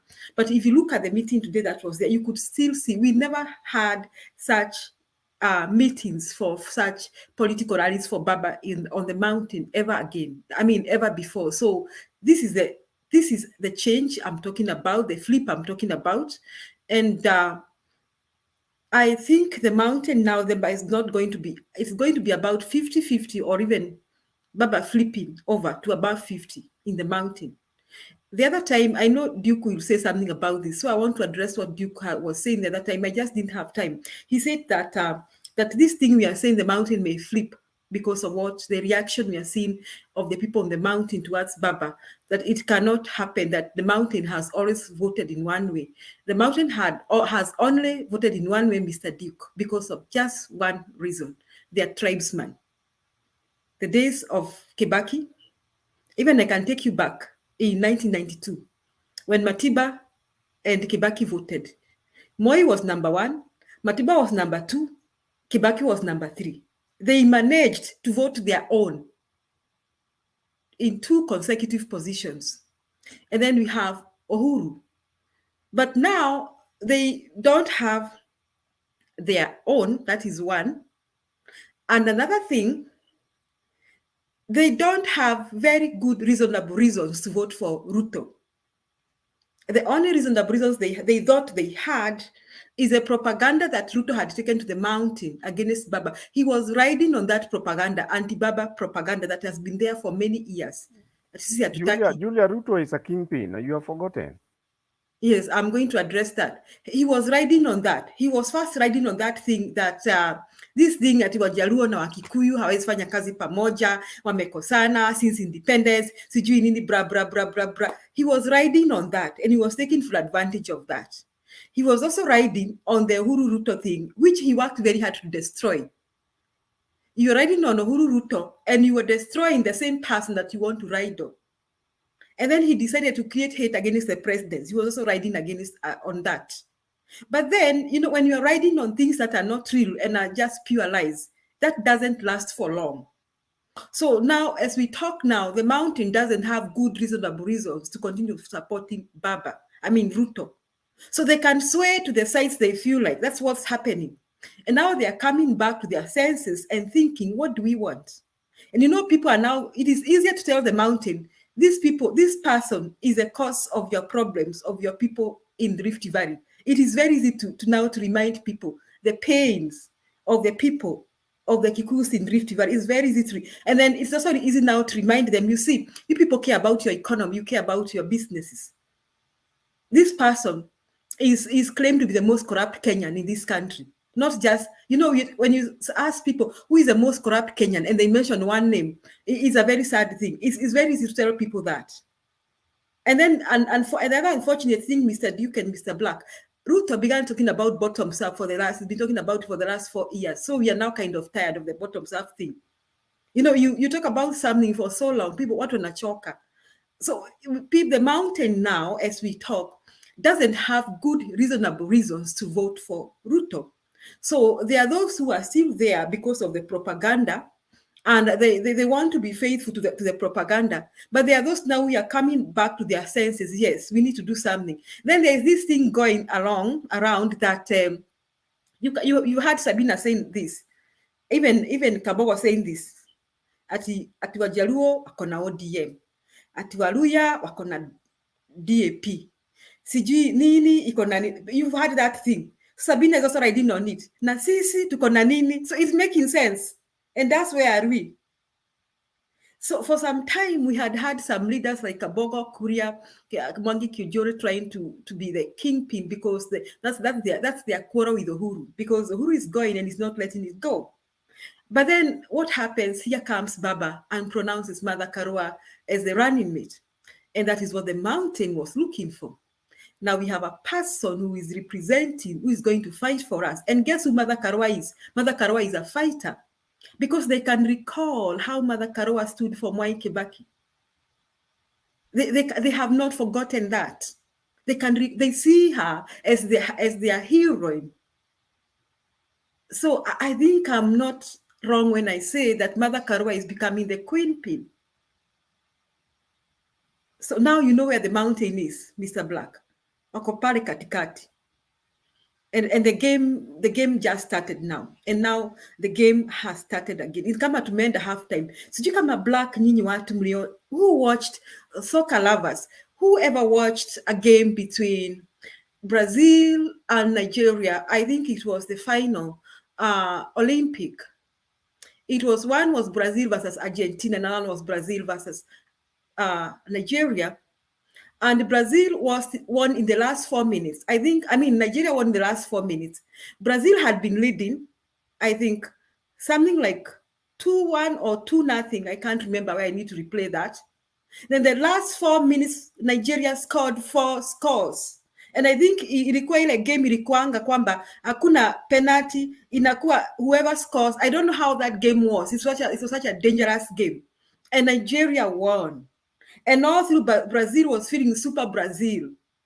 Now, this game started like 4 years ago. 5 years ago, and Bwana Ruto skimmed on it in 2013, and he knew he was going to take over, and he was going to reduce the president to the Dame-like president in the second half. He planned it all. He put his own hawks, and his hawks are the likes of Bindi Nyoro, and they planned it. He was a master planner, and I think that's why they stole so much from the government to make sure they have enough finances for campaign, and they began balkanizing this country between the rich and the poor by talking about the bottoms-up thing and hustler nation. And the thing was selling like hotcake. And guess what?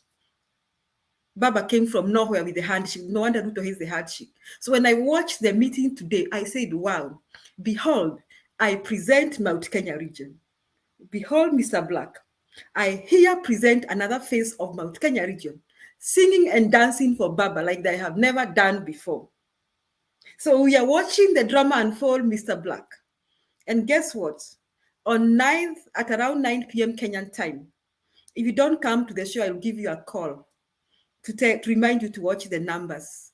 And the numbers go down as we see Ruto suffer a humiliating defeat even in Mount Kenya region. And that is why the storm is brewing in KKA, Kabogo Boycott, because Kabogo is coming to his realization that he didn't do his calculation. He thought this KKA was getting it right. And then what happens to Kabogo and Ruto? They are in a fight because Kabogo thinks he should be the kingpin of Mount Kenya region. I heard him say that I don't know what he thought he should be the one. And Kabogo and Rigathi and Ruto are birds of the same feathers. Mr. Black, one of these fine days, Kabogo, Ruto, and Rigathi will exchange fist fights in the public. You wait and see. I'm looking forward to that. Sakaja, the great drama continues.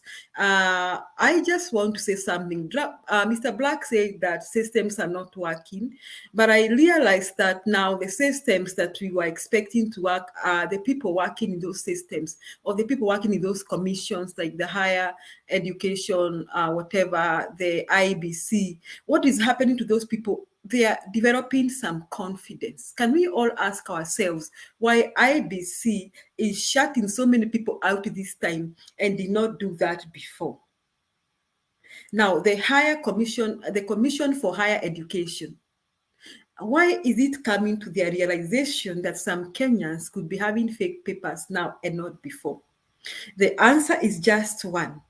They can see the stage setting for justice. They can see the stage setting for zero tolerance to corruption. They can feel the air. They can smell the air, and they are getting ready to get into the system. That is why, Saizi, you will not cross anywhere with those fake papers.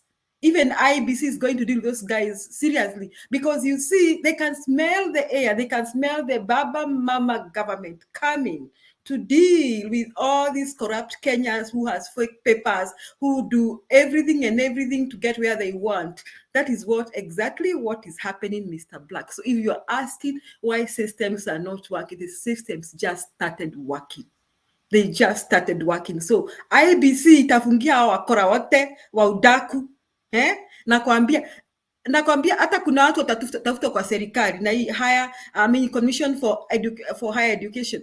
Watawatafuta, they will find them, because now they have the courage. You know, when you know that you have a big brother behind you, you start working. So, and really, I believe that members of the panel, gentlemen, I really believe that there are Kenyans who want to do the right thing in this country. They have just lacked the support. Sometimes they are afraid the government is not going to back them, but now they can smell the air from Baba Mama government, and it is time to do the right thing for everybody. So my question is, why are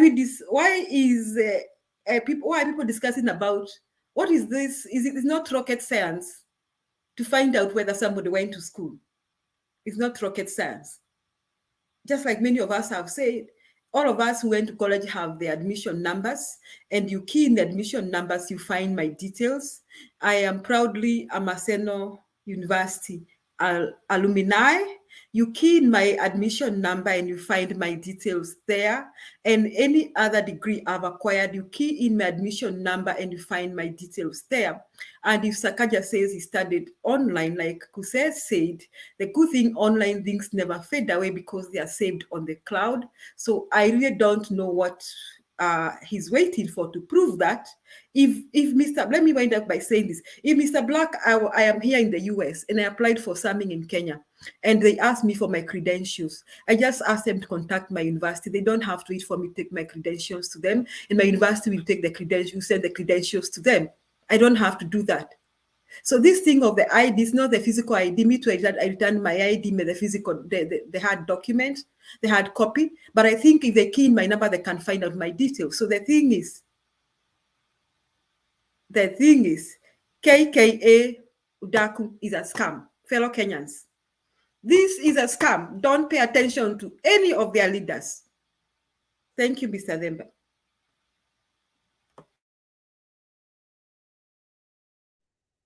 Someone is asking, why is Ruto going to Western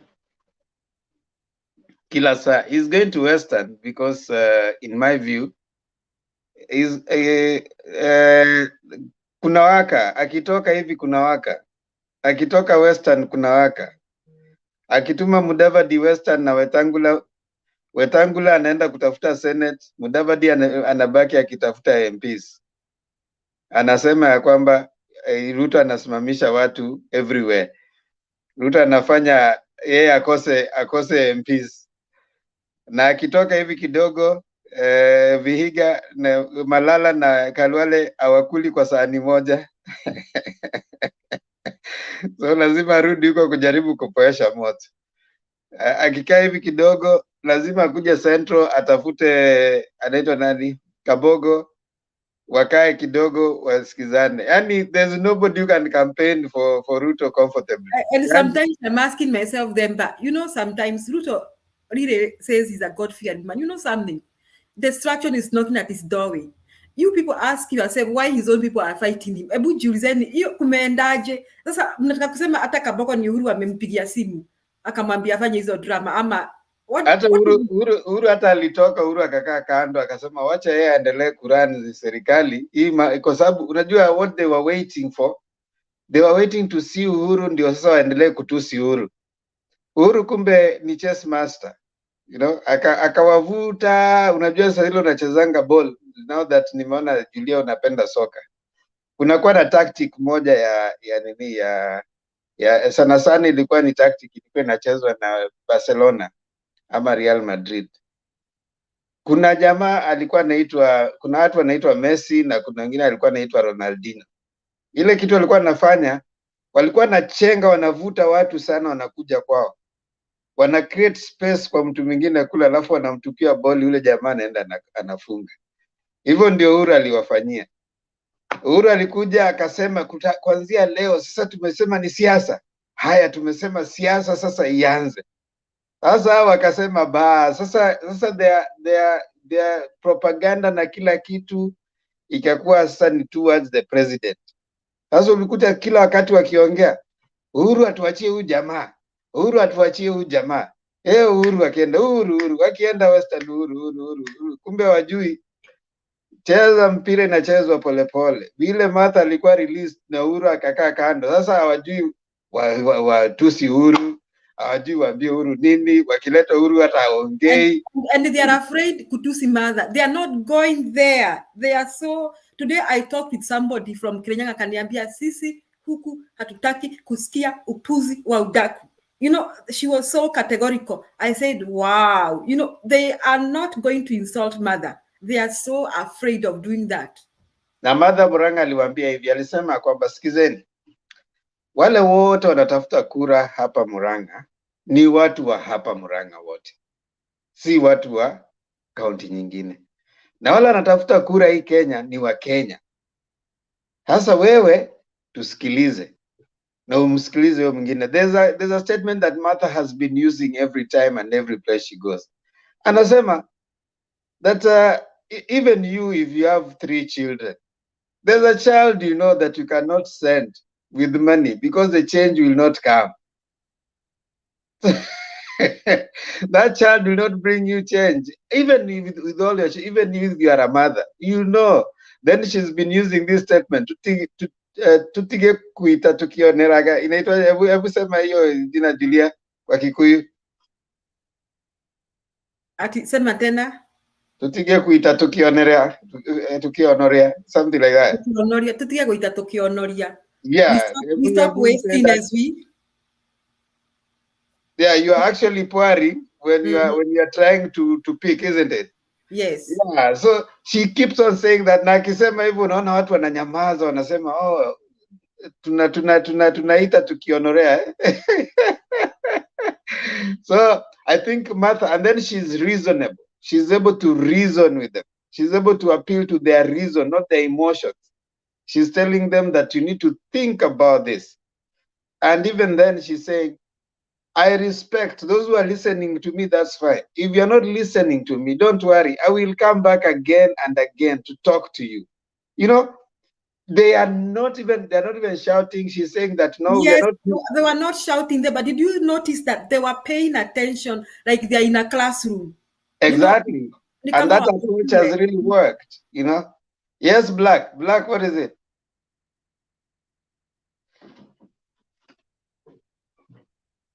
Nilikuwa nataka tu kusema ninio kwamba ile issue ya ninio issue ya IEC Julia, it is actually the petitioners that brought up the issues to IBC.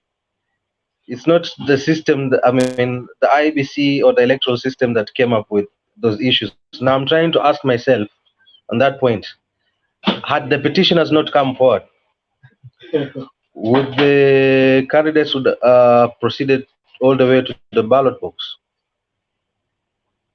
So the answer could possibly be yes. Yeah, I mean. So does that prove the system works? What happened to Wanjigi? Wanjigi, IBC rejected him, right? Yeah. That's what I'm saying. Aside from Wanjigi and presidential aspirants, all these other ones is as a result of petitioners. And it is okay. I mean, the law provides for that. There's no problem. I mean, whether you know, that's why the electoral laws provide for after the nomination, dispute from coming out of the nomination need to be. There's a reason why that law has been provided, because it is envisaged that some things may miss. IBC might not catch certain things. You see. Because of that process, so it gives room. For example, when they were doing hiring for judges, right? And then they shortlisted them. After shortlisting, then they tell you if there's anybody who has anything against these people to bring it. You see, shortlisting is the first step. They move to the next step, where probably something could have missed. Then the next step, you know. So what you're trying to suggest is, okay, fine. Kama awange actually even stop story mingi ati kama ABC ingepa. Well, stop story mingi. Kama wange vaya tungejua. So if we are reversing everything, then let's even reverse the vying. Let's assume that Senator Sakaja never vied. Nobody would have cared what kind of papers he owns. And it wouldn't have been part of our business.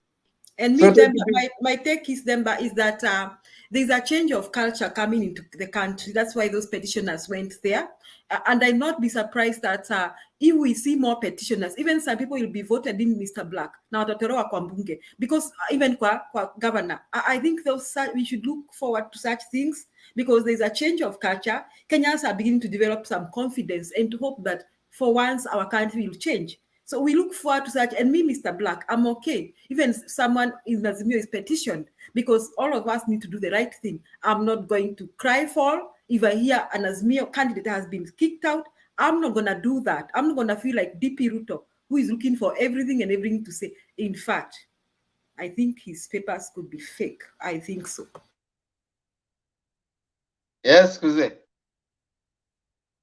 What I wanted to say is that you see the approach taken by IBC is like vetting a cabinet secretary. If the cabinet secretary is presented for vetting, for example, in Parliament, and some citizen feels that they have an issue why it should not be cleared, then you can come up with an issue. Similarly, when Sakaja presents himself, there are the requirements by IEBC. But if any other citizen feels that they have an issue with that person's candidature, they can also come up, and hence the issue being brought about by the petitioners. Yeah, yes, Kuze, that's true. And you see, if Sakaja did himself some due diligence, Sakaja would not have even have presented himself to vie for any post. I mean, the post that requires a degree. You know, let's agree. Yes, you generally a degree says very little about your leadership skills, but it is the law. So our law says that for you to go for this position, you need to have a degree from a recognized institution.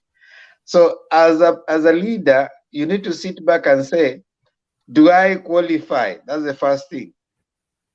And the first thing that Sakaja has done is treat us to this charade that we are going through right now.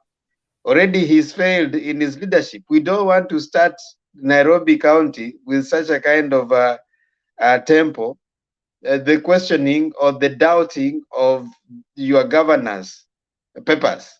We don't need such. The previous regime wasn't any better. So you don't need another one that is going to, now we are going to be questioning. And even if Sakaja was to be allowed to go through, his issue will still be pursued, you know, because he will still, I mean, it is already doubtful. You don't need that. In some other jurisdictions, when people's papers are doubted, you step down, you get out of it, you go sort yourself out. It is only in Kenya where someone is trying to find sympathy out of it. Our Nairobians are going to be given the leader they want.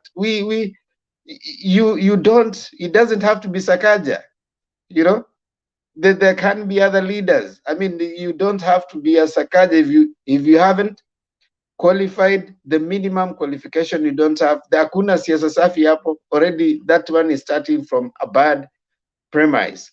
So the least he could do, in fact, it will be more of an inspiration if he takes the lessons, goes back to school, studies, and then comes back bigger and better, like he did when he stepped down, when he was caught outside the prescribed time during COVID. He stepped out of a committee, and people admired him for that.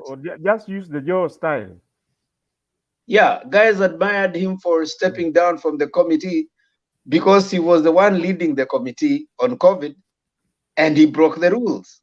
So when he stepped down, people are like, wow, this is the kind of leadership that we want.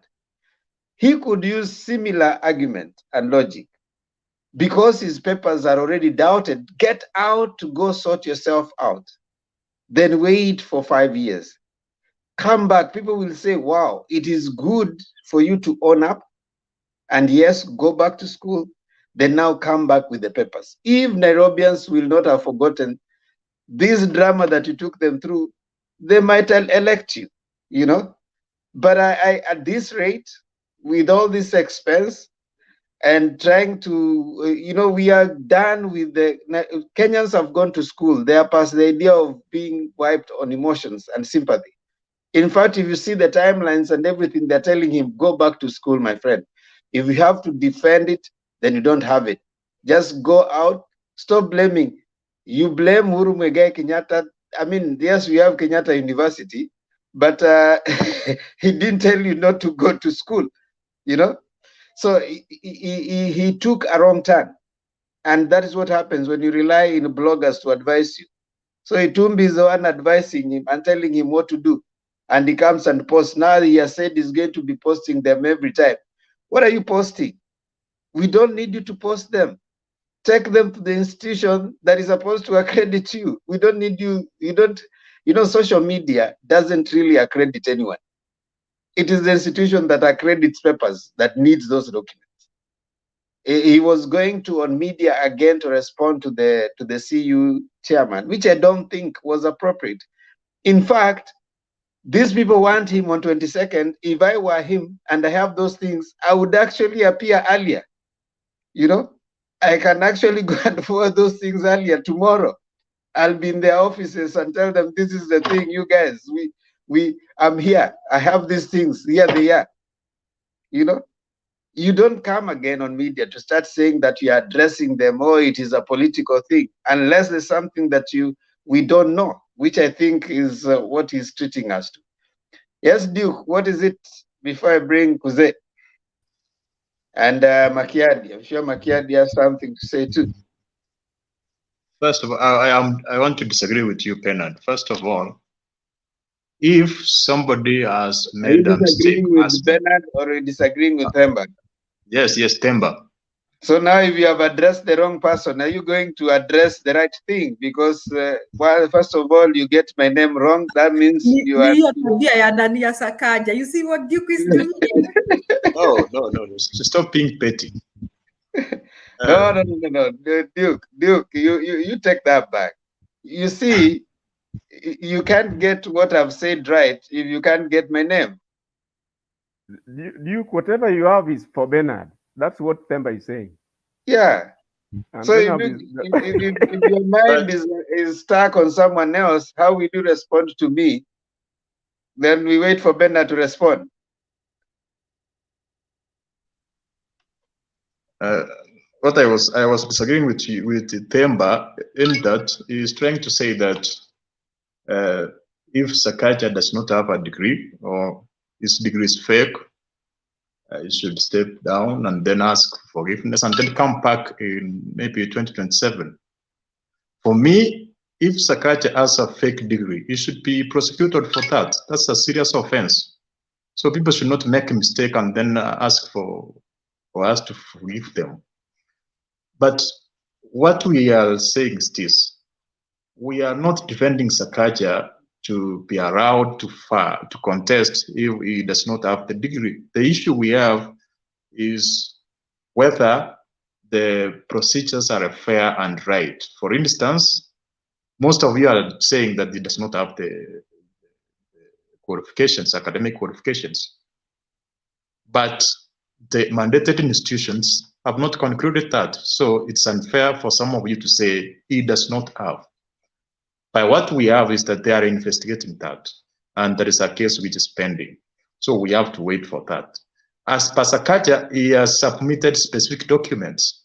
He has submitted certificates, transcripts, and the graduation booklet, both to the Commission for University Education and to the IPC. So what makes us think that the process is political and malicious is that when the chairman of the Commission for University Education asks Sakaja to bring some documents, for instance, you are asked a timetable. For instance, Themba, you said you studied in the University of Nairobi. If I ask you to bring the timetable of your exam, does that make sense? Or for instance, an ID. You know, there is some documents which are asked, and then you see what are they saying, people say. So that's too malicious. At least they want to ask for transcripts, the certificate, graduation booklets, and he has provided that. Duke, what's the difference between your ID and your ID card?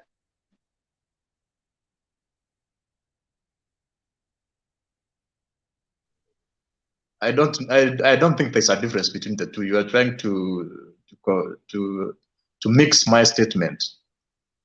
No, I mean, you've said he has been asked for an ID. What is the difference between an ID and an ID card? No difference. It depends on the context of the way I use the words. Now, you just said that he has been told to provide an ID.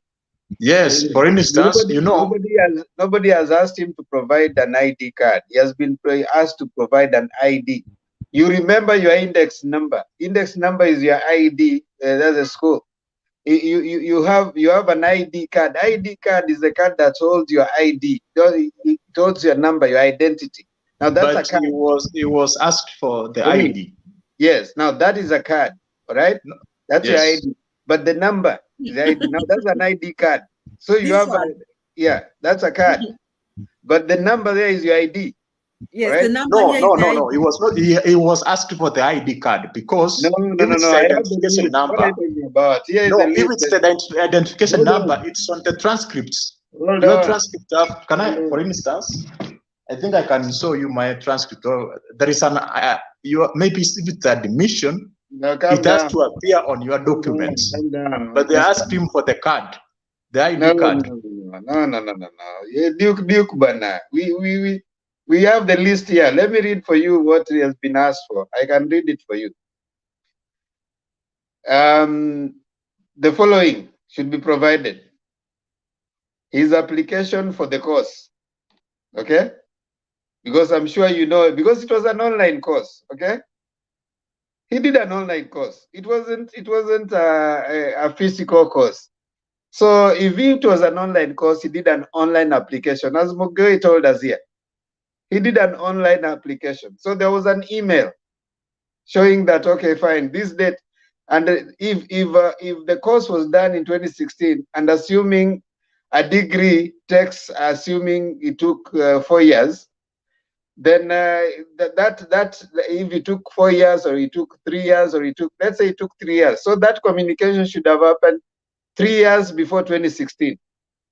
So that was 2013 or let's say it took 3 years. So 2013 is when the application was taking place. So that thing should be backdated. So application, right? Secondly, letter of admission from the university. It was an online.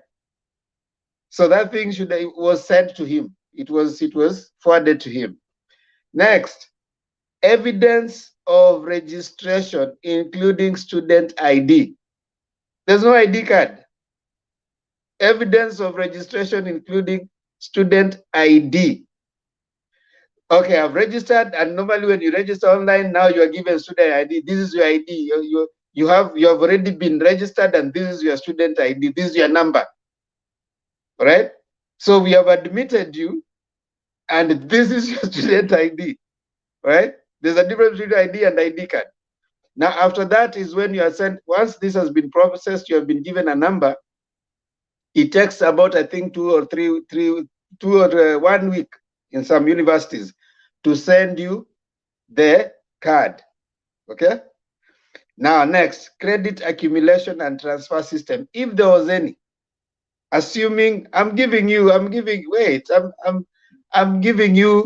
what is required, because you are speaking from ID card and there's no ID card in this list. There's no ID card in this list. The University Commission for University Education knows that when you are clearing, you also give back your student, whatever card that you're holding. Course description of the Bachelor of Science Management, because when you're studying, you are sent to the what is it that you are expecting per semester, what courses you'll be taking. It's sent to you. I mean, everybody gets that. This is the course, this is what you'll be taking, these are the units you are sent to. He was doing an online course. It was Bachelor of Science external. Course units taken. What are the units you took in the university?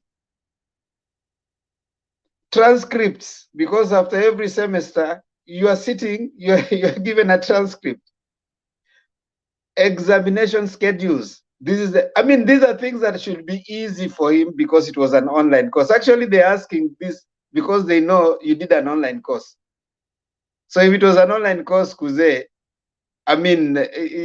distance learners, these are things you are sent to because you have no time to go to the university to pick those things. Graduation booklet, which is also sent. And of course, receipts for one, application fee. Those are things that should be online. You sent, and then the fees were sent. Tuition fees that you paid, graduation and convocation, names of lecturers who taught you, some of the courses, so you can have probably, like for me, I said here, studied at the University of Nairobi. I remember Professor Nyugoro. I remember Professor Jonyo. I remember several of my professors. psychology department, and political science department. I remember all of them. I can tell you. Any professor that taught me, any communication with the university staff. My friend, where did you see the ID card? You know, I actually listened to the, you are reading that. Can you play the video? What about the timetable? Was he asked to give the timetable, examination timetable? Is there among This is the speech. This is a thing that was read. No, me, I listened to the speech. Can you broadcast it? This is a document that was released to the press. No, me, I heard the first-hand information when the chairman was speaking. If you can have that video. This is the thing that he was. Now, for instance, if we go with what you have provided, if, for instance, I ask you, can you be able to provide the receipts which you paid the University of Nairobi? I have them. No. You know, some documents are malicious. You can present that. Like he's saying, when did Sakaja graduate? December, according to him. 2016 is just the other day. You can. I think I did a course for 2 years. I think the last 3 years. And if I log into my university portal, I can get all the money I paid, any communication. And if you just type that name's university on my email, if I just type the university name, it's an American university, on my email, every correspondence I did with them comes out, pops up. So I don't know what is so hard here with Mr. Sakaja, Mr. Duke. They are asking for the receipts, which he was paid. Listen, Duke. If this person was long distance, he didn't go to Uganda to pay the fees, did he? Did he go to Uganda to pay the fees? He himself said he didn't go. But if the institution is not, you know, why can't they confirm all that from the institution? Duke, twende pole pole. Did he pay his fees? Yes, maybe. Of course. Did you go to Uganda? I don't know. So whichever method he used, if it is bank with bank transfer, if it is whatever, he just goes to his bank. Sakaja is a big man. I mean, he's a bazoo. He has banks. He issues checks. He just goes to his bank and say, give me the bank statement for this particular transfer to this university. and do you see that is something fair or reasonable for an institution to do? For instance, that's malicious. It's malicious. We have to be very fair here. Duke, what's going on? Some lies the internet will not tolerate. You see, for example, the issue, you know, Sakaja could be tempted to use an imposter complete with a student ID in Uganda, more or less the same time that he claimed to have been learning. But there are certain things, like the application, when he wanted to pursue the course, he can't fake that. How he paid the fees, he can't fake that. And you see, he has to backdate it to before 2016. So it has to be backdated to 2013 when he was applying for the course. If he wants to impersonate with a student in Uganda at the time, but you know what they're he will not get away with it. What Duke is not realizing is they are making the work of wale wa karabati more hard. You know, when they have given you that work, kama ni mtu nalipa anafanya hiyo kazi ya karabati, they have made it so hard for you. Yes, Mogoi. Okay, I can agree with Duke. Maybe they want ID card. Why? Maybe the name. Mogoi, wewe utatupatia copyright bwana. Zima radio. I can agree with Duke. Maybe they want the ID card. Why? Maybe the names he's presenting with the certificate are not the real name of. They may want both. Not just the ID card. Both. They want to satisfy whether the names in the ID card are the names on the transcript or the certificate which is producing. Maybe the certificate is having a different names from the names we know of Sakaja. That's why they want the ID. They don't want the school ID. They don't want the school ID card. They want the school ID. What was his school number? Yes. The so-called student number. It is very critical and it is unique to you until you become an alumni forever and ever. Amen. But if you go anywhere and you have, hold on, Duke. If you go anywhere and you see some documents you're filling, they tell you, What's your student ID? They are telling you to fill the number. What is the number?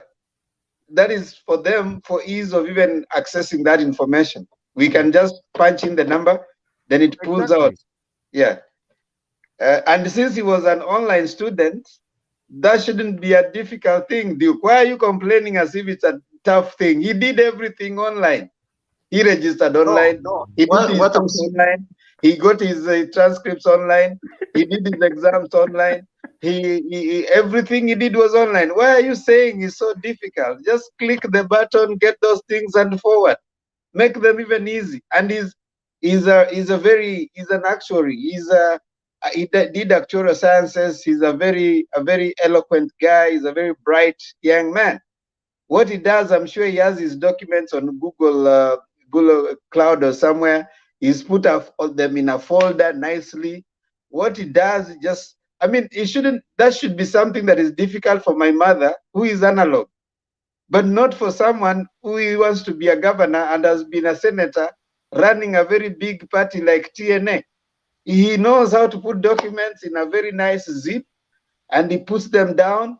He just downloads and then forwards them to CUE. I mean, si kuja kusema ati sijui it's unfair. Mr. Demba, may I say something to Duke? When I came here, Mr. Duke, I needed my documents to be certified and I needed my course by course evaluation. And I think I graduated very many years ago, maybe before some of you were born. And so the body that was evaluating my papers contacted Maseno University, and Maseno University has to send transcripts to them directly to them. I just had to give them my name and my registration number in the university, and that was all. I mean, that was just like 5 years ago, but I graduated very many years ago. You don't want to hear how many years ago. And still Maseno University College could provide each and every details, copies of my transcripts, my certificate, everything. What are you trying to say about Sakaja? What is this? It's not rocket science, man. Wait, Duke, wait. Papa Bob. I want to make this, thanks, Ndemba. I want to make this thing very easy for Duke. Duke, your candidate, Deputy William Ruto, Deputy President William Ruto, does chicken business. Have you ever done chicken business yourself? Have you ever reared chicken? Now, let me tell you in simple terms, the reason why the CUE is giving these terms and conditions is to bring the kuku kwa ile kibanda ya kuku. The minute he produces fake documents, he'll be arrested and arraigned in court within 24 hours. Take that to the bank. It is not by coincidence that they're asking him to bring so many details. Sakaja took himself to the DCI. Nobody had called him there. He's tempting the call it, I don't know whether you want to call it the system, but he is trying to tempt the institutions and intimidating them. They are now calling him to produce. The minute he produces anything that is not authentic, because by now the CUE has already contacted the university in Uganda. They have what they have, and they want to simply make a comparison. So, Duke, please, and I'm advising you, get hold of that Sakaja, tell him not to even go. Run away from that place, because he'll be arrested. There is no any other option. Oh, hold on, Duke. I think Demba has left. There's something I want to play here. Just give me a minute. I don't know. I can't play it. I can't play the video, but I hope you will hear the voice or the sound. And to assure them that the governor of Nairobi will be elected by the people of Nairobi. The people of Nairobi have rejected projects. The people of Nairobi have rejected to be forced upon a candidate. Today earlier I was at the DCI because I saw the headline on the Nation newspaper, a newspaper that is respected in this country. They have run headlines for the last 3-4 days. Even basic journalistic ethics and principles, and you all know, you cannot do a story without looking for a comment from the subject matter of that story. Now, I don't know if you heard what Sakaja said. Sakaja says, number one, that there's a project that is being forced upon. Let's start from the beginning. This is a case about Sakaja presenting papers that are questionable. Now, come to the politics of it. Sakaja is saying that the people of Nairobi are being forced a project upon them. And then on top of that, he said the reason why he went to the DCI is because there was a story that was run for 3 days in one of the respectable newspapers. And so he went there to find out why the story was being run to the DCI. To the DCI. If the story is being run by the Daily Nation, why are you going to the DCI? Let me tell you something. You just heard, I played the video. Let me tell you something. What Sakaja is doing right now is trying to deflect from the main issue.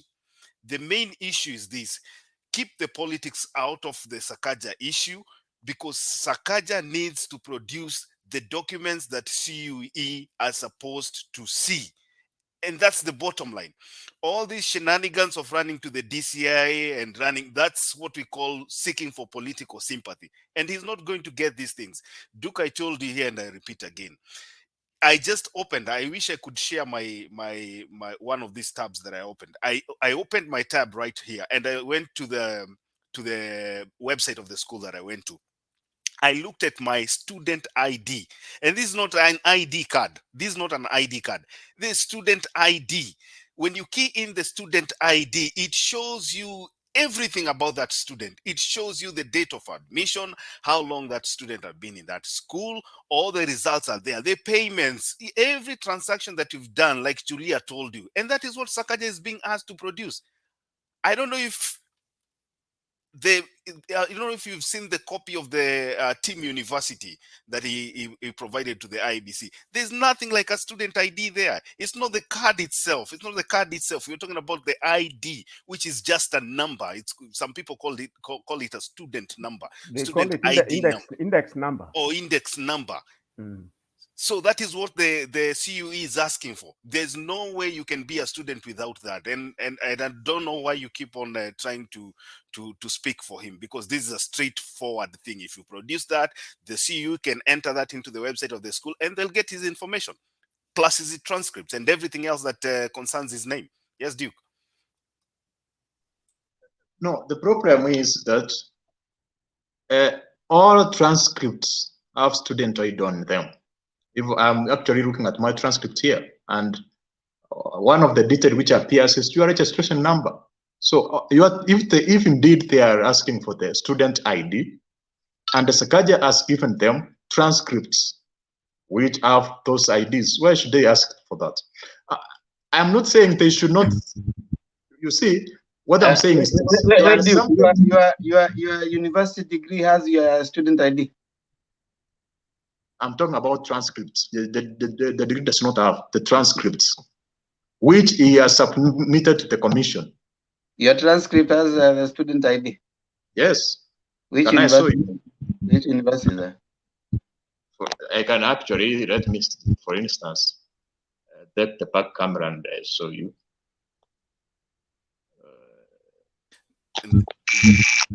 So if you can see, I don't think that you are seeing. For instance, may I start at yeah? I can't see. Are you seeing the? Let me see if I can. Let me see. That's. Put Duke. Put Duke. I'm trying to find out. So you can actually. You see? Are you seeing? It's possible. Maybe it is there.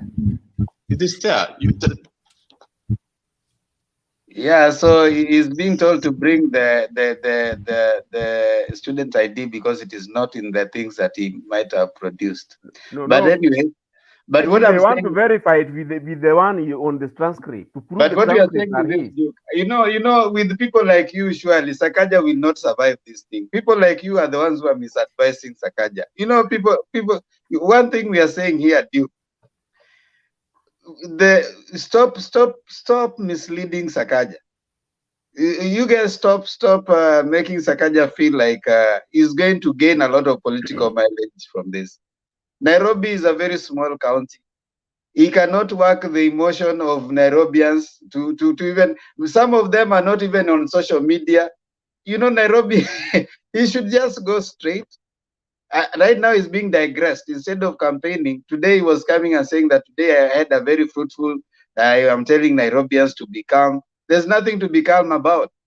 It is simple. Go, if he was interested, let me tell you, Duke, and this I want to tell you for a fact. If Sakaja had a degree, he would be the first person who would have not wanted this thing to take this long. That one I can tell you for a fact. He would have wanted in the immediate fact, the first thing, that what is it you guys are asking for? Ndio hii. Kuna kitu ingine. But for him to allow himself to pull this thing for this long, hana. Unaona kama wewe saizi tu umeenda umeipull. I mean, that's what you want Sakaja to do. See how easy you have done it. So quickly, and we are here. I have my paperwork. Now that is, Sakaja graduated 2016, less than, I think, 4 years ago. I mean, 7 years ago, I think. 2016, that's what? That's 6 years ago. I mean, just the other day, from team. If there's anything that is coming from this issue, Sakaja has marketed a university that was nondescript, not known anywhere. Now it has become a university that is known across board in Kenya, and it can give you the degrees within a day. So we need such a university, and they should pay him for marketing. I think we need to get out of this Sakaja thing, Sakaja issue, Duke. I really don't think we need to. 1 minute. Yes, Duke. Yes, Duke. Maybe give a closure to that so that we move on. You know, it's not Sakaja who's dragging the case, because Sakaja has provided the transcripts, he has provided the certificate, he has provided the booklets, both to the commission and to the IPC. So what do you want him to do? Can you decide the case for him? Can you go to the tribunal and then say, well, let the case be over? So it's the tribunal and the independent institution which should decide that.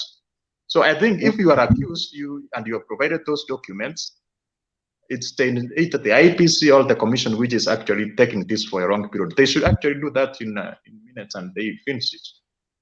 You see the way, Duke, I think we need to close this. You see the way Simbarati, the university was very chap, provided the thing is squished. Now, the way it is going, Sakaja is the one who is providing that narrative. So the people are giving him an opportunity to keep playing the game. And you see, since you still want to play the game, they're telling him you don't have this thing, but he's saying I have it. Okay, they are giving him more time, but he's the one who is buying his own time. If I were you and his friends in Kenya Kwanza or UDA, I would do one thing, which I think probably I hope you do have. It's not in my place to advise you. I would have told them, drop this name of this guy, ask IBC what are our options. Can we get another person? Get another person, put him on the ballot, start campaigning. But because I'm not in any place to advise you, you guys are trying to milk as much as you can this issue. The more you milk it, the more you are getting this guy into more trouble. And Bob Papa has said, the moment he produces any document, natafutia Sakaja another thing. But let's allow these guys who have come in to at least give their submissions. We start with Bob Papa, then Martin Deto, then Father Danny Darius has joined us today again. Duke, si tuachie hiyo hapo sasa. Is that okay? I want to give some small submission, like 1 minute or two. Okay, go ahead, then we bring Papa. You know, it's not that we want Sakaja to be cleared without credentials, but we want the process to be fair. No, just 1 minute, because it's a topic. Okay, that 1 minute was to come back to Sakaja issue again. No, can I finish? It's just One second. Duke, let's forget that Sakaja thing. You have any other thing you wanna talk about? You know, that's unfair because that's a topic which is here. You know, I'm not the No, one who Duke, says do you have any other thing you wanna talk about other than Sakaja issue? Okay. Okay, Papa Bob.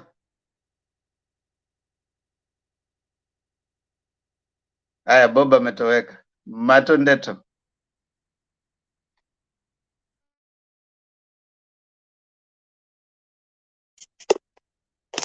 Dhemba vipi, Mr. Richard Makiadi, kila mtu mwenye yuko huko. Unajua nimeamua sasa nahamia UDA. I'm going to be a Kenya Kwanza person. Yani nimewasikiza kutoka 30 minutes niki drive. If you come here as a UDA person, my friend, you get the time to talk. Eh? Kuna watu wamekuwa hapa waongei. Good luck, Ndeto. Good luck.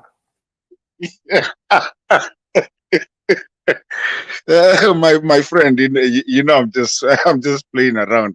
But it seems like the for you to get for you to get something to talk about mpaka unapatiwa VIP, lazima ikue UDA. You know, you come on the other side, you will get the entire show for yourself. What do you want? Mpaka hapo mwisho. Ndeto. Sema bro. You have taken 2 minutes ukilament. Wewe 2 minutes sasa, hata 30 seconds imeisha bwana. Wengine wetu tulienda shule sisi degree. Ndeto kimbia katunguru. Kugulu kuangalapa. No, but anyways, Demba, you know, I always come in with with a laughter because we all need to laugh at sometimes and have a good time. But mimi niko na shida. Nimesikia mkiongea story ya Nyambane and I was so hard. Wait, ridiculous ilianzia wapi? I thought that guy went to walianzia huko akifanya Moi imitations. That was in what? KU. Right? And to talk about that is that these guys, it's not that they never went to school. Sakaja went to school. Nyambane went to school. They all left waliacha shule kama wajamaliza. That's the only problem. Getting an MTB number or your registration number, if you went to school, you attended. Did you finish? That's the whole point. You see, like if you went to Egerton University, you will get my number there. Did I finish there? Probably not. Why? Because it was a training program, so I came to finish it in the US. Now, if I went back to Egerton and I still have those numbers and everything, I can provide my transcripts for Egerton. Right? So hii kitu wenye watu wanafanya, what happened is, it's very simple. What really happened is that these guys, they got to a point where they were in school, yes. Wengine wakabarikiwa wakaingia serikali. Others went to do other things because they got the money. They became celebrities. So like Nyambane became a celebrity. And so at the end of it, they didn't finish. But there's so many people that do that and then eventually go back to finish. I just feel bad because Sakaja has failed me as a person because he was somebody that I really respected and I really liked his style of leadership. But ameniangusha chini. And that's why now you come to find perception is a very deceiving thing. Because me ameniangusha as a person. He doesn't, hakuna degree, hakuna, tuache kudanganyana. Umeona hata Duke ameenda akatuletea hiyo ilikuwa transcript. Lakini I'm sure saizi mtu kama Richuka muuliza degree yake anaweza kutolea kule iko. Interview ya job yoyote, you need that. Hiyo kitu unajua kule iko, you know where you kept it. If you don't have it, you probably know how to get what do you call this? A copy. If not, you call your school. I was just in Kenya. I went to Egerton to get my transcripts just to further something that I wanted to do. Na wako na hizo vitu zote. This is not rocket science. I don't even know where we're fighting about it. Jiro mchana alisema wachane na hii kitu bwana, tuache kupigana nao because hakuna, kama ingekuwa tuache, ni story mob. Now let me run real quick and say and tell people like in a Duke, man, this 2 months is gonna be harder. I think Duke I think is a good man. Lakini the kitchen is about to get very hot. The defections that are going to happen between now and then. Watu mlikuwa mnadhani uko side ingine, now it's gonna change. This is gonna be a silly season, and I feel bad for one man called William Samoei Ruto and the UDA guys, and they better switch mapema, because unaona hii vita ya kina Kabogo sasa imeanza kutokea. Kuna kuja kwa kubaya hiyo part nyingine. And I feel bad that we did wrong to Raila, because once the chicken starts coming to roost right now, kitakuwa kimeumana, my friend. Saizi, I think, actually, personally, I see an 80%, a close 80%, 80 or 70%. I think it's over. I think walipatikana vibaya na kupata madhakarua, because for the longest time our politics has been ile ya kugongana na kutusiana na kufanya hivyo. And then there's a taboo kutusi, if you are a gentleman, kutusi mwanamke. So walipatikana hiyo time. So I think unajua unaweza gonga Raila, yeye ni mwanaume, lakini kugonga madhakarua, when Gachagua tried to do it, uliona venye alirukiwa. So I think these guys are cornered to a place, and I don't think they can change anything at this point. I think that's what it is. And personally, I don't know, hata naangalia Wajakoya, I think William Ruto might akicheza anaweza kuja number 3, but of course Wajakoya hatakuwa na any MPs. So I don't know. I think I'm looking at this politics very carefully. Like I think this is one history in our making, and I think for the most people that have known each other talking about this history, talking about this politics this time, I think we are watching something that will be remembered and will go to books for a very long time, and we will be remembered for, and we will be very happy, and our kids will be saying that history started there. I think this is a new journey. We're getting finally our independence from white colonialism to black colonialism, and to finally getting our independence and moving our country now finally to a first world country. Then, but thank you. I think I've gone over my time. Thank you, brother Noseo, lakini masako ni kuitote Soviet na sabio Richie, kila mtu mwenye ako hapa, Julia weni wetu, Dani, na nani huyu? Philo. Anyway, na Bob sijui amepotelea wapi. Wewe kuja. Anyway, niko hapa mpaka tufunge leo. Father Danny Darius. Bob, Papa, Julia, tafadhali text Bob mwambie amke. Sijui kama ameanguka hapo. What in him text? He's trying to hurt my feelings. Danny, karibu. Asante sana.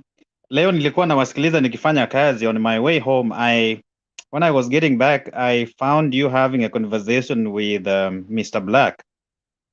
I loved the way you owned him with the facts, and he had nothing to defend anything today. That was quite good, because sometimes people come and speak from a point of ignorance, and it was quite good. I enjoyed. I've been listening for a long time. Many of the things I was talking about, you have spoken about already, but I would like to comment on 3 things. One, I think there is an animosity between Kalonzo and Ngilu in Ukambani. I saw a clip where Kalonzo was being heckled, and I was wondering what's going on here. I don't know what they are fighting about, but there is some animosity between Kalonzo and and Charity Ngilu. And I guess Ngilu was forced out of the governorship. Danny, that has always been there. I think I addressed it earlier. That has always been there. Will never go away. Okay.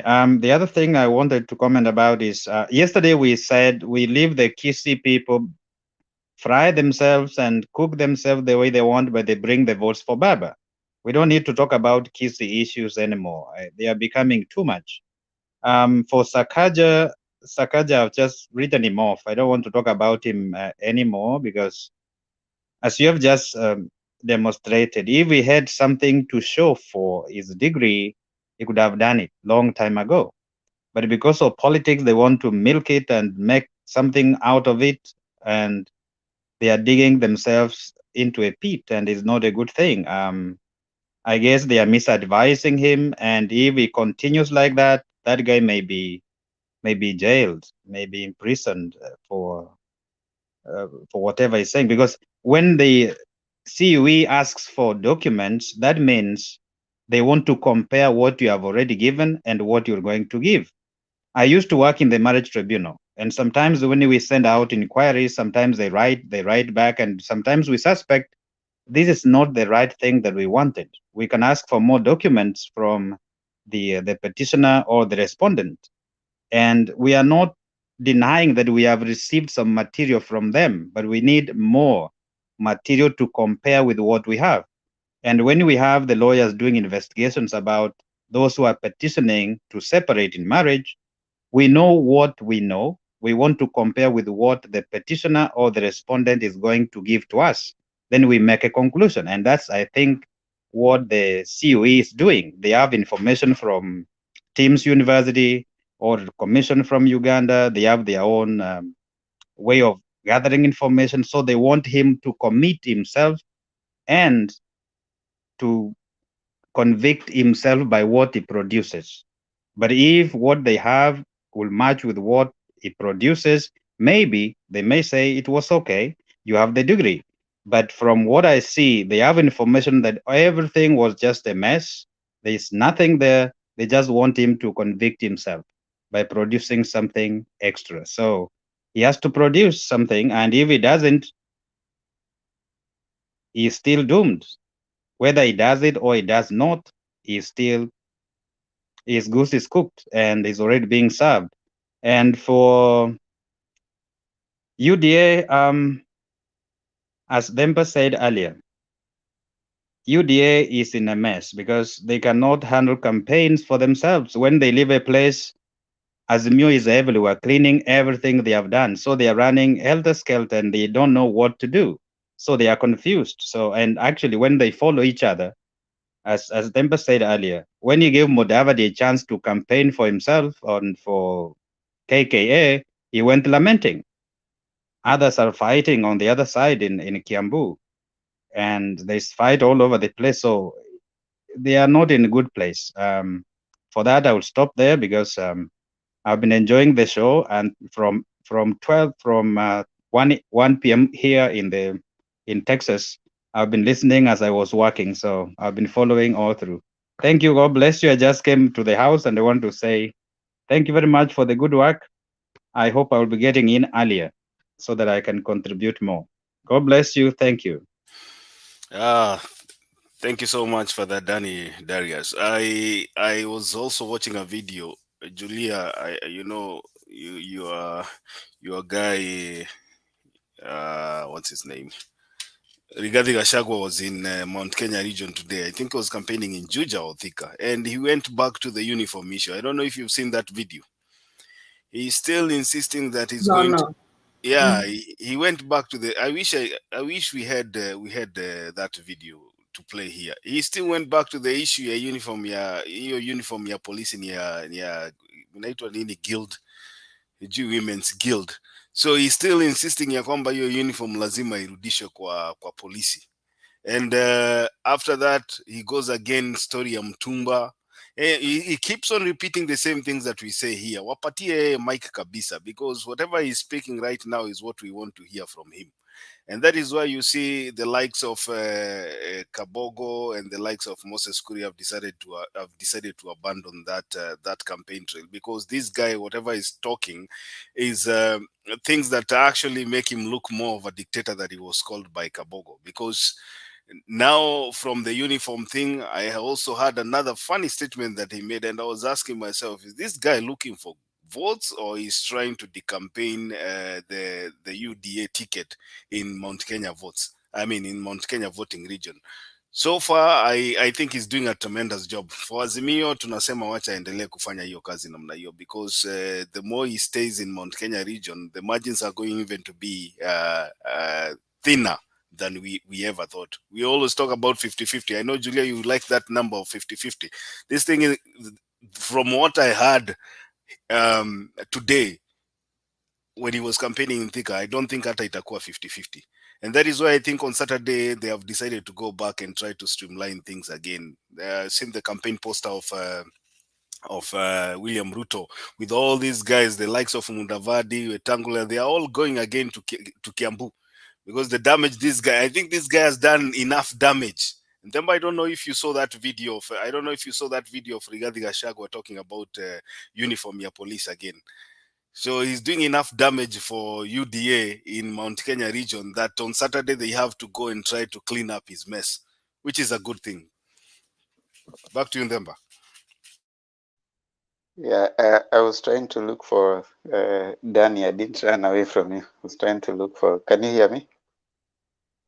Yeah. You're right, Makiadi. You know, there's something with the Rigathi and the police. He is used to giving orders, but I think that is getting tougher right now. But there's also something, I don't know about Kia, if you have seen that. They were supposed to be in Nairobi also today. I have not seen that. I've not seen that. Yeah, Black is agreeing that Gachagua is digging them deeper. Digging them deeper into the things. What do you think? Let's think open. What do you think? Kabogo and Kuria are going to do? Let's think critically. What do you think they are going to do after this? Okay. I am privy to some information that most likely this weekend you might hear some big movements. I don't know if it is the Kabogos and all, or they were just setting stage for movement. But if you have listened to them, there's a meeting that Kabogo attended. So they were saying he was drunk. He said that he is going to support Raila and Martha. And he said, even though I will not be out there, I might not come out, like campaigning, but you have my vote. He said that. I saw that one. I saw that one. But Kabogo has never been with these guys. Yeah, so I hear there's some news that's gonna come, but whichever way, already what happened yesterday is a big psychological boost to Azimio, and nothing they say moving forward is gonna do that. They have already dented them big time. So I probably would expect some shifting, because let me ask for asking sake. What do you think would make Gachagua, Kabogo, Gachagua, Kabogo, Kuria, and Wamatangi remain on the same ship, while still they are interested in the same thing? Gachagwa's interest is to have UDA win all the seats in Central.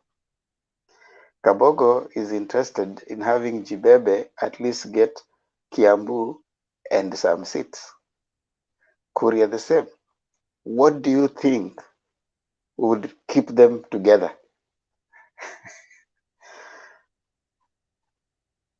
Remember, you can't take people who are not the same and put them together and expect them to work. And they were never together anyways.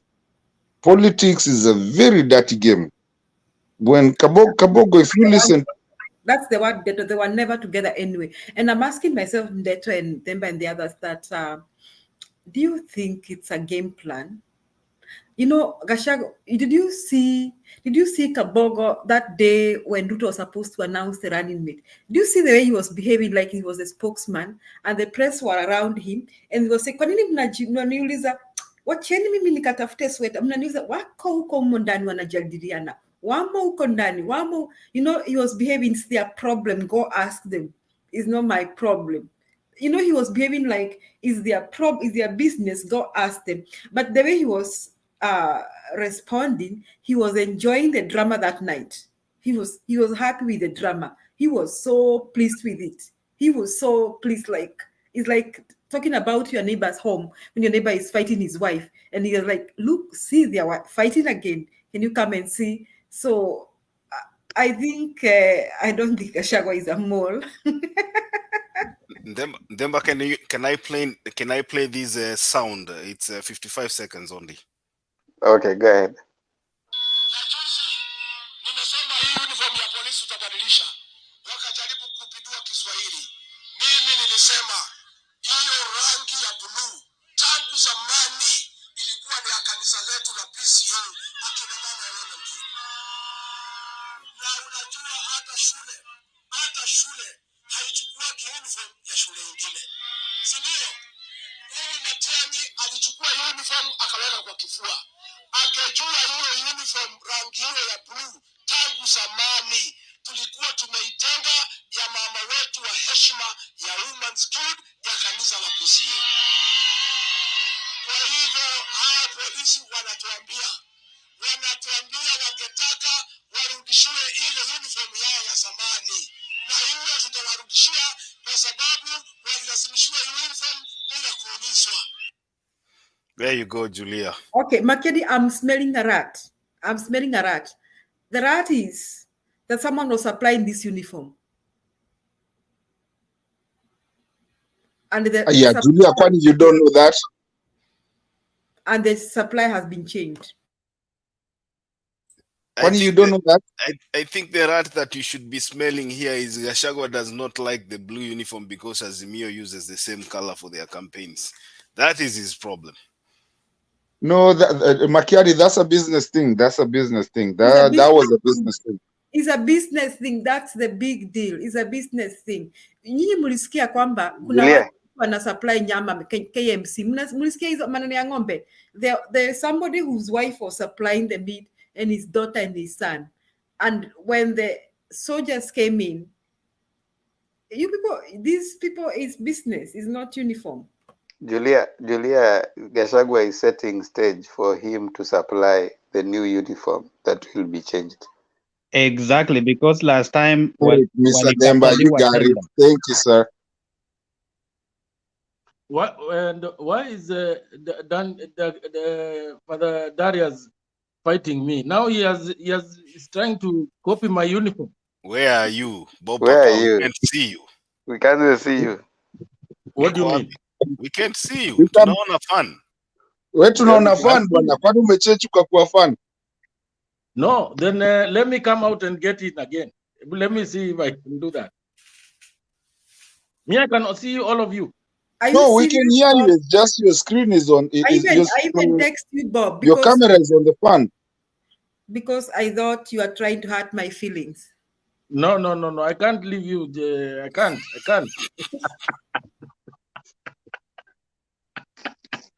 Bring your face. Let me just log in again. Okay, get out and come back. Where is the link? I'll give you the link. Utaachwa nje na Themba haraka haraka bwana. Saizi siwezi hata jaribu. Them I'm playing with you. Nimpatie link ndio atoke nje arudi. I think they're just setting the stage to start the supply of uniforms. You know, he has to look for ways to return the money that they have used. Already they have. Let me tell you, for example. I mean, Kenya, we have been carried. You know, we have been treated to a lot of interesting moments. Do you remember there was a time that there was sugar shortage in the country? By that time, I hear there was a certain cabal of people who had already imported sugar, and it was just waiting in somewhere in the shores. Themba, what do you mean you hear? Kwani you don't know these things? Calm down. It's a fact. Then immediately there was sugar shortage. Those people imported the sugar to the country, and they gained. The deputy president, he admitted in one of his interviews that he has acres of land he's planting maize in Congo. And there was a time there was the Rift Valley guys. They were trying to sell their maize. They were not being bought, and they're being bought at low prices, so they refused to sell. Now, the maize that was coming from Uganda, if you guys remember, there was a time there was maize that was coming from Uganda that was sold to Kenya. That was the deputy president's business. There was a time there was egg shortage in the country. The deputy president came to one of the interviews and said that he supplies the Uganda army with eggs. Then what happens? We were told that there were eggs that were being imported from Uganda. Whose business? Why is it that everything that we wanted was coming from Uganda? If you wanted sugar, it was coming from Uganda. If you wanted maize, it was coming from Uganda. If you wanted those key things, were coming from Uganda. Then the same person who is apparently able to produce so many, he's supplying the army in Uganda with eggs. And these are some of the things that the president decided that we cannot continue this way for our country. And when he closed those mifereges, he became an enemy. And that is where now you're coming. These people, one thing that happened, you remember there's 202 million case facing Gachagua that he cannot explain. Gachagua did business with Nyeri County when the brother was unwell. He had over 100, I don't know how many companies that were supplying goods to Nyeri County. He stole from Nyeri County. The money that was used to set up UDA, Gachagua was part of the guys who supplied that money. And that's why when it was time to choose the deputy president, Gachagua said, you either give me back my money or I get the position. It was 17 hours. Then, but let me add something on you. The person, Kuna kitu umesahau. Umesahau moja. Electric poles. Umesahau hiyo. yes. The person who wrote the Kenya Kwanza agreement was one Professor Kindiki. And when he wrote it, he gave all the positions being very much aware that he's going to get the deputy president. And he drew it and gave everybody the positions. When it was time for getting the deputy president position, and people voted and said that he was the most fit person because they knew. And you remember there was a time the deputy president went outside the country. It was Kindiki was in charge, who led the Kenya Kwanza campaigns in Western. If you guys can remember that particular time when the deputy president was in the US. It was Kindiki who was in charge of the Kenya Kwanza. He took them to Western. He took them to, I think, Malindi or one of those places. That day, people voted for him. Gachagua said, in fact, he walked out of that place, that meeting. Apparently, the deputy president, when he needed money, he had promised everybody everything. He promised Kirinyaga governor, the deputy president, told him that now you are a woman. And if you remember, he would go to those campaign meetings and he would tell them that simnipatie huyu nifanye na yeye huko juu. That's how he was able to say nipatieni Alice And she Wahome. gave 200 million. Remember that story? Yes. She gave 200 million. And then she was told that now you, because I'm likely to consider a lady, uwe kuja karibu. Then he went to Alice Wahome's constituency, I think one of those play Muranga or somewhere, and he said, nipatieni huyu tufanye na yeye. Then he went to Meru, he said, nipatieni huyu nani tufanye na yeye, huyu Kindiki tufanye na yeye. So Kindiki didn't wanted to go for, I think, governor, he dropped it. That day when they voted for Kindiki. I hear Gachagua told them, it's either me or my money. When vitu ziliumana, hakuna pesa ambayo inaweza rudishwa sasa. Akasema, okay, wacha kiumane, kufa dereva, kufa makanga. Now that ametisha naye yako na pesa, sasa tufanye nini? Wacha basi tumpatie. Nasikia it was tough, mpaka Gachagua akaulizwa, bana, unaona hii kitu tunaweza ikosa? Akasema, basi wacha tukose sisi wote kama ni hivyo. Kwani ni nini hao wengine wako nao mimi sina? Unaona? And remember, there was a video when I think it was Kindiki when he sped out of Karen and kila mtu akaanza kusema hoi ndo huyu ameenda haki hata amejiendesha. In fact, he left the driver there. He drove himself. Yeah, Kindiki walked out of that place. He left. And after Kindiki walked out of that place, Gachagua also left. He said, nyinyi endeleeni, but maybe if I'm not getting that position, pesa yangu inarudi. I cannot sacrifice my time and all. Na hiyo nini yote. And he left also. So he was being called in the morning. And when you hear Gachagua came back and said that, ilipofika usiku tukaamua acha twende tulale tuamkie asubuhi ndio tumalize. Aliitwa asubuhi akaambiwa haya kuja basi tumeamua, because there was no more talking. And he's the one who was given the money. Now Kenya Kwanza, as it were, they are generally struggling because number one, they have a deputy president who is not likable. People don't like him. Every time anything he says, anapoteza voice. So he's not receiving the support from within. And now they are fighting within themselves and they are fighting without. So that's why I said the vehicle, it's leaking from inside. The windows are, it has a puncture to repair it. But now it has to keep going, at least it has to get to the other side. So that is what is happening in Kenya Kwanza. And even the Black is aware of all these things. These are things that if you had people are actually saying them in, they know. Those people who are, there's, in politics, it's only secret when you are not saying it. But after that, everywhere, people know what took place. And now, Kabogo has confirmed. When you are saying that time Kabogo was leaving, Kabogo had told them that now, if you choose this guy, we are not going to get votes in Central. And that's what is happening. And he has been told, when the deputy president went to Naivasha, he was told that stop your deputy from, dictating to us. Because he's a dictator. That's what Gachagua is. How many people have you seen accompanying Gachagua?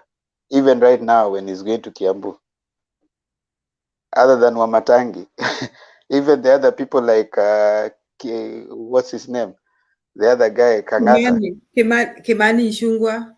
Yeah, those guys are just, they come, they disappear. They are never with him in Meru. They were not with him. So they're trying to give him Murkomen to try and work with him. So he's working with some other people who have nothing more, who have nothing to lose. Let's just work with him anyway. So it's a tough thing, but we hope they continue that way.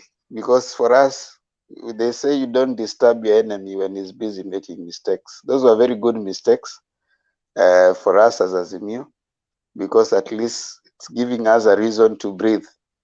By the time they launch their manifesto in 2 weeks, I think 30th, there'll be no manifesto to be discussed. Remember, I have a question for Julia. Yes, Papa unajua, we have been waiting for you all through. And why did you put on, oh, that's why you are complaining. Danny, Yes. stop and yours. Danny Darius is trying to copy me. Now. No, he has no intentions, don't worry. Okay, ask Julia. Now, Julia, there is a story about this Gachagua role model of yours. This about coffee. What do you know about him and coffee in Nyeri? Because there is there's a time, or in the recent past, it has emerged that coffee theft is on the rise, and it is being alleged that he has dummy companies that are buying half mature coffee berries and making a kill from the residents there. What do you have any information on that? No, Bob, but I think, okay, the issue of COVID theft is there in Central, in Mount Kenya region a lot. Like, they go steal the coffee beans from the factories. It's a big thing. It's a big thing, and I will not be surprised if it's doing that. I don't know. I think they have to do something. I don't know. That Gachagua, I just don't know. The guy seems to be having a chain of businesses, whether illegal or legal. Most likely illegal. Because I think farmers, after Munya came in, farmers really fetched good cash from coffee, like 100 shillings per kilo or something. I know somebody who made a very beautiful home suddenly from coffee. You know, some of them harvest a lot of coffee. So I don't know. That's so sad, Bob. I don't know. Something has to be done. Yeah, there is a group of young boys who have been stealing coffee berries in the recent past, and they are selling it to an unknown person who is a resident of Nyeri County. Who is suspected to be? Yeah, it was being suspected that he's the one, and because he has this high affinity. It doesn't mean that when you come from a region you have a high affinity for coffee. Whenever he makes any statement, he must talk about coffee and uniforms. And it's not a coincidence that he talks about these things. I'll not be surprised that he's doing that. And today I told somebody that I think some people are bewitched.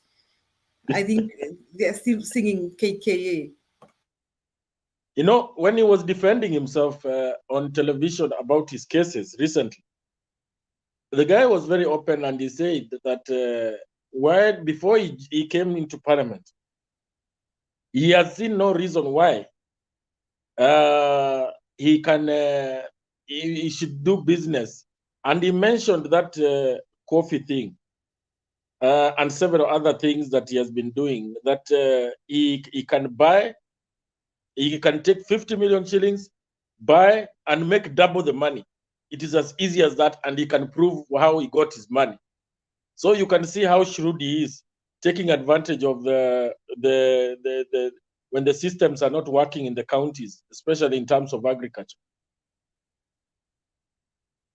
Back to you, Themba. Yeah, Gachagua supplied the machines that failed to work in some counties. So he was, it's alleged that he's the one who supplied the non-carcinogenic wheelbarrows in Bungoma County. So he ate some money with Lusaka. Now, I think we need to start closing. We're almost getting to the 10-hour mark. We have seen Kenyans starting to wake up. Maybe anawabembeleza ndio wasitumike kwa kurigu uchaguzi. Okay, thank you so much, ladies and gentlemen. Yufimo Tieno, furahi sana kuona Awino Rapemo, Black, Black, we ni mtu wa Azimio, wachana na hiyo udaku. Hiyo udaku ni nalipita Kenneth anasema udaku, watu wa udaku, wachana watu wa udaku. Tuje kwa Azimio. Thank you so much. Black ajikwa uyuda anadanganyaga tu hapo. Catherine K. Gachagua is simple-minded. Yeah. What defense is that he's trying to give? Already hiyo kitu ishapita, imeshawagonga. Sasa anajaribu kuidefend kitu gani? Tutaipiga, tuendelee kabisa. Maggie, Nyabwansu, and all the rest. Thank you so much for joining us. We really appreciate you coming to this show. And now I want to give the panelists here, Makiadi, Julia, Makandets, and Father Danny Darius, ambaye amebariki uhusiano baina ya Papa Bob na Julia, na kama imewekewa mikono. What God says yes, who are we to say no to? And God speaks through his anointed. And when the anointed says yes. I hope Bob doesn't have someone listening alafu jioni. Sasa hiyo yeye ataenda kudeal nayo tukitoka kwa show.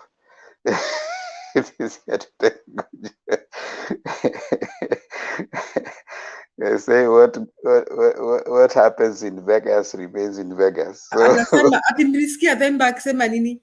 Atinilisikia hiyo kama ni nani huyo? What happens in Mutembe remains in Mutembe TV. Julia, don't worry. Don't worry. I told you experience is I'm experienced. Don't worry, Julia. Na unajua hii clip itatolewa kama records, shauri yako. And this one, Bob, will never run away. Utakuwa kama Sakaja. No. Don't get worried. I told you I'm a veteran. Mise anasema nini? Ati Mise anataka kuja. No, ishabarikiwa na Father Danny Darius. Mise, do not interrupt the Holy Spirit working. Now I want to start with Makiadi, Julia, nikuje kwa Ndeto, Dani nimalizie na Papa. Makiadi, tafadhali. Thank you, Themba. I was reading a story. I think it's Bob who posted it somewhere. It's about 10 police recruits who were arrested for forgery of academic papers. And if the police are able to arrest and able to gauge and know what document is fake and what is authentic, I believe also the IBC has the capacity to do so as well. I think the Sakaja issue is just a circus. I don't know who is advising him, because if somebody is advising him, then that would be a misadvising. He's trying to milk a lot of political clout from this. Finally, wakati atashikwa apeleke kotini atasimama peke yake, probably with a lawyer somewhere, and this thing will probably dent the rest of his political feature, apart from also his life. So I want to believe that as much as I don't support the issue of academic papers, I say the end, I still predict that Sakaja might be as well allowed to run, because there's a lot of drama going on behind the scenes. Most of us might not be aware, but I believe with all this drama, he still might be allowed to run. That's one of my predictions. In the issue of Martha Karua's visit today in Muranga, I believe I had one of the most sober politicians we have around the country today. The way Martha Karua articulates her issues is well resonating with the people, especially people in Central Kenya. And I think, like we always predict here, Central Kenya is now a battleground. I might be wrong, I might be right, but I believe Central Kenya is a battleground. And Azimio just needs to, turn a click higher. Kama wanaoparitia kwa volume ya 30 waongeze mpaka 35. and then that will make William Ruto atazunguka Mount Kenya region kama mwenda wazimu 24/7 akijaribu kuzima moto. But this thing, like I always say here, is gone. It's gone. I had predicted 60-65.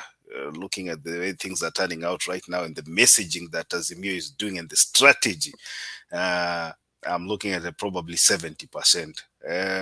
On the other side of Kenya Kwanza, we were praying waendelee kulimana namna hiyo, not actually physically, lakini waendelee kupigana namna hiyo. The infighting is good for us. It shows us they were living in denial for a long time. We said here, and the black came here and said they are handling their issues very well.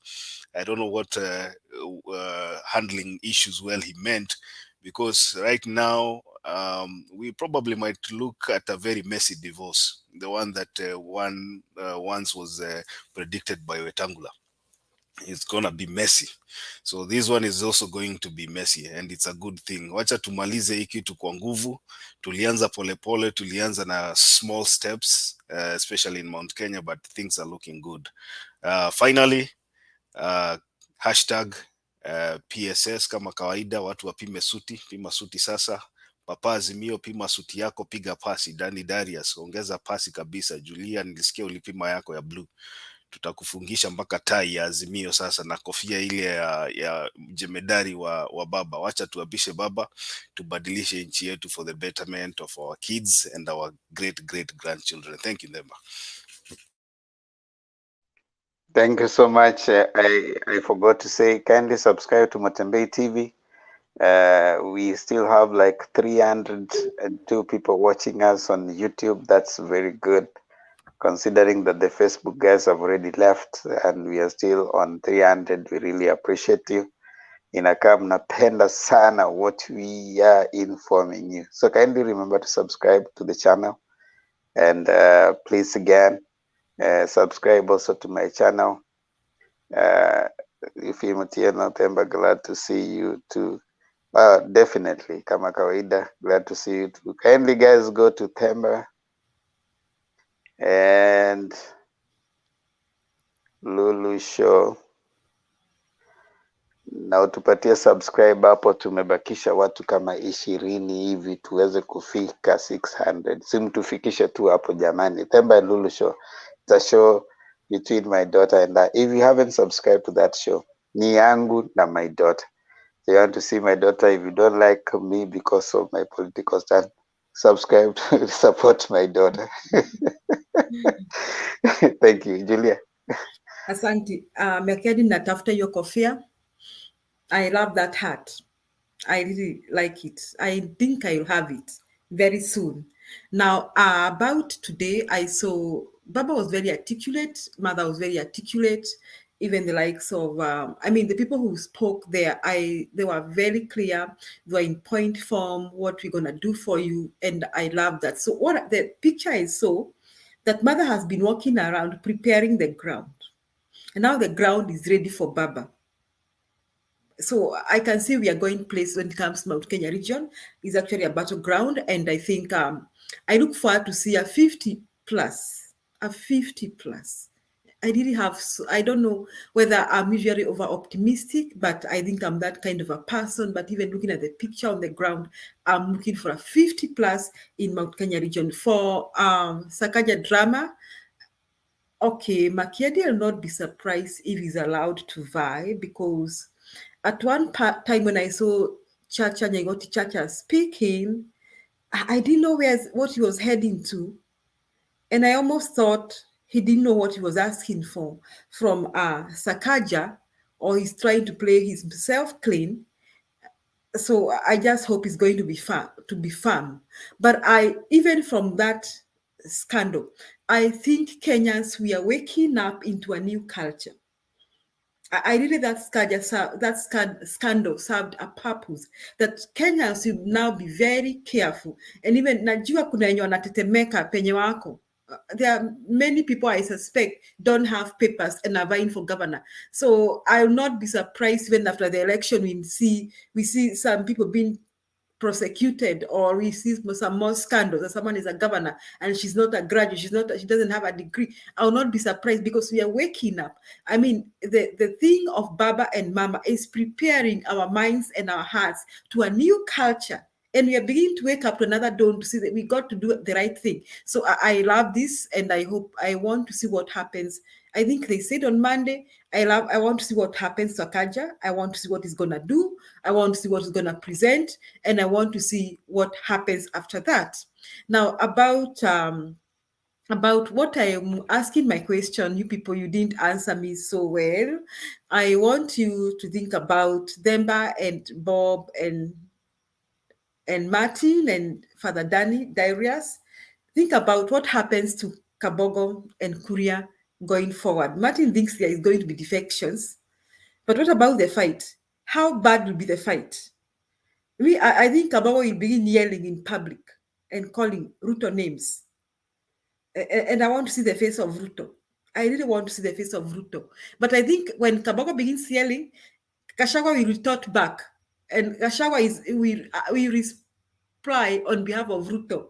And Gachagua is likely to be so nasty. And Gachagua will be so nasty, Kuria will be nastier. So you can see that drama between those three people. Ruto will not speak yet because he's so ashamed and he's so like mad with Kabogo and Kuria. But I'm looking forward to see that drama. And I was suggesting to Elikana that we need that to be written in a book, and we need that book to be read by students in high school. And Elikana, I agree with you. This drama is more interesting than the book we read, Betrayal in the City. Me and Elikana, we read Betrayal, a book called Betrayal in the City. So I'm looking forward to see more drama. Others were Kenya. I think you've seen the drama in UK, in KKA, and I've told you again and again, I've informed you again and again that KKA is a scam. Kwa hivyo nawaomba Wakenya wenzangu, 52 days to go, like Panda says, tuvuke sakafu, let's vote for the real government. Leave this scam because you don't belong there. Asante Demba. Okay, Matt, on that.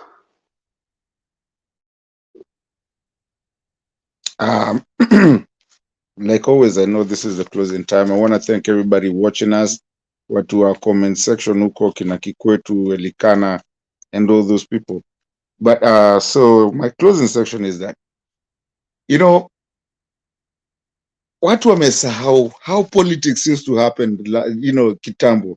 People used to defect the last day before elections because the game was played so well that people were there, wakuja wanini. There's so many things that have been played in this game on this one, and I think that the receiving end did not anticipate that this game was going to be like that. Again, also there's a problem of social media, and where as people we have become, we are more eloquent, more educated than we used to be. And there's that YK92 who still think those are the old people that you used to go to Kambani and people don't know what happened in Central.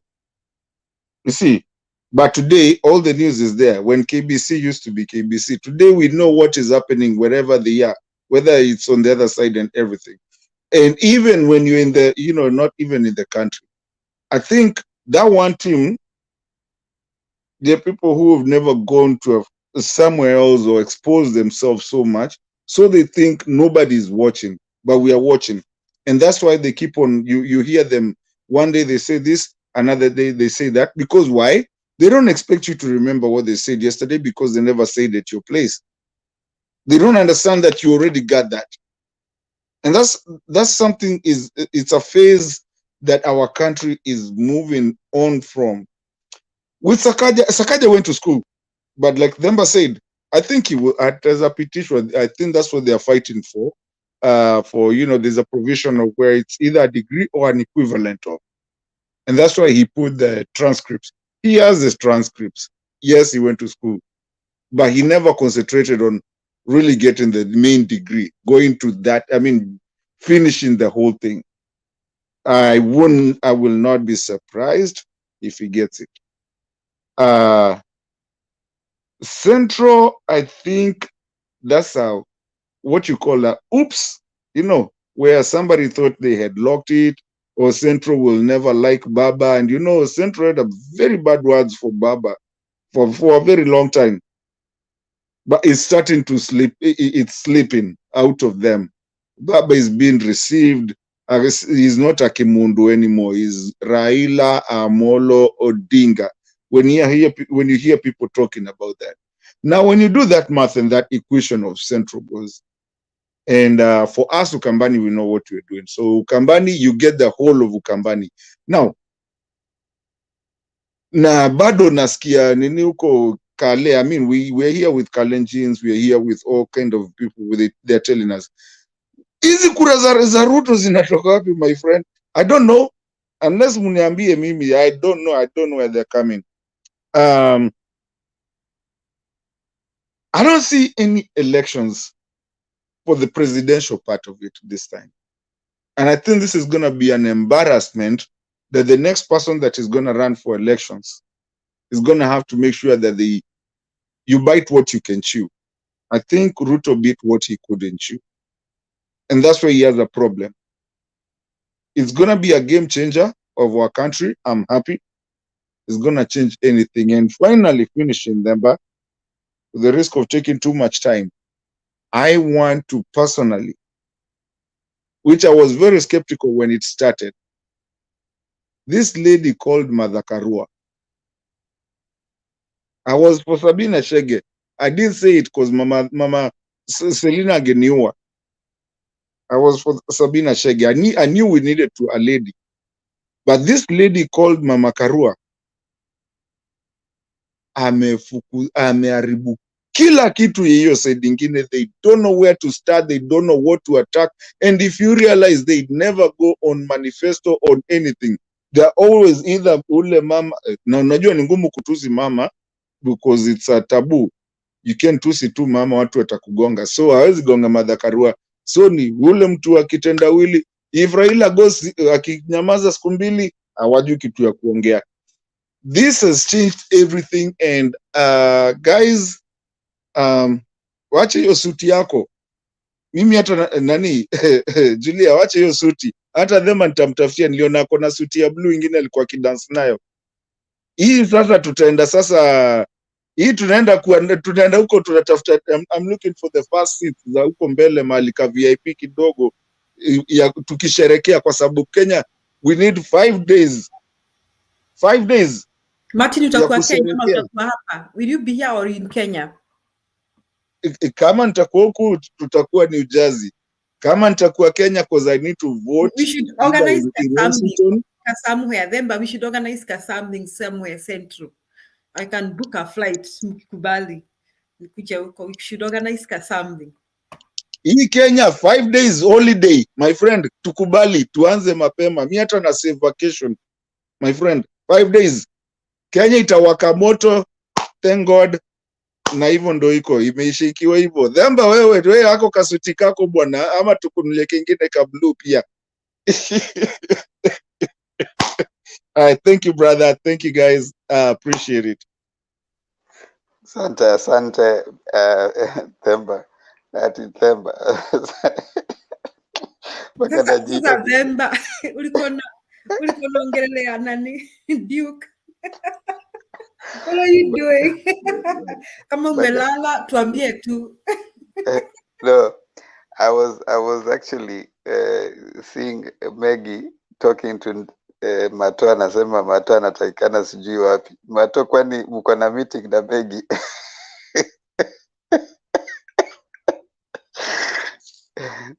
Father Danny Darius, tafadhali. Achana na mama yangu anajua kitu yenye anasema huko nyuma.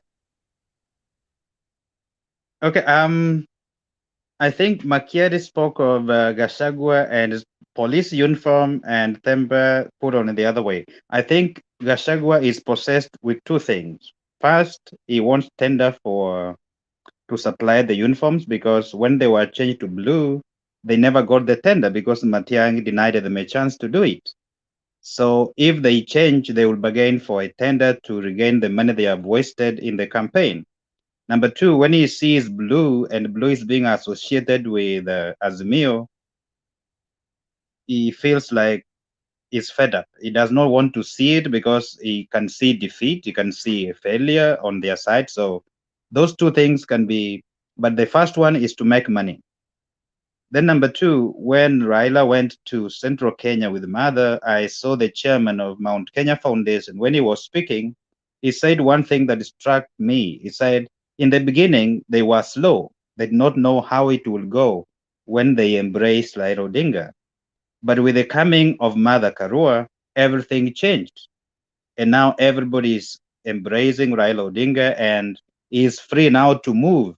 He can move anywhere, and they have changed the minds of many by the coming of Mother. So it was like he made a good choice. And when the chairman spoke like that, I was very amused and I said, okay. So they knew from the very beginning it was not going to be easy. But with the choice of Mother Karua, everything changed, and they have accepted Mother to be their leader from Central Kenya, which is something big. Lastly, with KKA, I guess they know by now that they are going nowhere. So the only thing they are doing is to do damage control and find somebody to blame when they do not win. But first, they want to gain all the MPs they can garner from wherever, even from Western Kenya, pushing people around to make numbers in parliament so that they can have a say and have money in the political parties fund. I think that's what now he's fighting for. He has known already he's not winning anything. And for Sakaja, please let us stop talking about that guy. It's a disgrace for those who went to university, for those who have valued education, for those who have been even going to school, even when they are married and working, having kids, they are doing so many things, but still they value going to school. So for Sakaja, let us close that chapter and wait for what happens as we close the chapter for Kisi and wait for something to happen. Some things we have to let go so that we can figure out the best way to do campaign for Baba and for Azimio. I guess I will have to pay Masuti. I guess I'm persuaded. So thank you and God bless you. Have a good night. Thank you so much for the Darius. Papa Bob. Yeah, I guess almost everything has been said. My suit will be an African attire, but blue. And it will tutaanza kuishona mapema sana. Kwa hivyo Makiadi, usiwe na wasiwasi, and I'll be celebrating the win aboard the Tamarind Dhow at the coast. Sasa wacha tuingie kwa mambo ya siasa. Hii ni maajabu kabisa, lakini tunashukuru kabisa kutoka wenzetu kutoka kwa mlima. Wamefanya kitu kizuri sana kumkaribisha Baba, na hiyo ni ishara ya kwamba Baba atakuwa rais wetu wa 5. Na kuhusu ndugu zetu akina Kabogo, tutakii sana wao wakipigana, lakini wapunguze mdomo na wakuje tuungane, tutenge nchi, wache mambo ya uwizi na kushirikiana na wezi. Wakuje tuungane ili tuweze kujenga taifa. Na nataka tu kumwelezea bwana Black ya kwamba tutamkaribisha. Naona analia sana, ni kama amekubali ya kwamba ushindi umeingia wa Azimio kule kwenye comment section. Kwa hivyo tutakumkaribisha Julia na Makiadi, mkaribishe huko akuje pia akunywe soda na keki kidogo. Na kumalizia kwa Julia, nataka kujua hiyo party itakuwa wapi, wenda nikatumana tikiti. We are still discussing with Martin. Sijui amesema New Jersey ama wanasema nini New Jersey? Unajua wakati tunasikia mambo New kama haya. Ama Yes. Hawaongei, hawataki twende party. Kumalizia ni kwamba huko tuko huko, kama si Kenya, New Jersey tunachoma yote huko. Itakuwa Kenya mzima.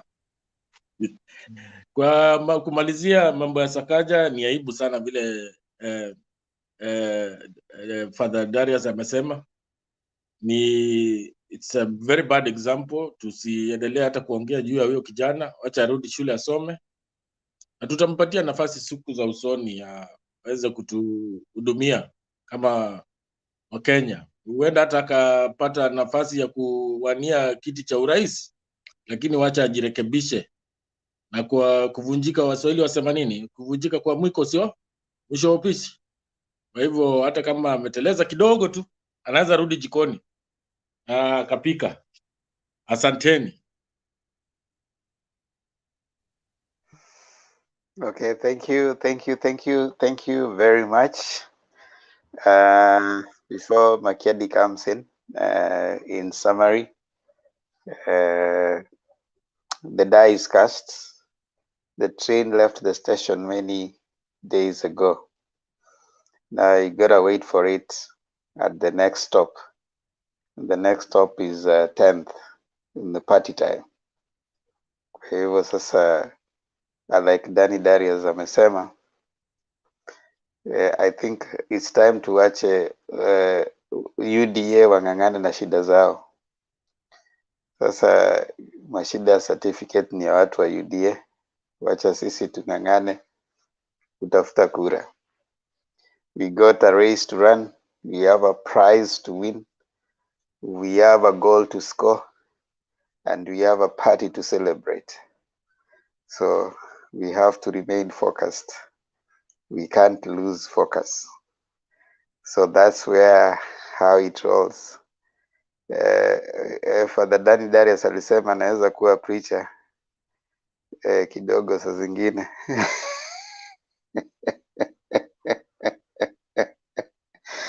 Alifanya philosophy and the philosophy stems from a lot of spiritual watu wa kanisa, a lot of philosophers. Wewe themba ikwangi philosophy na kwa nini ile ya kupreach ni there's another name, not philosophy. Deto, philosophy is the foundation before you graduate to theology. If you have no bachelor's in philosophy, you cannot proceed to theology. So Hiyo ndio nilikuwa tafuta theology. Thank you for clarifying. If you come to the church for priesthood, even if you have a PhD in science, you will have to do a bachelor's in philosophy first before you go to theology. So that's the foundation. If you have done philosophy, pure philosophy, you are good to go. You can twist and change things and make them apply the way you want them to apply. And that's a good work Themba does. That's why you can own Akina Black like a sausage. Father, can I surprise you? Father Danny you know I went to a seminary school. What? I went to a seminary school. I was an altar boy from class 4 all the way to Form 3 because of going to school. But every time I was until I went to my Forces Academy hapo kidogo, so we used to do the chapel, but I went to a seminary school. Alafu kaenda Forces Academy ukaumang'aa kakaingia kidogo.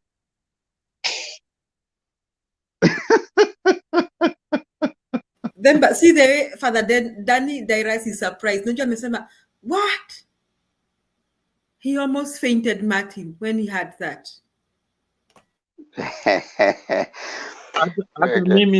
Hapo ndio shida iliyokimbia, lakini yes, I went to like my Form 1 I did Pope Paul's Junior Seminary. I went to St. Joseph's Mbuyuni ya Kaleli, and I was an altar boy. I went to seminary school. Keep the faith.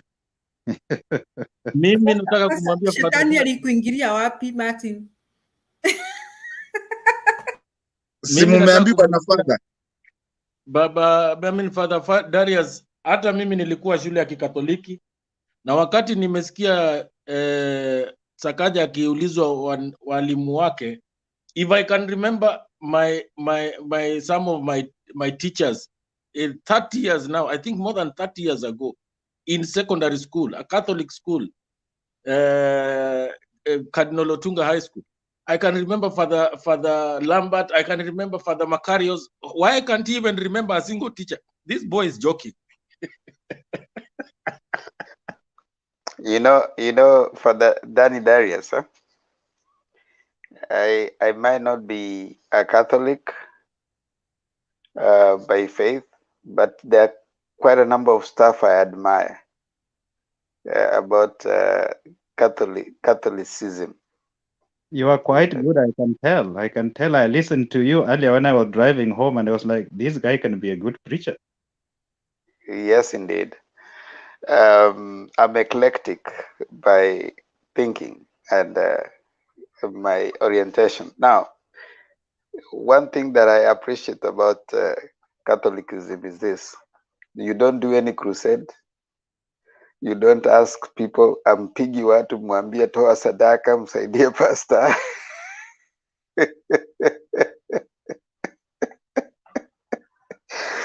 you don't make us like, and your services are short and clear and crisp.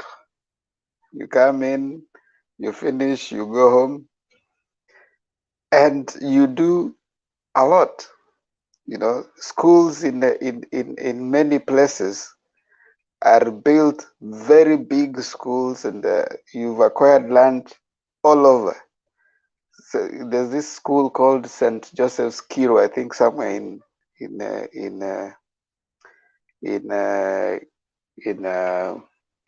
what is it called, Rift Valley. Very big, and it has, so I admire the way, and it is the only church that is also a government. Actually, in the parish where I am, we have a school Alafu unajua Themba, ameniuliza nilipotelea wapi. Pia hiyo kitu umesema, like mass ni mass, 30 minutes you're done out. Alafu shida nikaenda sasa kwa jeshi. So to answer you further, but I still go to Catholic, but I also go to other churches. But bado mimi ni Mkatoliki, nilikuwa karibu hapo nikuwe father. Ni venye tu jeshi walinichapa pale MFA kidogo, lakini I still stand by that. Na Catholic is a very good church. Repentance, unajua kurepent, you ufai kukula sakramenti kama uja repent na vitu kama hizo. So it helps you keep, remember your sins that you've done. You see, like I've done so many sins in this channel.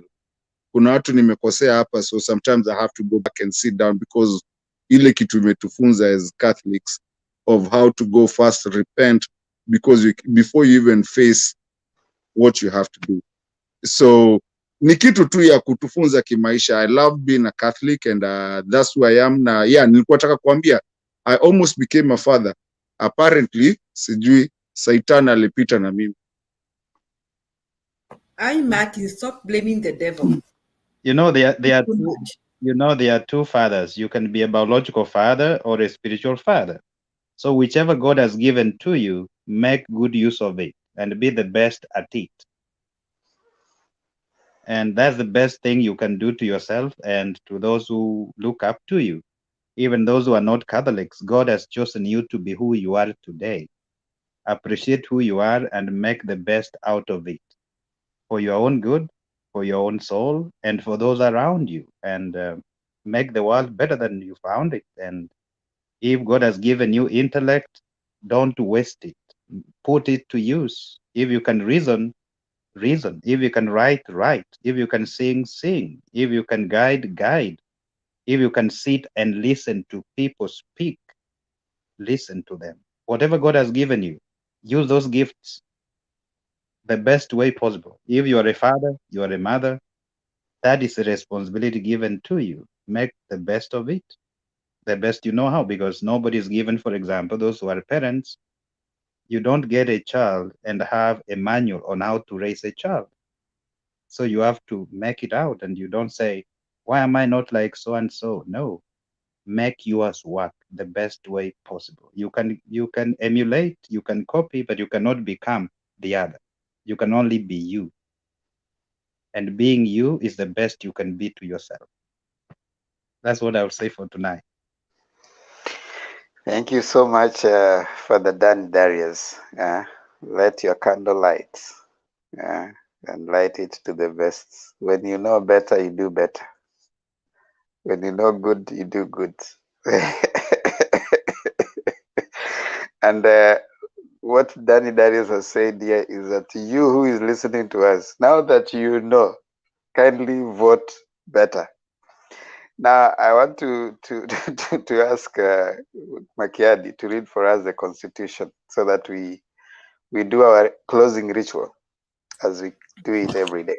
Okay, Article 80, which is the last article on leadership and integrity, it talks about legislation on leadership, and it says Parliament shall enact legislation A, establishing procedures and mechanism for the effective administration of this chapter, prescribing the penalties in addition to the penalties referred to in the Article 75 that may be imposed for a contravention of this chapter, providing for the application of this chapter with the necessary modification to public officers, and making any other provision necessary for ensuring the promotion of the principles of leadership and integrity mentioned in this chapter and the enforcement of this chapter. Thank you. I want to read for us the Azimio agenda, kama kawaida. And today I want us to read Agenda 6. Today we are reading Agenda 6. And this is what we are saying in Agenda 6. It's important for us to know. This is Azimio la Wananchi. Azimio la Wananchi. Azimio la Wananchi recognizes that whichever administration comes into power, the people remain sovereign and the government is theirs. And there should therefore be continuity and minimal disruption even as priorities are reviewed. The instruments of power do not change, only the custodians come and go. Similarly, public investments initiated on behalf of a sovereign people should not be abandoned at the feet of the ambition of custodians of power. As stewards on behalf of the people, our duty is to highlight our priorities and our agenda and align it with the gains already secured by previous administrations on behalf of the people. Starting afresh with every new administration is an exercise in profligacy, whereas public finance management demands optimal resource allocation. The Azimio commitment is that transfer of power will be seamless, and the country should not lose momentum as the Azimio administration aligns its priorities with the business of government, which is the business of the people. So minimum disruption. That means that the Azimio government will ensure, as opposed to what the manifesto, what the deputy president is talking about. He is going to have a charter that is going to change even the academic system. He's having a charter that is going to change everything. You can't do that. The leaders that are there exercise, like the Constitution says, whatever they do on behalf of the people. The people's will is sovereign. So whatever it is that we have Vision 2030, and everything that is happening is aligned to the Vision 2030. And therefore, each 5 years, because that's what the Vision 2030 said, that every 5 years, the administrations that are coming are going to be doing something that is getting us there. So far, from the Big Four agenda, you get Azimio coming in, building on the gains, and moving on to the next level. And that is what they're saying, Azimio la Wananchi. The people of Kenya don't deserve a disruption every time there's a voting system. And that's what this talks about. So that's Azimio la Wananchi. Now, back to us, kama kawaida. Yesterday we did the East African. Today we do the Kenyan national anthem. And Mato, today you'll start stanza 1. Danny Darius, stanza 2. Then Bob Papa, stanza 3 of the Kenya national anthem.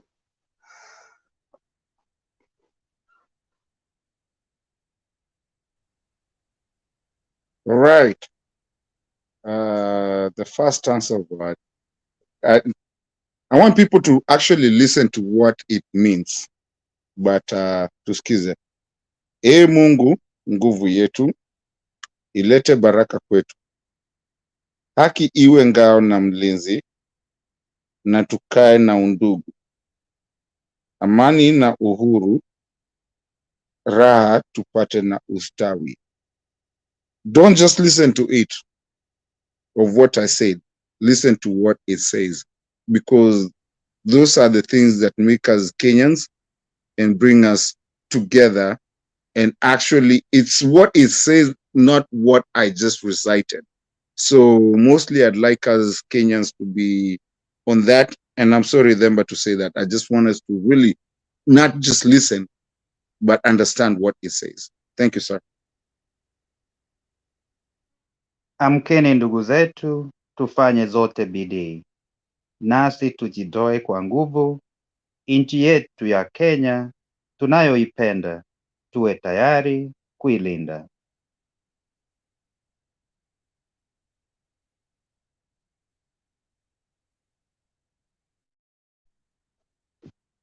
Na tujenge taifa letu, ndio wajibu wetu. Kenya istahili heshima, tuungane kwa mikono pamoja kazini, kila siku tuwe na shukrani. Thank you so much. Thank you, Black. Thank you, Themba kukusumbua, umeunderstand hizo stanza zote tatu zimesema azimio la umoja kutuleta pamoja. Azimio la umoja, declaration of unity. True. Yefim Otieno, Yefim Atemba ako na mgeni. Tuko na Father Danny Darius. Who wants to make noise in front of Father Danny Darius? Surely, hata kama no wonder Themba is so calm, right, Yufin? Yeah, I mean, when Father Danny Darius is here and he's blessing the only couple we have on the screen, I mean, what else can we say? You know, Papa Bob and Julia, I mean, when the blessings, you don't want to interfere with that. In fact, it's only that we have Makiadi around. We'd have wanted the show to just end, and you know, the father just says, you know, and that is it. But Makiadi has to give us the song.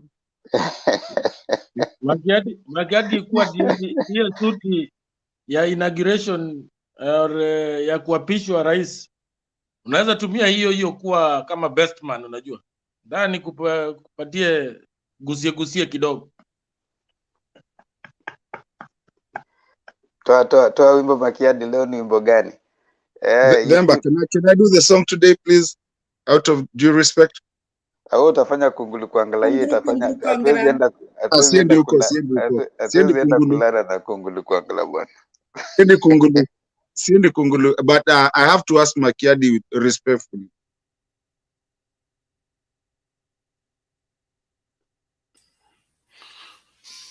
Wacha nipatie watu mistari kwanza mato.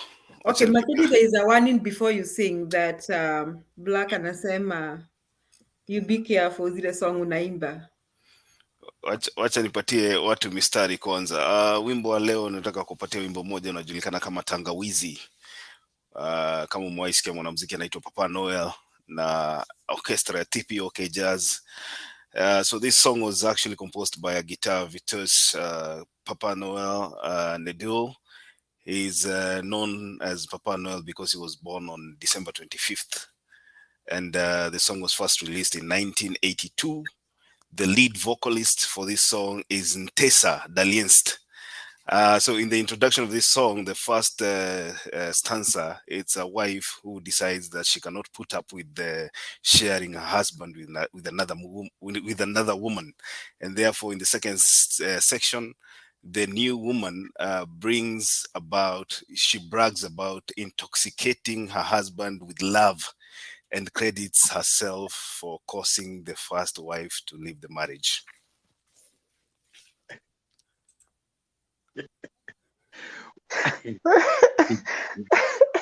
Now Themba and Sasa sijawapatia mistari bwana, nimewapatia tu intro ya wimbo wenyewe. Sasa stanza ya kwanza pale inakwenda na Makiadi, hold on. How did you arrive to that choice? I don't know, it's instinct. You know, it's Okay. Friday No, inakuwaga ni siku ya Makiadi is always doing that. Friday ni siku ya instinct eh?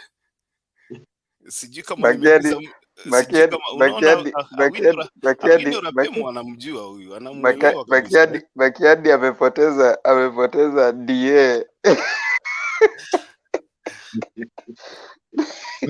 Remember, can we do a double tap today after Makiadi does a 1-to-1 because this is very important. DA alimponyoka kwa sababu ya Evelyn Nyambongi. Unajua Makiadi alianza kuitisha kujua Evelyn Nyambongi. Makiadi akataka kuwa deputy president wa Juliet. DA akakasirika. And previously it was Lynette, until Lynette had to donate Mise to Lynette because of what Makiadi did. Kwa hayo mengi ambayo panelists wamesema nimeyasikia akiingia siku moja akatokea ile nyingine, kwa hivyo sijasikia chochote ambacho Julia na Ndemba wamesema. Nitaenda kwa stanza ya kwanza ambayo inasema Natanelin Tongo na libanda ya ubandiko mpo na kozela yo papie ongai na lembi. Ngai na lembi ni kusema kwamba mimi nimechoka. Libala bombada o mama ongai na boy o balobi na ngai na kanga motema kasi na kokite o papi tika ngai na zonga mboka ngai na uta wowo ngai na lembi na koki lisusu te ngai na boyi o. So na ile line ya kwanza ambayo inasema Natanelin Tongo na libanda o bandeko, yani I was staring outside in the morning. Oh my friends, bandeko ni marafiki sasa. Na kozela yo papi o ngai na lembi as I waited for you husband because I was tired. Libala bombada o mama o ngai. I don't want to be in a polygamous relationship. Naboy o I don't want to be in a polygamous relationship. Balobina ngai na kanga motema, I am advised to preserve what I have. Alafu inaenda pale kwa chorus pale inaenda inasema na langwi siye mama, na langwi siye mama, na langwi siye mubali ya langwi mama. Mose, unataka nimalizie hapo niachie hapo?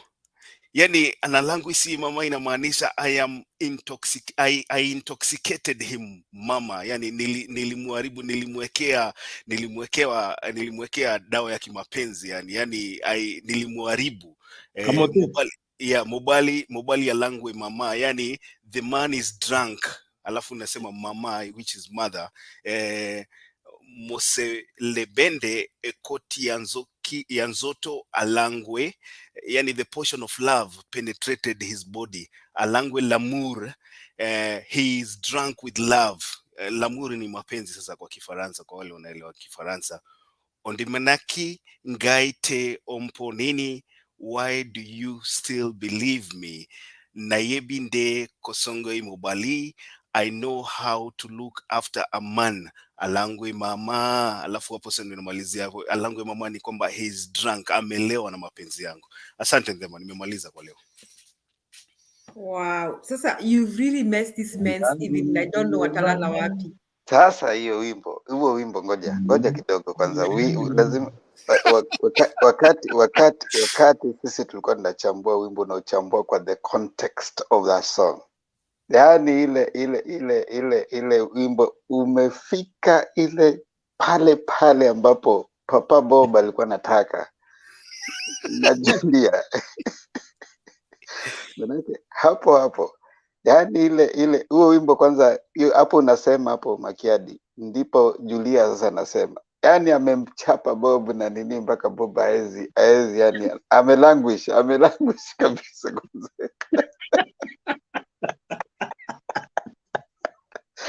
Remember, you are spoiled. I really wonder whether you went to a Catholic church. Tena unajua ni Saturday bwana. Languisiye mama. Languisiye mama. Yani he is drunk. Yani nimemmaliza, amelewa bana, amelewa na mapenzi. Alangweli mubali tangawisi. Mubala nini yo mama ye alangwe. Bas, alangwe l'amour. Yani umemmaliza na mapenzi, umemintoxicate na mapenzi. So huyu ni wife wa pili anasema ameintoxicate bwanake na mapenzi mpaka hii ndio maana tunasema mitumba zikuwe band. Mnatuleta hapa Kongo. Hiyo dedication imeenda pale kwa Evelyn Nyambongi na DA mahali huko tafadhali. Don't you worry. Kama unajua kama kuna kitu ambayo ina survive pale Africa ni kwamba sharing is caring. So usione vibaya Evelyn Nyambongi kama Makiadi alionyesha tu nia kuwa deputy president wa Juliet. And see what happened to him. Hiyo ni gani hiyo? Eric Otieno anasema Makedi unamaliza watoto kwa hii show, una walambatovu wote. Hiyo ni kusema nini? Lambotovu ni the latest sheng. Yani inamaanisha nini hiyo? To love ni kuwapenda wote. Chunga Makiadi utalombotoviwa. Evelyn Nyambonge anasema napenda kuja kufunga show. Ni kweli kabisa, njoo unafunga show, manake hapa tunataka mfurahi, hatutaki mtu awe na hasira. Usiende kulala kama una hasira. Hapa kama sisi tunakupatia raha. Unajua life is too beautiful and nice and life is too short to be sad. Yeah, to be gloomy. You need to just be happy. And the Baba is here to be president. Why should you be gloomy? So we want you to live long. And if we are so happy now, Demba, what do you think will happen after 9th?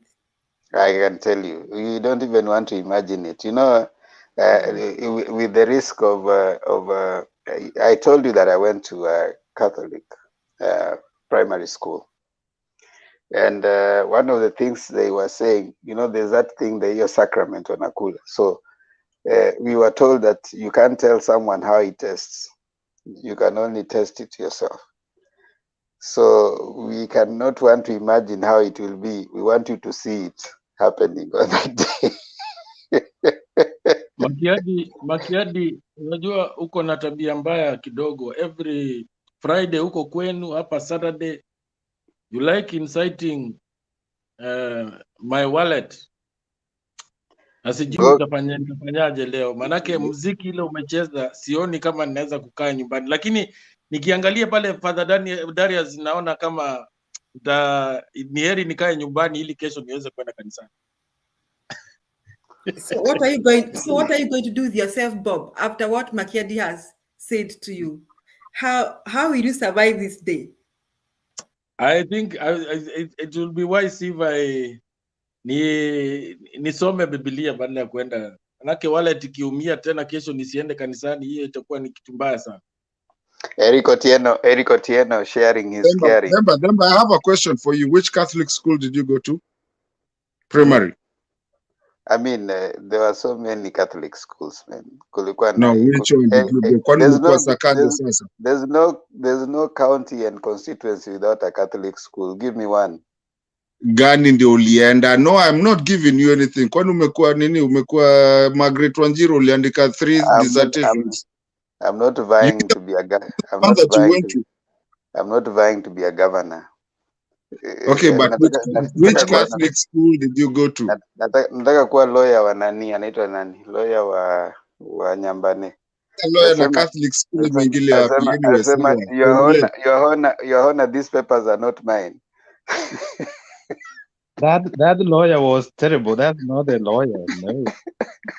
That was the worst lawyer to ever hire. What would you have done for that Danny Diaries? Suambie wa interrogate your client. You have nothing to do with his sins. By the way, did you look Demba, me, I'm not ashamed. I'm not ashamed to say it. I went to St. Joseph's Mbuyuni Primary School, class 4 to class 8. Class 1 ilikuwa Nairobi, Dr. Livingstone. Ndeto kama Primary school. Hivyo, umeharibika sana. Sasa hata afadhali nyinyi msiseme. Hata it's better me and Bob saying we went to a Catholic school, right Bob? I think we are close to that. Hao wengine wamepotea pote. By the way, did you watch there's a clip I posted in the WhatsApp group where Matiangi was talking about one of the people who was in this parliament which has just ended, who gave a certificate of presented as a certificate of, I think he attended some theology. Is it a theology or whatever in South America? So No, when it was a crusade, it was a seminar. Yeah, it was a crusade in Latin America, and when you write it, it sounds as if it was a university. Maybe it was held in a university. For example, we invite people from Congo here in our church, and we take them to Oblate School of Theology, and when we give them certificates, what comes on top is Oblate School of Theology. So when we give them certificate of participation, sometimes we may write in Latin. So when those guys, they saw the Latin writing or Spanish, they thought, oh, this is a master's degree, and they presented it.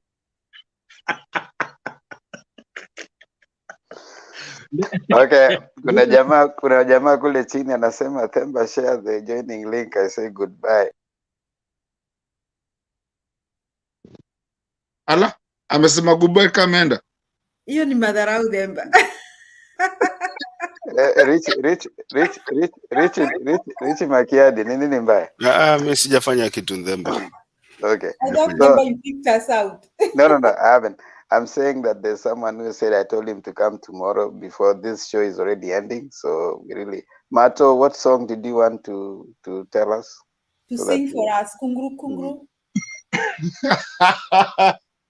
I don't even think I can do that. I mean, yes, I'm a Kamba, but I speak fluent Kamba, but I don't think I can do that. I was just the one I wanted to say. Actually, I don't think I can actually sing it. It's one of my. There's two that I will do today, and maybe another day when Themba gives me time, will let me do it. But there's a song that has really shaped my life. This song is about a guy that was on a train. And when they were on a train, he was a very older guy, and there was a younger guy there. The guy used to smoke and has some whiskey on their on them. And the guy was about to. Nobody knew he was gonna die on that train. So he looked at this younger guy, and the guy he looked very stressed. And the guy told him, "You know what? I'll give you some advice. If you can give me just one puff of your cigarette and a sip of your whiskey, I'll give you a life secret." And once the guy did that, that old man, the younger guy gave him whatever the two things that he had been asked, because it was just night and everybody was asleep on the train. They were traveling. So once he did that, the guy looked at him and told me, no, he took the whiskey and also a puff of the cigarette. He gave him the advice, and after that he died. And it's a song by Kenny Rogers called "The Gambler." He goes, people don't understand what it is because they're just listening to it, but they don't see it. And it's a true story that changed the life of that person. He goes, I'll just do the chorus. You got no when to hold them, know when to fold them, know when to run. I think I missed something. You never count your money. While you're sitting at the table, there'll be time enough to count it when the deal is done. What it tells you is that you just, I know I messed, I know I butchered it. Sorry, wait, I know I butchered that one. but I know the whole history. But it's one of the songs that has kept me living, because sometimes you know when to choose, what to choose, how to play your things, and that's how it works. And you, in your life, you just need to know what to take and what not to take. I know I butchered, najua nitauliwa. I butchered it today. I'm sorry. But I know I butchered it. But that's a song that anybody, if you know the history of it, I wish somebody could really address it. Si kila kitu unapigana nayo. Saa zingine unaweza achana nayo. And just know what to fight, what not to fight. Na hiyo, and I think that's what is making kina Raila win this one so big, because they don't have to fight everything that kina Ruto are throwing at us. And that's why we are going where we're going, because we've matured in our politics. Okay, thank you. That was good music. Harry Belfonte, I love this one. Down the road where the nights are gay and the sun shines daily on the mountain top, I took a trip on a sailing ship, and when I reached Jamaica, I made a stop. But I'm sad to say I'm on my way, won't be back for many a day. My heart is down, my head is turning around.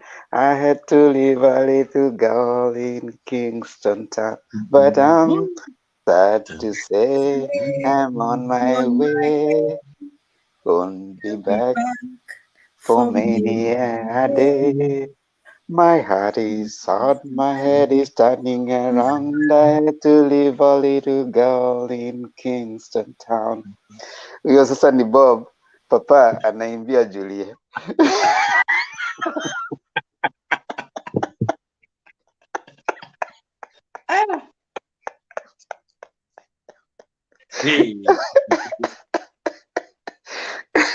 Sasa Bob Papa amekuja Amerika, anarudi Kenya.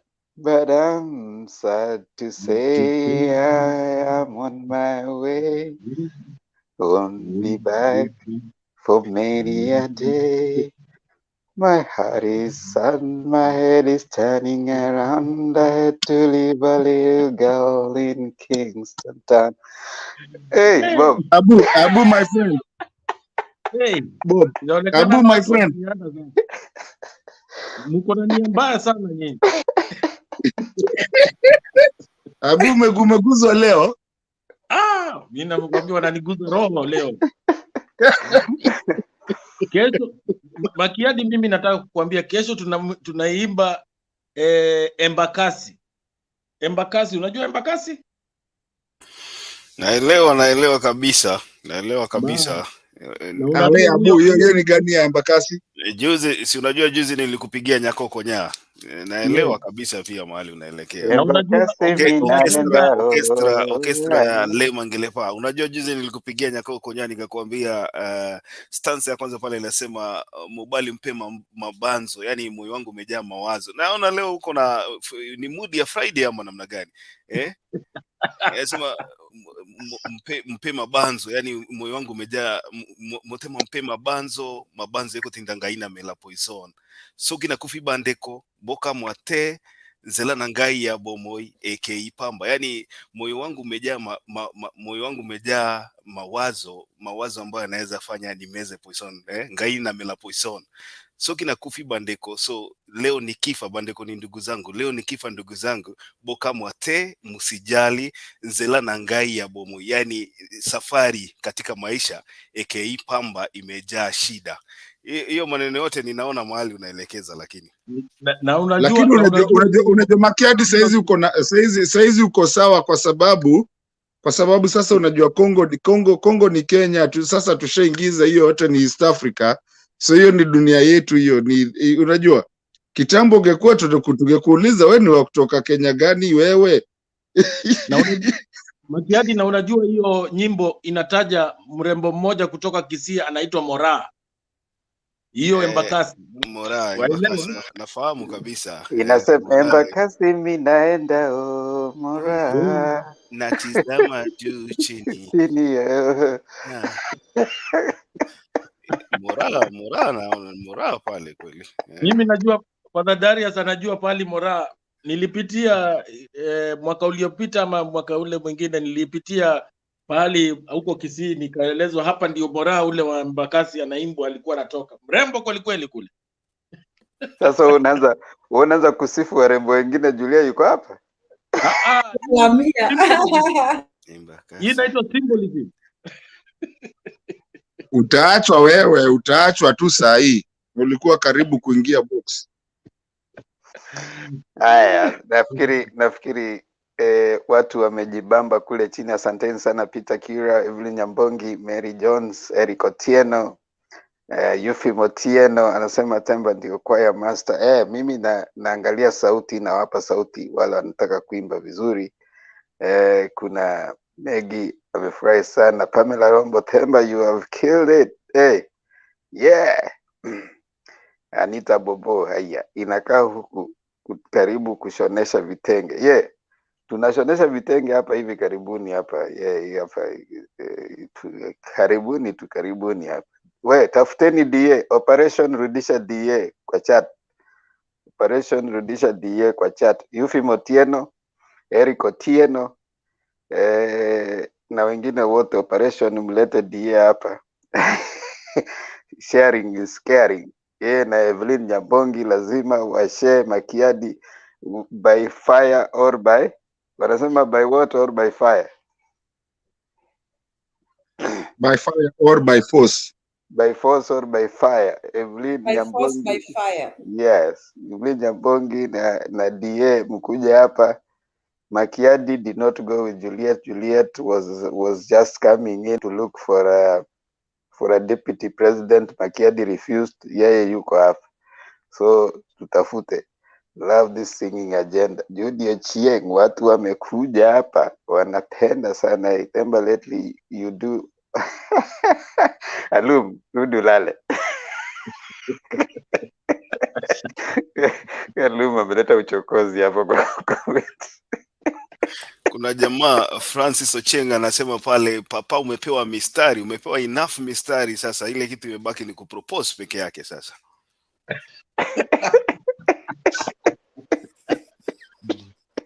Kitu kizuri ni kile unapanda, unangoja, unapalilia mpaka mwisho.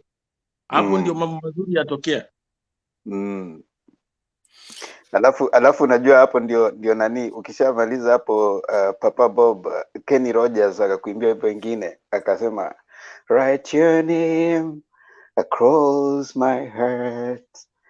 I want the world to know that I am yours forever. And I will wear it like a shining star. Write your name across my heart. Remember, I'm a big fanatic of Kenny Rogers, by the way. Sitakudanganya. I'm a big fanatic of Kenny Rogers. Hakuna ngoma ya Kenny Rogers sijui. I'm surprised that you know that one. I appreciate that. Then munaharibu father. Ama aje father. Actually, what I usually do when I do weddings, I prepare them for 6 months before the wedding, and if there is somebody in that who can sing for them or they can sing for each other, I give them 5 minutes, and they sing very well. So I'm used to such kind of songs when they sing for one another after mass before I give them the final blessing, and it works. It works because that one sticks forever. Unasikia sasa Julia? Hivyo ndio wazee wanajua, wanaendesha maneno pole pole. Hata father anajua hii ya muzina, inasema muzina di tata edi mwana edi mpeve santu muzina di tata nzambe ya muzina, yani in the name of the Father, the Son and the Holy Spirit. Amen. Nzambe unajua ni Actually, Father, where are you located? What's your parish? I'm in San Antonio, Texas, and look, I'll be moving in 2 weeks' time to a new parish called Our Lady of Perpetual Help in Selma, within San Antonio, Texas. Within San Antonio, Texas. Yes. When will that be? At the end of this month, I'll be gone by July. You can get his number at the private chat, then you can call him. Alafu, Yeah, can you send me your private number? I need my. Anyway, we'll talk about it. Alafu Papa Bob, ukishamaliza sasa, ukimalizia Julia, ushamwambia kila kitu. Sasa Julia amekubali. Sasa hivi ndio unamwambia. From the moment I met you, you made my life complete. This wave of pure devotion has swept me off my feet. And tonight when we kissed, you still took my breath away. It goes without saying, but I'll say it anyway. The vows go unbroken, and you still know I do. Love, keep and honor, always true to you. Then baba, tuliza baba, mambo ni polepole ndugu yangu. Sema hiyo ndio nafundisha watu mmezoea kukulukakala. Hey, Deto wasikia hivyo ndio mambo mistari. Kukurukakara. Deto, waizi ya kukurukakara. Sisi tunananga wesa kwa iwe ba yaka kungulu kwangalaka pa. Au malo kwa sisi ene chao ke kungulu po. Okay, ladies and gentlemen, thank you so much. It's been a pleasure. We meet again tomorrow kama kawaida. Lakini ngaja Julia, lakini tunakuanga pia wazuri sana. Tunaweza kuambia wewe, hizi ni zangu, hizi ni zako, hizi ni fundamento. Demo funga cho. Huyu ameanza kuharibu. Makiadi, thank you so much, Julia. It's always a pleasure. Papa Azimio, always a pleasure. Danny Darius kama kawaida. Father, at least mefurahi. Since you came here, you see that you have really put some blessing in some, and it has effectively made Misa disappear from this place. But seriously, what happened to Misa? We will send an advance team to go look for Mise. No, ask Bob. Matondeto, thank you so much for showing up again. God bless you. See you again tomorrow. God bless you. Good night.